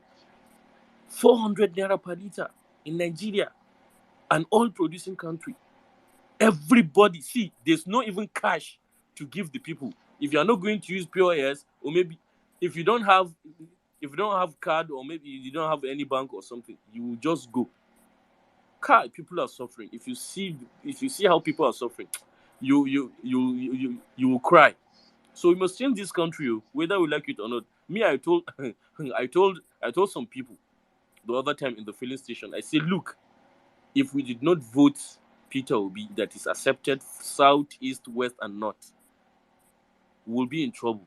I'm telling you, we will be in trouble, because just look at their CVs, just look at what they are saying, just look at their manifestos. This man, he's always in black. He don't even wear agbada. He don't even like luxury. Just walk every time. Walk. He can go to like 4 to 5 locations for campaign in a day. I won't call name, but if their own candidate go from 2 locations now London straight, London fear straight, he will not come back to he will spend like 2 weeks there. And the other one too, the one with red head self, that one no even day for our calculation. So we must do this, brothers and sisters. We must do this. Please, let's continue pushing everything we could, from mobilization, jingle, everything, till we get this thing. Thank you very much. I really appreciate you guys. We must get there, inshallah. Thank you. I yield my mic, Sirdam. Thank you very much, my brother Abuki. Thank you for the work you guys are doing in the north. Thank you. At least that meat, that fantasy, that super story that they used to tell us. Peter Obi is unknown in the north. Peter Obi is unknown in the north. At least by now, everybody it is now old school. He has been to Borno State. I don't know if he has been to Yobe yet. I don't know, but I think he has been to Yeah, Kebbi I don't today. think it's Yobe. He went to Kebbi today. I saw the crowd in Kebbi. Oh my god. Kebbi and Zamfara today. Almost the crowd in Kebbi today was mad. Wow. Well, I'm not like wow, but guy, he has been to Zamfara, Sokoto, Katsina, Kanu, Kaduna 2 times. Kaduna said, if we look at that 3 times, he's stunting on the short man. You know, he has toured the north, Adamawa, Taraba. He has been at Niger State, Plateau, Nasarawa, Bauchi. Where else? Where is the north? Which other north, please? Which is north again? Where is norther than the north that he has been to? You know, and we see people in the middle of the week coming out in their numbers. But let's get back to what we're discussing, guys. We have been unmasking. If you have been on the platform with us earlier on, we have been unmasking Tinubu, the AlphaBeta, the man that has held Lagos for 24 years. I just want to tell you guys something. I said this earlier on in our early space. I said in the set of 1999. When I mean the 1999 set, the people that came into our democracy, those that started democracy with us in the 1999 set, the Obasanjo set, all the governors, the 1999 set of governors, none of them today are relevant in their states. You cannot count one of the governors in the whole 36 states plus, okay, apart from FCT, apart from FCT, 36 states here, you can't count one governor, point to one governor that you say he is relevant in his state, that he holds the power, he controls the architecture, the political structure of that state. Not one governor, but one man. Then the supposedly most sophisticated state in Nigeria, the omega of all states in Nigeria, Lagos State, is now the state that since 1999 has been under the key and padlock of one man. That one man has fleeced that state. He has empowered his family. He has empowered his cronies. He has empowered the least of us in the society. That one man wants to be the president. Unfortunately, please, if you did not, I'm not going to go and bore you guys with the whole money I have been stealing. Please, if you missed that, probably our radio station will be playing it back tomorrow, the early part of the stage. Please go back and listen to it, or the space. Our space are always recorded spaces, so you can always fall back on our space and listen to what the whole episode we read before and JRV came on this platform with us, and you will see how much Bola Ahmed Tinubu has used just AlphaBeta to fleece Lagosians. How I wish you people in Lagos can just cut that thing out and take it to all these aberos. Talk to all these aberos that are on the street fighting every day. If you know one, just can tell him that, do you know for every day you stand on this street, you make over 270 million naira for one man? Every blessed day. Every blessed day the aberos stand on the street of Lagos, over 270 million naira is being paid to these guys. That is not chicken change. That is approximately 6.7 billion made every freaking month. Even Dangote said with the shake for that kind of money. Yes. So you see how the man has planned well to capture that state. And he's not looking at Nigeria and saying, Omar, let me spread my tentacles. Oh. So all that bills for Nigeria now. Hey. Go down out to one man. Nigerians, we cannot allow this man to be the next president of Nigeria. Honestly, we cannot stand that. Please, do all you can within your means.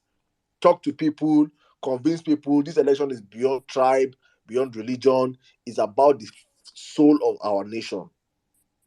Please.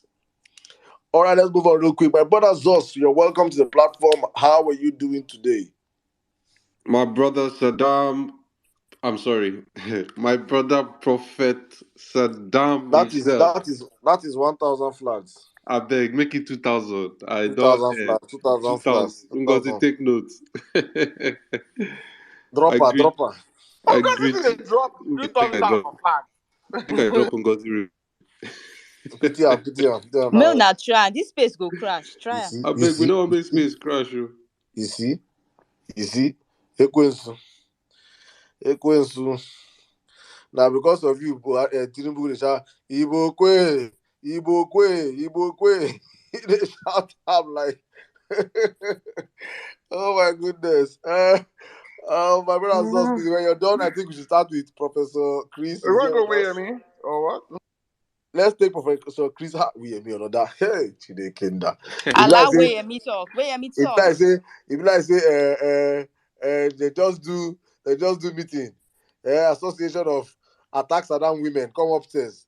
See where me have come. Hey, oh, Oh, you I see, didn't, I you didn't see see, Professor Chris. you I'm hear sorry. that, you hear. At all, see what thing they wear. They wear the same Ashebi for their Oh, meeting. not true. I just See see their where you DP. now. See their The same DP. as should be. They wear the Oh, same Saddam. Ashebi. Hey, Saddam don't suffer. Mm. Madam, want to please, relate first? I've left the space. Please, people can You continue. Let me want step to in. take the ladies Please, Professor, First of Prof, all, you can, if you want to allow the Saddam, gentle lady. Hey, we are first? Saddam, Allah, going. let Ngozi away me speak first. Saddam. Prof, Respect Prof, save me, yourself. please. Prof, please save me. Please, Mute your save me, Let, mic Prof. let Ngozi respectfully. let Ngozi away me speak Mute first.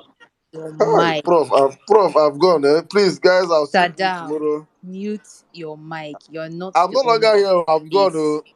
Mute your mic. You see, If you they have think come you're to going hijack to my bully space. They have come Ngozi to hijack my and space. You will see these people. You she see these won't people. cough or back You up, see them. think You again. see them. They have Mute come to hijack my that space. mic. Let me Mute we it mute you people now. first. Let me mute you. Wait. You see, fellow obedient and Nigerians on this platform. You see these two women. They have come to hijack this space.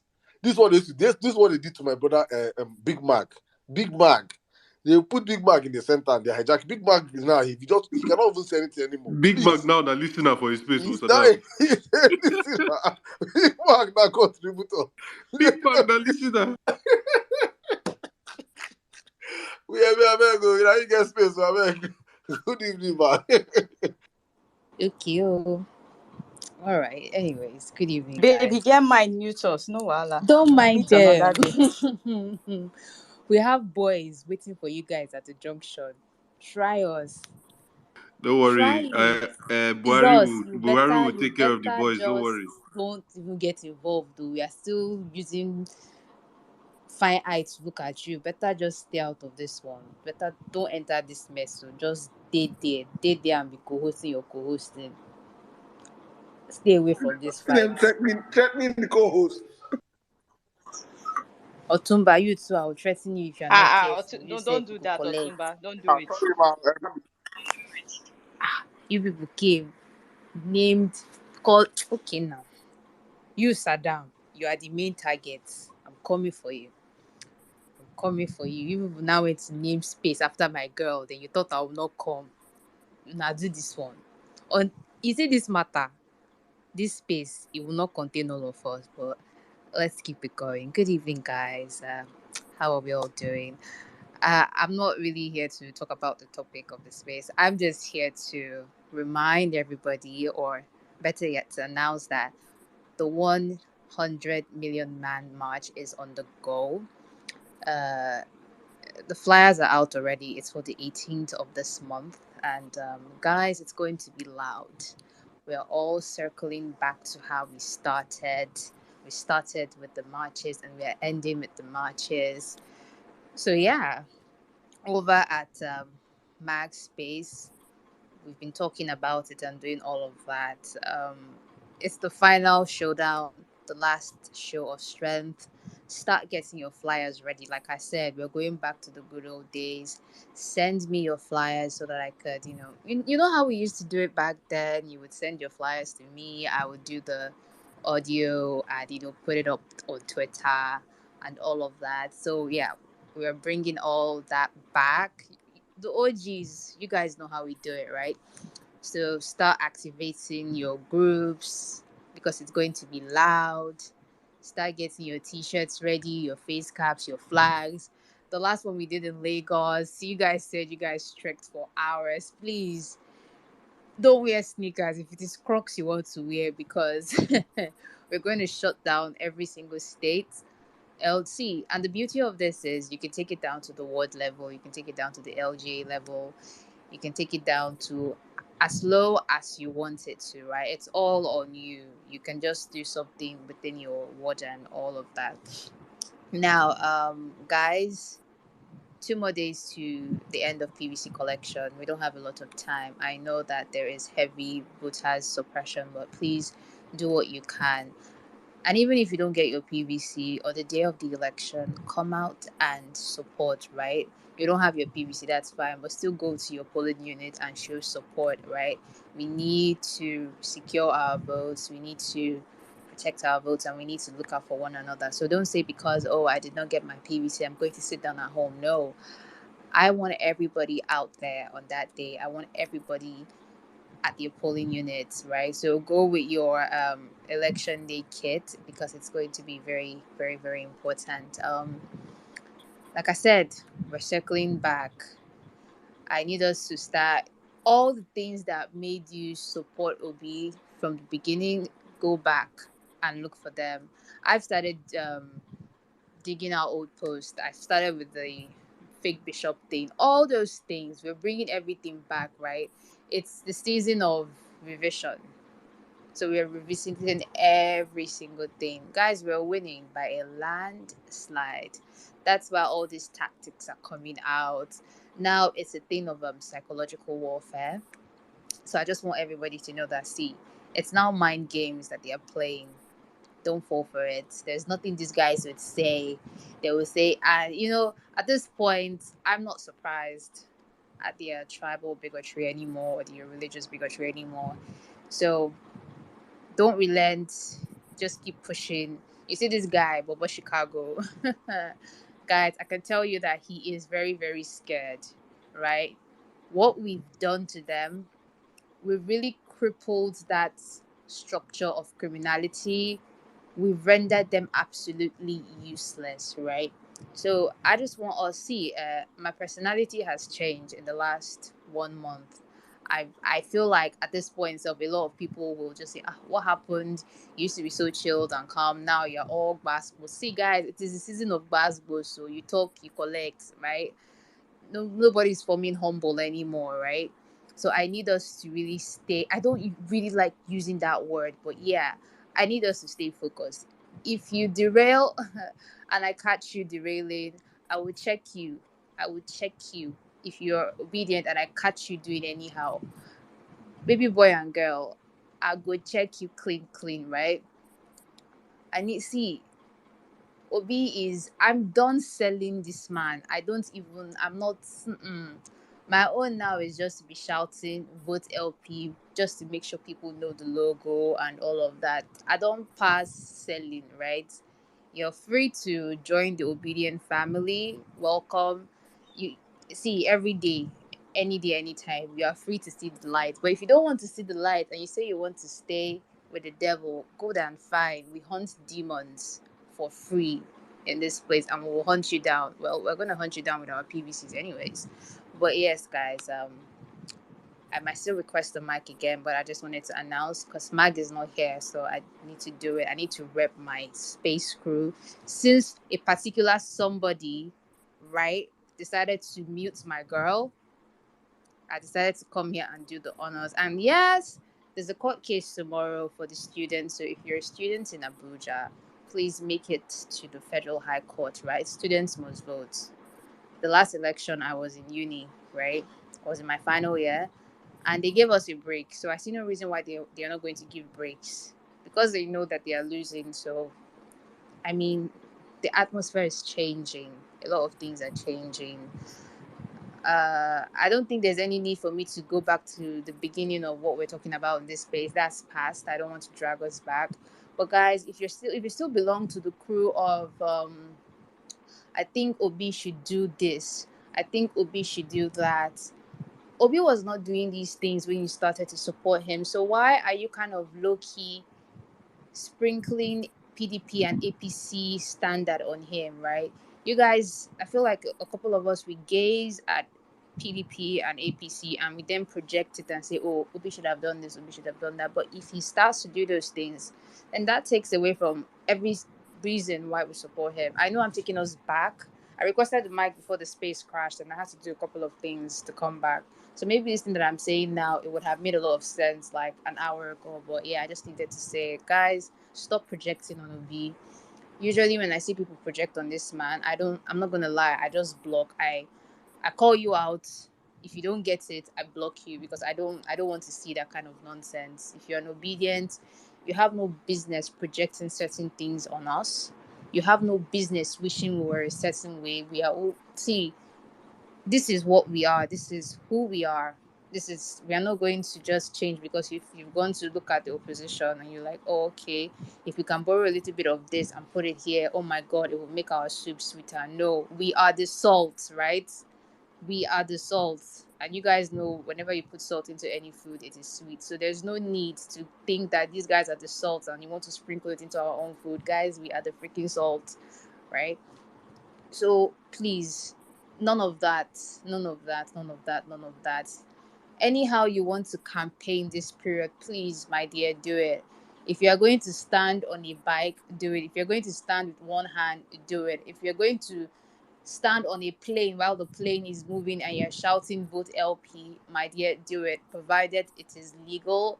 I support your movement and I'm going to be here for you 100. So guys, please go and get your PVC and get ready for the final showdown. Let me give the mic back to this rude fellow. And I'm bouncing. I have to go and meet my girl.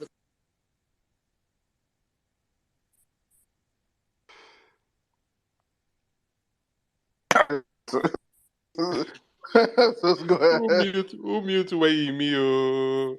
Hey, wait, did you mute yourself? You see this thing? You see this thing Sirdam just.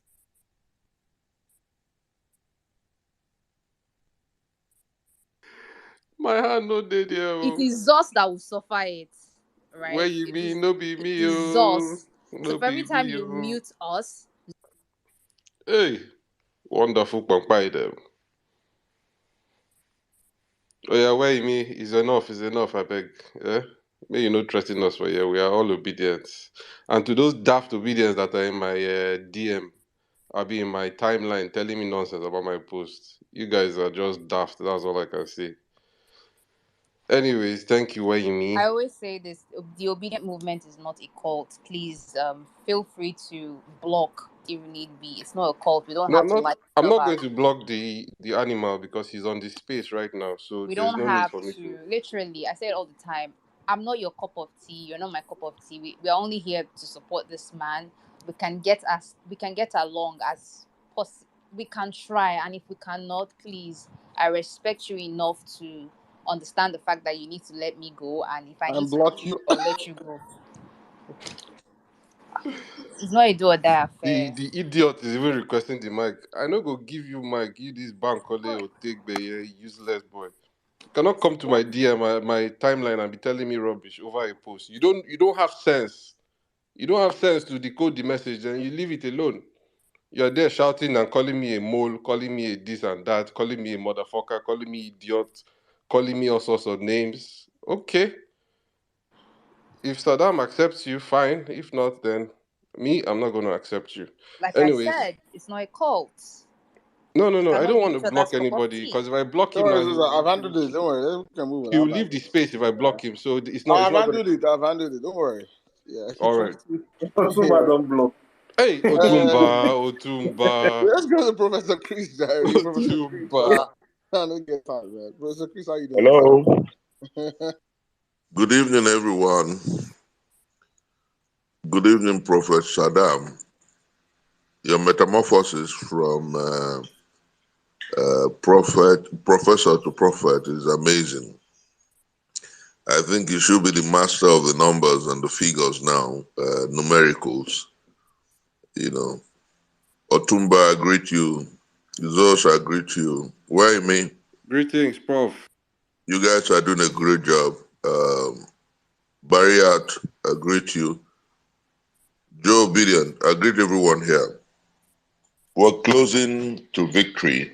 That's what I tell everyone who cares to listen.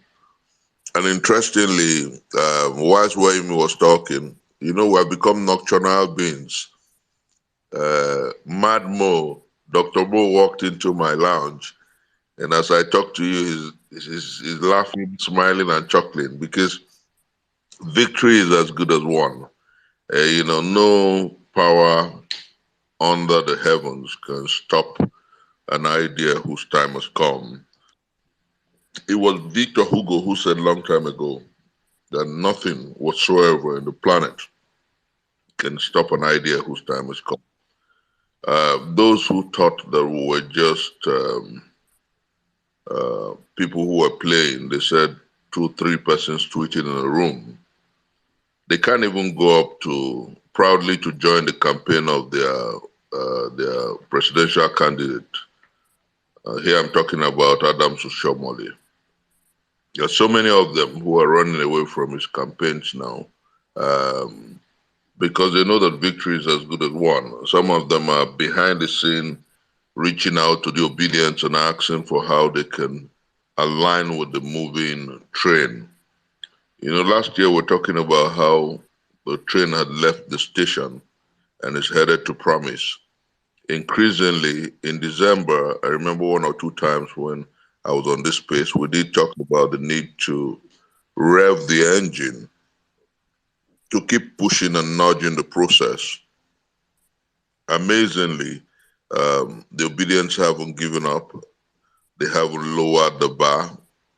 Indeed, I'm so proud of all that you're doing. Professor Sirdam, I'm proud of you. Otumba, I'm proud of you. Zos, I can't be prouder of all that you do. Waimi, you and Mag are an amazement.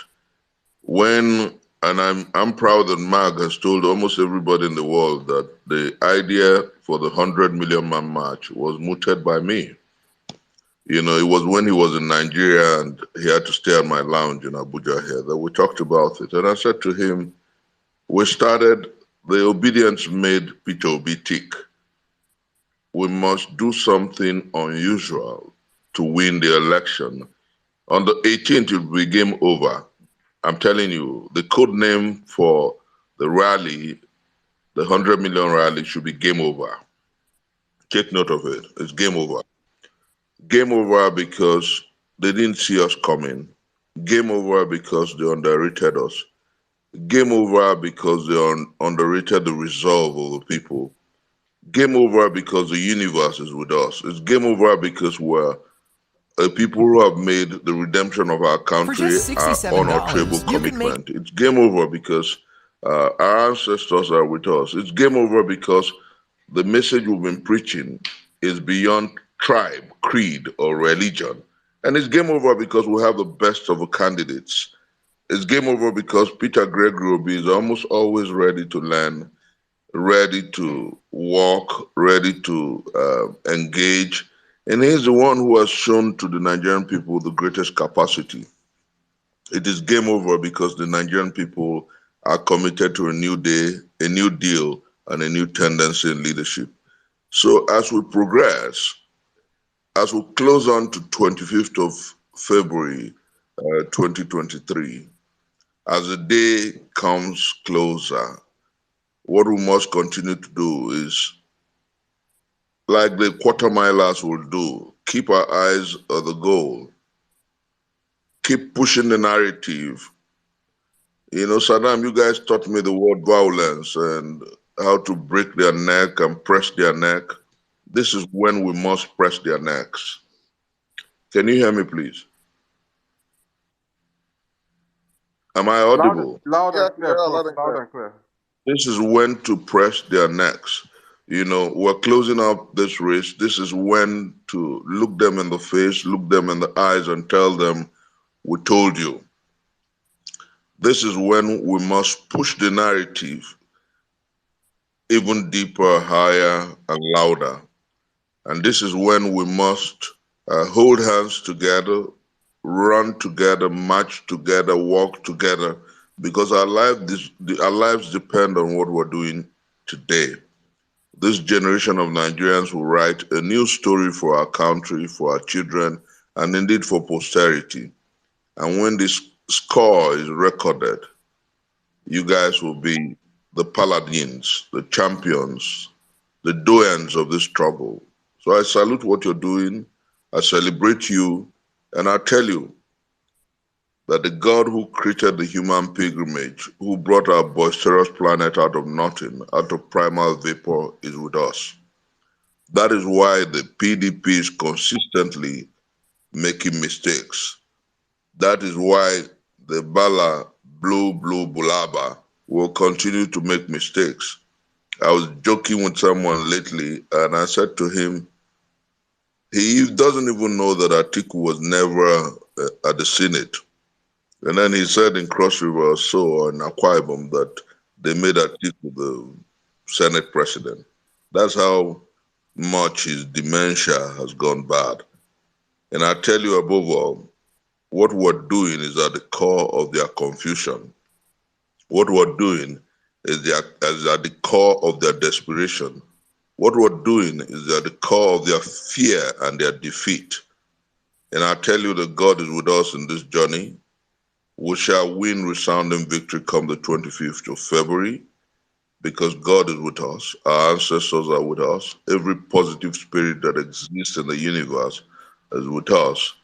And committedly, we shall win the victory. So tell the scaremongers, those who are saying that they will prevent our people from voting, that we're stronger than the wildest of them, that we're stronger than 10 MCO lawmakers put together, that we're resolute and ready.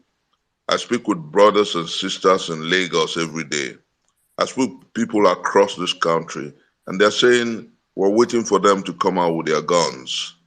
We are resolved and resolute. We are committed and determined. And I'll tell you something, as I yield the mic, it was Fidel Castro a long time ago who said that when a people are united and they have a common spirit and a common purpose, not even the sight of the prison yards, not the sounds of the Saladins or the cemetery can stop them. For a single spirit, a single commitment, a single determination, and a single resolve will sustain them. Our resolve is for a new Nigeria. Our resolve is for a new day.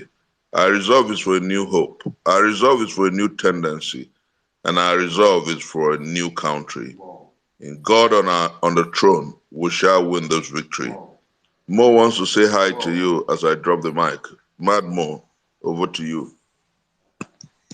Hello, fams. Oga Mo, Dr. Mo, we enjoy you on campaign trail. How you doing, sir? I'm good. I'm good. I'm good. I'm good. And I'm so just excited. I'm always excited. I mean, I have been suspended, my life like yours, like every one of us, until the 25th of February. I mean, what else? Somebody did something crazy. I don't even know him. And he said that Dr. Mo needs to be appreciated, something like that. He's not getting all the accolades and all of that. And I'm saying, this is the first time I'm saying that. I don't know who the person is, but I think I don't even know what to feel because I'm one of those like you. I don't need motivation. I don't need to be inspired, especially because of the fact that our nation is on its knees and we have to stand as a people, almost like our founding fathers. And I've said this in a couple of places that people do not know, but Sir Ahmadu Bello, Nnamdi Azikiwe, and Awolowo are complete, total strangers. These people didn't grow up in the same place. They were total strangers. But they came together with one principle. They were resolved with one common purpose, and they delivered to us an independent nation. And 60 plus years after, we are still standing in the exact position they stood. But guess what? You and I, we witness NEPA. We are terrorized. We're on the same platform. So me and you and everybody here, we are brothers and sisters because we are together. We grew up together. We live together. We are the ones that face useless leaders who are nincompoops who know nothing. This is all we have known in our lives. So exactly. So we are blood. We are one people. And I've said it on stage where Peter Obi is sitting that we are the ones running. We're only using him as a tool. So even if he comes out today and says he's not doing it again, he makes no difference. So I am so charged up and so wired up. Some people think I'm on drugs. Yes, I'm on a drug for New Nigeria.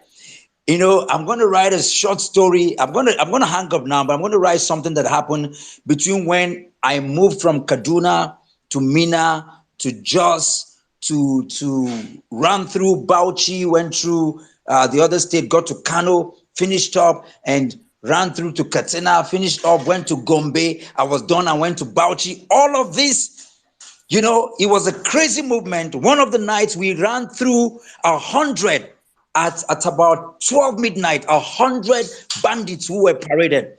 We went through them, you know, and I'm going to put this, and we're doing all of this because there is nothing modern Nigeria will not do to break our spirit.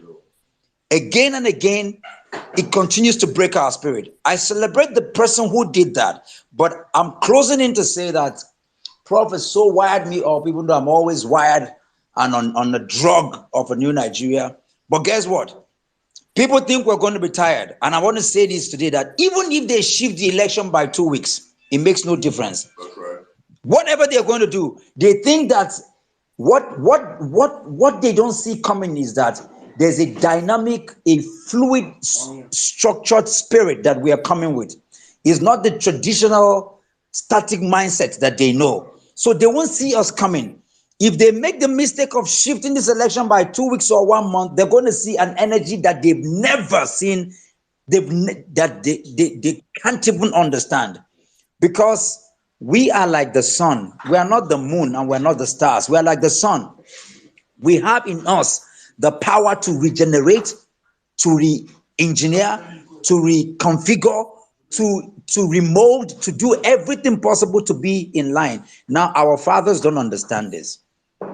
Our founding fathers cannot relate to this spirit. This spirit that we have is a resolve.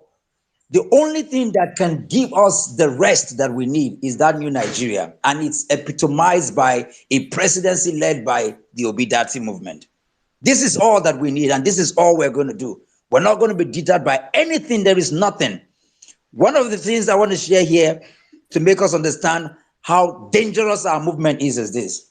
In Kano, in Katsina, in all of those places, guess what? The PCC, these old people, they ate the money. What you saw in Jos it is the people against the establishment that are even in the Obitati campaign council. We have defiled all their moves. They can eat the money, we will still come out. That's right. This is what has happened, and I'm giving you first-hand news. Even where they did not mobilize people, the obedient family came out. They came out. Because we are unstoppable. There is nothing any human being, demon, person can do to stop us. So oh my goodness. So I commend this. I commend every soldier, every member, every obedient, every crazy, every woto master. I commend us. We will continue to do this until we win.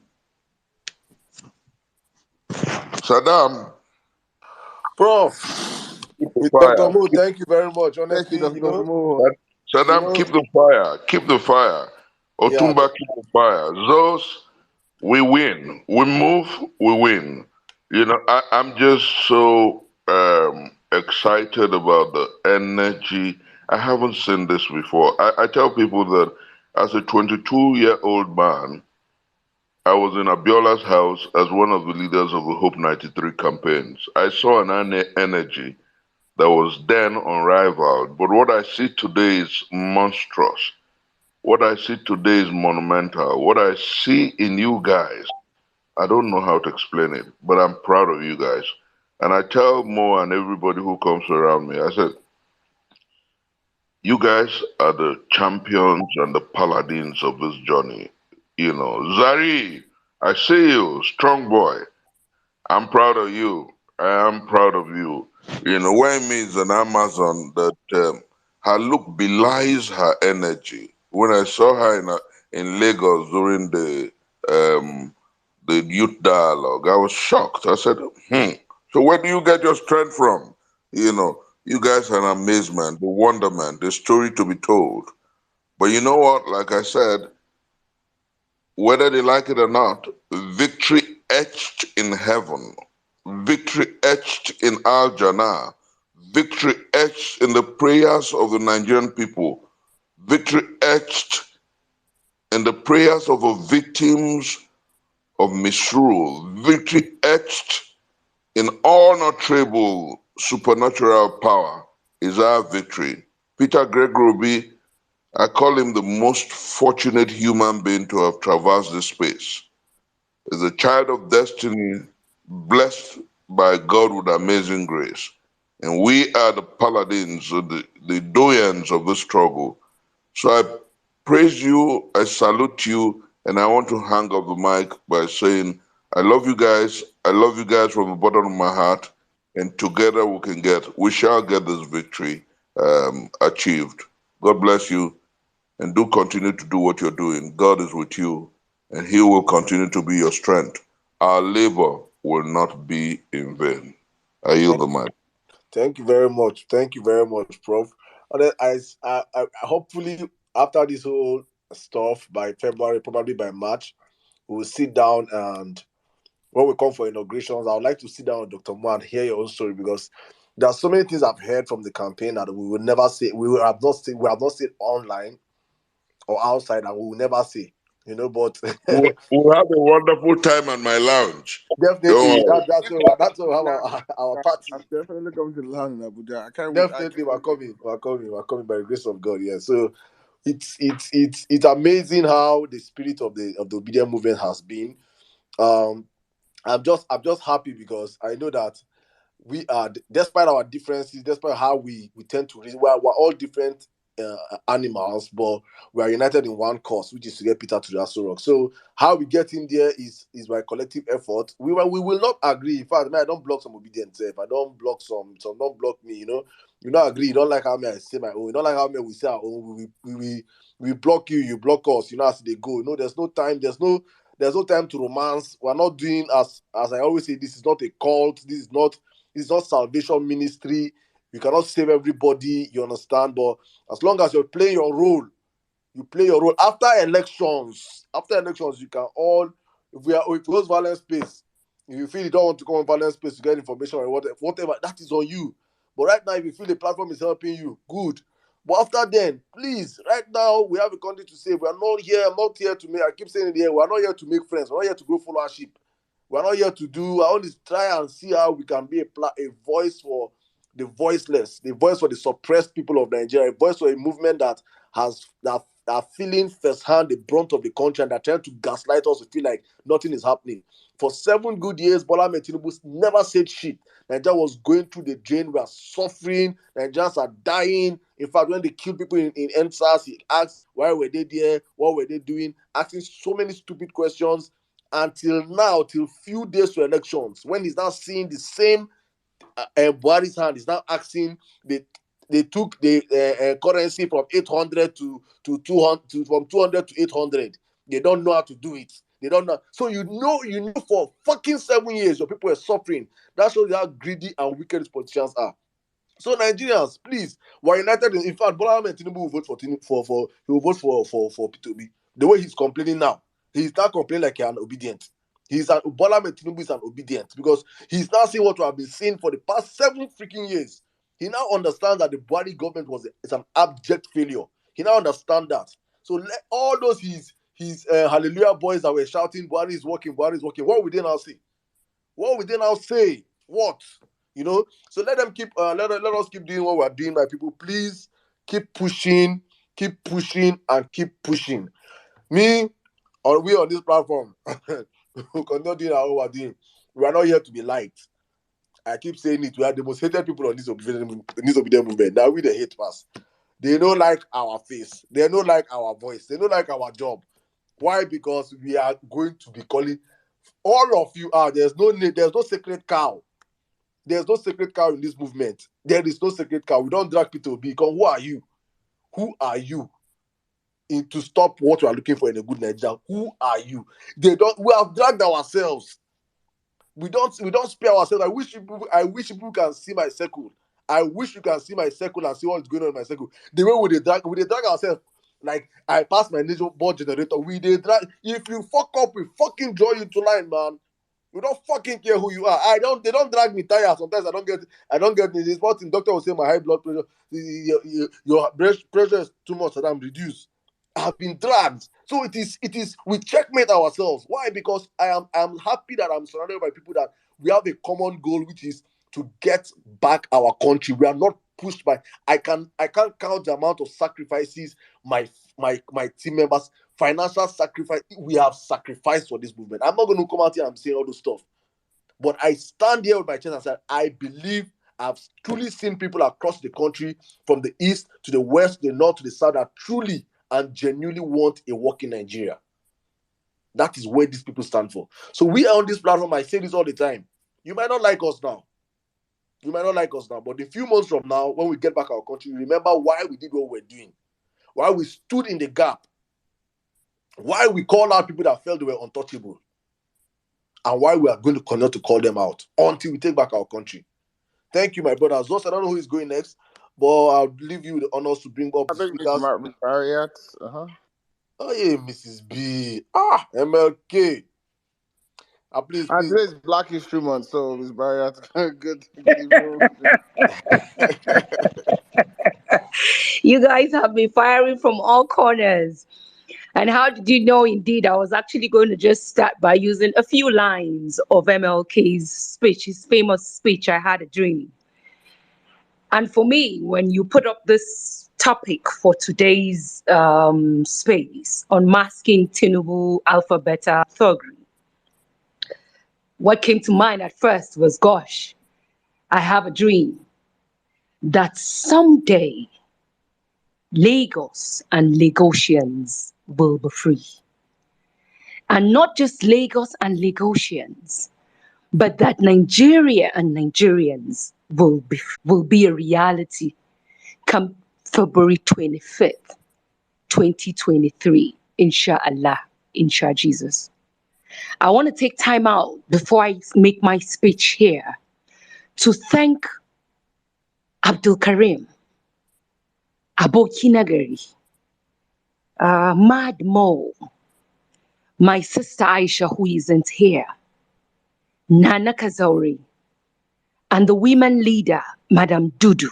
She bears the same name with my younger sister. These people have been incredible. When we're here and I hear Abdul Karim speak, and I hear Abokinagari speak, and coming from the north, I know what it means to have minds like them being so passionate about a Peter Obi's candidacy. There's one young man, also Malam Jabir or Malam Jabir or so, on Twitter. I've never seen him on this space, but I want to thank him. These young minds, these Nigerians who want to see Nigeria actually be free from the shackles of its oppressors, we can't help but thank you. The work they have put in for us to see the results that is coming in from the north, we can never take it for granted. Because the news that has been going around, even before they went there, is enough to dampen the spirit of anyone who would have loved to come out to celebrate Peel. But the pictures don't lie. The pictures, the videos, they speak more than 1 million words. So I want to take this opportunity to thank you guys. Well done. And may the Almighty Allah bless each and every one of you for all that you have been doing and for all that you would still do even after February 25th when we win the elections. The topic of today: only Lagosians can free themselves from the man called Tinubu.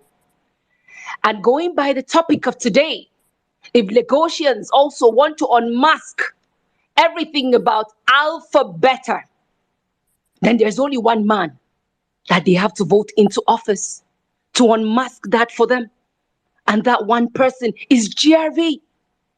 Because he made it clear to you people who call yourselves the socialites or the most exposed people. Meanwhile, you guys are the most uncivilized set of people, I'm sorry to say. I heard Sirdam speak my words exactly. I have it here on paper. I went back, I reflected back from 1999 till date. We have had so many godfathers. I can't begin to count from the letter A to the letter Z, the states that represents all these alphabets. You can take counts in your head. Different states, different godfathers, so-called godfathers have come and gone. And so many more are going to be retired again. But there's only one monster, one monstrous monster that is yet to be retired, who calls himself the owner of Lagos. And you guys wear your long hair, you wear your long shoes, you wear your suits and ties, and you come out and you say you're exposed. You're fucking not exposed. You have one monster who has given you nothing but filthy environment, dirty water. You step into Lagos everywhere, is smelling. The minute you land into the airport, is the dirtiest city, they say. And you call yourselves urban people, a glorified slums that you all are living in.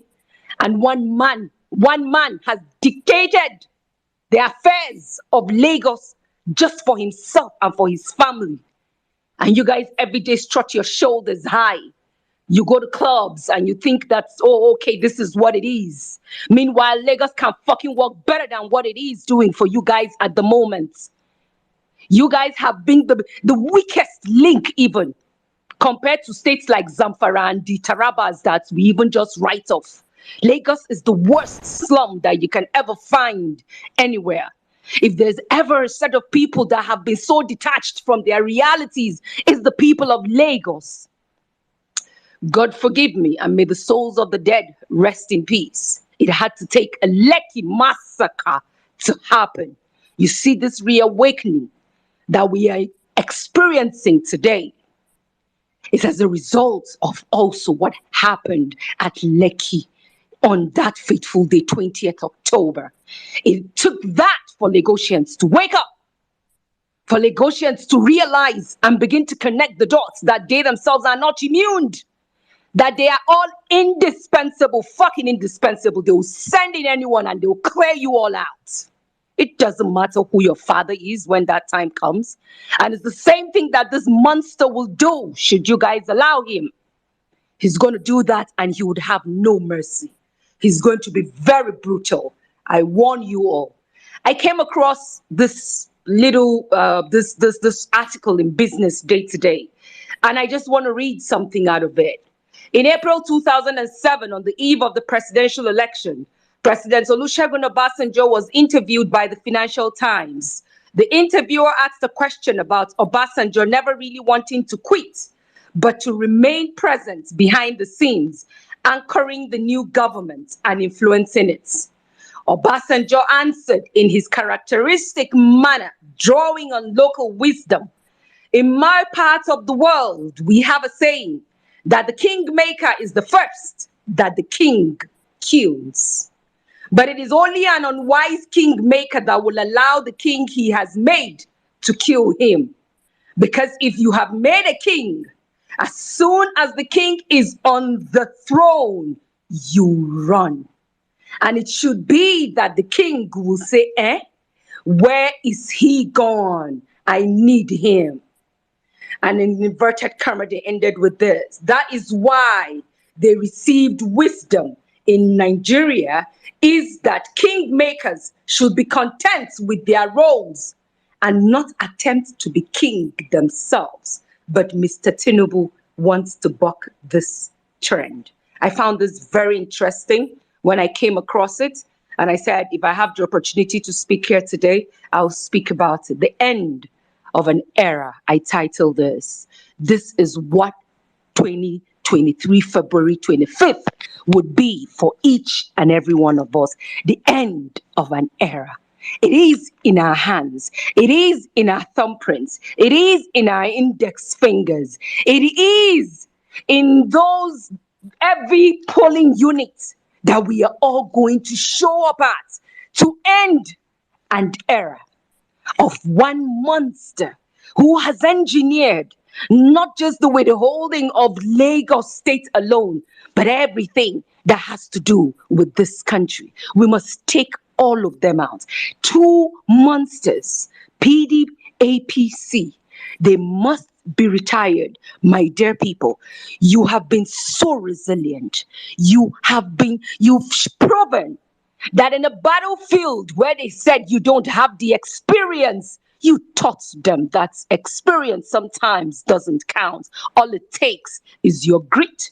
All it takes is your commitment. All it takes is your determination. All it takes is your truth. All it takes is your desire for what you want. And you have made it clear that your desire is for a new Nigeria to be birthed, a new Nigeria that will work for each and every one of us, a new Nigeria that will give us a level playing field, a new Nigeria that doesn't see the class that you belong to, but that it is on merit that you earn what you have, a new Nigeria that is possible. I was shocked when I saw a number today. I don't know if that number is real, whether it's 913 or 193, where they said call the military to clear. And I was like, wow, you see, if government wants to work, it will work. It will work. Baba Buhari yanzu yana da niyya. Baba Buhari yanzu yana da nufin da yake so yayi. So he's fixing things now, so that at least when he's leaving the office, the ovation would be loud. I hope that his intentions right now for this election is a pure intention. I hope that whatever plans he has to ensure that every vote counts, that indeed this position that he has taken to stay neutral, so be it. Because I've watched him, I've listened to him, places he's spoken, he's never said vote APC. He has never. He only says vote the party that you want and vote the person that you want. That is very instructive. I don't care what fights they're fighting. They can fucking fuck off all themselves. I don't freaking care. If they like, they can go to Eagle Square and, get a ring and put it, and they fight themselves. That's their blood business. What matters to us is how we must stay focused now.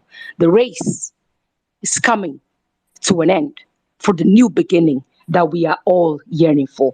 And so to Lagosians, to the topic that Sirdam put up, unmasking AlphaBeta is in your hands.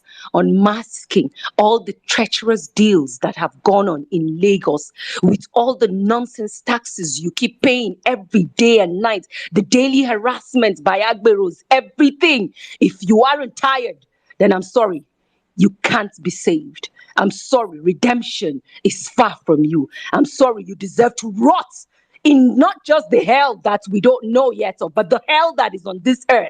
You deserve to fucking rot in there, because you must have a zero sense of self to still want to bring back that same man today who is your governor, and then the monstrous monster himself, Tinubu, as your president. Do as you wish. Your freedom is in your hands. And I can tell for each and every one of by saying that that new Nigeria we want to see will definitely happen, no matter how much they push their agendas. You can clearly see that they are failing in everything. Where are they today? Today, you have the bloody supporters, the foremost bloody supporters of Buhari from the Southwest region. We all knew how they used to insult everybody on the same lane.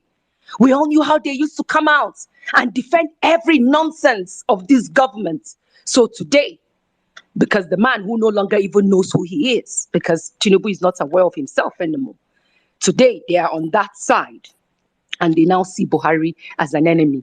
Long may they fight and kill themselves in this war, but we will not be casualties in their war, because we are victorious with Peter Obi and Dirty come 25th February 2023. Thank you very much. I appreciate you all. Sirdam, Zos, Otumba, Sizzle, who is not here, Omar, and everyone that has spoken here.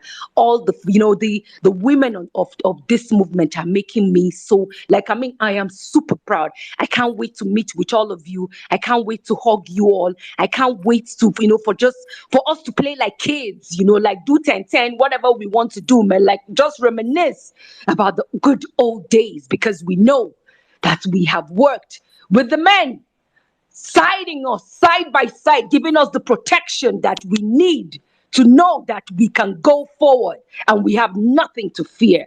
Thank you, Anka Dede. Thank you. There's one lady that spoke about Ikorodu today. I was just smiling. I was just jumping and I'm like, yes, yes. I watched GRB. I was listening into GRB and listening into the same space at the same time when he was addressing Lagosians and he was speaking the words that you would expect sane minds would pay attention to and do the needful. Woe be unto those who will like it or not. Thank you very much, everyone.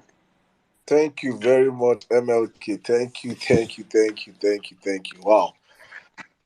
You guys are amazing. As in, when I hear, not just when I cannot just look at it and say, no, it is amazing. When I sit back, sometimes I'm like, should I make this appreciation to I say no.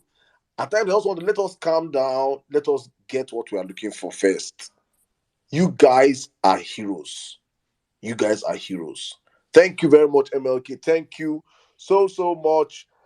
Just before we go on to the next speaker, I just want to remind Nigerians that right now, if you're writing WAEC, for you, all of you that have younger siblings that are writing WAEC and writing NECO and in university, all our Gen Zs, C3, D5, D4, D5, then C5, then C6, and F11. If you don't know now, there's not F11. Please, in case people are not updated, I'm updating people now. So you don't go and you don't read. There's not F11. If you're doubting me, oh yeah, listen. Make no be like saying Saddam Tokam, or now Tumba Tokam, or now Zos Tokam. Let us listen to the professor of education in Nigeria. Listen to him. He failed. Buhari, he failed. He failed with Jonathan. He failed all classes. You know what they call F level? Where you get failure in all the subjects that you take.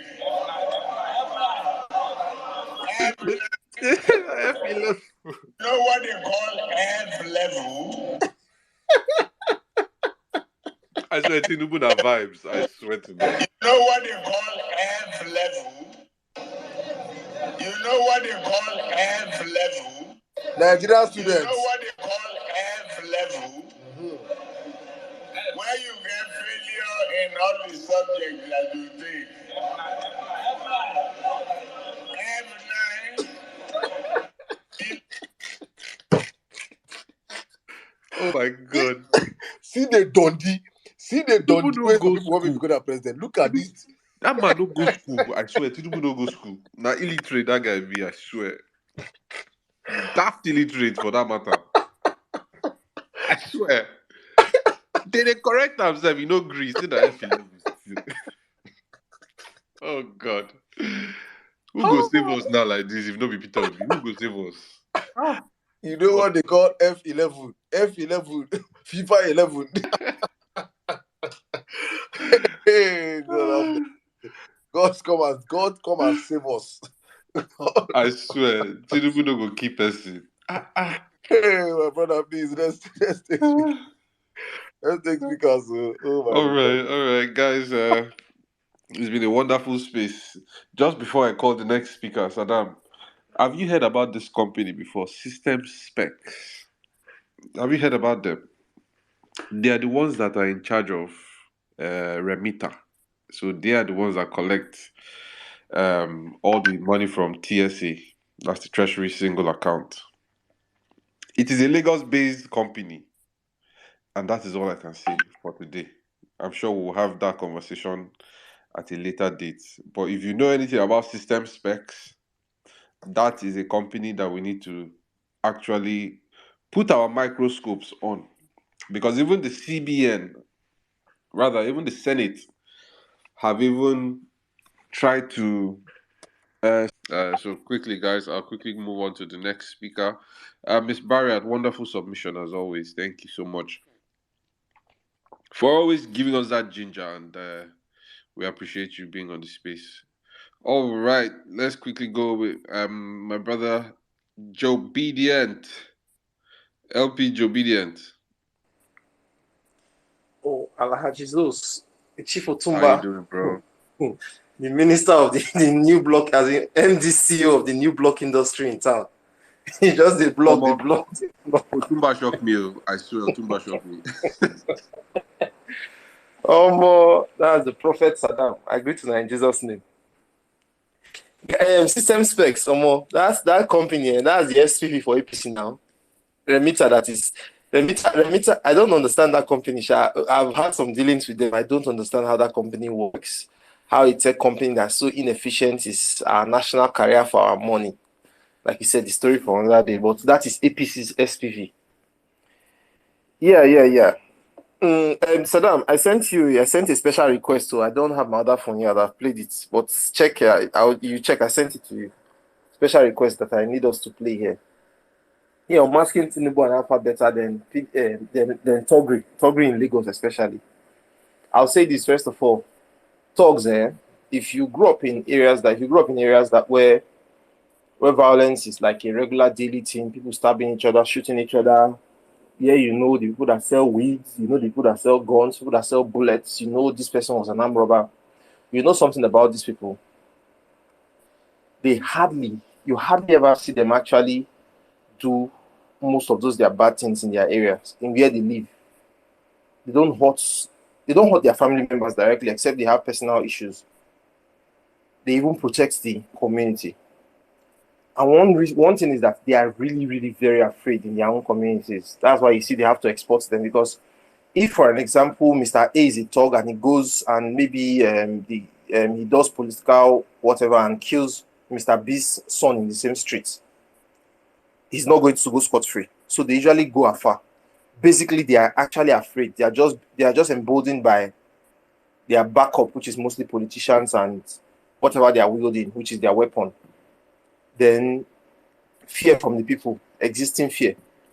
So this election coming, I think, like Jimmy said, the ones that you know, empower them. You don't need to give them too much. Just make them know that you need their protection, and it's just like giving your money to the thief in the house, that kind of thing. If you do that, you've taken them away from these politicians. There's little or nothing they can do. The worst they do is push them around into different locations, but some of them have sense, they have conscience. They are suffering this Naira matter. Somebody called me from Delta State today and was asking me if I could way bill cash for him, that I was willing to send me money, then I'll way bill cash for him, that he doesn't even have money to buy things. And market women are not collecting money. This is the third request I'm getting for the same thing. Like, how far? Do you have anybody that does cash business? I have to start telling them, go to filling stations, discuss with, they usually get more cash than transfer. And this person that called me for this today is someone that has been I won't say talk, is a thorn in the flesh of normal human beings. He's the MCO of where I grew up. And I grew up meeting him like that. I'm grown up and he's still on that level. So after he asked for that, he called me to tell me he's been able to get. So we were speaking earlier when this space started, and I was asking him how the election would be. He said, say this election, he say you don't know how these people they do. He's just angry with the government. So I asked him, what is this your anger for? Is it that you are angry that money is not going to come out, or you are angry that you are being frustrated? He said, yes. So see, right now, the way it is now, they don't even know if there's money. But anyway, they are suspecting that their politicians have actually collected money from banks. That's why they don't have. That's why they have the new money, so they are hoping it to happen. So I asked him. So now that area now, as he just did now, because in Delta State most times what they do, and that's something that we now have to check for with the APCO. They do fake military, fake police. They have patrol vehicles, they have hillocks, they have uniforms. So once the real police is coming, they actually wait them away. So I asked him, I reminded him what happened in the last election in Delta State and how it has panned out for him. How they promised him that once this man enters, Okowa enters, he will be as rich as somebody that Uduaga made rich. And see the state he's in right now. I tried to explain to him that if Nigeria is better, and this is the logic I think we should be using for some of them, if Nigeria is better, every little thing you do is going to make you comfortable. I reminded him of when Keke started in Delta State as an example. He bought a Keke, and with that, he bought a bus. With Keke, within 6 months, you actually balanced and carried. It was because financially money was going around. I reminded him of when we started working for direct labor agency. That was under Ibori, where everybody, you pick a shovel and they'll give you gutter to dig. We're building a stadium. It was a local pool. Remember how money was flowing. I explained to him that it's not because PDP was sharing money, but because the economy was moving. So if we have to, when we have to, we should let these people, we should educate them. We should explain to them things basically like children. It enters some of their heads, and it will help us a lot because these people are just planning. I bet they're planning everything. If there's no money, they'll use land to pay talks. I can bet you. They will use properties to pay talks. So we need to let them know that no matter what you get, I told him too that if you had 1 million naira 4, 5, 6, 7, or 8 years ago, and you have 2 million naira now, that 1 million naira is more than 2 million naira. He said it's not possible. I analyzed it. I told him to change $1 million to $1 million naira to dollars in 2015 and change it to dollars now, 2 million naira to dollars now. He saw the difference. This is someone that's not educated, but just an analysis like this. And I tell you, these people are afraid. The day this man did something to my elder brother while I was young, it was my mom that threatened him, and he came to beg. He begged in the whole community. So for the Thuggery, I know it is something we can handle. It's going to be easy. The only fear I have with Thuggery is it's Lagos, between presidential election and gubernatorial election. I know when they've lost presidential in Lagos, they will go for blood. So everybody running in Lagos that has a chance should protect himself 100%. As in, save all your protection money now till after the presidential election. Because once Obi is announced winner, those 2 weeks are going to be most likely be very bloody for these criminals. AlphaBeta. I was just looking at AlphaBeta is AlphaBeta Consulting, I think, ABC. I just said it as it's just making stealing as easy as ABC. That's just the AlphaBeta. Tinubu has milked Lagos, and every day I get angry with Lagosians. You claim to be the wokest in Nigeria. Oh, you are the technologically advanced. There was a time that if you hear music, let's say I'm in Delta, I like to use my state where I mostly stay, do at Delta. You just hear one music. Timaya release Plantain Boy. Say, now the air. That music don't come out since for Lagos now. Since last 2 weeks now, we're hearing for Lagos. And it is you that one man has controlled. No state, like Sirdam said, no state has been controlled by a class of 99 governor, apart from the Lagos, the wokest state. And it's not like you are where you want to be. If Lagos was like Dubai, you say, oh, we like our oppressors, we're doing well, we're enjoying, just like they say some countries like their military dictators. They like the royalty ruling them because they're enjoying it. It's not democracy. But you have somebody that is plunging and giving you excuses. The reason why Lagos is not safe is because of the population, the immigration to Lagos. The reason Lagos is not clean is immigration. Too many people in Lagos. And you are buying it. And you keep coming and saying, oh, Tinubu's Lagos. You should be ashamed of yourself if you're in Lagos and you're calling Lagos Tinubu's Lagos. That should be a joke to you. You should be embarrassed that you are the most intelligent, you are the most whatever, you are the woke, you are the first state everything enters in Nigeria, and democracies are still eluded. You have a governor emeritus. I think that's what they call professors that are professors for life. You have a governor emeritus running your state. You should be ashamed of yourself, whether you are a resident or you are an indigene of Lagos. This is the only chance, and good enough there is. It's always beautiful when you have a very beautiful alternative. You have a well-spoken alternative. GRV, intelligent, smart, witty, although like I said, he's has secondary school boy vibes, but you have an option now. Push for it. You have your PVCs. You have a lot of PVCs. They will threaten you with violence, so they will threaten you with, but it will not happen. There's only little they can do. They've lost most of their members. They've lost most of their supports. Thanks, Sirdam. I'll yield the mic here. Thanks, Obedient. Thanks for that submission. Let's go to a lady now. Fetch. How are you today, Fetch? Hi, am I clear? Good evening, everyone. Yeah, you're clear, but sound a bit muffled. So if you're using an earpiece, you could please take it out. Hello, can you hear me? Am I clear? Yeah, go ahead. Go ahead. Unmute your Good mic, evening, please. everyone. Can you hear me? Yeah, you're sounding muffled, like not so audible. So you can speak closer to your phone or take off your Okay, earpiece. I've done that. Something was misbehaving. Awesome. Okay, good evening, Awesome. everyone. Finally, I get to speak tonight. Good evening, Sirdam. Good evening, everyone on this space. Sirdam, let me just make you laugh this evening. You know that song you like to play. That was I have to confess. It was on Violence Space I heard it for the first time. And then when my son played it and I said, that's Violence Space song, he looked at me oddly. And he said, what? I said, that's Violence Space song. That's the theme song for Violence Space. And he said, that's Omar. I said, I don't know what you're talking about. It's Violence Space. And he started laughing at me. So, that's just something. Anyway, I just want to hail everyone on this space. It's been a That is 2,000 flags. 2,000 flags to the movement. so it's been an awesome space anyway. I just want to encourage all obedience, everyone here. We're all doing a fantastic job. Let's keep pressing this neck, I beg. This is the last lap. Let us press, press, press. It's yielding results. If it was not yielding results, we'll not be seeing all this propaganda. Peter B wants to step down. He's only going to the Christian areas. Kiniko, kiniko, kiniko. All those things, just propaganda because we are winning this. We are pressing their necks. They are feeling the heat. And I want to say, Sirdam, thank you for having GRV on the space this evening.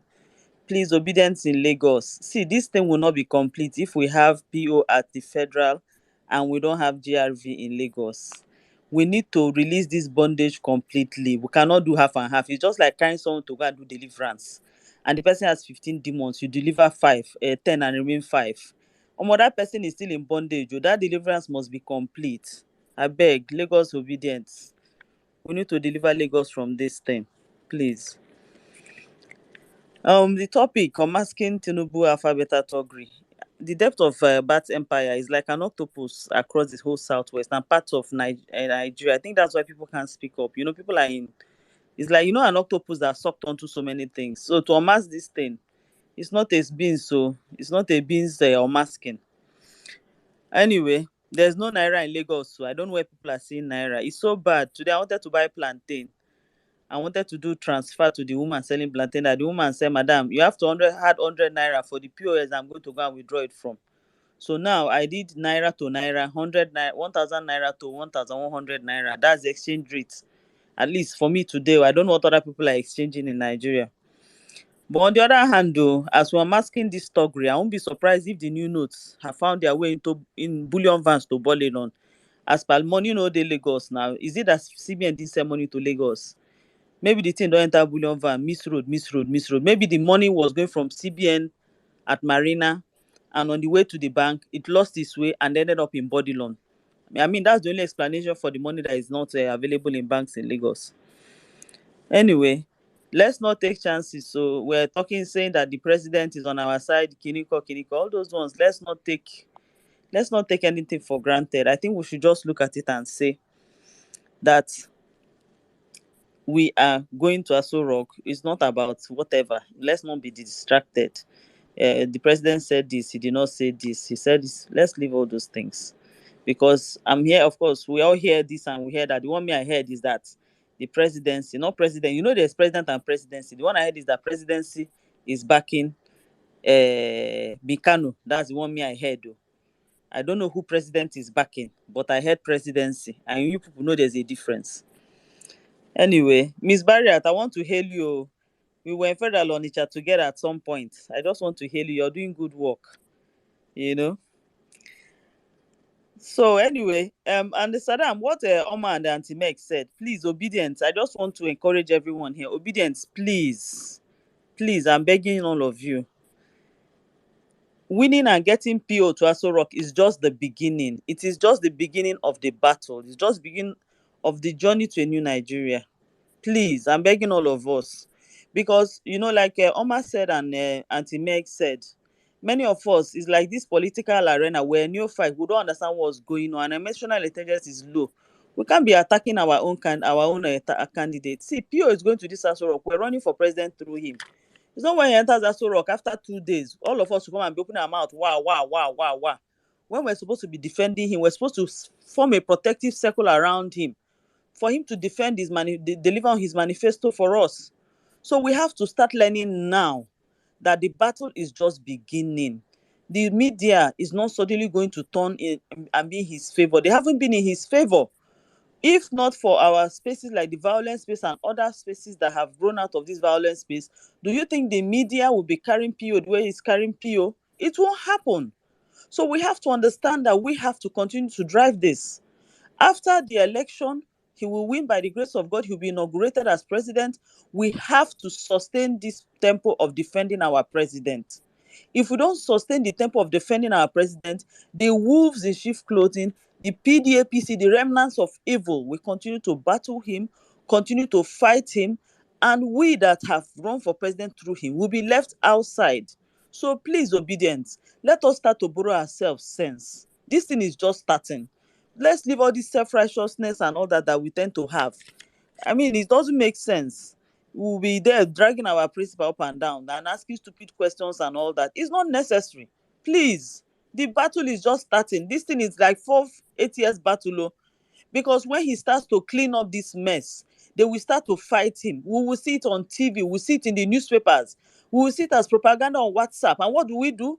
Are we going to follow them and start doing and talking nonsense? Are we going to buckle up and continue to defend him? Thank you, everyone. Keep up the neck pressing. I yield the mic. All right, thank you. Mary White, you okay, my sister? Yes, sir. Can I imagine? Yes, sir. Hi everyone. Hi, Prophet Sirdam. Zeus. Otumba, are you there? Oh, he's not there. So, my fellow obedience, how is everyone? I come to you all with sisterly love and also with peace. Because what I'm about to say, please, I know we're all adults. Please don't take it personal. It's just that I just need to let us. I know we've said it so many times. So what I'm about to say is, please, let's be mindful of the spaces that we go to, especially when it is hosted by people who claim to be on the fence or they're neutral. Because at this point in time, it's the crunch time. And you could see that some of the parties, they know that we control the media, the social media space. So what do? They use titles they know that will draw us in. And we are obedience. We are the ones that make up the majority of people on that space. So please, let's be, especially when we do have other obedience spaces going on. Let's try to patronize each other and not go to spaces that other parties are using just to propagate their propaganda. Especially at this time, we need to protect our mental state. Because at this point in time, it's a psychological warfare. And I know most of you know who I'm talking about, especially this is a person that went into a adult tantrum yesterday because someone made a comment about his position. I'm not saying you shouldn't go. Please don't get me wrong. But I'm just saying, if you see other obedient spaces, I mean, I think today someone was actually asking Sirdam to open spaces every day. And I mean, he's already doing a 3, and there are other obedience that are doing. So when we do see that, let's please patronize them and not be going to other spaces where when we go that we don't like what we hear and we come back complaining, when we could just go to our spaces and make our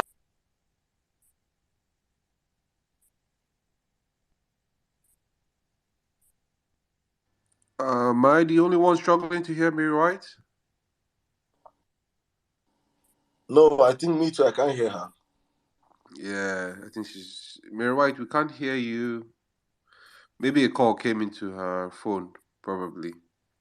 Mary White, if you can hear us. Let me even buttress what you're saying. At this point in time, please stop telling people not to go to spaces. Please. please and please allow people to go on spaces they want to listen to. At this point in time, we have obedience that you cannot force, you cannot tell people what not to do. Allow people to do what they want to do. Honestly, we have our spaces, and if you choose to go on and they space and have mental breakdown, go and have mental breakdown, and your head will carry the headache. Just make sure on 25th February you go and vote Peter Obi, and you mobilize for people. You understand? At this point in time, we're all adults, we all buy data for ourselves, we all sacrifice our time for ourselves. So please don't advise people on how on no space not to go or space not to go. Let not be as if we're having a space competition or something. Please allow people go to spaces they want to go to. Go there, have fun, and listen to what you want to listen. I absorb all what you want to absorb. Then whenever you see a filler obedience piece, if you want to go there, you go there also. At this point in time, because you cannot keep telling me put something for the past 3 months. Don't do, and they keep doing that. See, advising them. You're not talking to kids. Everybody here is grown up, please. Thank you. Actually, I concur with what you are saying, Saddam. Because I'm tired of telling people like like now they get the headache for the people. Honestly, you come here, you be no.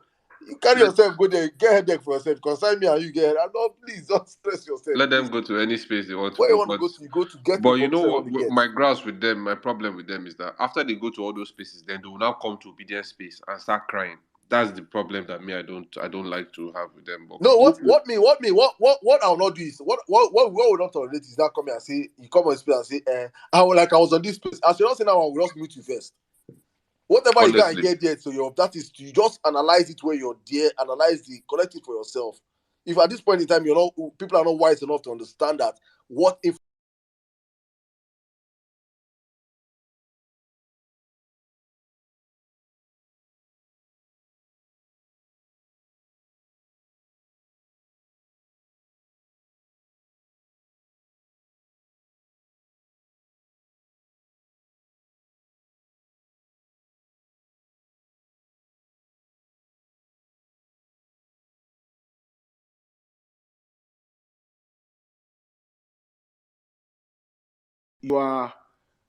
you are in spaces where these guys are most of these guys that show up, and I'm picking on my sense space, and I'll pick on it to the end of the election. I don't care.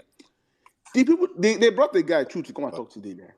The people that talk there, they are professional. They do this for a living. You get what I'm saying, Salam? We don't do it. We just stumble upon this and whatever. You're talking to people that understand soft selling, and they are doing it perfectly. they are Today, they're talking intentional, about Tumba. the Intentional. structure is the structure of criminality. They went from disagreeing that we don't have structure to now saying yes. See, they wally, but they're entering small.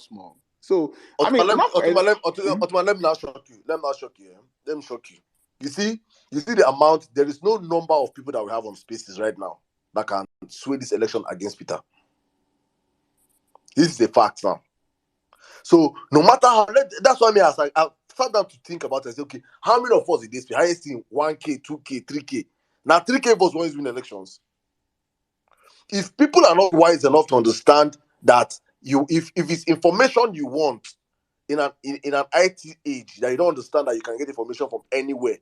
If you're so many people are addicted to spaces, I cannot lie. I was once addicted to spaces until I understood that at a point in my life, I have to guard the energy I'm getting in, especially what you just say, guard your heart. It's very, very important, you understand. But there's some people that are absorbed from me that their heart is already rugged, though they feel enter anywhere. Fine and good, go on for all these spaces. But so I don't want it to look like as if we are don't honestly for me or to my for me, I'm just saying speaking my mind. Mindset is a friend for me. It's my friend, you understand? If people want to go in the space, let them go in the space. I don't have a problem. You can go in the space. If you go there and you hear what you want to hear, and your heart shake, and you don't feel sleep for night, you now come to enter my DM say, prophet, are you sorry? Now thunder will go strike you from your near, she go strike you first. Because I've passed that stage now where I'm going to come and be entertaining your fear. You went to go and buy fear from somewhere and you now bring it to my place. Keep that fear with yourself. You understand? That's why we have been encouraging on these platforms for long. Find obedient spaces. But we are human beings. You cannot control the human. You cannot, especially a grown adult. So please allow our people go where you want to go. See the information you want to see.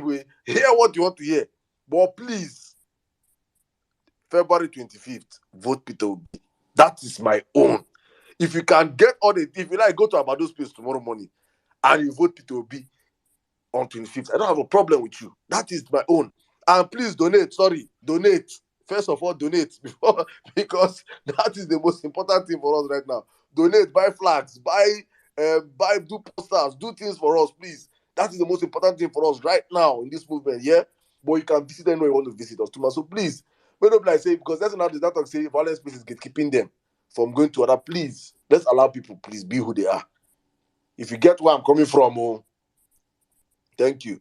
Zos, I don't know who's going next. I think Mary White fell off. So she's not back yet. let's take somebody. Let's take all right. I think Dr. Lu have been here for long. Let's take Dr. Lu now. Yeah. I mean, Real Ever Best. Where is Real Ever Best? Real Ever Best is in Bodilon. His network, they just shake anyhow. Oh wow. Oh yeah, Dr. Olu. Are you ready to speak now, Dr. Olu? Dr. Olu? Okay, probably he's not. Can we pretend it's Tolu you are calling? Tolu, hey, Tolu, yes. Tolu have been here for long, sir. Dr. Tolu, continue. Dr. Abi? I swear, sorry, my brother. Go on, please. Yeah, thank you very, very much. Wow, it's been a while. I've actually spoken on this space, but of course, I join in very often. And the first thing I'm going to say is, of course, I'm not a man of violence like that, especially when I'm speaking. But the first thing I'm going to say is that there is nothing anybody born of the flesh can do. Peter Obi is going to be president come February 25. There is nothing that can be done about that at this point in time. And this is not just about motivating us. This is also about the realities on ground. And for me, when I think about the prospects and everything, I'm just so thankful. I'm just so thankful to be able to witness all of this. When the story of this election is told, and they are distributing percentages on the contributions that everybody make. If they put Peter Obi 50%, spaces like Vawulence space, we probably get a 20%, and what have we? Our movement grew so much today out of spaces like this, and I'm just so thankful. I'm just so thankful for everybody. Sirdam, Otumba Zos, Honorable Adara, Professor Chris, Waimi, everybody. I'm just so thankful for everybody. But just to say a few things as regards to the topic. This AlphaBeta thing.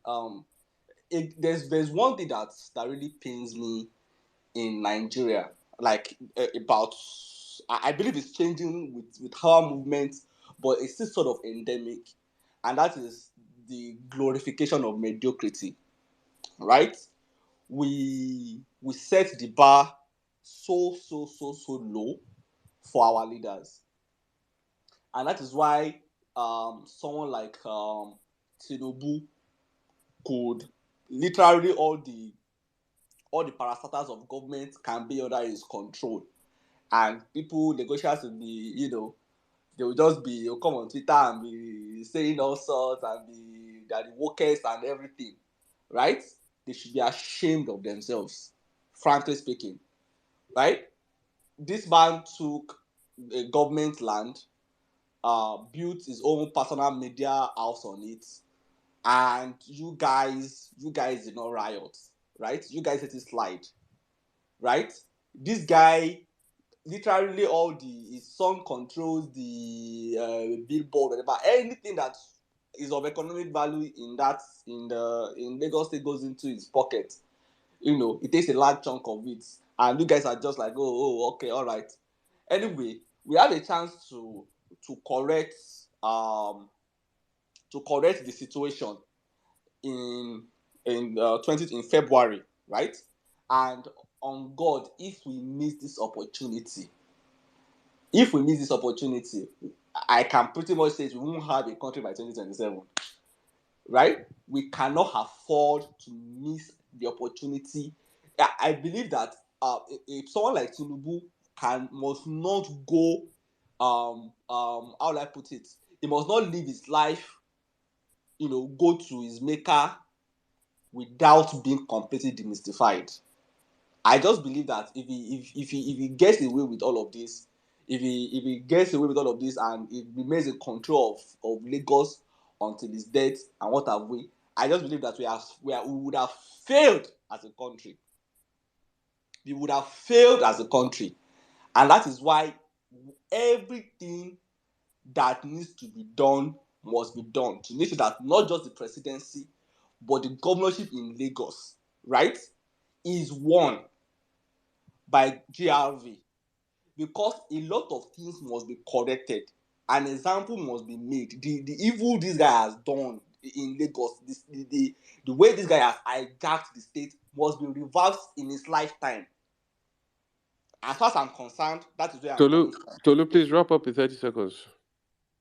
It must be reversed in his lifetime, and that is why we must all of us must all hands must be on deck to make sure that we do whatever we can, that Peter Obi wins the election, that in Lagos State Labour Party wins the Lagos State, and that we can set this country on the right path.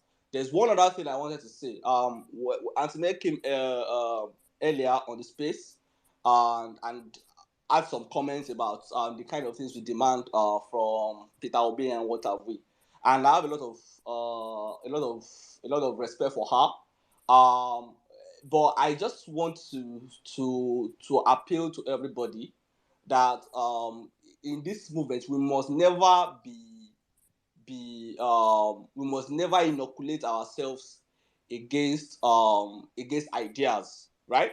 Because I believe Antoinette's comments came from some of the discussions I had with her yesterday about what some people we had the space that I hosted for Akwa Ibom to see how we know we are going to win Akwa Ibom, but how can we lock out these guys from 25%?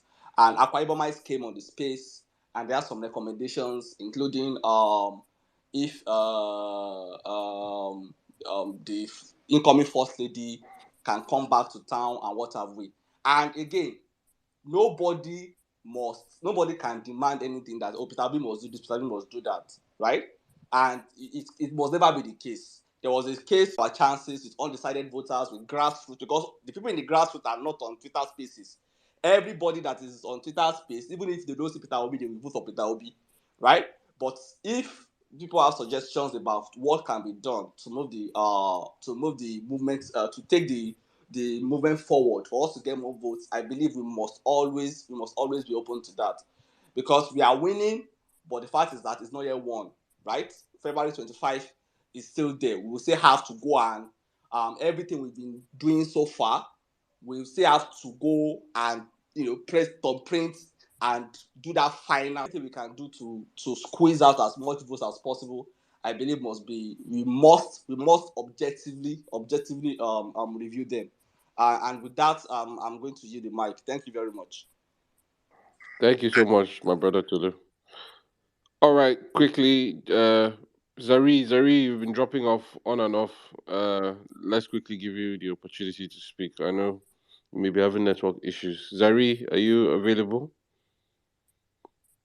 Okay, let's go to Happiness. I am available. Sorry. Okay. All Am right, I bro. audible? Yes. 3 All minutes, right. please, Zari. Yeah. Okay, so let me just make it brief.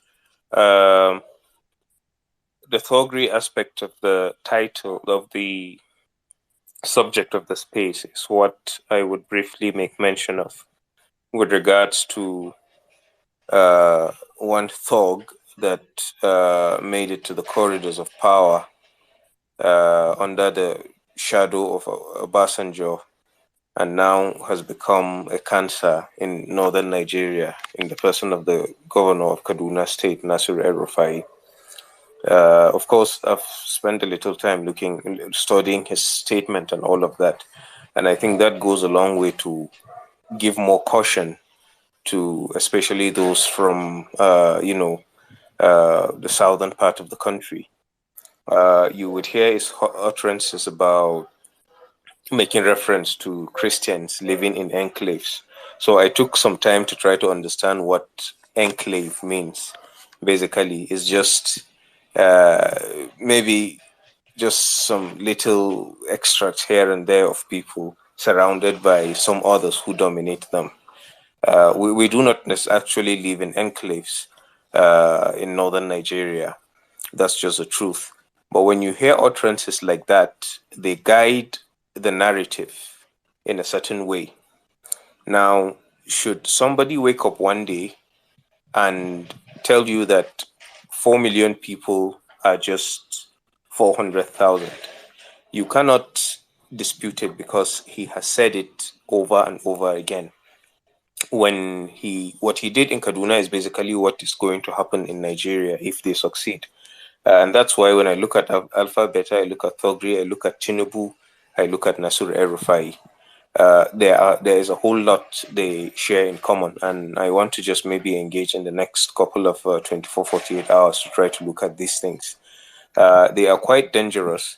It's unfortunate. I remember when he was running, he did say, Eradua, anybody that drags issues with him should ask him. I mean, he is now in the grave and all of that. Ordinarily, I think as a Muslim, an utterance like that shouldn't even come out from your mouth because you don't give life and you don't take it. As a Christian too, an utterance like that shouldn't come out from your mouth, except if you have something to say to the DSS with regards to the man's death. And so we have criminals that are becoming more and more dangerous. And somebody made mention of looking beyond the elections.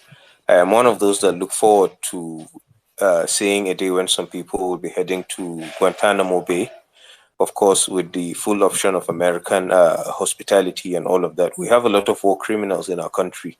Some of them, it's not just about Tinubu winning the election, but it's all about making sure the person that is in Aso Rock looks the other way. I will say it again, we have a lot of war criminals in our country and they don't want to go to jail. They don't want to pay for their crimes. So it's not just about celebrating the victory of Peter Obi. It has another edge. A lot of criminals will have to pay for their crimes. And I think I'll just summarize what I want to say on that spot so we don't take too long. And that, let me put it in the warrior king David's words. If thou faint in the day of adversity, thy strength is small. So the next coming days, or the couple of weeks, are days of adversity. And that is what puts our willpower, our resolve, our stamina, and everything we have ever believed in to test. It is not what we have done before, it is now. And so let's gear up for that. Thank you so much, and I yield the mic. Zos, thank you. Sirdam, Bariat, everybody. Good to see you guys. Thank you.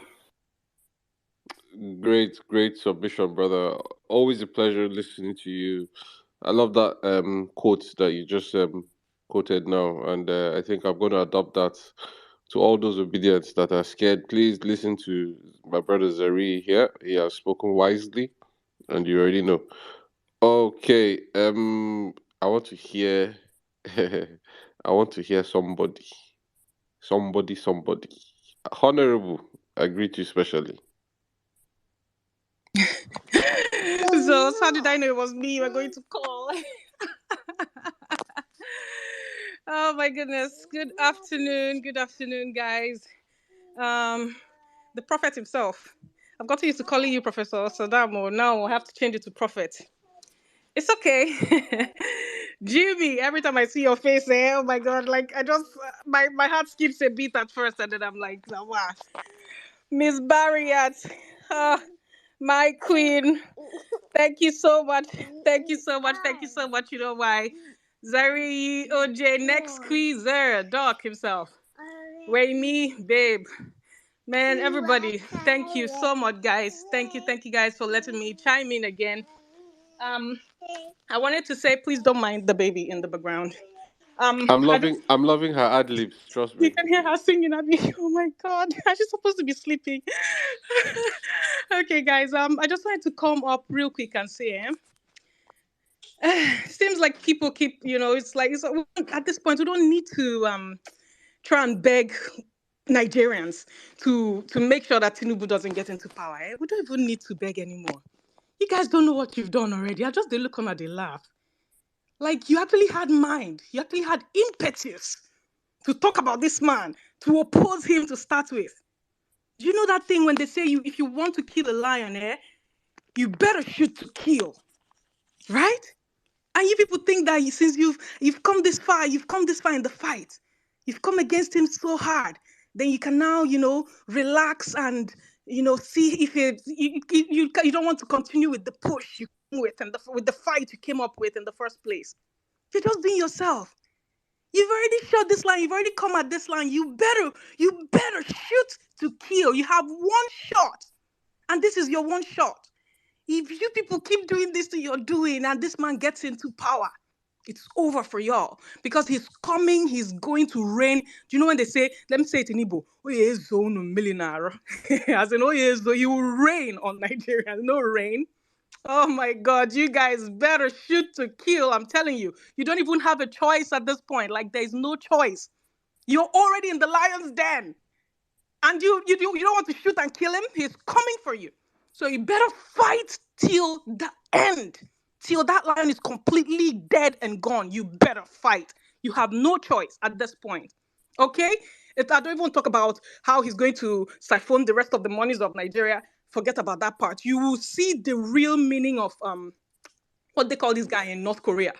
You will see the meaning of dictatorship. He Kim will Jong rule. Un. Kim Jong-un, he will rule your ass. You guys better sit up, fight to the death because, okay, let me leave that first of all and move on. Yeah, he Someone has had, even said it. Even the Tinubu has said it God. himself that elections are not served a la carte. So there you have As it. in, it's not. I said this thing one time, right? Nigerians are fighting for their lives, yes, but guess what? This establishment, they're also fighting for their lives. I mean, this is how they feed their kids. This is how they feed their families. This is how they feed their wives. You really think they're gonna sit and watch you come and take power? And then you have the impetus to now fly into the lion's den. Now you are there. And you think you can just use your tiny bow and arrow and just shoot, and that's it? Oh my, I want to laugh when I think about it. I feel like laughing. Like it is too late to go back now. There's nothing you can do. You better shoot to kill and fight to the death because that's your only option right now. So I'm gonna move on from that guy. We already know everything that he's going to do. I want to say something to the people who keep coming for GRV. Okay, this man had the time of day. I'm not saying that I shouldn't because that's what he should do on a normal day, as he should. Came up here and tried to address us, and some people feel like they need to or they're saying stuff. I heard somebody read out a comment about how his voice sounds like a schoolboy. Come on now. At this point, if his voice sounding like a schoolboy is your issue, you need to understand that you just might have problems with your priority in life. Like that, his voice is your problem. You're not worried about his capacity. Can he handle things? You're not worried about, you don't want to know if he has integrity. Your problem is his voice. Now, why? Please, is it retrospect? That's what they call it. Think about yourself, about your life, why you are in the situation where you are, and why Nigeria is the way it is. My dad went to withdraw 100,000, just 100,000 naira. This man, I don't know who sent him with his two left legs, went to withdraw 100K from ATM. After I had stood for how many hours, he couldn't take it anymore. He went to a POS. POS now, from 100,000 naira, this man had to increase it to 120 because why? The POS lady said, for every 10,000 naira is 2,000. That's it though. So you have to give some, I'm telling you, Zos, like just this morning, had to give her 20K. This woman just made 20K neat. And you're still sitting here. Your problem is, why is it sounding like a schoolboy? It's okay. It's all right. I'm just looking and laughing at all of you guys. Our problem in Nigeria, and this is my thing. I created a space. not a space. I came up. It was last year. Sorry, so I'm hurrying up as quickly as I can.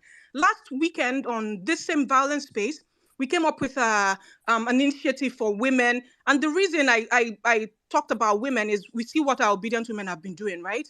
And I thought it would be nice if we could all, come together, strong voices in the female movement, in the obedient movement, come together and just, breathe fresh energy, fresh strength into this push, into this fight, and close this deal, right? And going beyond that, I feel like the Nigerian mentality has a problem. So it will be on us, the women, to go further and resensitize the Niger people's mentality, because Niger mentality, we are anti-development. That's the truth. You see somebody that's doing a good job, and you start having unnecessary stupid problem with just maybe the way they're walking or something. We need to fix our mindset in Nigeria, and that's why I need women. I honestly need women. Please, let's come together, find it. We bring in life into this world, right? So we can do it. We can speak to our men. We can gradually change the society in Nigeria, change the mindset of the people. Okay?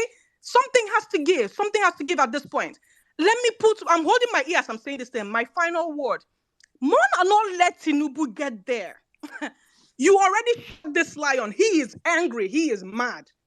If you feel those, enough. Thank you. Thank you, guys.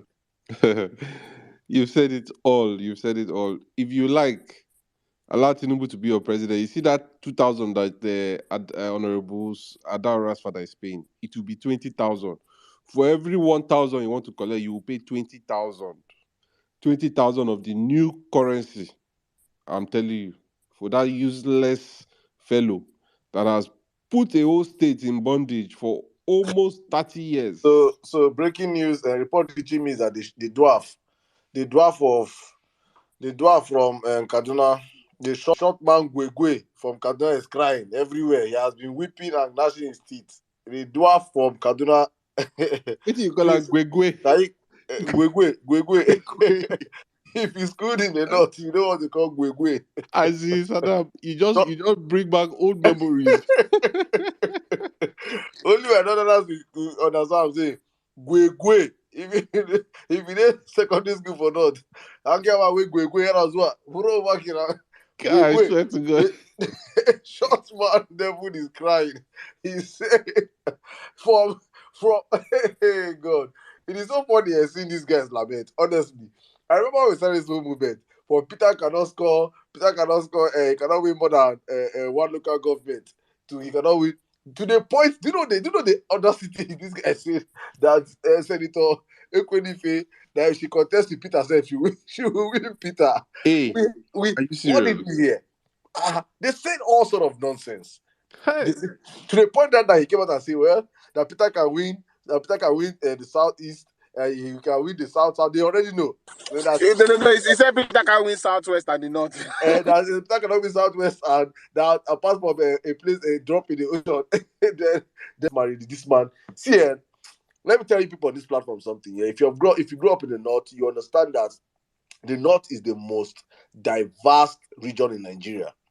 I wish some of my northern brothers can come up here. They will tell you in Plateau State alone, we have 17 local governments, over 17 different tribes in Plateau State alone. Different tribes. If you go to Kaduna, the same thing. If you go to Zamfara, if you go to Borno, you see there are tribes, different tribes in this place. It's Christian speaking people also.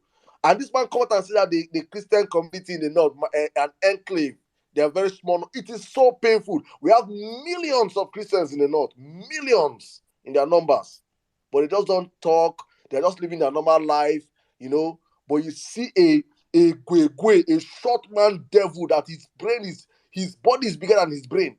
It still has high. Oh my goodness! When you see that man start crying, know that we have won this election. Anytime you see that man cry, he's crying like a kwikwi. You see him in the middle of the night. He don't sleep for night. Peter don't press his neck.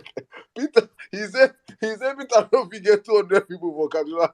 Peter come Kaduna North, Kaduna South. He collect crowd. Peter is coming to Zaria again. Peter say I will press. Peter say he don't even get neck. His body choke from his head to his belly at the same size. From if you calculate the density, the height of his head to his belly. Now Oh my goodness. Look, I don't talk. Please, triggers. While I finish that one here, please. I don't Let's know go why to Sadab, I beg, happiness. give us the name of Happiness. the Kwekwe man now. Biko Kwano. Gwegwe, the short man Gwegwe. Gwegwe, the shortest governor in Africa. You don't know him. The shortest governor. He won the award in Guinness Book of Record. The shortest governor. The man that his attitude and his temper is taller than him. You should know him.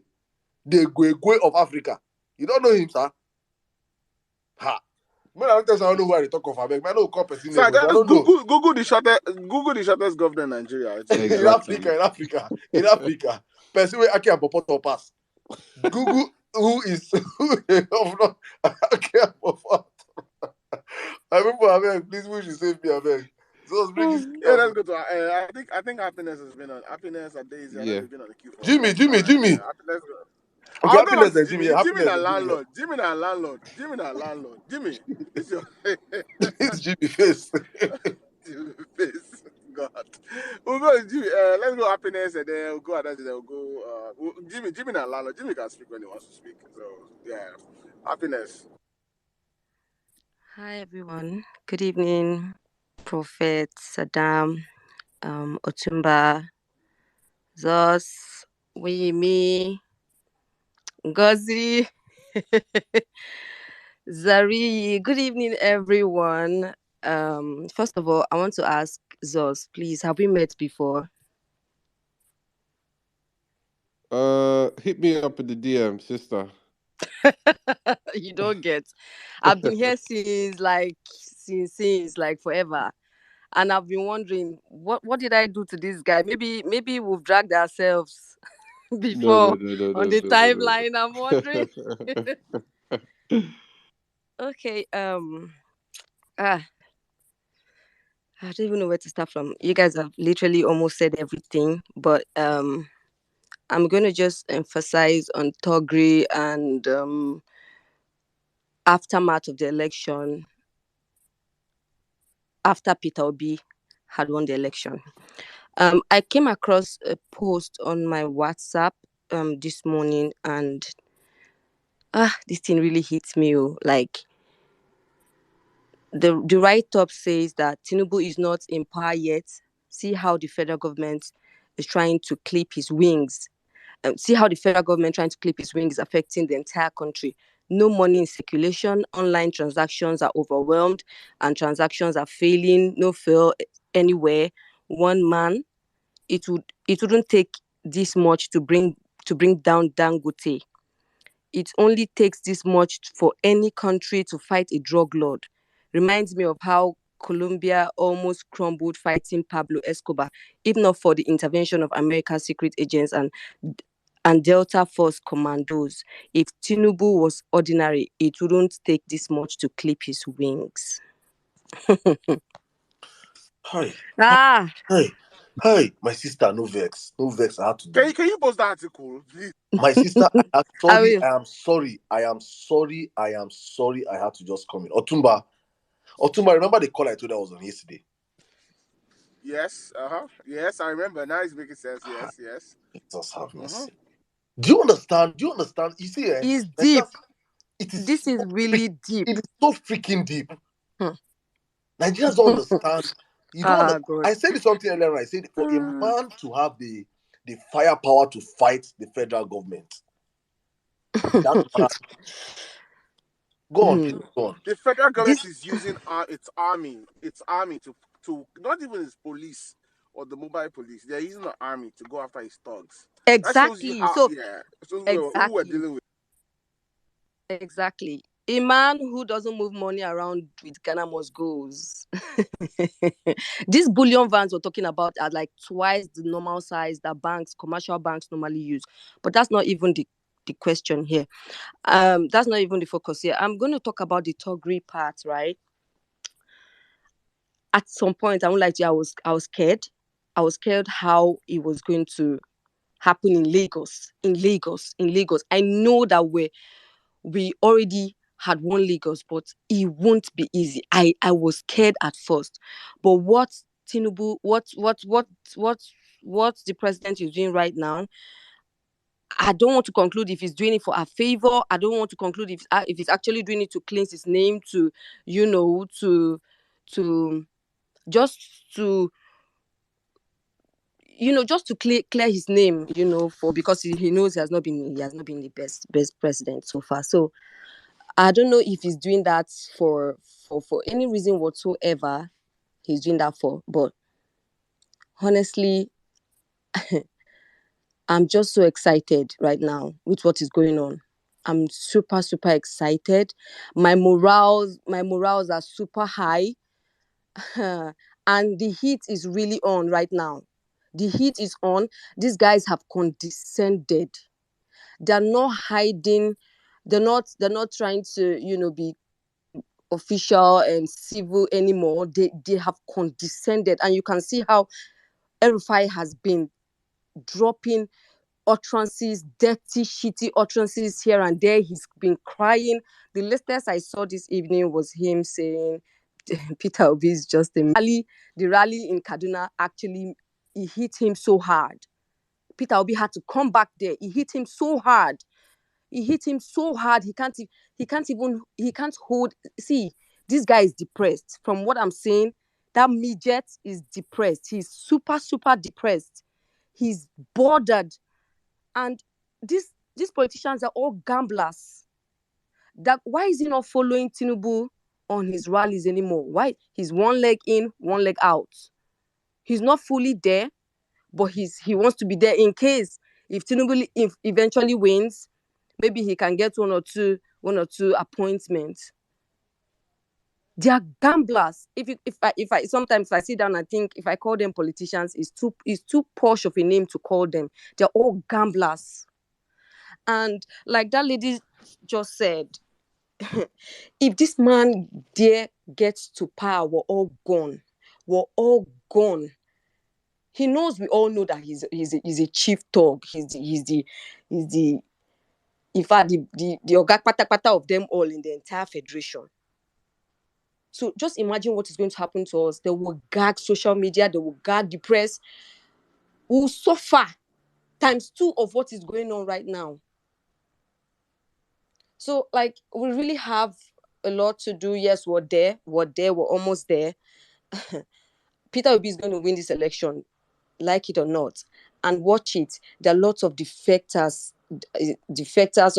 I don't know how they are called, from PDP, APC coming in. These guys' lights were already made. We suffered, we pushed, we did a lot to get here, and they're coming now. They're coming now to defect to the party. They want to rub off their bad energy, their criminality in the party. It is not going to be allowed. This lady that just defected, let me not lie to you guys. I'm not celebrating her for any reason. The question we should be asking: she's a senator, a sitting senator presently. I don't know, maybe from what I'm hearing, because I've never heard her name before. What has she done for her constituents? What has she done for the people she's representing in Anambra State? So it's not about jumping from, let them come. Sharing of money, no sharing of national cake. And Peter Obi's ideology is totally different. His visions are different from theirs. And the moment it doesn't align, they're going to fight him. And that's what I'm going to just back up what that lady said. The other lady, I can't remember her name. The one that said her son was reminding her about Omar's music. She said, even after the election, we still have to protect Peter Obi. Whether or not you like it or not, we can't lie to ourselves. Peter Obi will have saboteurs. I said it in your last piece. And the more we're pressing them here, just the way we are doing now, that because, like it or not, Twitter has a power. NSA started from here. The obedience movement started. You can see how we have the influence. Whatever it is that is being discussed in any TV channel is whatever that has been, discussed on Twitter. So somehow we influence whatever it is that is going on in Nigeria. So there will be no space for anybody who is defecting to the party for one selfish reason or the other. There is absolutely no space. And for the young politicians that are coming, I know that the Labour Party gubernatorial candidate for Abia State is here, Mr. Valentine. He's listening. You all can see how we're all backing Peter Obi. It's not for any reason, but because he's a transparent man. We all can see through Peter Obi. Is a lesson. The game is changing. The narrative is changing, and we're not going to rest because we're going to. This is a marathon. It's a marathon. We're not stepping down. It's not a sprint like Banky W always say. For a new Nigeria, we need to keep working hard. We need to keep working hard. Aftermath the election, we still have a lot of work to do. Politicians have to also learn that it's about the personality, not party anymore. It's not even about party. It's not even about PDP. It's not about APC. It's about the person's. What is the person's political history? Labour Party is going to be 9 months this month, and it's not a coincidence that we're betting a new Nigeria. 9 months, we are about to enter Labour. The moment our water breaks, Peter Obi is coming out. You can see the grace. You can see the way everything is working. Everything is just working in alignment. Like once the hand of God is just on you, things just move so smoothly. Things move smoothly. You can't tell me that these things are happening because Peter Obi is loved. They want Peter Obi to become the next president. No. You just cannot fight grace. You'll be disgraced. And that is what is happening to them. So I just want to say that I just want to thank everybody, all the obedience movement, everybody in the I don't even know what else to say, but at this point I think I have to yield my mic. Thank you very much. Thank you, my sister. Thank you. I didn't want to interrupt you before you say I'm following you from your village. But anyways, that was a good submission. Thank you very much for that. Jimmy. See, I didn't even fear to call your name, sir, before you come attack me. OJ did here. OJ, next quizzer, make them go. No worry. Oh yeah, no, yeah, no, I yeah, no. dey prep my food. Oh yeah, no. Cook. Just OJ, let's go. Finally, can you hear me? Yeah, we can hear you. Oh, thank God. Okay, because I'm using my earphones. But Omar, I don't get money, so make a first greet Prophet Sirdam. How your side? Bless you, don't sleep. That's okay. Which money you know? Why you don't want to pay for food? Now crunch time be this, so I beg. If Prophet no hear me, I fit send a message for them. No, why? I don't hear Oh, it's too much. You don't want to red flag? I think I beg you, I beg. Make I greet you first. It's been a long time. I haven't been on the space in a while, but I haven't been on the space to speak, but I've been listening. And I just mostly wanted to come on today to just, greet everybody, tell you guys are doing a wonderful job and not to, relent.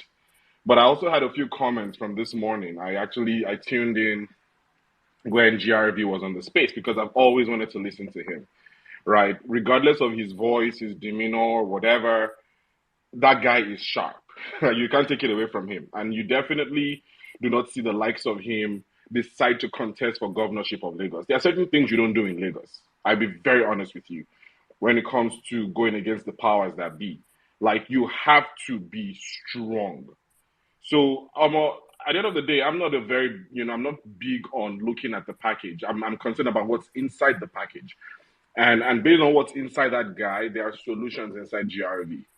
And if you allow yourself to get distracted by his voice, his demeanor, whatever, yes, I understand. Politics is a game. He has to find a way to win. But for that guy to still be running and all in hand still complete, all the legs still complete till now, bro, give that guy his flowers, right? And so that's why when on the topic I wanted to touch on today before I talk about Lagos is if you've done any electioneering process, whether in an SUG or your department president or, whatever, as you approach election dates, there's a way you start to take your leg off the gas systematically. Because anything you do, should it not pan out in the way that you expect, would have a very, very bad effect. So you would see that campaigning is not going to reduce, but there will be certain things people will not say. There will be certain things people will not do. So when you call a trigger person to say something, I have a huge problem with it. And one of the things that on this side of the aisle, you know, when people are like, oh, this Peter Obi level, now diasporans, they run them. You know why they were making that statement? Was because they figured that diasporans were going to use American and British knowledge of electioneering to push this campaign. And they were waiting for us to give ideas that would not pan out in Nigeria. And that's why I'm so happy that we've basically fallen their hand. Every move where we they make. Or they're shocked, say, men where they decide. Now people will be saying they don't see things for Nigeria, they don't run game. Come up for Nigeria. So we've been spot on. So for you to then take offense because somebody did not address a question in the way or manner that you expected, I'm going somewhere with this. There's a video trending on Twitter. Uniben boys. Anybody will go Uniben go no say that's cool. Now on that topic on that day. But they meant soldier for Uniben. That was in the video. They meant them because soldier go beat person babe. Right? So you're now saying you want to stage a walkout 2 to 3 weeks towards the election. And that time you go to pursue get carryover. Go see them as opportunity to take burning department. Like, be tactical. Don't make decisions off of a win. Consult people. Talk to big bosses and big sisters in this movement. There are literally people that I would listen to when I'm on this space and I'm like, you know what, that my idea doesn't make sense. Calm down. So you're talking about walkout, students walkout. Baba, no go play into their hand because that's when they will not say, okay, based on walkouts, we'll send some thugs, make it look like a riot. Next thing it escalates, they move election. Let's be very, very circumspect. Let's be very, very careful and smart. So if you ask me, I believe that guy hear that question. If you ask me, there was nothing wrong with his audio. But he know it in the talk. Because if you fuck up small for Lagos, you'll collect. And that brings me to the topic. See, Lagos na virus, so let me tell you, it key people, but they don't see it. The average Lagosian know they okay. I've never seen a state like that in my life where it's steeped in fakeness so much that person will get 5 cards for hand, but will act as if he has 5 million. Suffering and smiling. And you cannot convince them otherwise. You cannot convince them otherwise. And so that's why I keep saying, I say, you need maybe 3 to 5 more states in Nigeria to develop. Lagos brain go reset. Because the bulk of the people that you're seeing in Lagos today, right, they are transplants because they were told that Lagos will give you a better future. They don't enter Lagos now, not in the south. If 3 to 5 states in Nigeria should develop just by a little bit, Lagosians will wake up. And that's why besides GRV and the election or whatever, if somebody tells me, oh, Peter Obi no go win Lagos, oh, fuck it. Fuck it. Because we're coming for Lagos. Right? We will help Lagos one way or another, either through Peter Obi or GRV. But Lagos will be helped. But it's just funny because Lagos and one state will be saying, if you tell them, say they need help. You can never. They will fight you. They're like New Yorkers. Thank you. Bless you, Auntie Meg. You know, say Auntie Meg and New Yorker. Don't go back to Auntie Meg. Okay, she know this place again. New Yorkers will never listen. We know this shit. Like, you're already steeped in it. I was born and raised in Lagos, so we say shoot bed. Right? It took one trip. I had an experience. I was supposed to do something that was going to be life-changing. I was stuck in traffic for 6 hours. I lost out on it. I was crying in my car. It was that moment I realized this is not normal. Don't piss in my pocket and call it rain. It's not normal. Omar moved go Abuja after like 2 weeks for ABG. Baba, I tell somebody begin to say my stuff for Lagos. I'm done. So when you show Lagosians the lights, then go hear word. So that's what I'm saying. Use GRV. This is the solution. Also use Peter Obi. This is the solution. Because all these people, they tell them, all this money, this one, that one, okay, this person, they use AlphaBeta, they use them, this one. Who they name company AlphaBeta, for goodness sake? AB. What's that? I'm telling you that you will beat a Lagosian up. He will tell you thank you. The guy will take beat him. That's what's happening in Lagos. That is what is happening. So I beg, that guy is going to come on this space again next week. Whatever you can do to help him. Dead your questions. If it doesn't make sense, dead it. Send an DM. Dead it. Push that guy. Push that the same state where we say person is supposed to win. Till today, we don't know what happened to the man. I've been paying me this morning, no. That's why I was just biding my time to get the mic. Let us not because we did diaspora. If you don't do Lagos, 2-3 weeks, you go no say there are some things you don't talk about. And there's some ideas you don't propose. So maybe everybody just calm down. I yield the mic. Thanks. Just today, thank you. God bless you. I think Omar, we used to say this, like we're not. Our goal is not to create the perfect candidate, but to elect the best candidate that we have. No, so it's not. That's why Bro, do you at this understand? stage. Like, you don't see the other candidates. They don't join you on space. You have no access to them. There is nothing, literally, you cannot even, if you wipe you 2x2. Somebody's coming on space. Like, you don't understand. Like, it hurts me when I see people that live in the diaspora and want to act like they don't have an understanding of the fact that Nigeria is innately different. Like, why would you expect, oh, he fucked up, he fumbled that question because he's Biden? Calm down. Like, he is literally, we are using this guy to solve a problem. You don't throw stones. Those who live in glass houses don't throw stones. Make your candidate up and push him out there. It's that simple. Like, so when you're from the comfort of wherever you are, and you're telling people, oh, let's go do this. Let's stage a walkout. Let's do this rally. Bro, wake up for morning, go listen to NG them space. Where you go collect idea. Calm down. There are people on the ground. They are telling you what is obtainable. Calm down. It's 3 weeks to election, no. Now people they pipe down. Sick of say, make one small thing, no go multiply. That's how you do election. 2 to 3 weeks, everybody begin to pipe down. That's it. I beg. Thanks. Thank you, my brother. Thank you, my brother. Adaize. Okay. Atumba, you want to say something? Sorry. Adaize. No, I was going to that. Oh, yeah.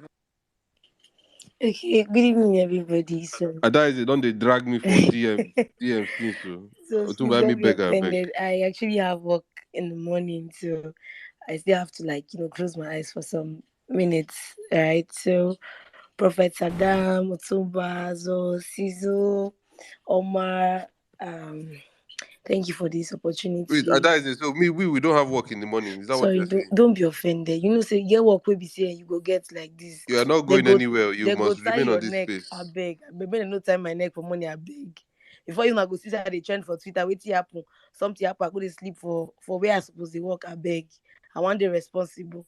So okay, quickly to what I want to say, very very quickly. We already know these things that are being said. Though today I got to hear the facts, and I'm sure many people like me are here from Omar when he was giving the facts, like financial stats of how Lagos is losing money, losing resources, losing everything. Just one person. In fact, and funny enough, the person is not even from wow. Person your containant come, pursue landlord, carry landlord, they do as boy. Wow. The matter they off me die. You have a text message. Lagosians, they fall my hand, I swear. Off me like scatter. Understand? So it's crazy. But I was yesterday, I'm going to say something.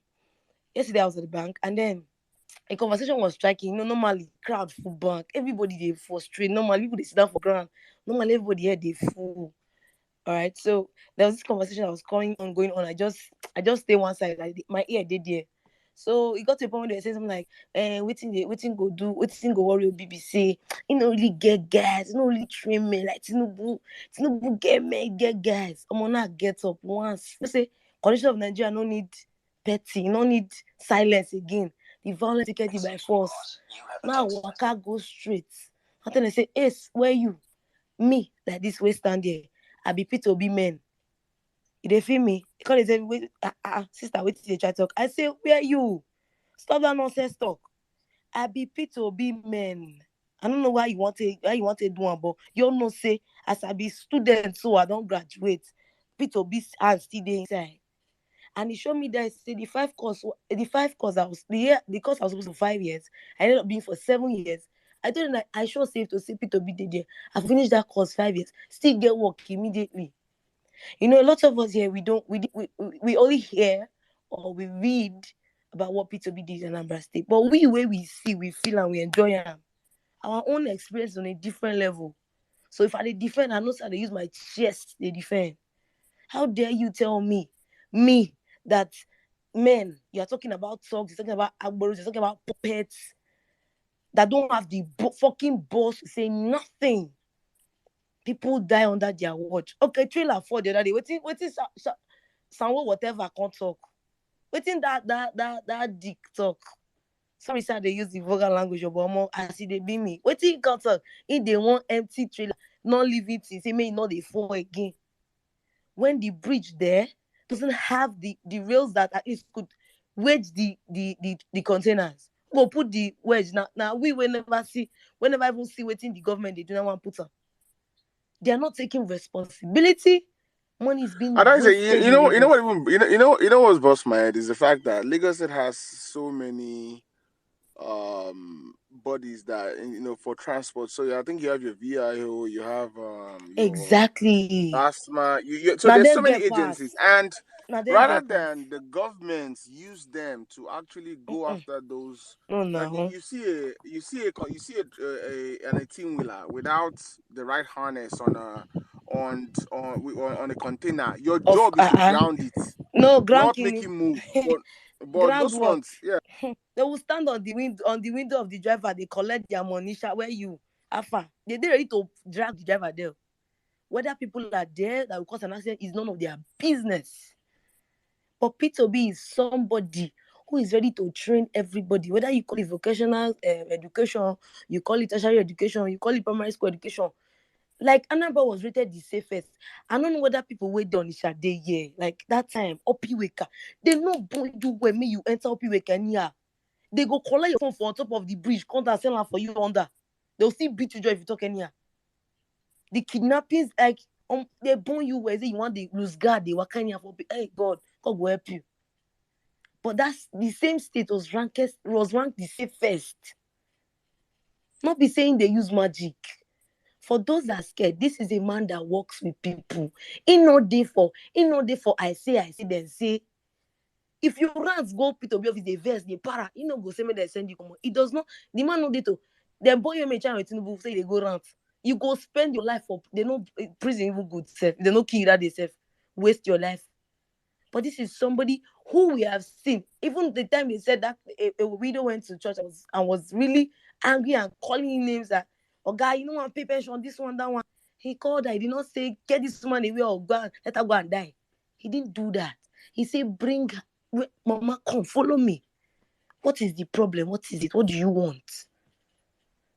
When she stated her case, he said, okay, don't worry. And this is just somebody that will promise you white elephant. He go tell you, say, see, or yeah, see. Now, even if if someone like P2B, if they owe you 50,000, he go tell you, Alpha, more do one like this. I feel they pay you like 5,000 every month. How you see him? Or may I increase that small money? No deal. If you say me, you wait for that 50,000, if you no come more. He gives you practical solutions. He doesn't come and promise you heaven and earth. He they give her. Now you get men, they tell me, say, Tinubu get men kill you, papa there. Men kill you, men will be say they waste for streets. No worry, be like this crusade will carry go the meet them. They form Agbero. Man, I tell you, say, but see where they work for, see how much they make. Mumu. Mumu. At your age, a fool at 40 is a fool forever. At your age, you see they make person, they control your destiny. Say you not get blood, say you not get right to be waiting children, be where they call them your excellency then, up and down. Say they not fit call your excellency too. And for those who they thought say the Lagos State as governmental candidate saying get secondary school boy, if the secondary school vibes go give us if they fail more, let's go there. Straight up. Let us enjoy the secondary school vibes. If that's what we deliver. Lagos, Mona no miss una body go tell now. Una body go tell now. You people should not try and miss this opportunity. And for those that are scared that Peter B enters there, when Peter B is an open book. In fact, you see transparency now in name.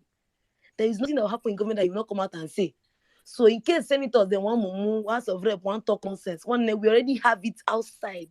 You see that Twitter handle that they go to report himself 247. So anybody who mumu, una we get local government, we get senatorial districts, una target that one, treat it for anybody who talk say they want block, they want a form oga, they form political party. Don't go fire that person. Because in this country, we don't get them back. When this my voice will crack, so it crack because I did the shout, they talk, they explain. I they talk, they explain. I did not pay money for boss. I pay for everybody. After we don't do the bus bills for boss, don't clear everybody. In fact, I still pay for. But babe, you try. I say no, wala. We go try when we don't go vote to be. Now normal thing, not be new thing. Not they feel like say small thing person do for you. Feel like say na make the person own your life. No, not be so they do something. So normally, more arrange yourself. Negotiations, more arrange here do. More dey where. More know the 4%. I'm not too much to fall around that beg. More arrange. I beg. No, arrange. See, now make the this. If you know say you Ada don't with the get Ada PVC. is it with the cracked voice. Please wrap up your Okay, submission. I'm wrapping up right now. If you know you don't have PVCs, okay, at the end of the day, you know you do everything, or you know register for PVC, maybe something happen, no problem. That day of election, carry your 2 left leg. Go to the polling unit. Your polling unit, the polling unit you're supposed to vote in, go there. This one is not the one we say because you have visited at home. No, go there. Let the numbers be much so that no matter what they want to do, at least how many they want kill, how many they want wound. So more wise up, I beg. More vote wise, more vote P2B, more enjoy life. Nigeria sweet normally. Thank you very much. I yield the mic at this point. Thank you. Thank you. Please. So just a minute, please. Yeah. Okay. Guys, I want to say something real quick. I don't think in the history of democracy in Nigeria, well, when I say democracy, like I'll say the Fourth Republic since 1990 till now, that Lagos is open. We have an open election like this one. We will not. If we lose this opportunity, if Lagosians lose this opportunity to take back their state, now they might. It is just you're consolidating the empire of a man that will never, ever yield power. I'm saying this because I know for a certain that I'm not saying, I said something, I said, I'm not saying Buhari is supporting anybody. Even though there are quarters from so many places saying he's siding with Atiku. But he's doing everything within his power to make sure that the elections in Lagos is free, fair, and violence-free. Violence-free. Not violence. We are violence. We do not violence. Violence-free. He's doing everything possible. My people, please, this is the greatest chance Lagosians have to free themselves. So I plead with all of you on the platform right now. It's up on the Jumbotron. Badebo Rose, please, I have to let it be the first one. Please, we should not post it on the Jumbotron again, please. I want Vawulence to please donate money to the man. His campaign is up. They've released the campaign fee. Please, the campaign account is up on the Jumbotron. Donate to his campaign, the GRV campaign. Donate to it, please. The account number is up there.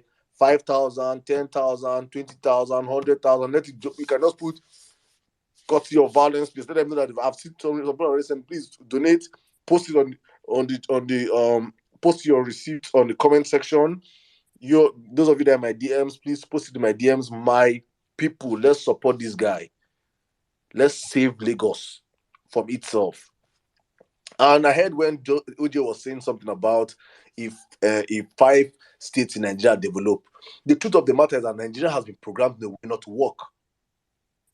If you decentralize the ports, there's no reason why only Lagos port should only be the entry port to Nigeria. There's no reason why.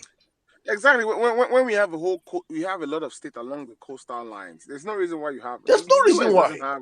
The US doesn't have one main port. Most of the ports are along your coastal states. That's just common sense. Like the Lekki, fine. The Lekki seaport. Why it was nice, but when I look at it, it doesn't make any sense. Why take it to Ogun State or take it to Ondo State or one of those states along, Warri, Akwa Ibom, Port Harcourt. like open up the country. Why do you have to concentrate? Lagos is already congested. There's no point there.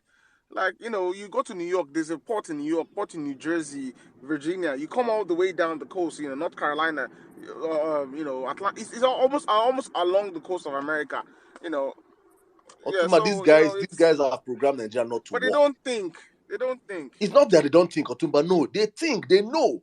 But they have planned Nigeria in a way that it doesn't work and it favors themselves up there.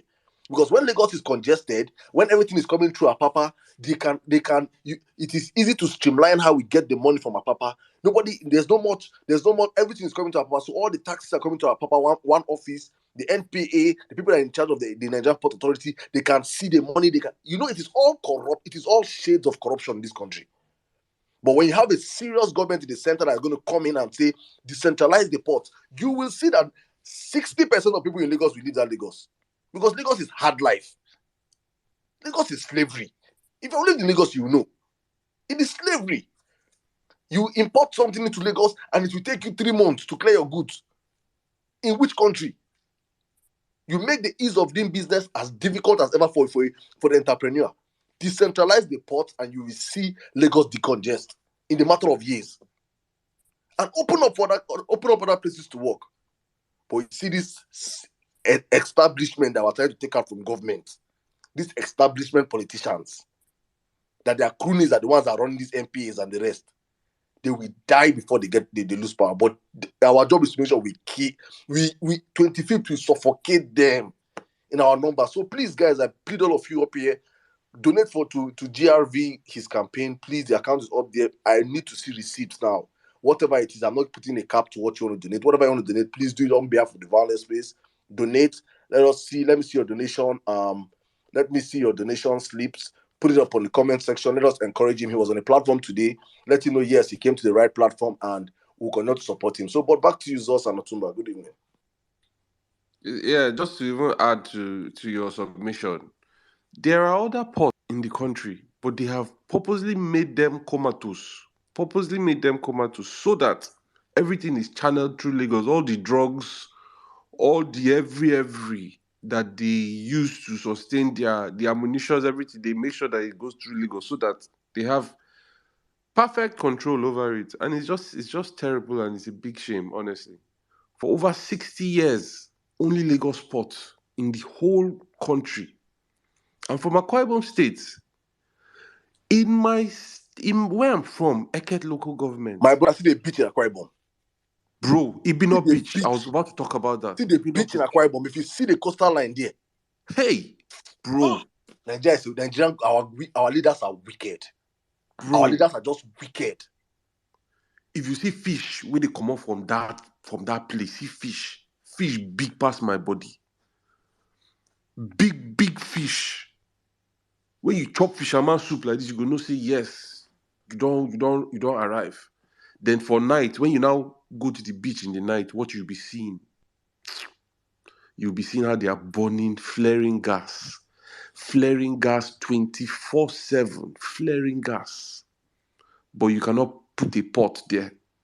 Flaring gas 24/7, non-stop. Morning, afternoon, night. Gas where Russia the beg for. Gas where Europe, sorry. This is the gas that was the natural gas we have that will solve our electricity problem. You understand? But, yes. And it's not, and Siemens, they've been trying to do Siemens project for years now. Like, man, that's what, man, 2023, it sounds like I'm radical, but I am. Because we can't get it wrong, man. We have no choice. Like, this is it. This is me. For me, I've always said it. Like Omar used to say, if you get it wrong, God forbid, the last person should turn off the lights. I'm done. Like, there's no. We can't afford to get it wrong, Brother, bro. we We can't can't afford to afford get it to. wrong. We can't. We can't. It's not It will be the possible. Just a end, quick honestly. one. All obedience are radicals. Period. You have to be. Please, Zos, let's take Mr. Tony. Let's go to Dr. Let's go to Mr. Tony. I Mr. think Tony. Yeah, I was gonna call him. Go ahead. Awesome. Thank you so much. Sada, my man. Otuba Zos. Oh boy. I don't just know where me go start right now because when I just they blow my mind always. So many submissions where we say, don't make me go carry my gentleman jack, pour myself 2 fingers, and I can't, they come down here, they listen, they enjoy myself. That's the Say, spirit, this sir. That's the spirit. awesome, absolutely awesome. But moving forward right now, I have an appeal for all obedience. I might be taking us back a step, right? This is not the time to sacrifice our own. And when I say our own, I'm talking about GRV or any obedient. Okay? Someone who stands and believes in what we Mr. Tony, please, stand for.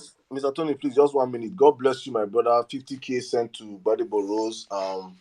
Mr. L, I won't call your name, Mr. L. Thank you very much. God bless you guys. Please, I need receipts to my DMs. Please send some cash to Jarvie. Please send some cash to Jarvie and send me the receipts to the comment section. 10K from my sister R. Thank you. You know yourself. God bless you too. God bless you. Please send some cash to Jarvie. Let's get him some cash from the Vawulence space this night, please. Thank you. Go on, Mr. Tony. Thank you very much. So, as I was saying, this is not the time for us to start picking holes in our candidates. You see, Sizzle, when he was here a while back, he mentioned the 3 C's. Sirdam, please send me the meaning of the 3 C's. I know one of them is competence. Character and Character capacity. capacity. Thank you very much. I'll register that now, because that is going to be my mantra going forward. And these are the things we should be looking for in the candidates coming forward. Paying Sorry, Mr. attention Tony, to we them. just got $150 for GRV. I'll send it. Yeah, so thank you. I didn't even ask going to say your name, but thank you so much. All right. Awesome. Thank you. So, oh man, you just made me lose my train of thought now, but that's all good. But before moving forward, let me just take a poetry or a poem from Maya Angelou, right? To kind of like express my thought line and help us to understand what we are talking about here. We're talking about taking back a country. We're talking about identifying characters with the 3 C's, as Cecil said. And we should never, under no circumstance, try to bring down one of our own or a couple of them, no matter what it is. Okay? So here it goes.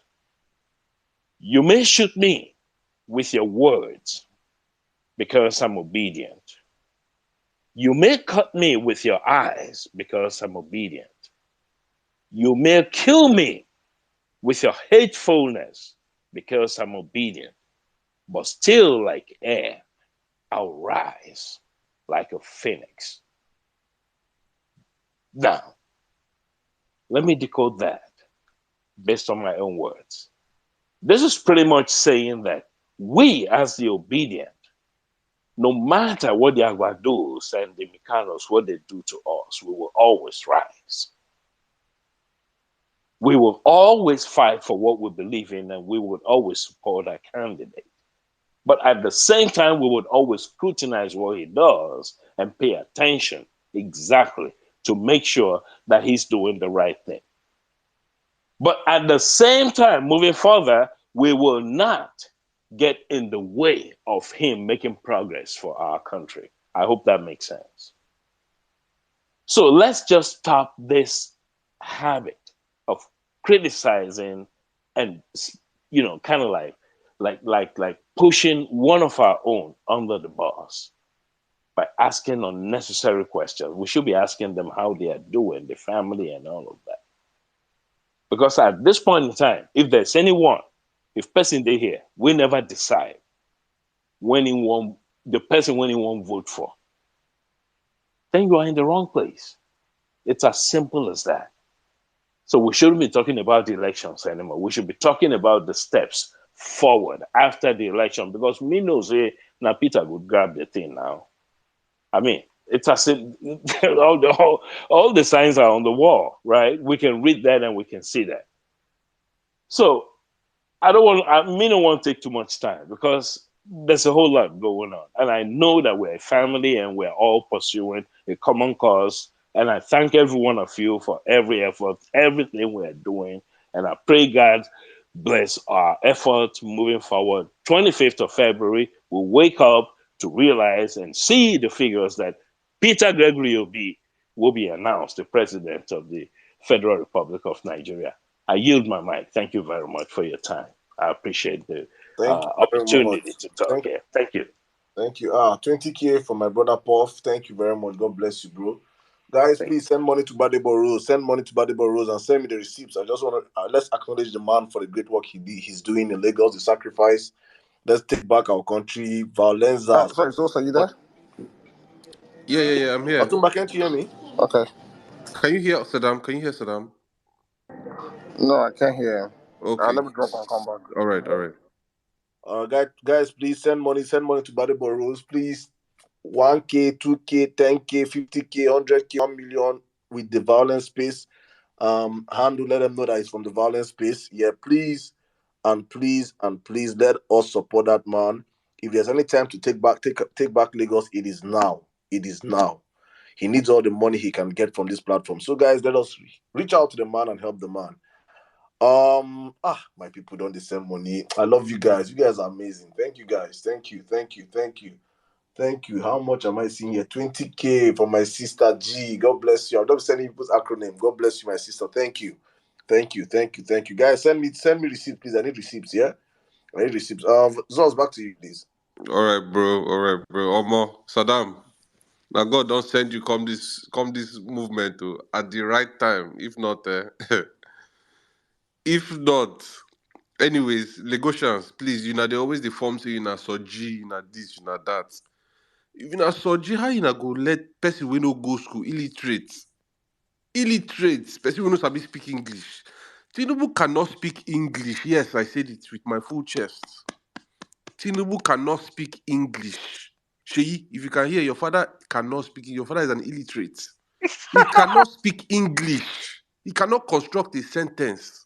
Tinubu cannot construct a sentence. Let's call a spade a spade. There's no point, there's no gain denying all of these facts. But he's there because of his status or whatever. He has muscled his way through. He has backstabbed people. Yeah, he has backstabbed a lot of people. And he's there now, and everybody is busy calling him Asiwaju this, Asiwaju that. Asiwaju is a leader, and as a leader, you have to be knowledgeable. But if you're not knowledgeable, if the only knowledge you know is how to do shady things, then sorry for you. Sorry for you. Lagosians, you guys are wiser than this. As a matter of fact, in my uni days, secondary school, post-uni, NYSC, all through, all the people that used to form smart, they used to form, oh, I'm a sharp guy, I'm a number one, I'm a this, they were all Lagosians. And as a Lagosian, if you are allowing a single family to determine who is your counselor, not even senator, counselor, then I'm sorry, I'm disappointed in you guys. And the only time you have to redeem yourselves is if you can stand behind Gbadebo Road's Viva and do the needful, which is to chase away that criminal family from the helm of affairs of that state. What do they know? Anyways, I don't want to hog the mic. Next squeezer, my brother. How you doing? Are they okay? Well done, everybody. I just they awake. All this while just to I beg, wait, brother. Make an announce money. Thank you. 20,000 naira. Another 20,000 naira from Jay Julius. Thank you very much. Thank you. 5,000 from Damian. God bless you. You guys are doing well. See, I love that. Hey, my brother Prince, God bless you. Thank you. I see you guys. Please keep sending money and keep tagging us with the receipts on the comment section. You guys are amazing. Please, people should be putting Vawulence space also and let you know that it's coming from us here. Eh? Thank you very much, my people. God bless you. Go back to next squeezer. All right, thank you. So, on the 31st was my birthday. So I was headed to work in the morning, and I heard a news that was super disturbing to me. On the radio where Wait, some 31st thugs in of Lagos, December or 31st of actually when? Ipaja, Next squeezer. 31st of December or January, November? January, Why didn't you tell us, no? My brother Savik, January. thank you, Savik. 50K to Happy. JRG. Thank you. God bless you, my brother. Thank you. Mungo Day. God bless you, bro. Go on next squeezer. That's how you can do for if you did casino now. If you talk, if money enter, they will stop you. Money is greater than any word you want to say now, my brother. Yeah, but thank you, God. All right, so that's 31st of January, actually. So I was going to work and I heard one news in Lagos, in Ipaja, precisely. Thugs invaded a school, Shalom School, and they invaded the school to take over the school premises. And they came in with 2 policemen, and they told the principal that they have a court paper. Sorry, they were authorized or given whatever by the courts to take over the possession of that school premises. All right. Now,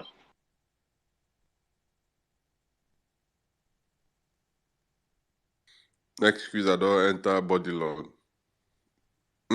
Next squeezer. We can't hear you. You don't laugh for body loan. Baba, come off for that street. That street not dead, not have deadest sense street. if you like, don't have sense. Make this Next man squeezer. Agbado make mistake enter. Next squeezer, we lost You see you. all your lands where you don't get for Lagos. Now, Next squeezer. Allow me continue. May they go. May just go. Continue. grab them one after the other. You see all of you now, we don't buy houses for Banana Island. We don't buy house for build house for VGC. You don't build house for Aja. You don't build house for Isolo, for Okeho, Iyarakari Estate. All those Agor, they will come and be grabbing it one after the other. See the effrontery. They came with 2 policemen and one bozo called David Hunde. He had the effrontery to come and say that it is a civil matter, that the police cannot, as long as they are not fighting, as long as it's a land issue, that the police will not step in until they start fighting. Whereas these guys came in, thugs came in with 2 policemen. Like, it is the audacity for me. Like, you get mind, enter person property. Come they tell the person, say you won't collect possession, you won't take possession. See, nobody can do that thing if that person does not have the backing of a higher authority in this Lagos state. So that goes to give you a picture. See, this guy never win. He's not even smelling second position yet. He is not smelling second position yet. But his thugs have been unleashed to go recover properties from people who buy the land with their money. They got the land, through they said the government sold the land to them. Now, it's not even the first case. Sometime last year, I don't know, Sirdam, if you can remember, I don't know if it was on the Vawulence place that someone was making a complaint about somewhere in Surulere where army generals, have their quarters or whatever. That said that some people came and they said that the land belongs to Agbado's mother, Agbado's adopted mother, that the land belongs to him, that they are coming to reclaim, that the owners of the land want to come and reclaim their building, properties that have stayed for over 50 years. Is now that they want to come and reclaim. So these things, when they come to tell you that this man, when he was governor of Lagos, he grabbed so many lands. See Royal Garden Estate. There's one Royal Garden Estate after Aja Underbridge. That property, I heard that land was supposed to be a hospital, right? A general hospital or something. Now, that land is an estate, and that estate is allegedly belonging to Agbado, and many more in Lagos State. Many more. So Lagosians, the real Lagosians, are upset with this man because this man has taken all their lands. Now, guess what? If una like no get sense, after doing whatever thing he's doing, he is coming for you. You if you say you get money, you if you say you be high and mighty, you if you say you be investor. You don't invest for hotel. You don't invest for. You don't know say all these Agbero people, all these touts. What did they do? They look your property. They hire one after the other. They point to the one where they go claim. You don't know if like that your hotel where they one of Oluomo boys now that one go come say okay this one na my property. Then they will move in and go and claim it. Funny enough, even down to the land in your village. See, don't make it look as if it's Lagos State alone. If this man, God forbid, you say over 90 million of Nigerians no get sense, mistakenly, this man make mistake enter as well. It means he will come to your land, your house, your father's house in Owerri, your father's house in Abia State, your father's house in Akwa Ibom, in Calabar. He will come there and chase you out of your property and grab your land and convert it to his own. This is the more reason why we should get these people out of this place. We should get them out from the political scene. Make them irrelevant. Send them into oblivion. Send them into oblivion. You see, for the military raid, me, I'm in support of that one. I'm super in support of it. And I heard the military raid is going to continue from when it started to after the election. Let it continue. We have suffered. Even the so-called APC supporters, they follow us, they complain. They follow us, they queue for bank. They follow us, they queue for filling station line. So we have suffered and we are tired. And anybody will come, they tell you, say, Peter Obi is not going to win this. They are freaking lying. These guys are literally shaking. They are scared to their bones. And I'm happy with how they are fighting themselves. But guess what, guys? Do not be deceived by whatever thing is happening in their camp. It might just be a way to mop up sympathy for themselves. Don't be deceived. Don't be deceived. While you're doing what you're doing, right, severing your own successes, don't be deceived. Still get focused on the plan. And the plan is on 25th of February. We are coming in mass to make a statement in the Federal Republic of Nigeria to tell the powers, the so-called people who feel that they are the powers that be, to tell them that we, the Nigerians, we are the power that be. Let me use my mic for now, but before that, please, guys, we are praying on Sunday from 1 p.m. to 4 p.m. Thank you very much. Thank you very much, my brother. Please, let's endeavor to join his space. Where ye me, my sister. How are you? Again. Where ye me, are you there I'm for a here, I'm successful here, I'm again? here, I'm here, I'm here, I'm here. Okay, so It feels really strange where you me, because you're always the one that is accepting and asking people to speak. And well, here am I, Abby, a small boy.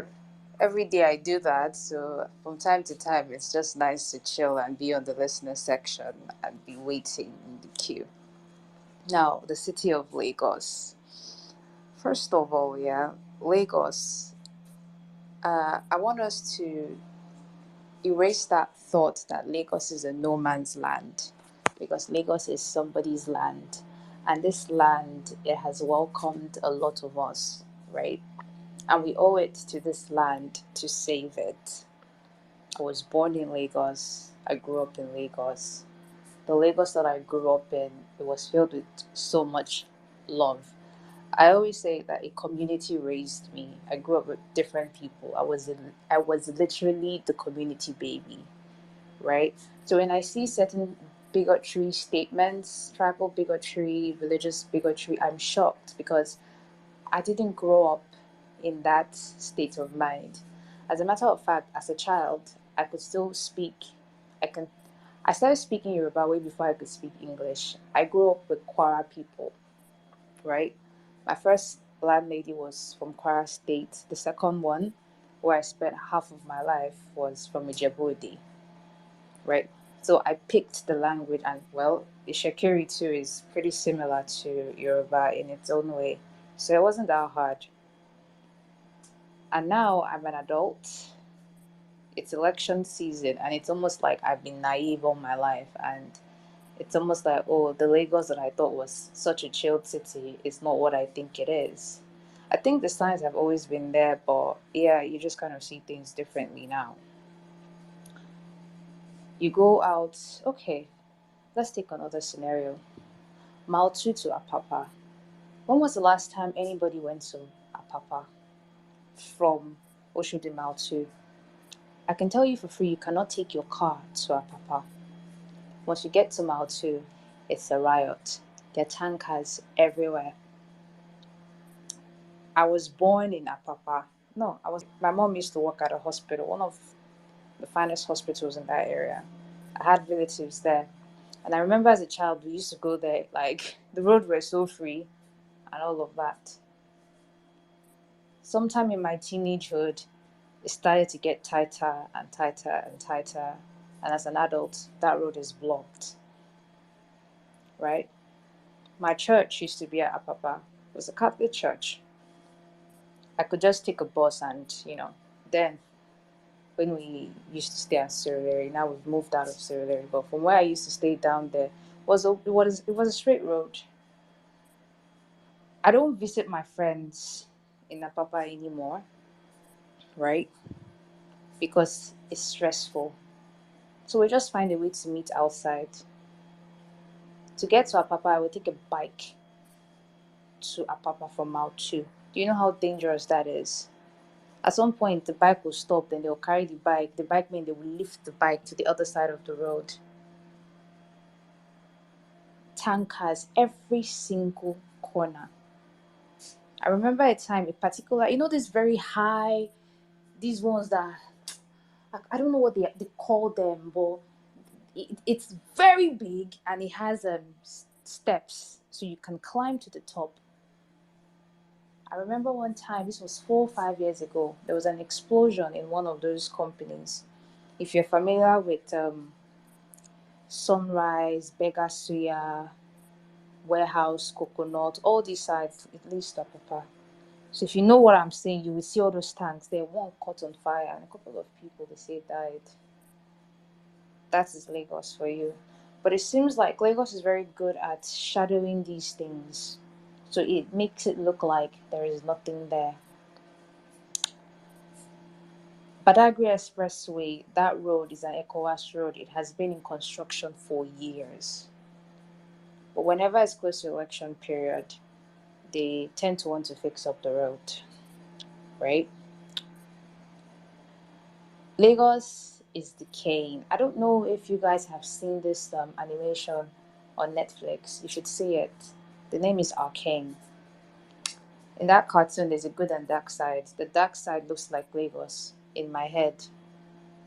Lagos could be better. Where how Lagos gets all the hype. A beautiful city. It's a land to all. Dreams have come true from here. But if you don't leave Lagos and step out, you wouldn't really see that there's a problem here. It's decaying slowly, and when you have these conversations, there is this level of gaslighting and manipulation that, oh, nothing is wrong. Then you start to question yourself that, oh, well, but it's like this, but it's not true. You go out for every single bus stop, somebody is telling the keke, bike man, bus man, wasoda, 50 naira, 100 naira. It's frustrating. They will waste your time. It's quite tiring. Which is why what Mr. Tony said, it's the truth. Right, Amy, please, we need to wrap Yeah, up I the know. space quickly. So So what if you I'm could just saying is round up this, the submission. guys, we need to vote GRV. We can't keep running Lagos like it's some form of cartel. And this goes to every single state out there. If your state is being run by a cartel, it's time to take it back. And now I'm begging you guys, I'm begging each and every one of us. Obi is coming to Lagos for his campaign, that's fine. But we'll be having a 100 million man march. Please, I want everybody in Lagos to come out. Let's save Lagos. Start planning for that march. Take it down to your LGA, your constituency, your ward, state level. We just need to come out and make some noise. It's one thing to say Tinubu is not going to be president. That's step one. Step two is taking Lagos away from him. We're going to render that man useless. we're going to render godfatherism useless in this country. So start getting ready. Let's meet tomorrow at the 1 Million March Crew space, hosted by myself, Mag, Lami, Nello. Let's start planning for this march because we're going to take Lagos back. And please go and get your PVC. We don't have a lot of time. PVC or not, still go to your polling unit on the day of the election. We need everybody out there. And yeah, Zos, you can have your mic back. Thank you. Thank you very much, my sister. Just to Update, add, yeah. update. So Oh, that's I've gotten over 200K in this short hour, over 200,000 with like wow. $150. wow. Yeah. That's the power of the violence space. So guys, please just please donate, keep donating and send me receipt. That's the ones I've seen receipt to. I'm not going to I've not seen receipt. The ones I've seen receipt, yeah. So over 200,000 and $150 up here right now. So please guys, let's show GRV some love. Let him know that yes, he's really being backed by the people and he can win these elections. As we always on this platform, the power of the people will forever be greater than the people in power. Please show some love to GRV. Thank you. Zos, back to you, please. 3 minutes. Let's take people 3 minutes each, please. Okay, 3 minutes, guys. You've heard Saddam, Prophet Saddam. 3 minutes. I don't like interrupting people. Jimmy never. I Yeah, go, I go, Jimmy. I go try wrap them up within 3 minutes. No worry. Jimmy, I'll come, try my come, come, best. Jimmy, come. Jimmy never talks since. Now Jimmy is submission. I do it for since. No worry. Make Jimmy come first. Just before Jimmy goes, please. We have a lot of activity. Send a strong message to the opponents. That's the PDAPC, Kwankwaso, and maybe Shoare, if you will. These one of them is the mock polling or the mock election that is supposed to take place this Saturday. Please, if your polling unit is selected, kindly go there and vote LP. Vote correctly. Vote LP, so that if it's counted, let them know that yes, we are making headway, and there is a big possibility that we are going to win this election. So please, guys, even if your polling unit is not there, kindly share it with your contacts. Please, I advise, share it on your social media spaces. And when I say social media, yes, there's Twitter, but there's also Facebook, there's also Instagram, there's also WhatsApp groups, Telegram groups. Please, guys, let us share and let us make a sound and resounding statement. Okay, hey, what I go use call Jimmy now? Another $100 from GRV. From I don't know if I should say a name, but Yeah, I know. Don't call her name. Don't call her name. It's $250. God bless you God guys. bless obedience. God bless obedience. Please, all of you that are doing this $250, I hope on Saturday, please, it's 1 million. I want to be hearing, please, 1 million, please, Saturday, please. I don't want to come out and wait on Saturday. We'll not come and be shouting, please. Saturday on is well, Americana. People have target already. Americanas and Init. Saturday is the battle of Init versus Americanas. Please don't come and waste our time here. We don't have time to waste to raise that. We are raising 25 million on Saturday, so there's no time to waste. Just come, 1 million donation in the Church of Violence, 1 million, 17 Americanas. So Tumba, please start telling your people on time. Oh, no long story on Saturday, please. Thank you. Zos. But we take Jimmy now. I be make Jimmy choose. Let Jimmy Hey, we take Jimmy, I beg. Jimmy, I please, beg, just for want to ask you. can I, Real Ever Best. Oh wow, good to have you back, Real Ever Hey, Best. Real Ever Best, wait, I beg, make Jimmy go first. After Jimmy, you go. Anka, Yeah, Saddam, you say you want to ask me something? Please, how they take verify you back with this face?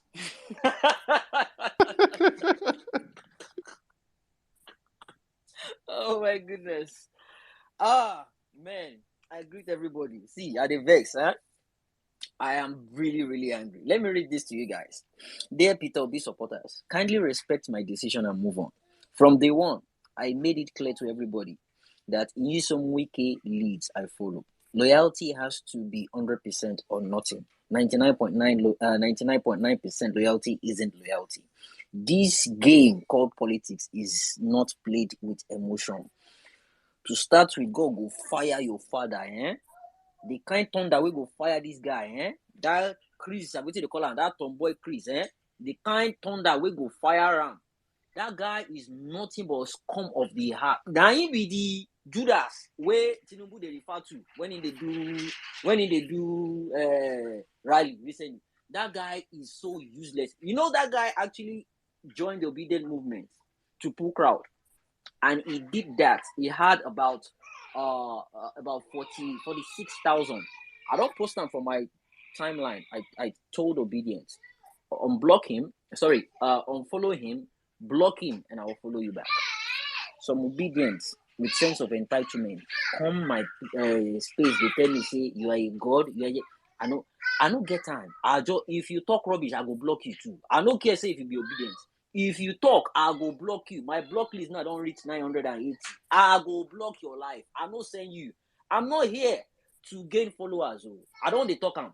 They don't block my account 3 times. They don't deactivate them 4 times. And the way I go curse your family and Yoruba. Twitter don't understand them. Now why how I take recover my account. Now we they send email back to back. I go curse you for Yoruba. Go they make Twitter go they interpret them. So I don't get your time. If you be obedient now, Sirdam they beg for now. If you be obedient, come my timeline. I know they here. After election, I go enter my share back. I'm not here for friends. If you talk anyhow, I go first curse you. I will give you small time, be reply. By the time you want reply, I go mute you. I will come and follow you, come block you, join. That way, you go pay you way. Very useless set of people. You can see this guy, this Pillock Moon Calf, the guy is in train of thoughts. It's been replaced by BRT boss. That BRT boss can't get flat tire. Very useless guy. Very useless guy. The guy has been on my case for a while. He put one picture up. If you say I see B, if you see the guy in nose, like V8 NG, they cheat everybody with their around with hair. That guy is an idiot. You can't talk now say,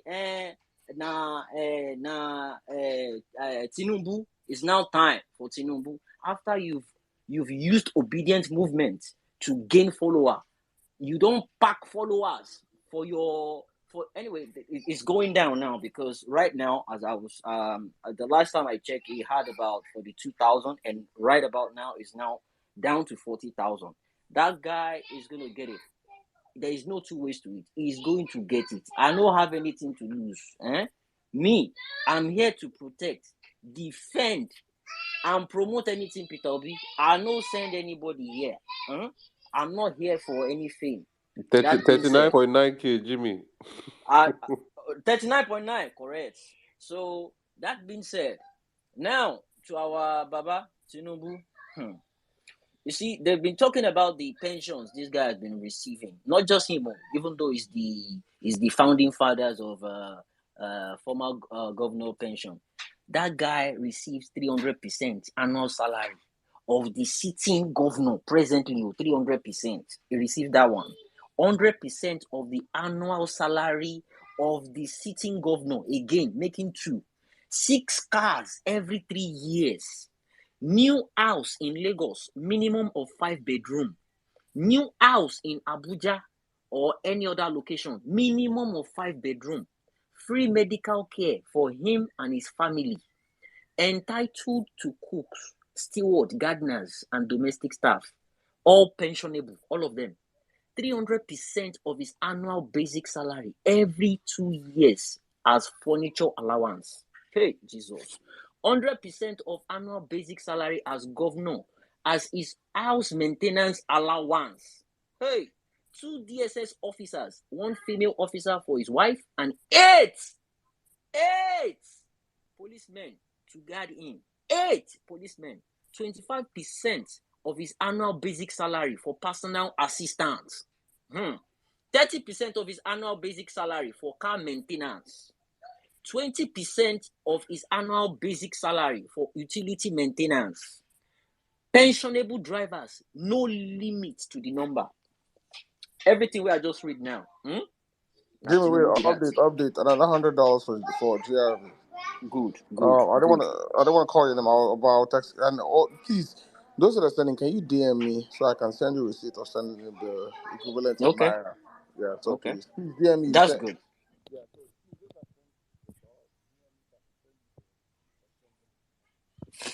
Otuba, you're breaking on. No, I said those that sent me money, can they Yeah. DM me so I can send them a receipt or Okay. sending them the money in Naira? Yeah. Okay. All right. So all these things I just listed now, that is Tinubu for you. Now, guess what? Everything I just listed now, he's going to be getting it till he dies. No time limit. Oh, he go they get them till he buy. He will keep getting all these things I listed. Oh, he will keep getting it till he dies. He's on our side. Now, you know all these things where I list. Do you know Peter Obi is not getting none of these things? Not even one. Peter Obi is not getting one. And he said it loud and clear. Since he left office, Anambra has not given him pure water, ordinary sachet of pure water or bottle of water. They never give him. And he's not asking for it. So, do you prefer some? In fact, they call him stingy. I want stingy man right now as I did so. For that country, we need a stingy man in that country right now. We need someone that is stingy. That is the kind of person people want to put on a national scale. This is a state scale. Oh. Now, state team, they do all these ones. Oh. By the way, when we talk about the Thuggery in Lagos, all the taxis they collect from all these buses, keke that Omar mentioned earlier on, that's just one side. Oh. They collect from traders. All these people selling tomato by roadside, they collect from them. All these clothes sellers for Oshodi, they collect from them every single bloody day. They collect from them. In fact, Ojota and Oshodi, they did fly over them. There is one tactics they use down there. If you want to cross, now one of them go they follow you, say, yeah, koja, moto, cross. As you they cross road, they don't they tell another person where they are cross. They will come hold you, say you went against the law. Say they don't do overhead bridge for people to cross. Say if you run across the road, it's a crime. They will come pull you on side. They will tax your life. They will tell you to pay for them not to take you to the station. And they look at you before they ask you for money. They look at your appearance and everything before they ask you for money. If they see you can drop like 2,000, they will just collect it and go. But if they see you looking smart and everything, they will just bill you. That is the kind of Lagos they want to put on a national scale. MC Oluomo, take it or leave it. He will end up becoming your Minister of Transportation. Before now, sabi wetin dey happen. The train where they say they build, they will say they don't steal the rails where they use take do their blue line or red line. They will thief everything. As Sirdam said, nobody want to chase train. How they want to collect money? They will sabotage that thing. It will not work. Back to election. Guardian released a database recently. It says 2023 general election eligible voters by demography. Listen to these guys. The total number of people that will be voting is 93.46 million people out of 200 million. Now, I'm not sure if it's just the amount of people that just registered, but this is the total by Guardian newspaper. 26 million are students. 26 million are students. 13 million housewives. 14 million farmers. 12 million corporate workers. 7 million traders, 5.28 million civil servants, 4 million artisans, public servants are 2.3 million, and others 6.6 million people. You see why it's critical for us to find a way and figure out a way how the students of that country should vote, because it's very, very important. It is very, very paramount. I'm not sure how we're going to do it. I don't know how the strategies we're going to use. There is a lot going on the ground, but this is a number we shouldn't let go, because it's going to change the game. It's going to change the game of this election. Maybe they like Amo, maybe they don't like Amo. One thing I'm certain of is that Peter Obi will be the president in a few weeks' time. I have no doubt in that. Peter Obi, that man, will be the next president of Nigeria. Let me use the mic for now, guys. Thank you so much. I Thank, yield. All right, bro. thank you, my brothers. Guys, Otumba, I don't know if you have seen the video. I heard the INEC rec in Lagos was saying some bullshit today on air. I don't know if anybody has seen the video. Please, have the video. Please tag me. I saw it, but I didn't watch it.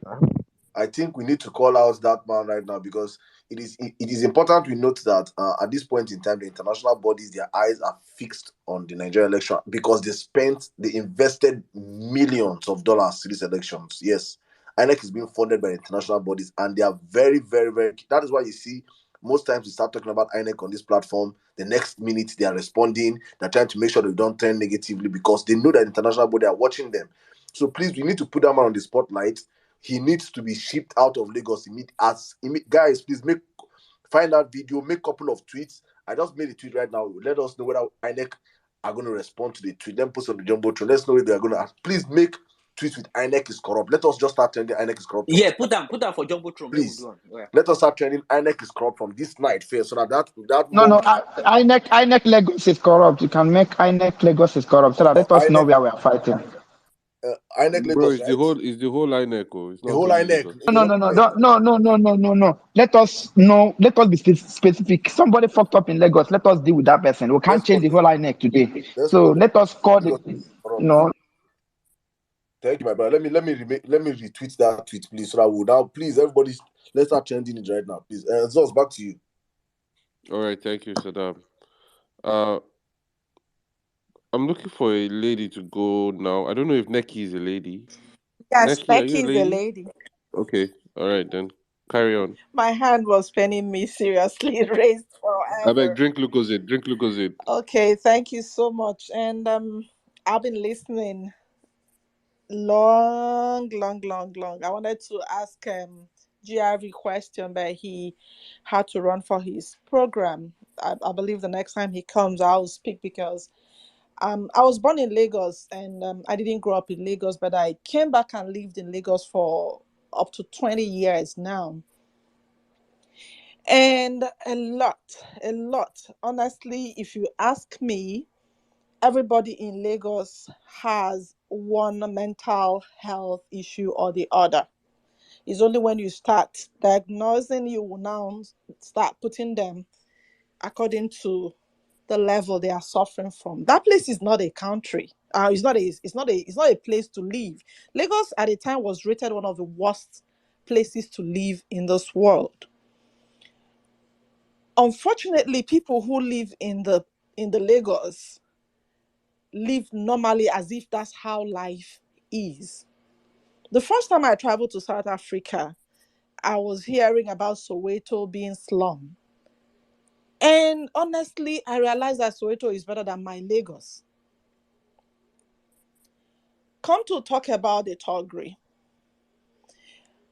When there's a lady that spoke about Apapa and road traffic and everything in Lagos. I'm like, if we talk about Lagos, unmasking the faces of Tinubu and what he has done in Lagos is still, like, Kingdom Come, we won't finish it. A friend of mine died on Lagos Road due to the trailers being on the road. I personally walked to see how we can remove the traffic on that Apapa Port Road in a committee. I became sick. It's a complex issue. Tinubu and his Agberos, the people he has put on Lagos Road to milk Lagosians. Honestly, I'm happy that we're talking about this today because this has to stop. It's because he was not stopped in Lagos that he has the guts to step further, trying to go national. We have to stop it. I'm so happy GRV is in the ring. We are supporting him all the way. I've done my little talking too. We are supporting him, and I'm pleading everybody to vote LP all through. Let's use, even the way the Bible said it, let's use the David to shame the Goliath of Lagos. That's how I will put it. Let's use that GRV that we say he's soft, he speaks softly and everything. Let's use him to shame the lion or whatever he calls himself in Lagos. That would be my submission for now. Thank you for all you guys do. Bye bye. Thank you very much, Neki. Thank you. Please, guys, 3 minutes going forward. Who's going next? Who's going next? Who's going next? I'm the one. I'm the one. I'm the one. I'm the one going next. Three level best. No, Who I am want I? to see. You Who guys am have I kept to me out. refuse you? But you said after Jimmy now that I will speak. That was what No. you guys said. We don't have it. You're going next. Anyway, thank you once more. I don't know. The last time I came here, the network. I don't even know how the network, pushed me out. I just saw that I was speaking to myself. But I just want to, because time is fast spent here. I wanted to just react to some things people said. Please, there is, for those of us who have been here from the beginning, there is something I've said on this platform that even spirits are going to vote us in this election, witches and wizards. I've told you guys that even spirits that used to eat goat before, they no longer eat goat in Nigeria. I said these things before now that people are going to come, even the spirit of the land are going to. So when people are coming, if anybody is leaving wherever he or she is before this time to come and join us, it's a sign that whatever thing we are doing is paying off. It's something that should gladden our hearts, irrespective of the fact that, the person should have joined us initially. The fact that the person has joined now, it means that whatever we are doing is paying out. So it should be an encouragement for us. The only time we should have issue is when we win this election and those people perhaps them. I think it was Jonathan government that said we should first have a country before we can now think on how to run it. Let us win this. So anybody that comes, I've told you, even the spirits are going to vote in this. Is it not Sirdam that said even Tinubu will vote for P2B? So if Tinubu want to not vote for P2B, would you not tell him no, he should not vote? Everybody will vote. We want to win this election, but we know how we started. We know every effort that everybody has made. And one thing about me, and many of us in this movement, I'm not looking for any position like I would say, this person will come and, because if Nigeria works, all of us are going to have, platform to excel in whatever thing we put our heart to. So I'm not looking at, if this person come now, is going to take nobody's going to take anybody's position. What we want, if Nigeria works, everybody's going to have a position in Nigeria. And that is the most important part of it. The irony of this whole thing is that there is no government that has not favored people. Every government has, no matter how bad you think that government is, he has favored, but that government has always favored a few people. And because they are few, they cannot translate to national progress. We want a government that will come and favor everybody. And when that government favors everybody, it wouldn't matter whether you are the one who is a minister or you are appointed or not. In short, people will even prefer not to even be in government and do business that they will excel more and make more money. So I think that is how we should view it. Let us not, be like crying baby and say, why is it coming? I think there was one proverb, what story in the Bible where they said the farmer, how did they say it now? The man came, somebody started by 6 o'clock to say, I'm going to pay you like 2,000 naira. Somebody came by 7 o'clock, 2,000 naira. Somebody came by 10 o'clock, 2,000 naira. Somebody came by 6 o'clock in the evening, 10,000, 2,000 naira. And somebody said, we that be working since morning. And Jesus said, you just got the wage you're supposed to get. You're not supposed to actually determine how the man decide to pay anybody wants to pay. Anybody that wants to join this movement, let the person come and vote. We appreciate anybody that is coming now. For me, what that means for me is that we are working. What we are doing is paying off. That we are winning this. It's an indication that we are winning this election. For somebody who is a senator in PDP to say, you might not like the person's politics, but it's an indication the person has seen the sign that, this movement is for it. So that people should go on, beat people and pay, everybody will run away. That's what they do in Lagos. When people say Tinubu build Lagos, how be it that Lagos is one of the places we have the highest number of voter party? If Lagos is working, people will freely come and vote this man. So the sanity we are having in this election is that for Buhari, people have talked about Buhari. We are not saying that Buhari is separate. Buhari is fighting a fight of his own life. Buhari is taking his personal revenge. This thing is Buhari's fight. It's not like, it's true. They say when two elephants fight, the grass. It's just that whatever fight they are fighting, we are going to somehow gain from it. But Buhari is not saying, I want to help Obio, or he might not even trying to help Atiku. Maybe people in the presidency might want to help Atiku, but Buhari himself is actually, it's a revenge for him. And it's good. It's in making sure that he wants to live a legal, prosperity. Like Some people will say, oh, he signed the electoral law. That's one good thing he has done.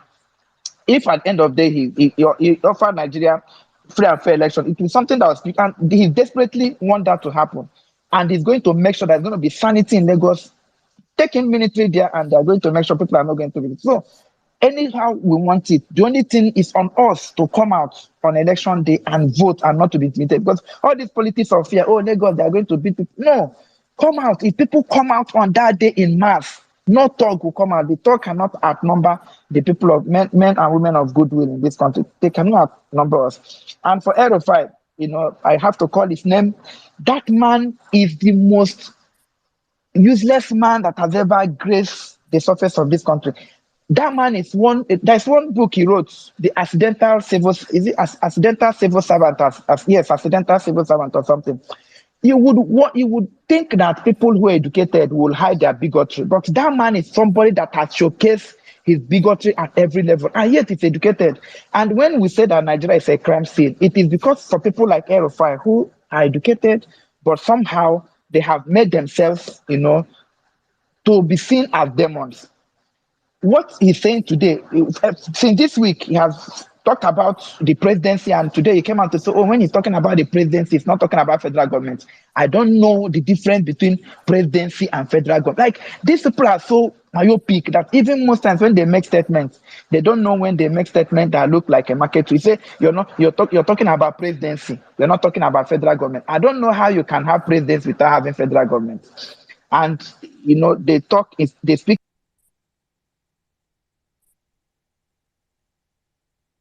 to win this election. We cannot have people like Erufai.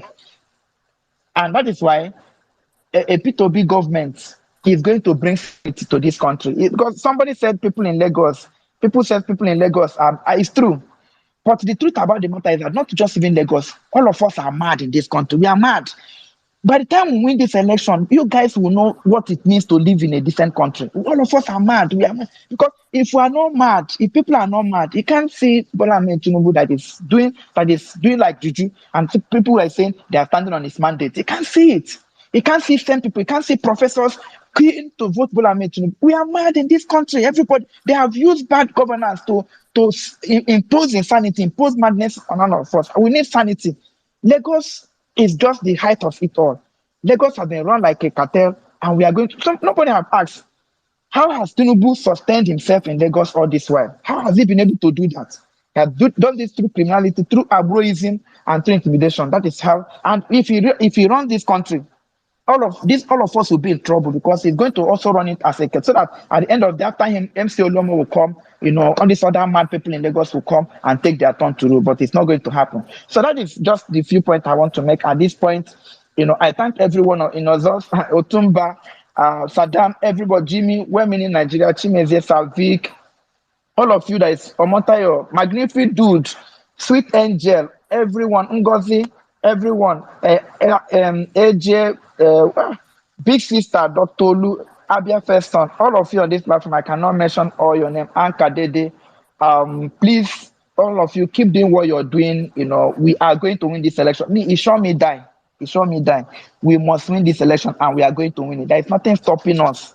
Like I would say, we should have done what we are doing now yesterday, but thank God we are doing it today, and we are taking over this country. There is no gainsaying about it. P2B is going to win, and perhaps we rescue Lagos and deliver Lagos from Lagos. The first time I went to Lagos, I was, let me just round up from this. I was brought up in Port Harcourt. The first time I went to Lagos, because in Port Harcourt, if you enter a car, you stop and you enter, the first time I went to Lagos like this. Sorry, Let me make this. Let me make this point. Sorry. Okay, let me make this point. I round off with this. So I had a shock of my life, and I said I was not going to stay in Lagos.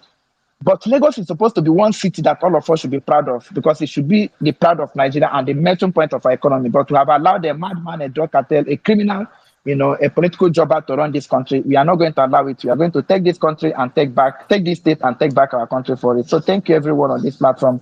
I rest my case. Those, no wahala, no verse. No, Allah, brother. Thank you very much. And thank you. So just a minute, please. Let me just say this. And guys, we're Update. having. Thank you, Real Best, my brother. Thank you, guys. Please, today is the LP logo day. So please, everybody on the platform, please, if you are apart from those that are verified that there's conditions for you guys to change your DP, please and please use the LP logo across all your social medias, your Facebook, Instagram, WhatsApp. You know me, I always did by example. I've already changed my own immediately. There's no time to waste. And please, also, I just posted a tweet up there asking INEC when are they going to change the criminal in Lagos, so you guys can trend INEC Lagos is corrupt tomorrow. Make a couple of tweets, tag them in the videos, let them see what their rec in Lagos is saying. I believe if the federal government gets to see it, they are definitely going to call that man to question, because definitely they're doing everything possible to give us a fair and fair elections in Lagos. But if the ground is not level to play, then the game is already being rigged from the inception. So please let us tweet with the INEC is corrupt hashtag is up there. Please change your logo to LP. Today is the last day, and donate to Labour Party today. 500, 1,000, 1 million, whatever you have, please donate. Let's just be giving, please, guys. Thank you. All right, Zos, back to you. All right, my brother. Thank you. And also, kindly follow the Violence Space on YouTube. Violence Space is live on YouTube. My brother, people wish to stream Violence Space on YouTube. Subscribe, like, share, please. Yeah, help us grow too. Yeah, thank you. Zos, back to you. Yes. Thank you, Prophet Saddam. So you've heard him. Subscribe to the Violence Radio. We've got good numbers, but I believe we can do better because we are obedient and we are violence. All right, let's take Savik. You've spoken before, so let me just give you 2 No, minutes, sir. Savik has not said anything today. Okay. My bad. Yeah. My bad. Sorry about that, Savik. Actually, I think I really wanted to kind of contribute around the Abado man, right? And the reason why I wanted to say something is gonna be short and quick is, when you talk to Lagosians, the irony of this whole thing is that when you talk to Lagosians, they feel that they live in a paradise. They feel that's why this whole thing is so painful. When you talk to an average Lagosian, they will tell you, "Oh, Lagos is the best thing that has happened to us. That's why everybody is trooping to Lagos." And when you look at it and you look at, why are these people always, living in denial, right? Even exposed ones, even the ones that are exposed, you will speak to them, they will tell you, "Oh, Lagos is this level, Lagos is so fantastic." The reason why I won't blame them so much is that in the land of the blind, the one-eyed person is a king. So I think this is an opportunity that Lagos people have right now to change the story. They've not had it open for them, because every single person within the PDP, the former PDP in Lagos State, has actually been in Tinubu's payroll. A lot of people have said something about Jimmy Agbaja and all that, But right now, they have a clear pathway of wrestling this power from Bola Ahmed Tinubu. And if they miss it, I'm sorry, the next governor is going to be what's his name, Sheyi Tinubu. So Lagosians that are listening to us, if you want Sheyi Tinubu to become your next governor, then go ahead and vote for Sanwo-Olu. Go ahead and vote somebody. If you don't want Sheyi Tinubu with all the what they have actually taken from Lagos, you want them to continue, go ahead and vote for Sanwo-Olu. But if you want to rescue Lagos, if you want Lagos to be among the top cities in the world with the kind of revenue that Lagos makes, I don't see why Lagos cannot be competing with Cape Town. I don't see why Lagos cannot be competing with Joburg. I don't see why Lagos cannot be competing with top cities around the world. Cairo. I don't see why Lagos cannot compete. So if with all this expose, if with all these things that they've known, they still go ahead and vote for Sanwo-Olu, then their case is irredeemable. As simple as it. As simple as ABCD. Because you cannot just see what is going on in Lagos with all this level of expose that we have done to Bola Ahmed Tinubu and every single thing that he's been doing to Lagos State. Just look at what Jimmy just said now. Someone someone is collecting, the salary of a sitting governor every single month.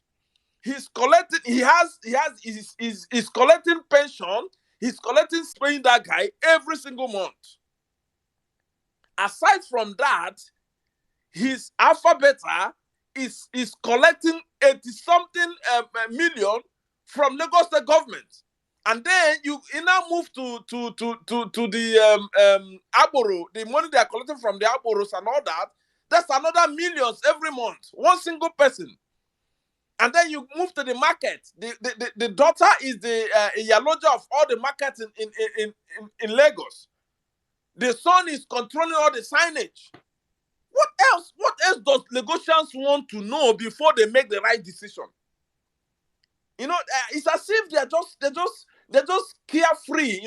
During elections, none of them will come out to vote. Savik, all the Lagosians are prodigies of Kenneth Okonkwo. They are all living in bondage. Continue.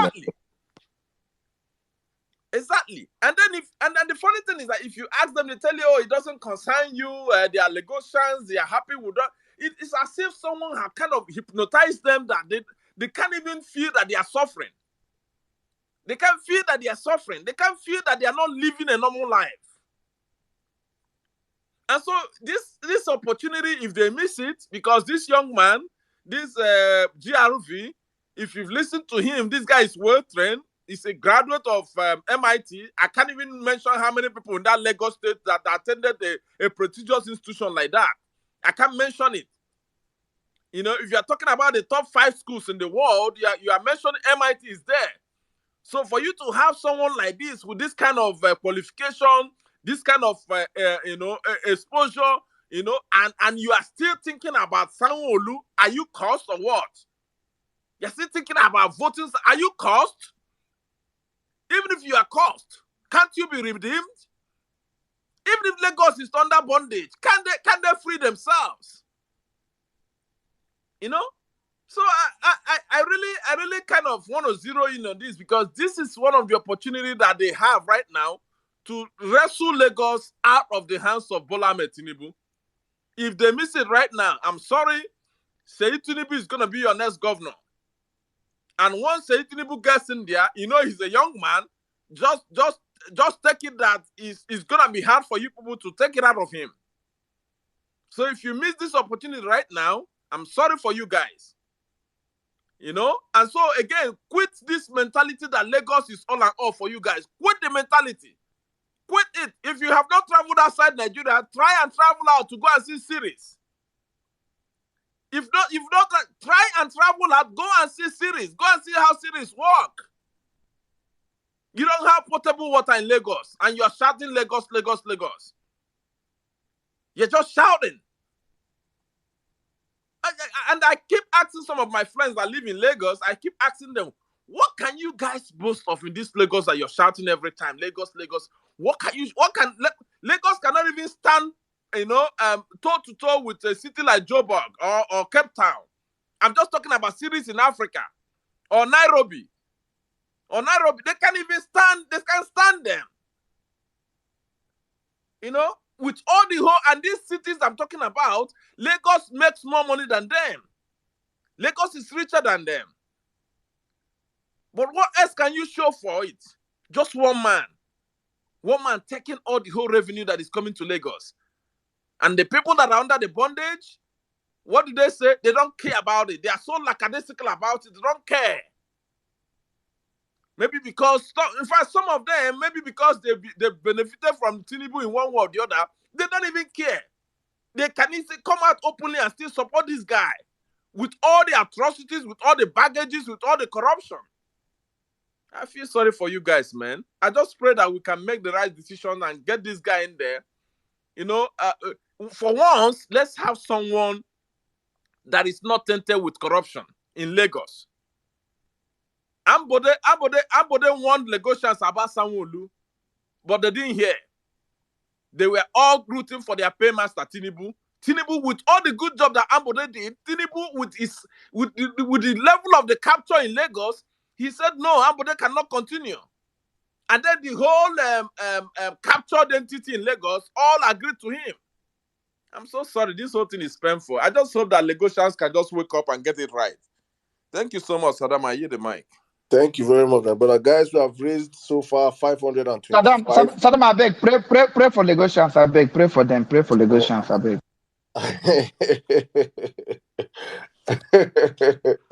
There are two kinds of prayers. Which one do you want?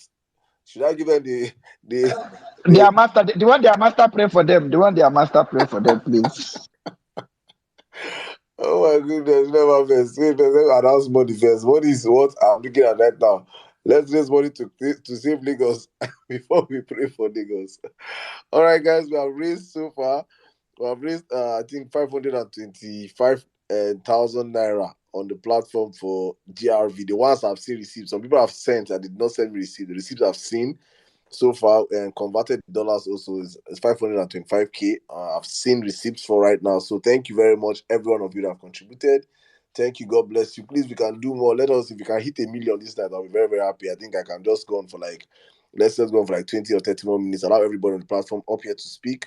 Then we'll shut down the space because we have our own space on Saturday. And so we have to rest and recover for Saturday. So, guys, your videos might for no reason is nothing. Don't donate anything too much because your main donation is on Saturday. And yes, on Monday, we're going to be having the marathon fundraiser by my brother Mag, and all of us will be coming together. In fact, all obedience will be on that. And this will be having 3 days a fundraiser with Aisha Yusufu, Kenneth Okonkwo, Nana Kazore. So many surprise guests will be coming on to help support for the fundraiser. That is the fundraiser that we're trying to use to flood over close to 30 million flags. Yes, LP flags. We want to create up to 30 million. We want to scatter Nigeria with LP flags everywhere you look left and right. Abado boys have been trending videos of women. They went to the market, asked them, who are you voting? They said Peter Obi, and they now show them the dummy ballot and say, where's Peter Obi? They now show the video. The woman going to show APC. They are laughing. They were laughing. So we are happy that at least we are one step ahead by saying people want to vote Peter Obi, but the problem is now awareness. And awareness in 2 weeks, 2 weeks enough to create the LP awareness in everybody. So please, guys, first and foremost, everybody on the platform, please change your DP to LP. Today is the LP logo day. Change your DPs to LP except you have a verified handle. Please, everybody change your DP to LP on this platform. Now, let's start from here.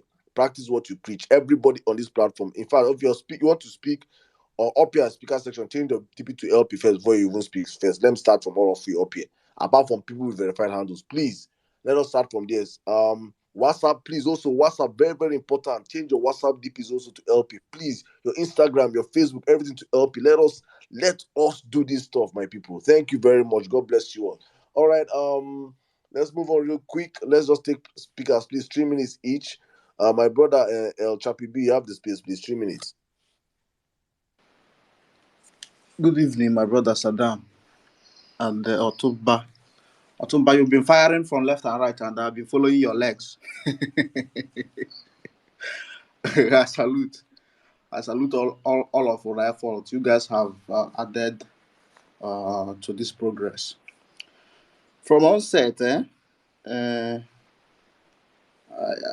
am not afraid of Tinubu. I don't know his capacity. I'm not afraid of Wike nor Atiku Abubakar. And Peter Obi is Peter Obi that I know very well. I know Peter Obi so much that I can take dangerous oath on his behalf. He hates to be adopted, belittled, and he also believes and works. He also believes and work more than speaking.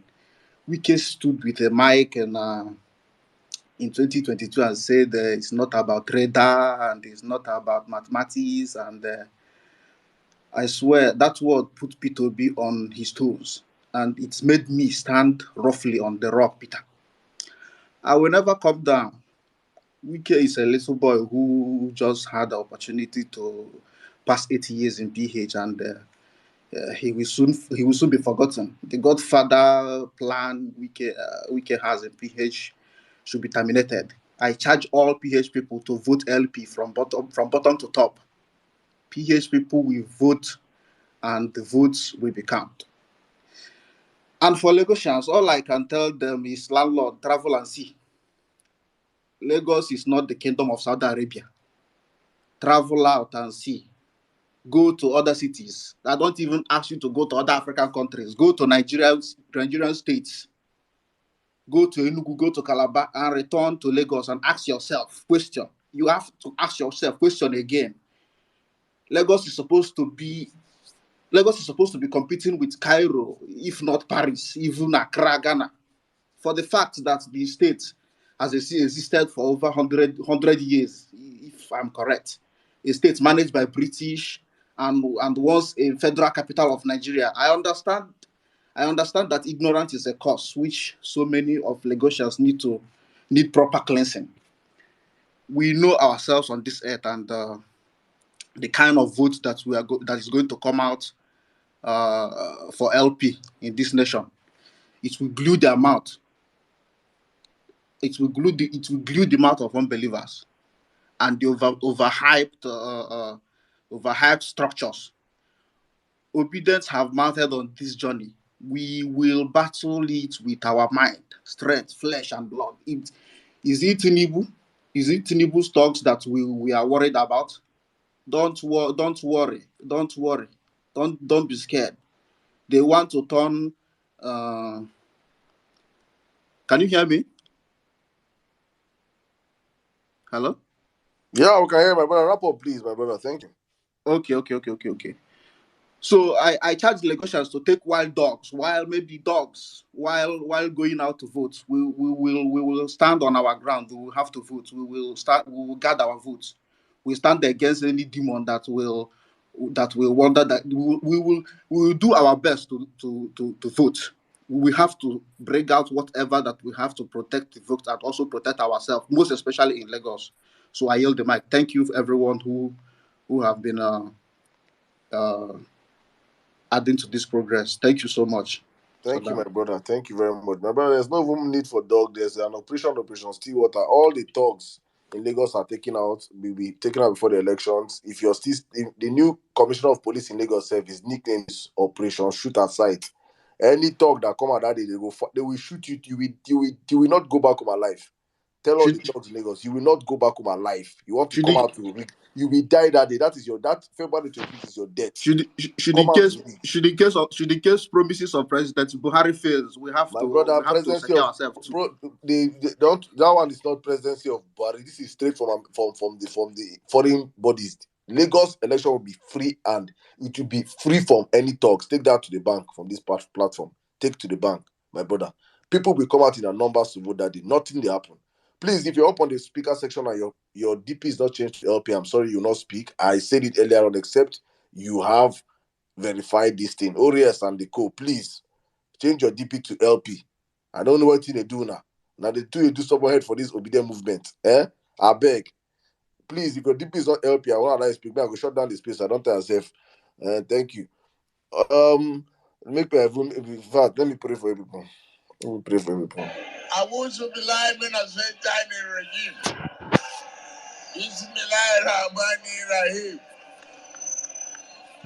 In the name of our Lord, the magnificent, and we hear me, the Father of all, the ruler, the greatest, God, the great. I want to be live in a certain time in regime. You never best. Are you okay? Are you okay now? Thank you, Prophet. Thank you. I received the spirit. Igbo. Man, we don't use Igbo scatter in head.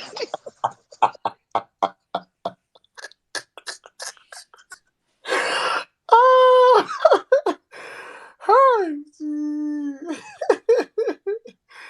Hi, the magnificent dude and we and me of the greatest Nigerians to the end. Great.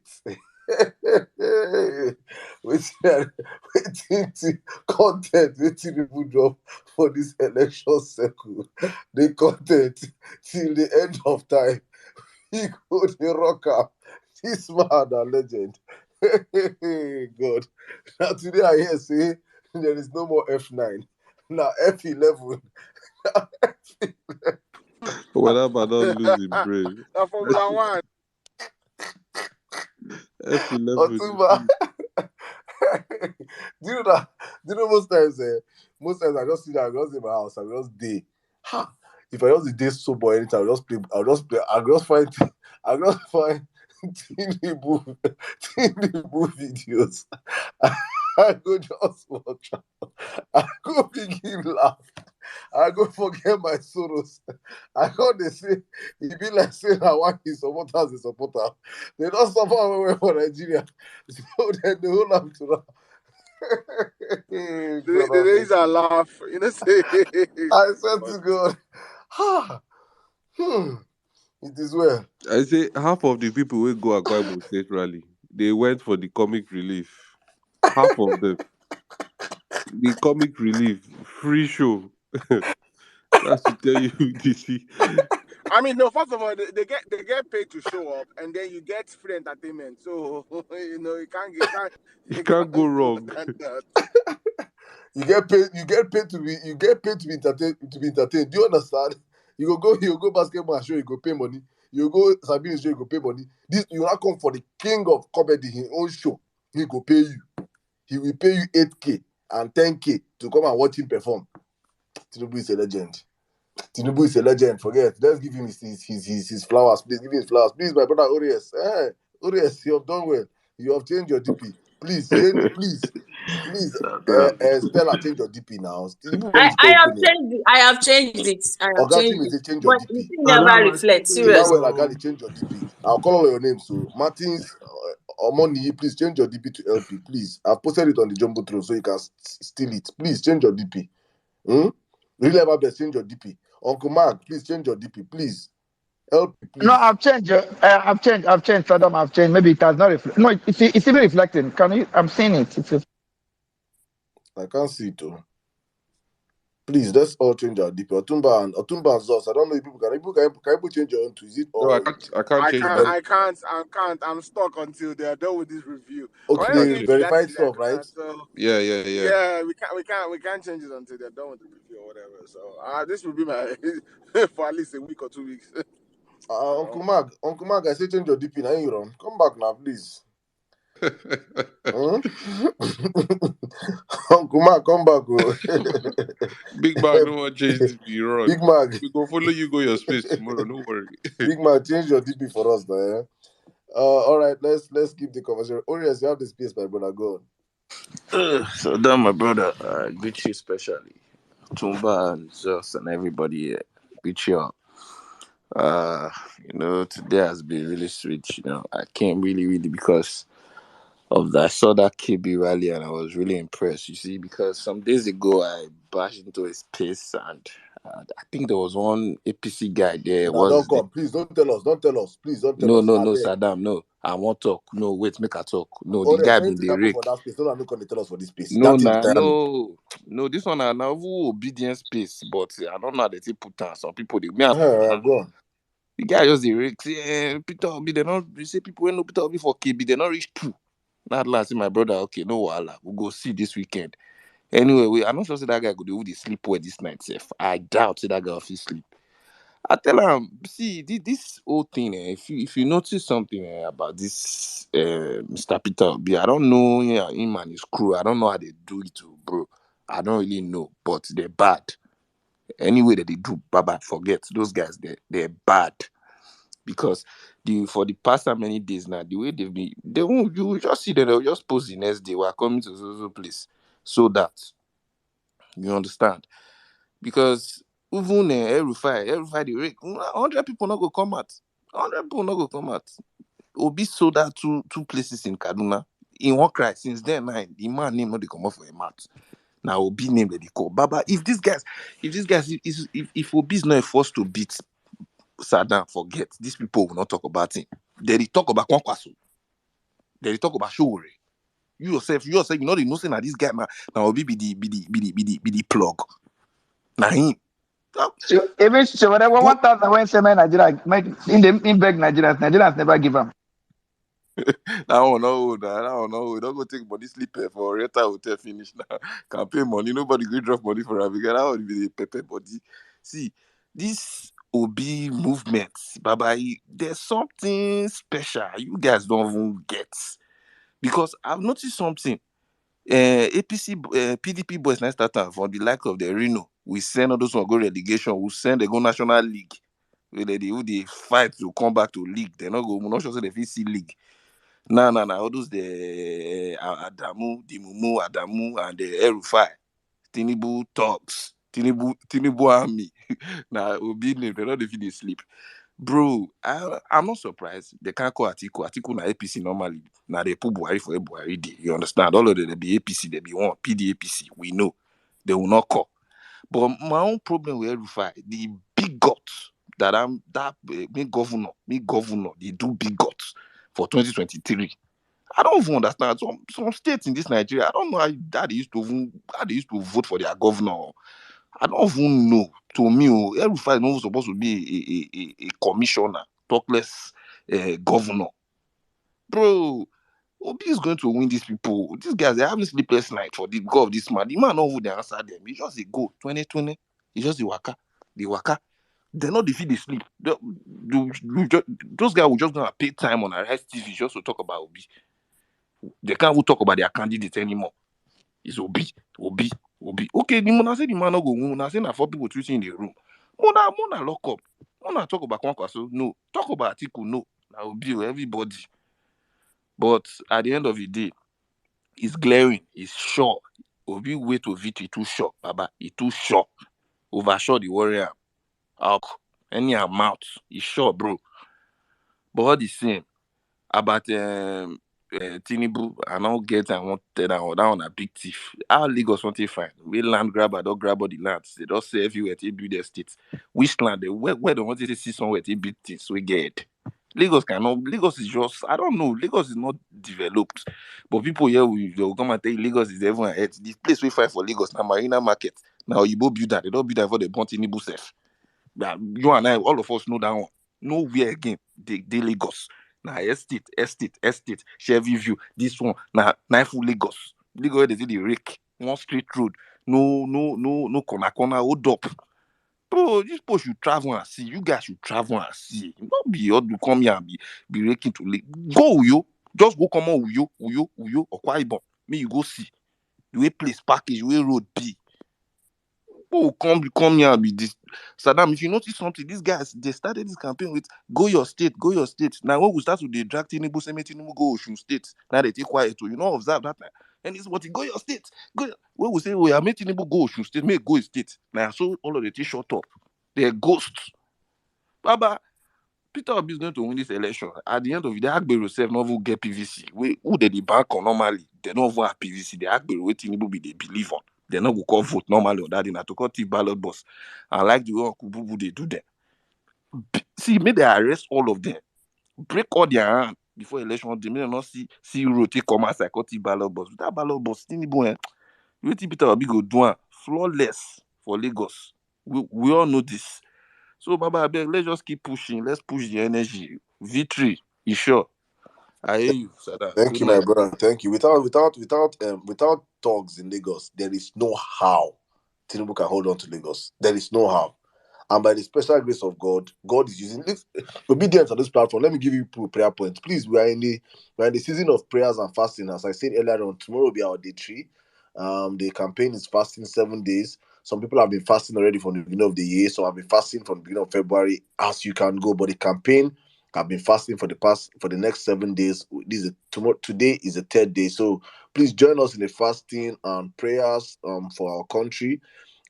Please, while you're praying, I want you guys to pray this prayer, please. I do this every day, and it has been yielding fruit for me. I always say, God, please make Peter be bigger today than he has always been. So every new day, he gets new ground. So he gets bigger every day than he has ever been. And also, let the confusion in the camp of PDAPC get bigger. That prayer is very, very powerful, my people. Don't please. This prayer is the most. In fact, since I started saying this prayer, I can't see wahala for APC. They fight themselves. I say, Just sit down and watch as God will allow these people fight themselves. They go, they fight. Not going to say February 25th all this. We'll go vote. We'll win election. Go they fight. They go call results. Peter win our president. They go they fight. We go the inauguration. We go carry all of them go jail. We go lock them for too much fighting. That time that I go open. Say we don't collect back our country. So please, guys, put it in prayers. Fire for fire, please. Let there be confusion. Let this confusion, please. I sent some of you passage to read. I read it from. I think I should share this. Let me share this. Many of you are not spiritual, but I'm not trying to share my spiritual part today. I read it today in the book of Judges, chapter 6, the story of Gideon.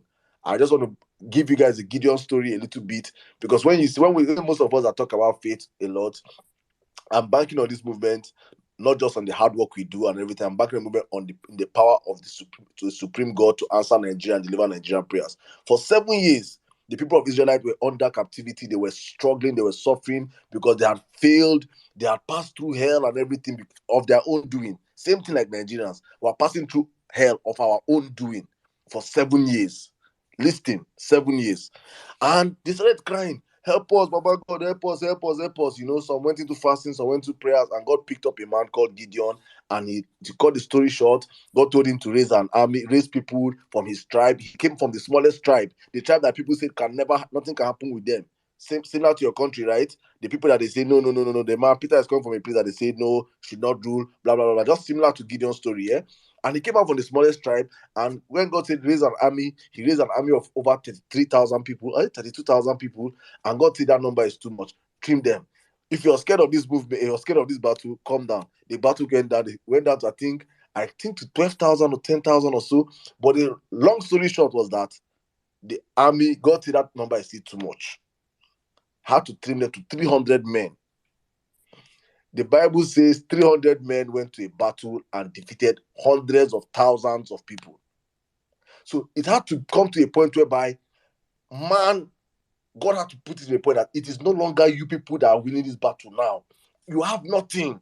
Obedience, see that way that we have nothing. That's why I was telling people from the session, I say, even G5, I want G5 to really come out and say they're against Peter, so that nobody will come out after election and say we are the ones that did this thing for you guys. No. It is a deliverance by God and the people, the common masses, me and you on this platform right now, that have sacrificed our time, our effort, our money, and everything. We are the ones that will say, Baba God, Eshe. Thank you very much. So that's my short story, my short Bible story. Hopefully, I'll give you guys another story next time on Saturday. But those, please, let's take our next speaker. 3 minutes, please. Let's try to wrap up the space in the next hour. Thank you. All right, bro. I'm not sure Awi has changed. Okay, yes, she has changed it. Chimize, please, if you want to speak, change your DP. Awi, let's take your submission. Okay. Thank you. Oh. I just want to remind them Lagosians here of October 2020. If you were at that toll gate and then you were shouting NSAS, and then you were there when your brothers and sisters were killed, I do not expect someone. I do not expect you to go to the polls and then you Tomprit Sonwolu. His major role in NSAS should keep you angry. Get angry till March 11th. The gap I want to see between APC and LP should be deep. If truly you were patriotic and you really want change, and then that night everybody were traumatized, and then you want to go and press APC again, then I don't know. I don't know what else to say. Someone whose role in that movement should not even. Someone whose role was the useless governor I've ever seen in my life. Like, I do not expect you, if you're really a patriotic and then you have you were going there with a good heart and a good mission, you shouldn't give Sanwo-Olu we shouldn't even be discussing it at the moment. Like, if you want to get angry, go and watch that video all over again. Keep watching that video until March 11th. Because the vote I expect APC should get and Badebo, like, the vote should be a wide margin. And then for a government to even hide pilot, those two videos, I'm very sure everybody saw the videos of where people were struggling for food, and then that NSAS video. Just keep watching it every day. Please, Lagosians, let's just liberate our those two videos. If you just get angry till March 11, so that this guy would know that yes, these people like we did not come to play, because his role during that NSAS was pathetic. As in, I'm like, is this guy like, are they human being at all? Like, do they have their? It was never empathetic. Then the lies and all that. So please, let's liberate ourselves. Let's free ourselves from these guys. He doesn't deserve any vote. If you are obedient here and you want to go and press APC for Sanwo-Olu, and then you were at that toll gate, then you were not patriotic. We need to avenge the killings of our brothers and sisters, so they will be happy in their graves that yes, we really fought for our freedom. We fought for good governance. Please, just keep watching those two videos where they eat palliatives, ordinary Indomie. They eat it for me, guys. And then the shootings that night was very traumatic. You don't even press APC out. In fact, the vote should be wide. It should be deep and wide. Like, the vote supposed shock Sanwo-Olu. Say, wait till I do these people. Please. Because then I could remember when people were saying, I will meet at the post. But, we Nigerians, we forget easily. We have this short memory. Those two videos should keep you angry till March 11. Please. Let's liberate ourselves from these guys. He doesn't deserve anybody's vote. Maybe his people, his family members, they might vote for him. But if you are obedient in Lagos, please, like, Gbadebo should be getting 3 million. Why Sanwo-Olu should be getting maybe 100,000? Maybe his family members. That should be the gap. Please, don't. You guys should not fail us. You guys should not disappoint us. Please, I just want to remind you, those two videos should keep you angry. The NSAS and the palliative they eat from you people, Indomie. They eat it from you guys. Please, stay angry till March 11. Please, thank you. Thank you, my sister. Thank you very much. Please, guys, on the platform, if you're not using the Labour Party, please requesting the mic. You requesting the mic, please. I can't bring you up if you don't have the Labour Party picture as your display picture. Let us try to learn to live by rules, because the new Nigeria is coming in. It is by rule and order. If they say do this, you do it. If you don't do it, you go to jail. Thank you. And that is how we're going to do that. Please, Nigeria, let's stop breaking the rules. So please, if you don't have your LP, we'll have to. If you're not upset, Mr. Chimezi, I've said this since you refused to change your DP. Martins, you refused to change your DP, so I have to drop you guys. Let's just take the speakers that are up here and wrap up the space with that. Please, I think Mary White should go next. Hi everyone. Hi Prophet Sirdam. Otumba, you haven't really answered me today. Hi Otumba. Hi Zeus. Mine is gonna be really quick. It's gonna be less than 30 seconds. It's just a suggestion. I know we are trending like the LP, but I was wondering if we can also put something to the logo. Maybe like Papa Mama picking picture. I just saw GRV with like something that looks like GRV, especially if we're gonna be doing it on WhatsApp. Because I mean, for some people who may not, I mean, I don't know who would not know the LP logo, but just in case, if there's someone out there who still lives in the blue, wherever they are, and they see LP and they'll be wondering what is LP, maybe we should add like the logo or Labour Party under it so that people will know what it means. And it's just a suggestion, please. That's it. Thank you. Thank you very much. That's what I want to do now. Let me change my own self to you. Thank you, my sister. God bless you. Thank you. Because of that now, so that means we will give everybody a chance to speak now. Why they are changing it, please, as they are be changing it now, be changing it, please, be changing it, not be saying I will say give everybody a chance. All these stubborn Nigerians. Please, Emmanuel Agali, you have the space, please. 3 minutes, my brother. Sorry for keeping you waiting. Hi, good morning, everyone. Good morning, good afternoon, good evening. Thank you, Prophet Sirdam. Let me greet my people. Igbo Kenu, Igbo Gwenu, Igbo Kwenu, Igbo Kwenu. I greet everyone. Thank you all for all that you've been doing. I mean, Well, I think this is one of the best times to be alive, you know, seeing what is going on now, seeing how much ground we've covered in less than just about 9 months. It's crazy, and it's a joy to behold. All I'm here to say is, guys, look, you no get as you won't be, eh? Peter Obi has won this election. I don't know as you want take see am more. I don't know as you want look am more, but Peter Obi has won this election. So rest your mind in that. On well-meaning Nigerian space, my guy, I greet you. I know you're still on the space. So, on well-meaning Nigerian space, there was something I said last time. I said, look, everybody, just imagine 29th. Imagine your dance on the 29th of May. Imagine how your celebration will be. Imagine the picture when you're hearing introducing to you the President, Federal Republic of Nigeria, the Grand Commander of the Federal Republic of Nigeria, the Grand Commander of the Nigerian Army. Just imagine that. Close your eyes every morning as you wake up. Let that imagination run through your head. Let it be what fuels you every morning. You wake up and you know that everything I am doing is leading to this. Know this, they already know that you won. So all this panting is just so that they can try to think.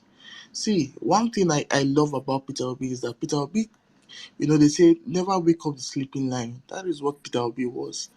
People thought that because, he's a calm person, celebrating they do. Peter Obi is like the lion who is hungry, who waits in under camouflage, waiting for his prey. And that is what we have done all through this point. We have pounced on them so hard.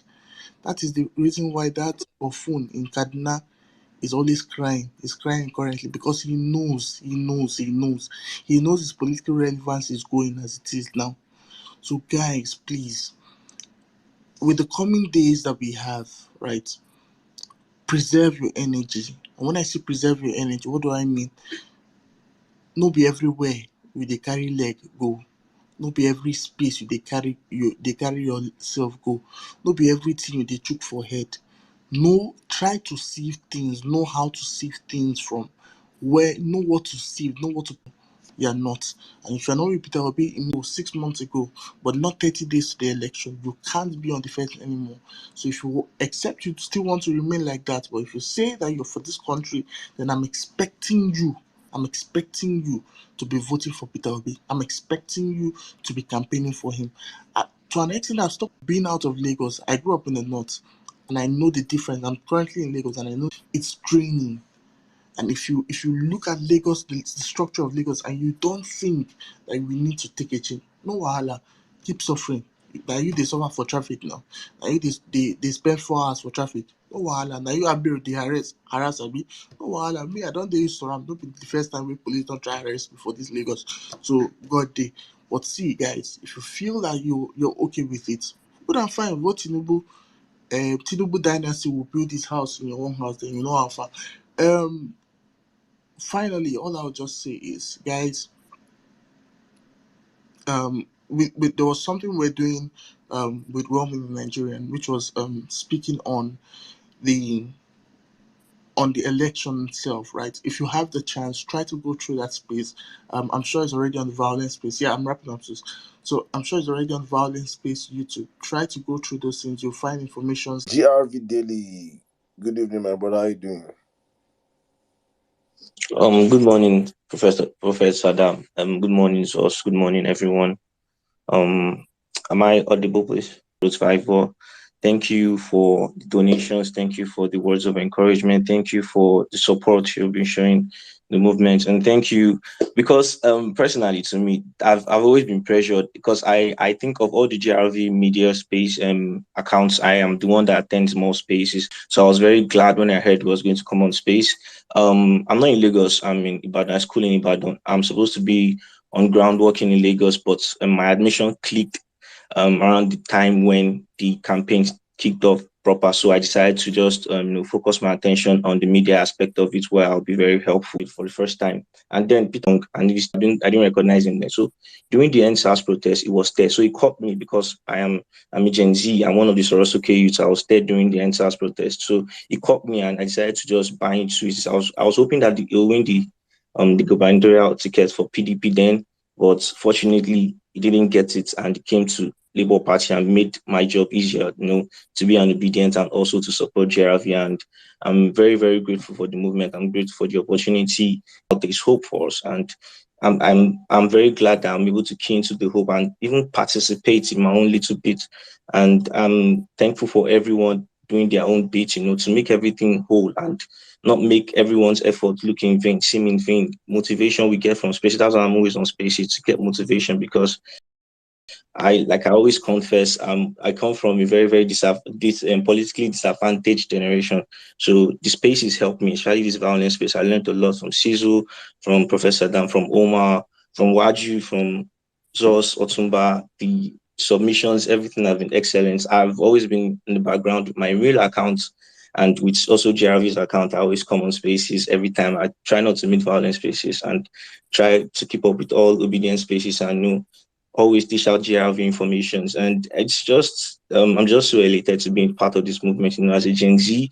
And I understand this students on proper, so I'll be in Lagos to vote at Kosofe. But there are other students that don't have privilege like that. And I would want us to, lend our voice in any way we can, so that they can at least give the students a break to go to their respective homes or places where they'll be able to vote and exercise their civic responsibility. Because we have many students that are going to be participating in this election. We have the largest demographic of voters as students. So I want all students to participate, because most students are obedient based off of waiting sub for 2020. And All right, brother. Thank you very much.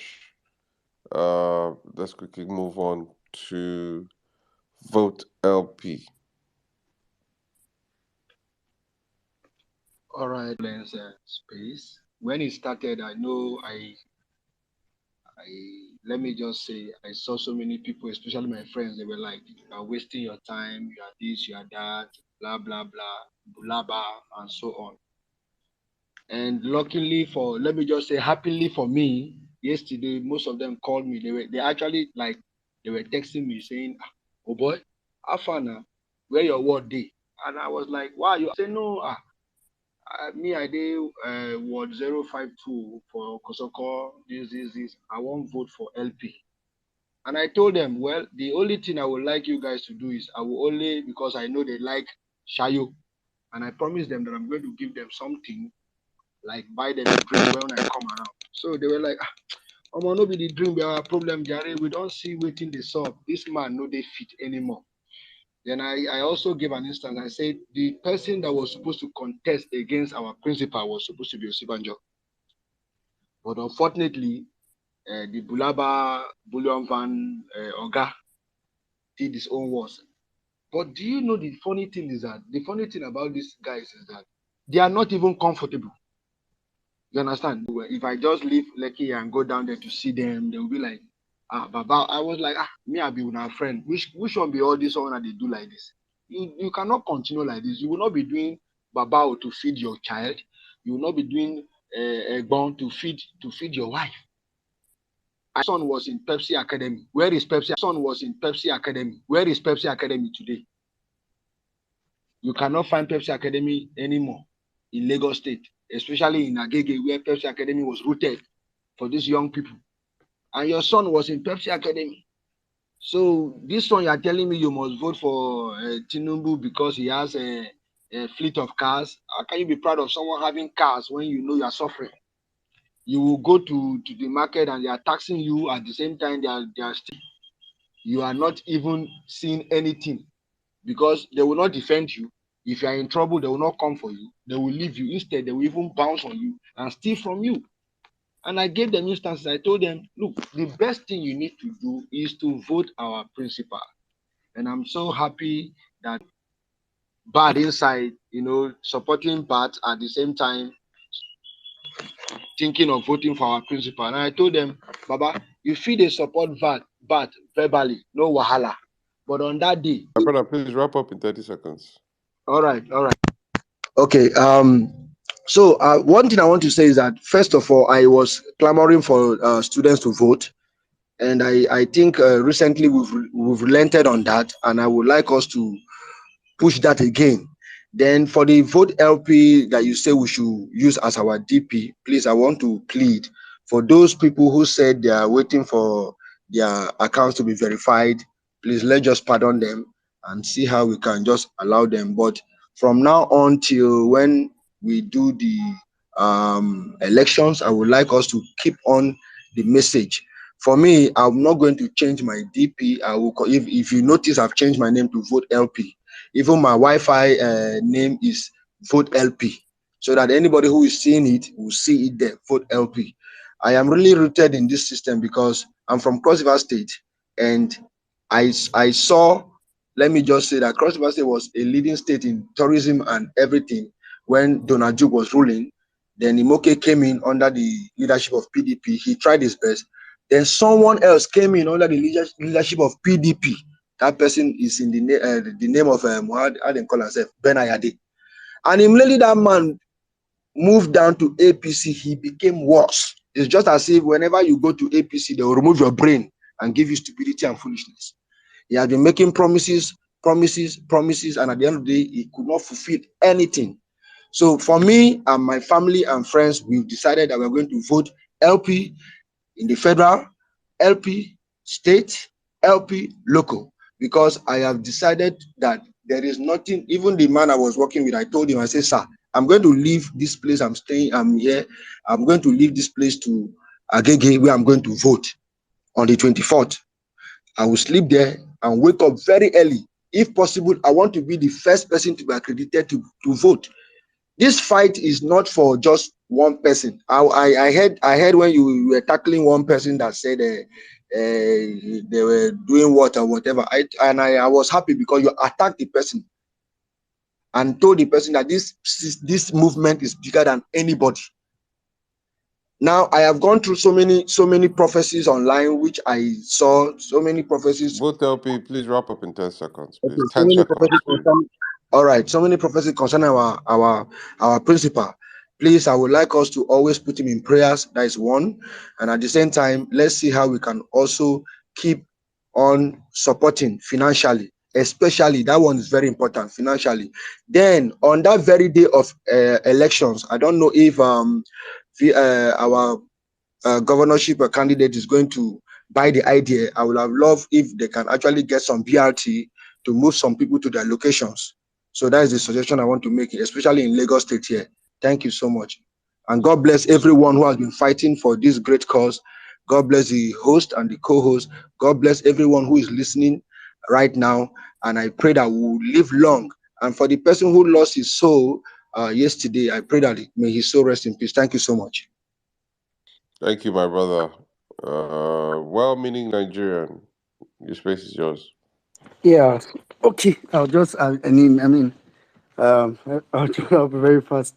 Prophet Sirdam, good morning. And good morning, everybody.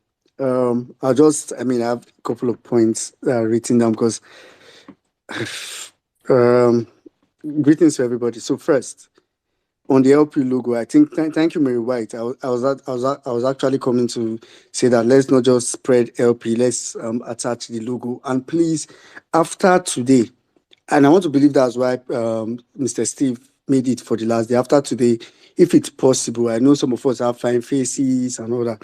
If it's possible, please, you can leave this DP, or even self, like you can change it to the dummy ballot DP, like the one I've had for a long time, which shows somewhat how to vote, and keep reposting it on your on your WhatsApp status. WhatsApp has a very big reach. 2, I just posted just now, and this is very serious. Thank you, Jimmy.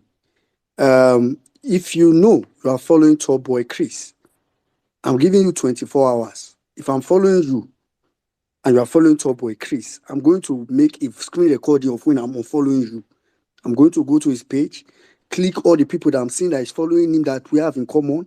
I'm going to unfollow everybody. I tweeted it just now. Even if Peter Obi is following him, I'll unfollow Peter Obi. That's to tell you how bad It is. So there's no, I mean, I'm not even joking at all. That's true. Um, People have said things like, and I mean, if you're in Lagos, just go to Nairobi Westlands. I don't want you to leave Africa. Go to Nairobi Westlands. You will see that Lagos is a slum. And when I say Lagos, I'm not talking about mainland. You see that even Lagos Island is a slum. That's how bad Lagos is. So be there and be playing. Then election is literally 22 days, 4 hours. I mean, by the time we wake up tomorrow morning, election will be less than 21 days to go. So at this point, for me, it's like critical moment. Thank you, Zos. I was there. In fact, that was the point where I requested the mic. I was right here when you announced the mock INEC exercise this Saturday. Please, I want to beg us. In fact, it's not if it's happening in your, it's not really if it's happening in your polling unit.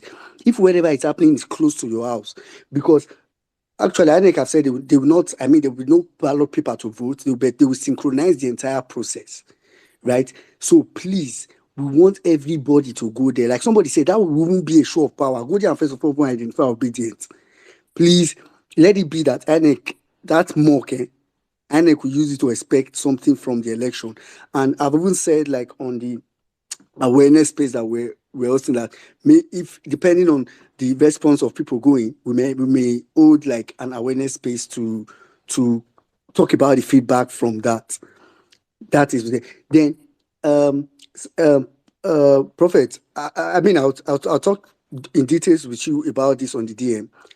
In our Tuesday space, between now and election, we have 3 Tuesday spaces.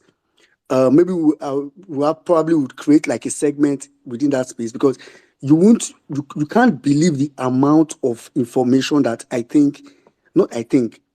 the 2-day session that we had where we looked into the election process, we came out with so many points. And the funny thing is that whenever I want to read through them, I would think, oh, this one is very important. But when I go to the next one, I discover that this next one is also very important. I'll go to the next one and discover that it's also very important. So, I mean, for example, even when we were about closing the space yesterday, it was when somebody came and reminded us that we cannot even wear Labour Party shirt on election day. And it is true. So, and this is very important because I know obedience, we are young people, we are very zealous. So I know a lot of people on election day probably out of innocence, and I said this on Magnific Do Space today. He was even the one that suggested that we need to start bringing information on violence space probably on Tuesday, since that's the one that is specific for elections. So I was like, and I'm so sure a lot of people would have zealously wore their obedient T-shirts and LP T-shirts, just innocently, and a lot of people that will wear it will not be able to vote. In fact, they will not be able to get to the polling unit, because as a matter of fact, if you are a canvasser and you forgot LP stickers or posters in your booth while you are going, election day is a no movement day normally, so there are usually checkpoints if any remember them. So what I've said is that maybe I'll try to break it into like 3. I'm trying to rush so that I'll just finish very fast. I'll try to break it into like 3 so that people can probably assimilate it within the next 3 Tuesday violence spaces. Maybe just a short segment at a particular point in time. But still, even after that, me and Magnific Jew today on a space where we're talking about it. On election week, we are going to have like a massive space for that same kind of sensitization. So please, guys, go to Violence Space YouTube channel. Yesterday's space was streamed, and I think as of today, the Violence Space back-end team has uploaded both yesterday's space and the first one. And I was so happy yesterday when one of the support group leader said he had gone through that space. He said he listened to the part 1 2 times, and it was on the 3rd time, like half of the 3rd time, that he is still amazed at the amount of information that he had to share it to all the support group, their WhatsApp group and all that. And I was like, that was one of the aim, because the amount of information that came out from there, even me, I don't know how, like, it's kind of big, it's kind of huge. So go to the YouTube channel and watch some of those things again if you have time. We have said, okay, we are going to try put them maybe it's not some background, we are going to try put them in maybe like a graphic mode, or maybe even an animation to make it easier for people. But everywhere we send, cascade that information, make it bait. So even if you hear it once, you probably need to hear it twice. You probably need to hear it the third time. Probably need to hear it like 20 times so that it will sink on. Change his DP. Chimezie Francis Yeah. Eze. Uh, good morning from this side of the world, and good day for everybody on this space. Thank you, Saddam, for the sacrifices. Thank you, Zos, for co-hosting with us tonight. Women in Nigeria, Sevik, Mary, and many people, everybody on this space. Um, is a time for thanksgiving, appreciation, and kudos to everybody who have been a standing soldier in this race. We won, will be won, and we are very sure of middle belt forum leaders has endorsed P2B, and that is a whole lot. A 20-minute speech given by there are elders that are more energetic to this mandate than we are. And I love what is really happening. I never expected a time like this when East, West, North, and South are together fighting to bring a that is the party I'm going to do, and people have proven that over time. So a lot of fruit is coming out of this. There is this Jagaban soldier that keep getting angry each time we are talking, and we say P2B will be present. He keep fighting and shouting in Lagos like, it cannot happen. How can he do it? Jagaban is the man and all this thing. This yesterday morning he called and said, sir, I support Jagaban before. Everybody is Obi, Obi, Obi, Obi. I don't support Obi, Obi, I go vote. So this thing is converting people at high rates, and we have to do more. For Alpha Beta, it's not really Alpha Beta, it's Alpha Beta, it's beta to Lagos IGR. They keep hammering on IGR, how Tinubu raised the IGR from 600,000 to 600 million and half a billion and 51 billion. So, and nobody has ever asked what is the maximum impact of this IGR in Lagos. Lagos is one of the smallest states in Nigeria in surface area, and there are many things that can be done in Lagos within 4 years with the level of IGR being generated if it is well used. And there is nothing like that. Most of the project, all these projects you see in Lagos that they are using to campaign a co-Atlantic city is a concession. Federal government has a part. The company that are involved has a part. There is no one area of Lagos that is in that place. The Lagos Deep Sea, Blue Sea that they are doing is also on a concession. Everything in Lagos is being concession. They just take a percentage, and they do little without the people, taxpayers' money. So I don't even know where those IGR is going, but it's not a mystery because Alpha Beta is giving beta to Lagos economy. And that is why we should massively mobilize for GRV. During the 1 million march, everybody was saying, this guy is too young now to muscle power with Sanwo-Olu. But recently, even Sanwo-Olu before was just feeling like, I am the owner of Lagos. Nobody can muscle power with me. How would they come? How this thing?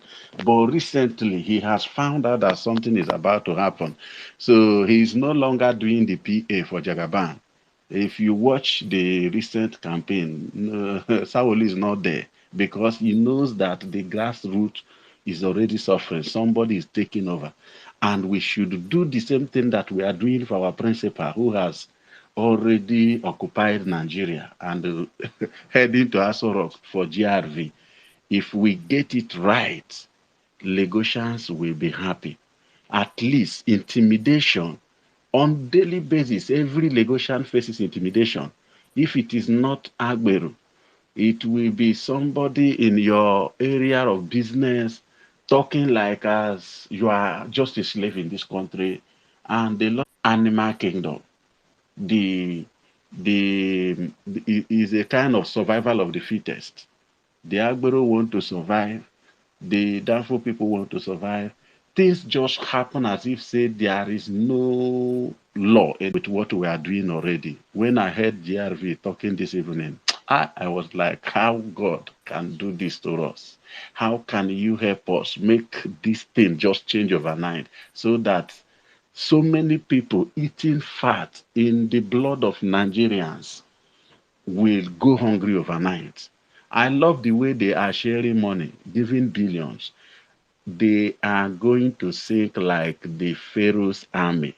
You know, Pharaoh used his best army at last minute and pursued the people of Israel. And they got to a point when they got to the Red Sea, there is a way for the children of light. But when they tried to follow the children of light into that promised land and massacre them, God turned something against them and they drowned. All politicians, all the godfathers, all the stakeholders, all the interest personnel in Nigerian economy and polity is going to drown with this election. And I pray that all of us will be alive to witness a new Nigeria that will come in. I had a dream one day, and I believe in my dream so much. Um, a situation where all of a sudden every infrastructure, the rail, the agriculture, everything in Nigeria just become perfect overnight. And everybody will say, how did it happen? Within everybody, it is not going to take years, as he is even telling us. Within 2 years, Nigerian power system will be one of the best in Africa. Within that 2 years, we will have financial prosperity that is unimaginable. Within that 2 years, life of people will be secured. Within 2 years of this, our principle, Nigeria will be a heaven city. I'm telling you, there is a miracle that is going to happen once P2B get into power. It's not going to be only Nigerian way. There are many things coming from all around the world into Nigeria to make Nigeria the beautiful city that everybody is dreaming. We have all it takes to be like other class of nations where their citizens live large, work and get paid on time. No governor feel like I am the Lord here. If a governor misbehaves, the citizens and the law will go against the person and everybody will come under the rule of law. Nigeria has many laws, nothing is working, but P2B is coming. Peter is better. Obedience will be written in the book of history that it once happened in Nigeria. Other African nations will follow what is happening in Nigeria. Thank you, everybody. I am super excited. I know that it is possible and it has happened. Our own is Thanksgiving. God has done it. Thank you. All right, thank you very much, my brother. Chimezie, thank you. Guys, I think with this we come to the end of today's space. Thank you all for sticking with us. Thank you for your time spent. Thank you so much.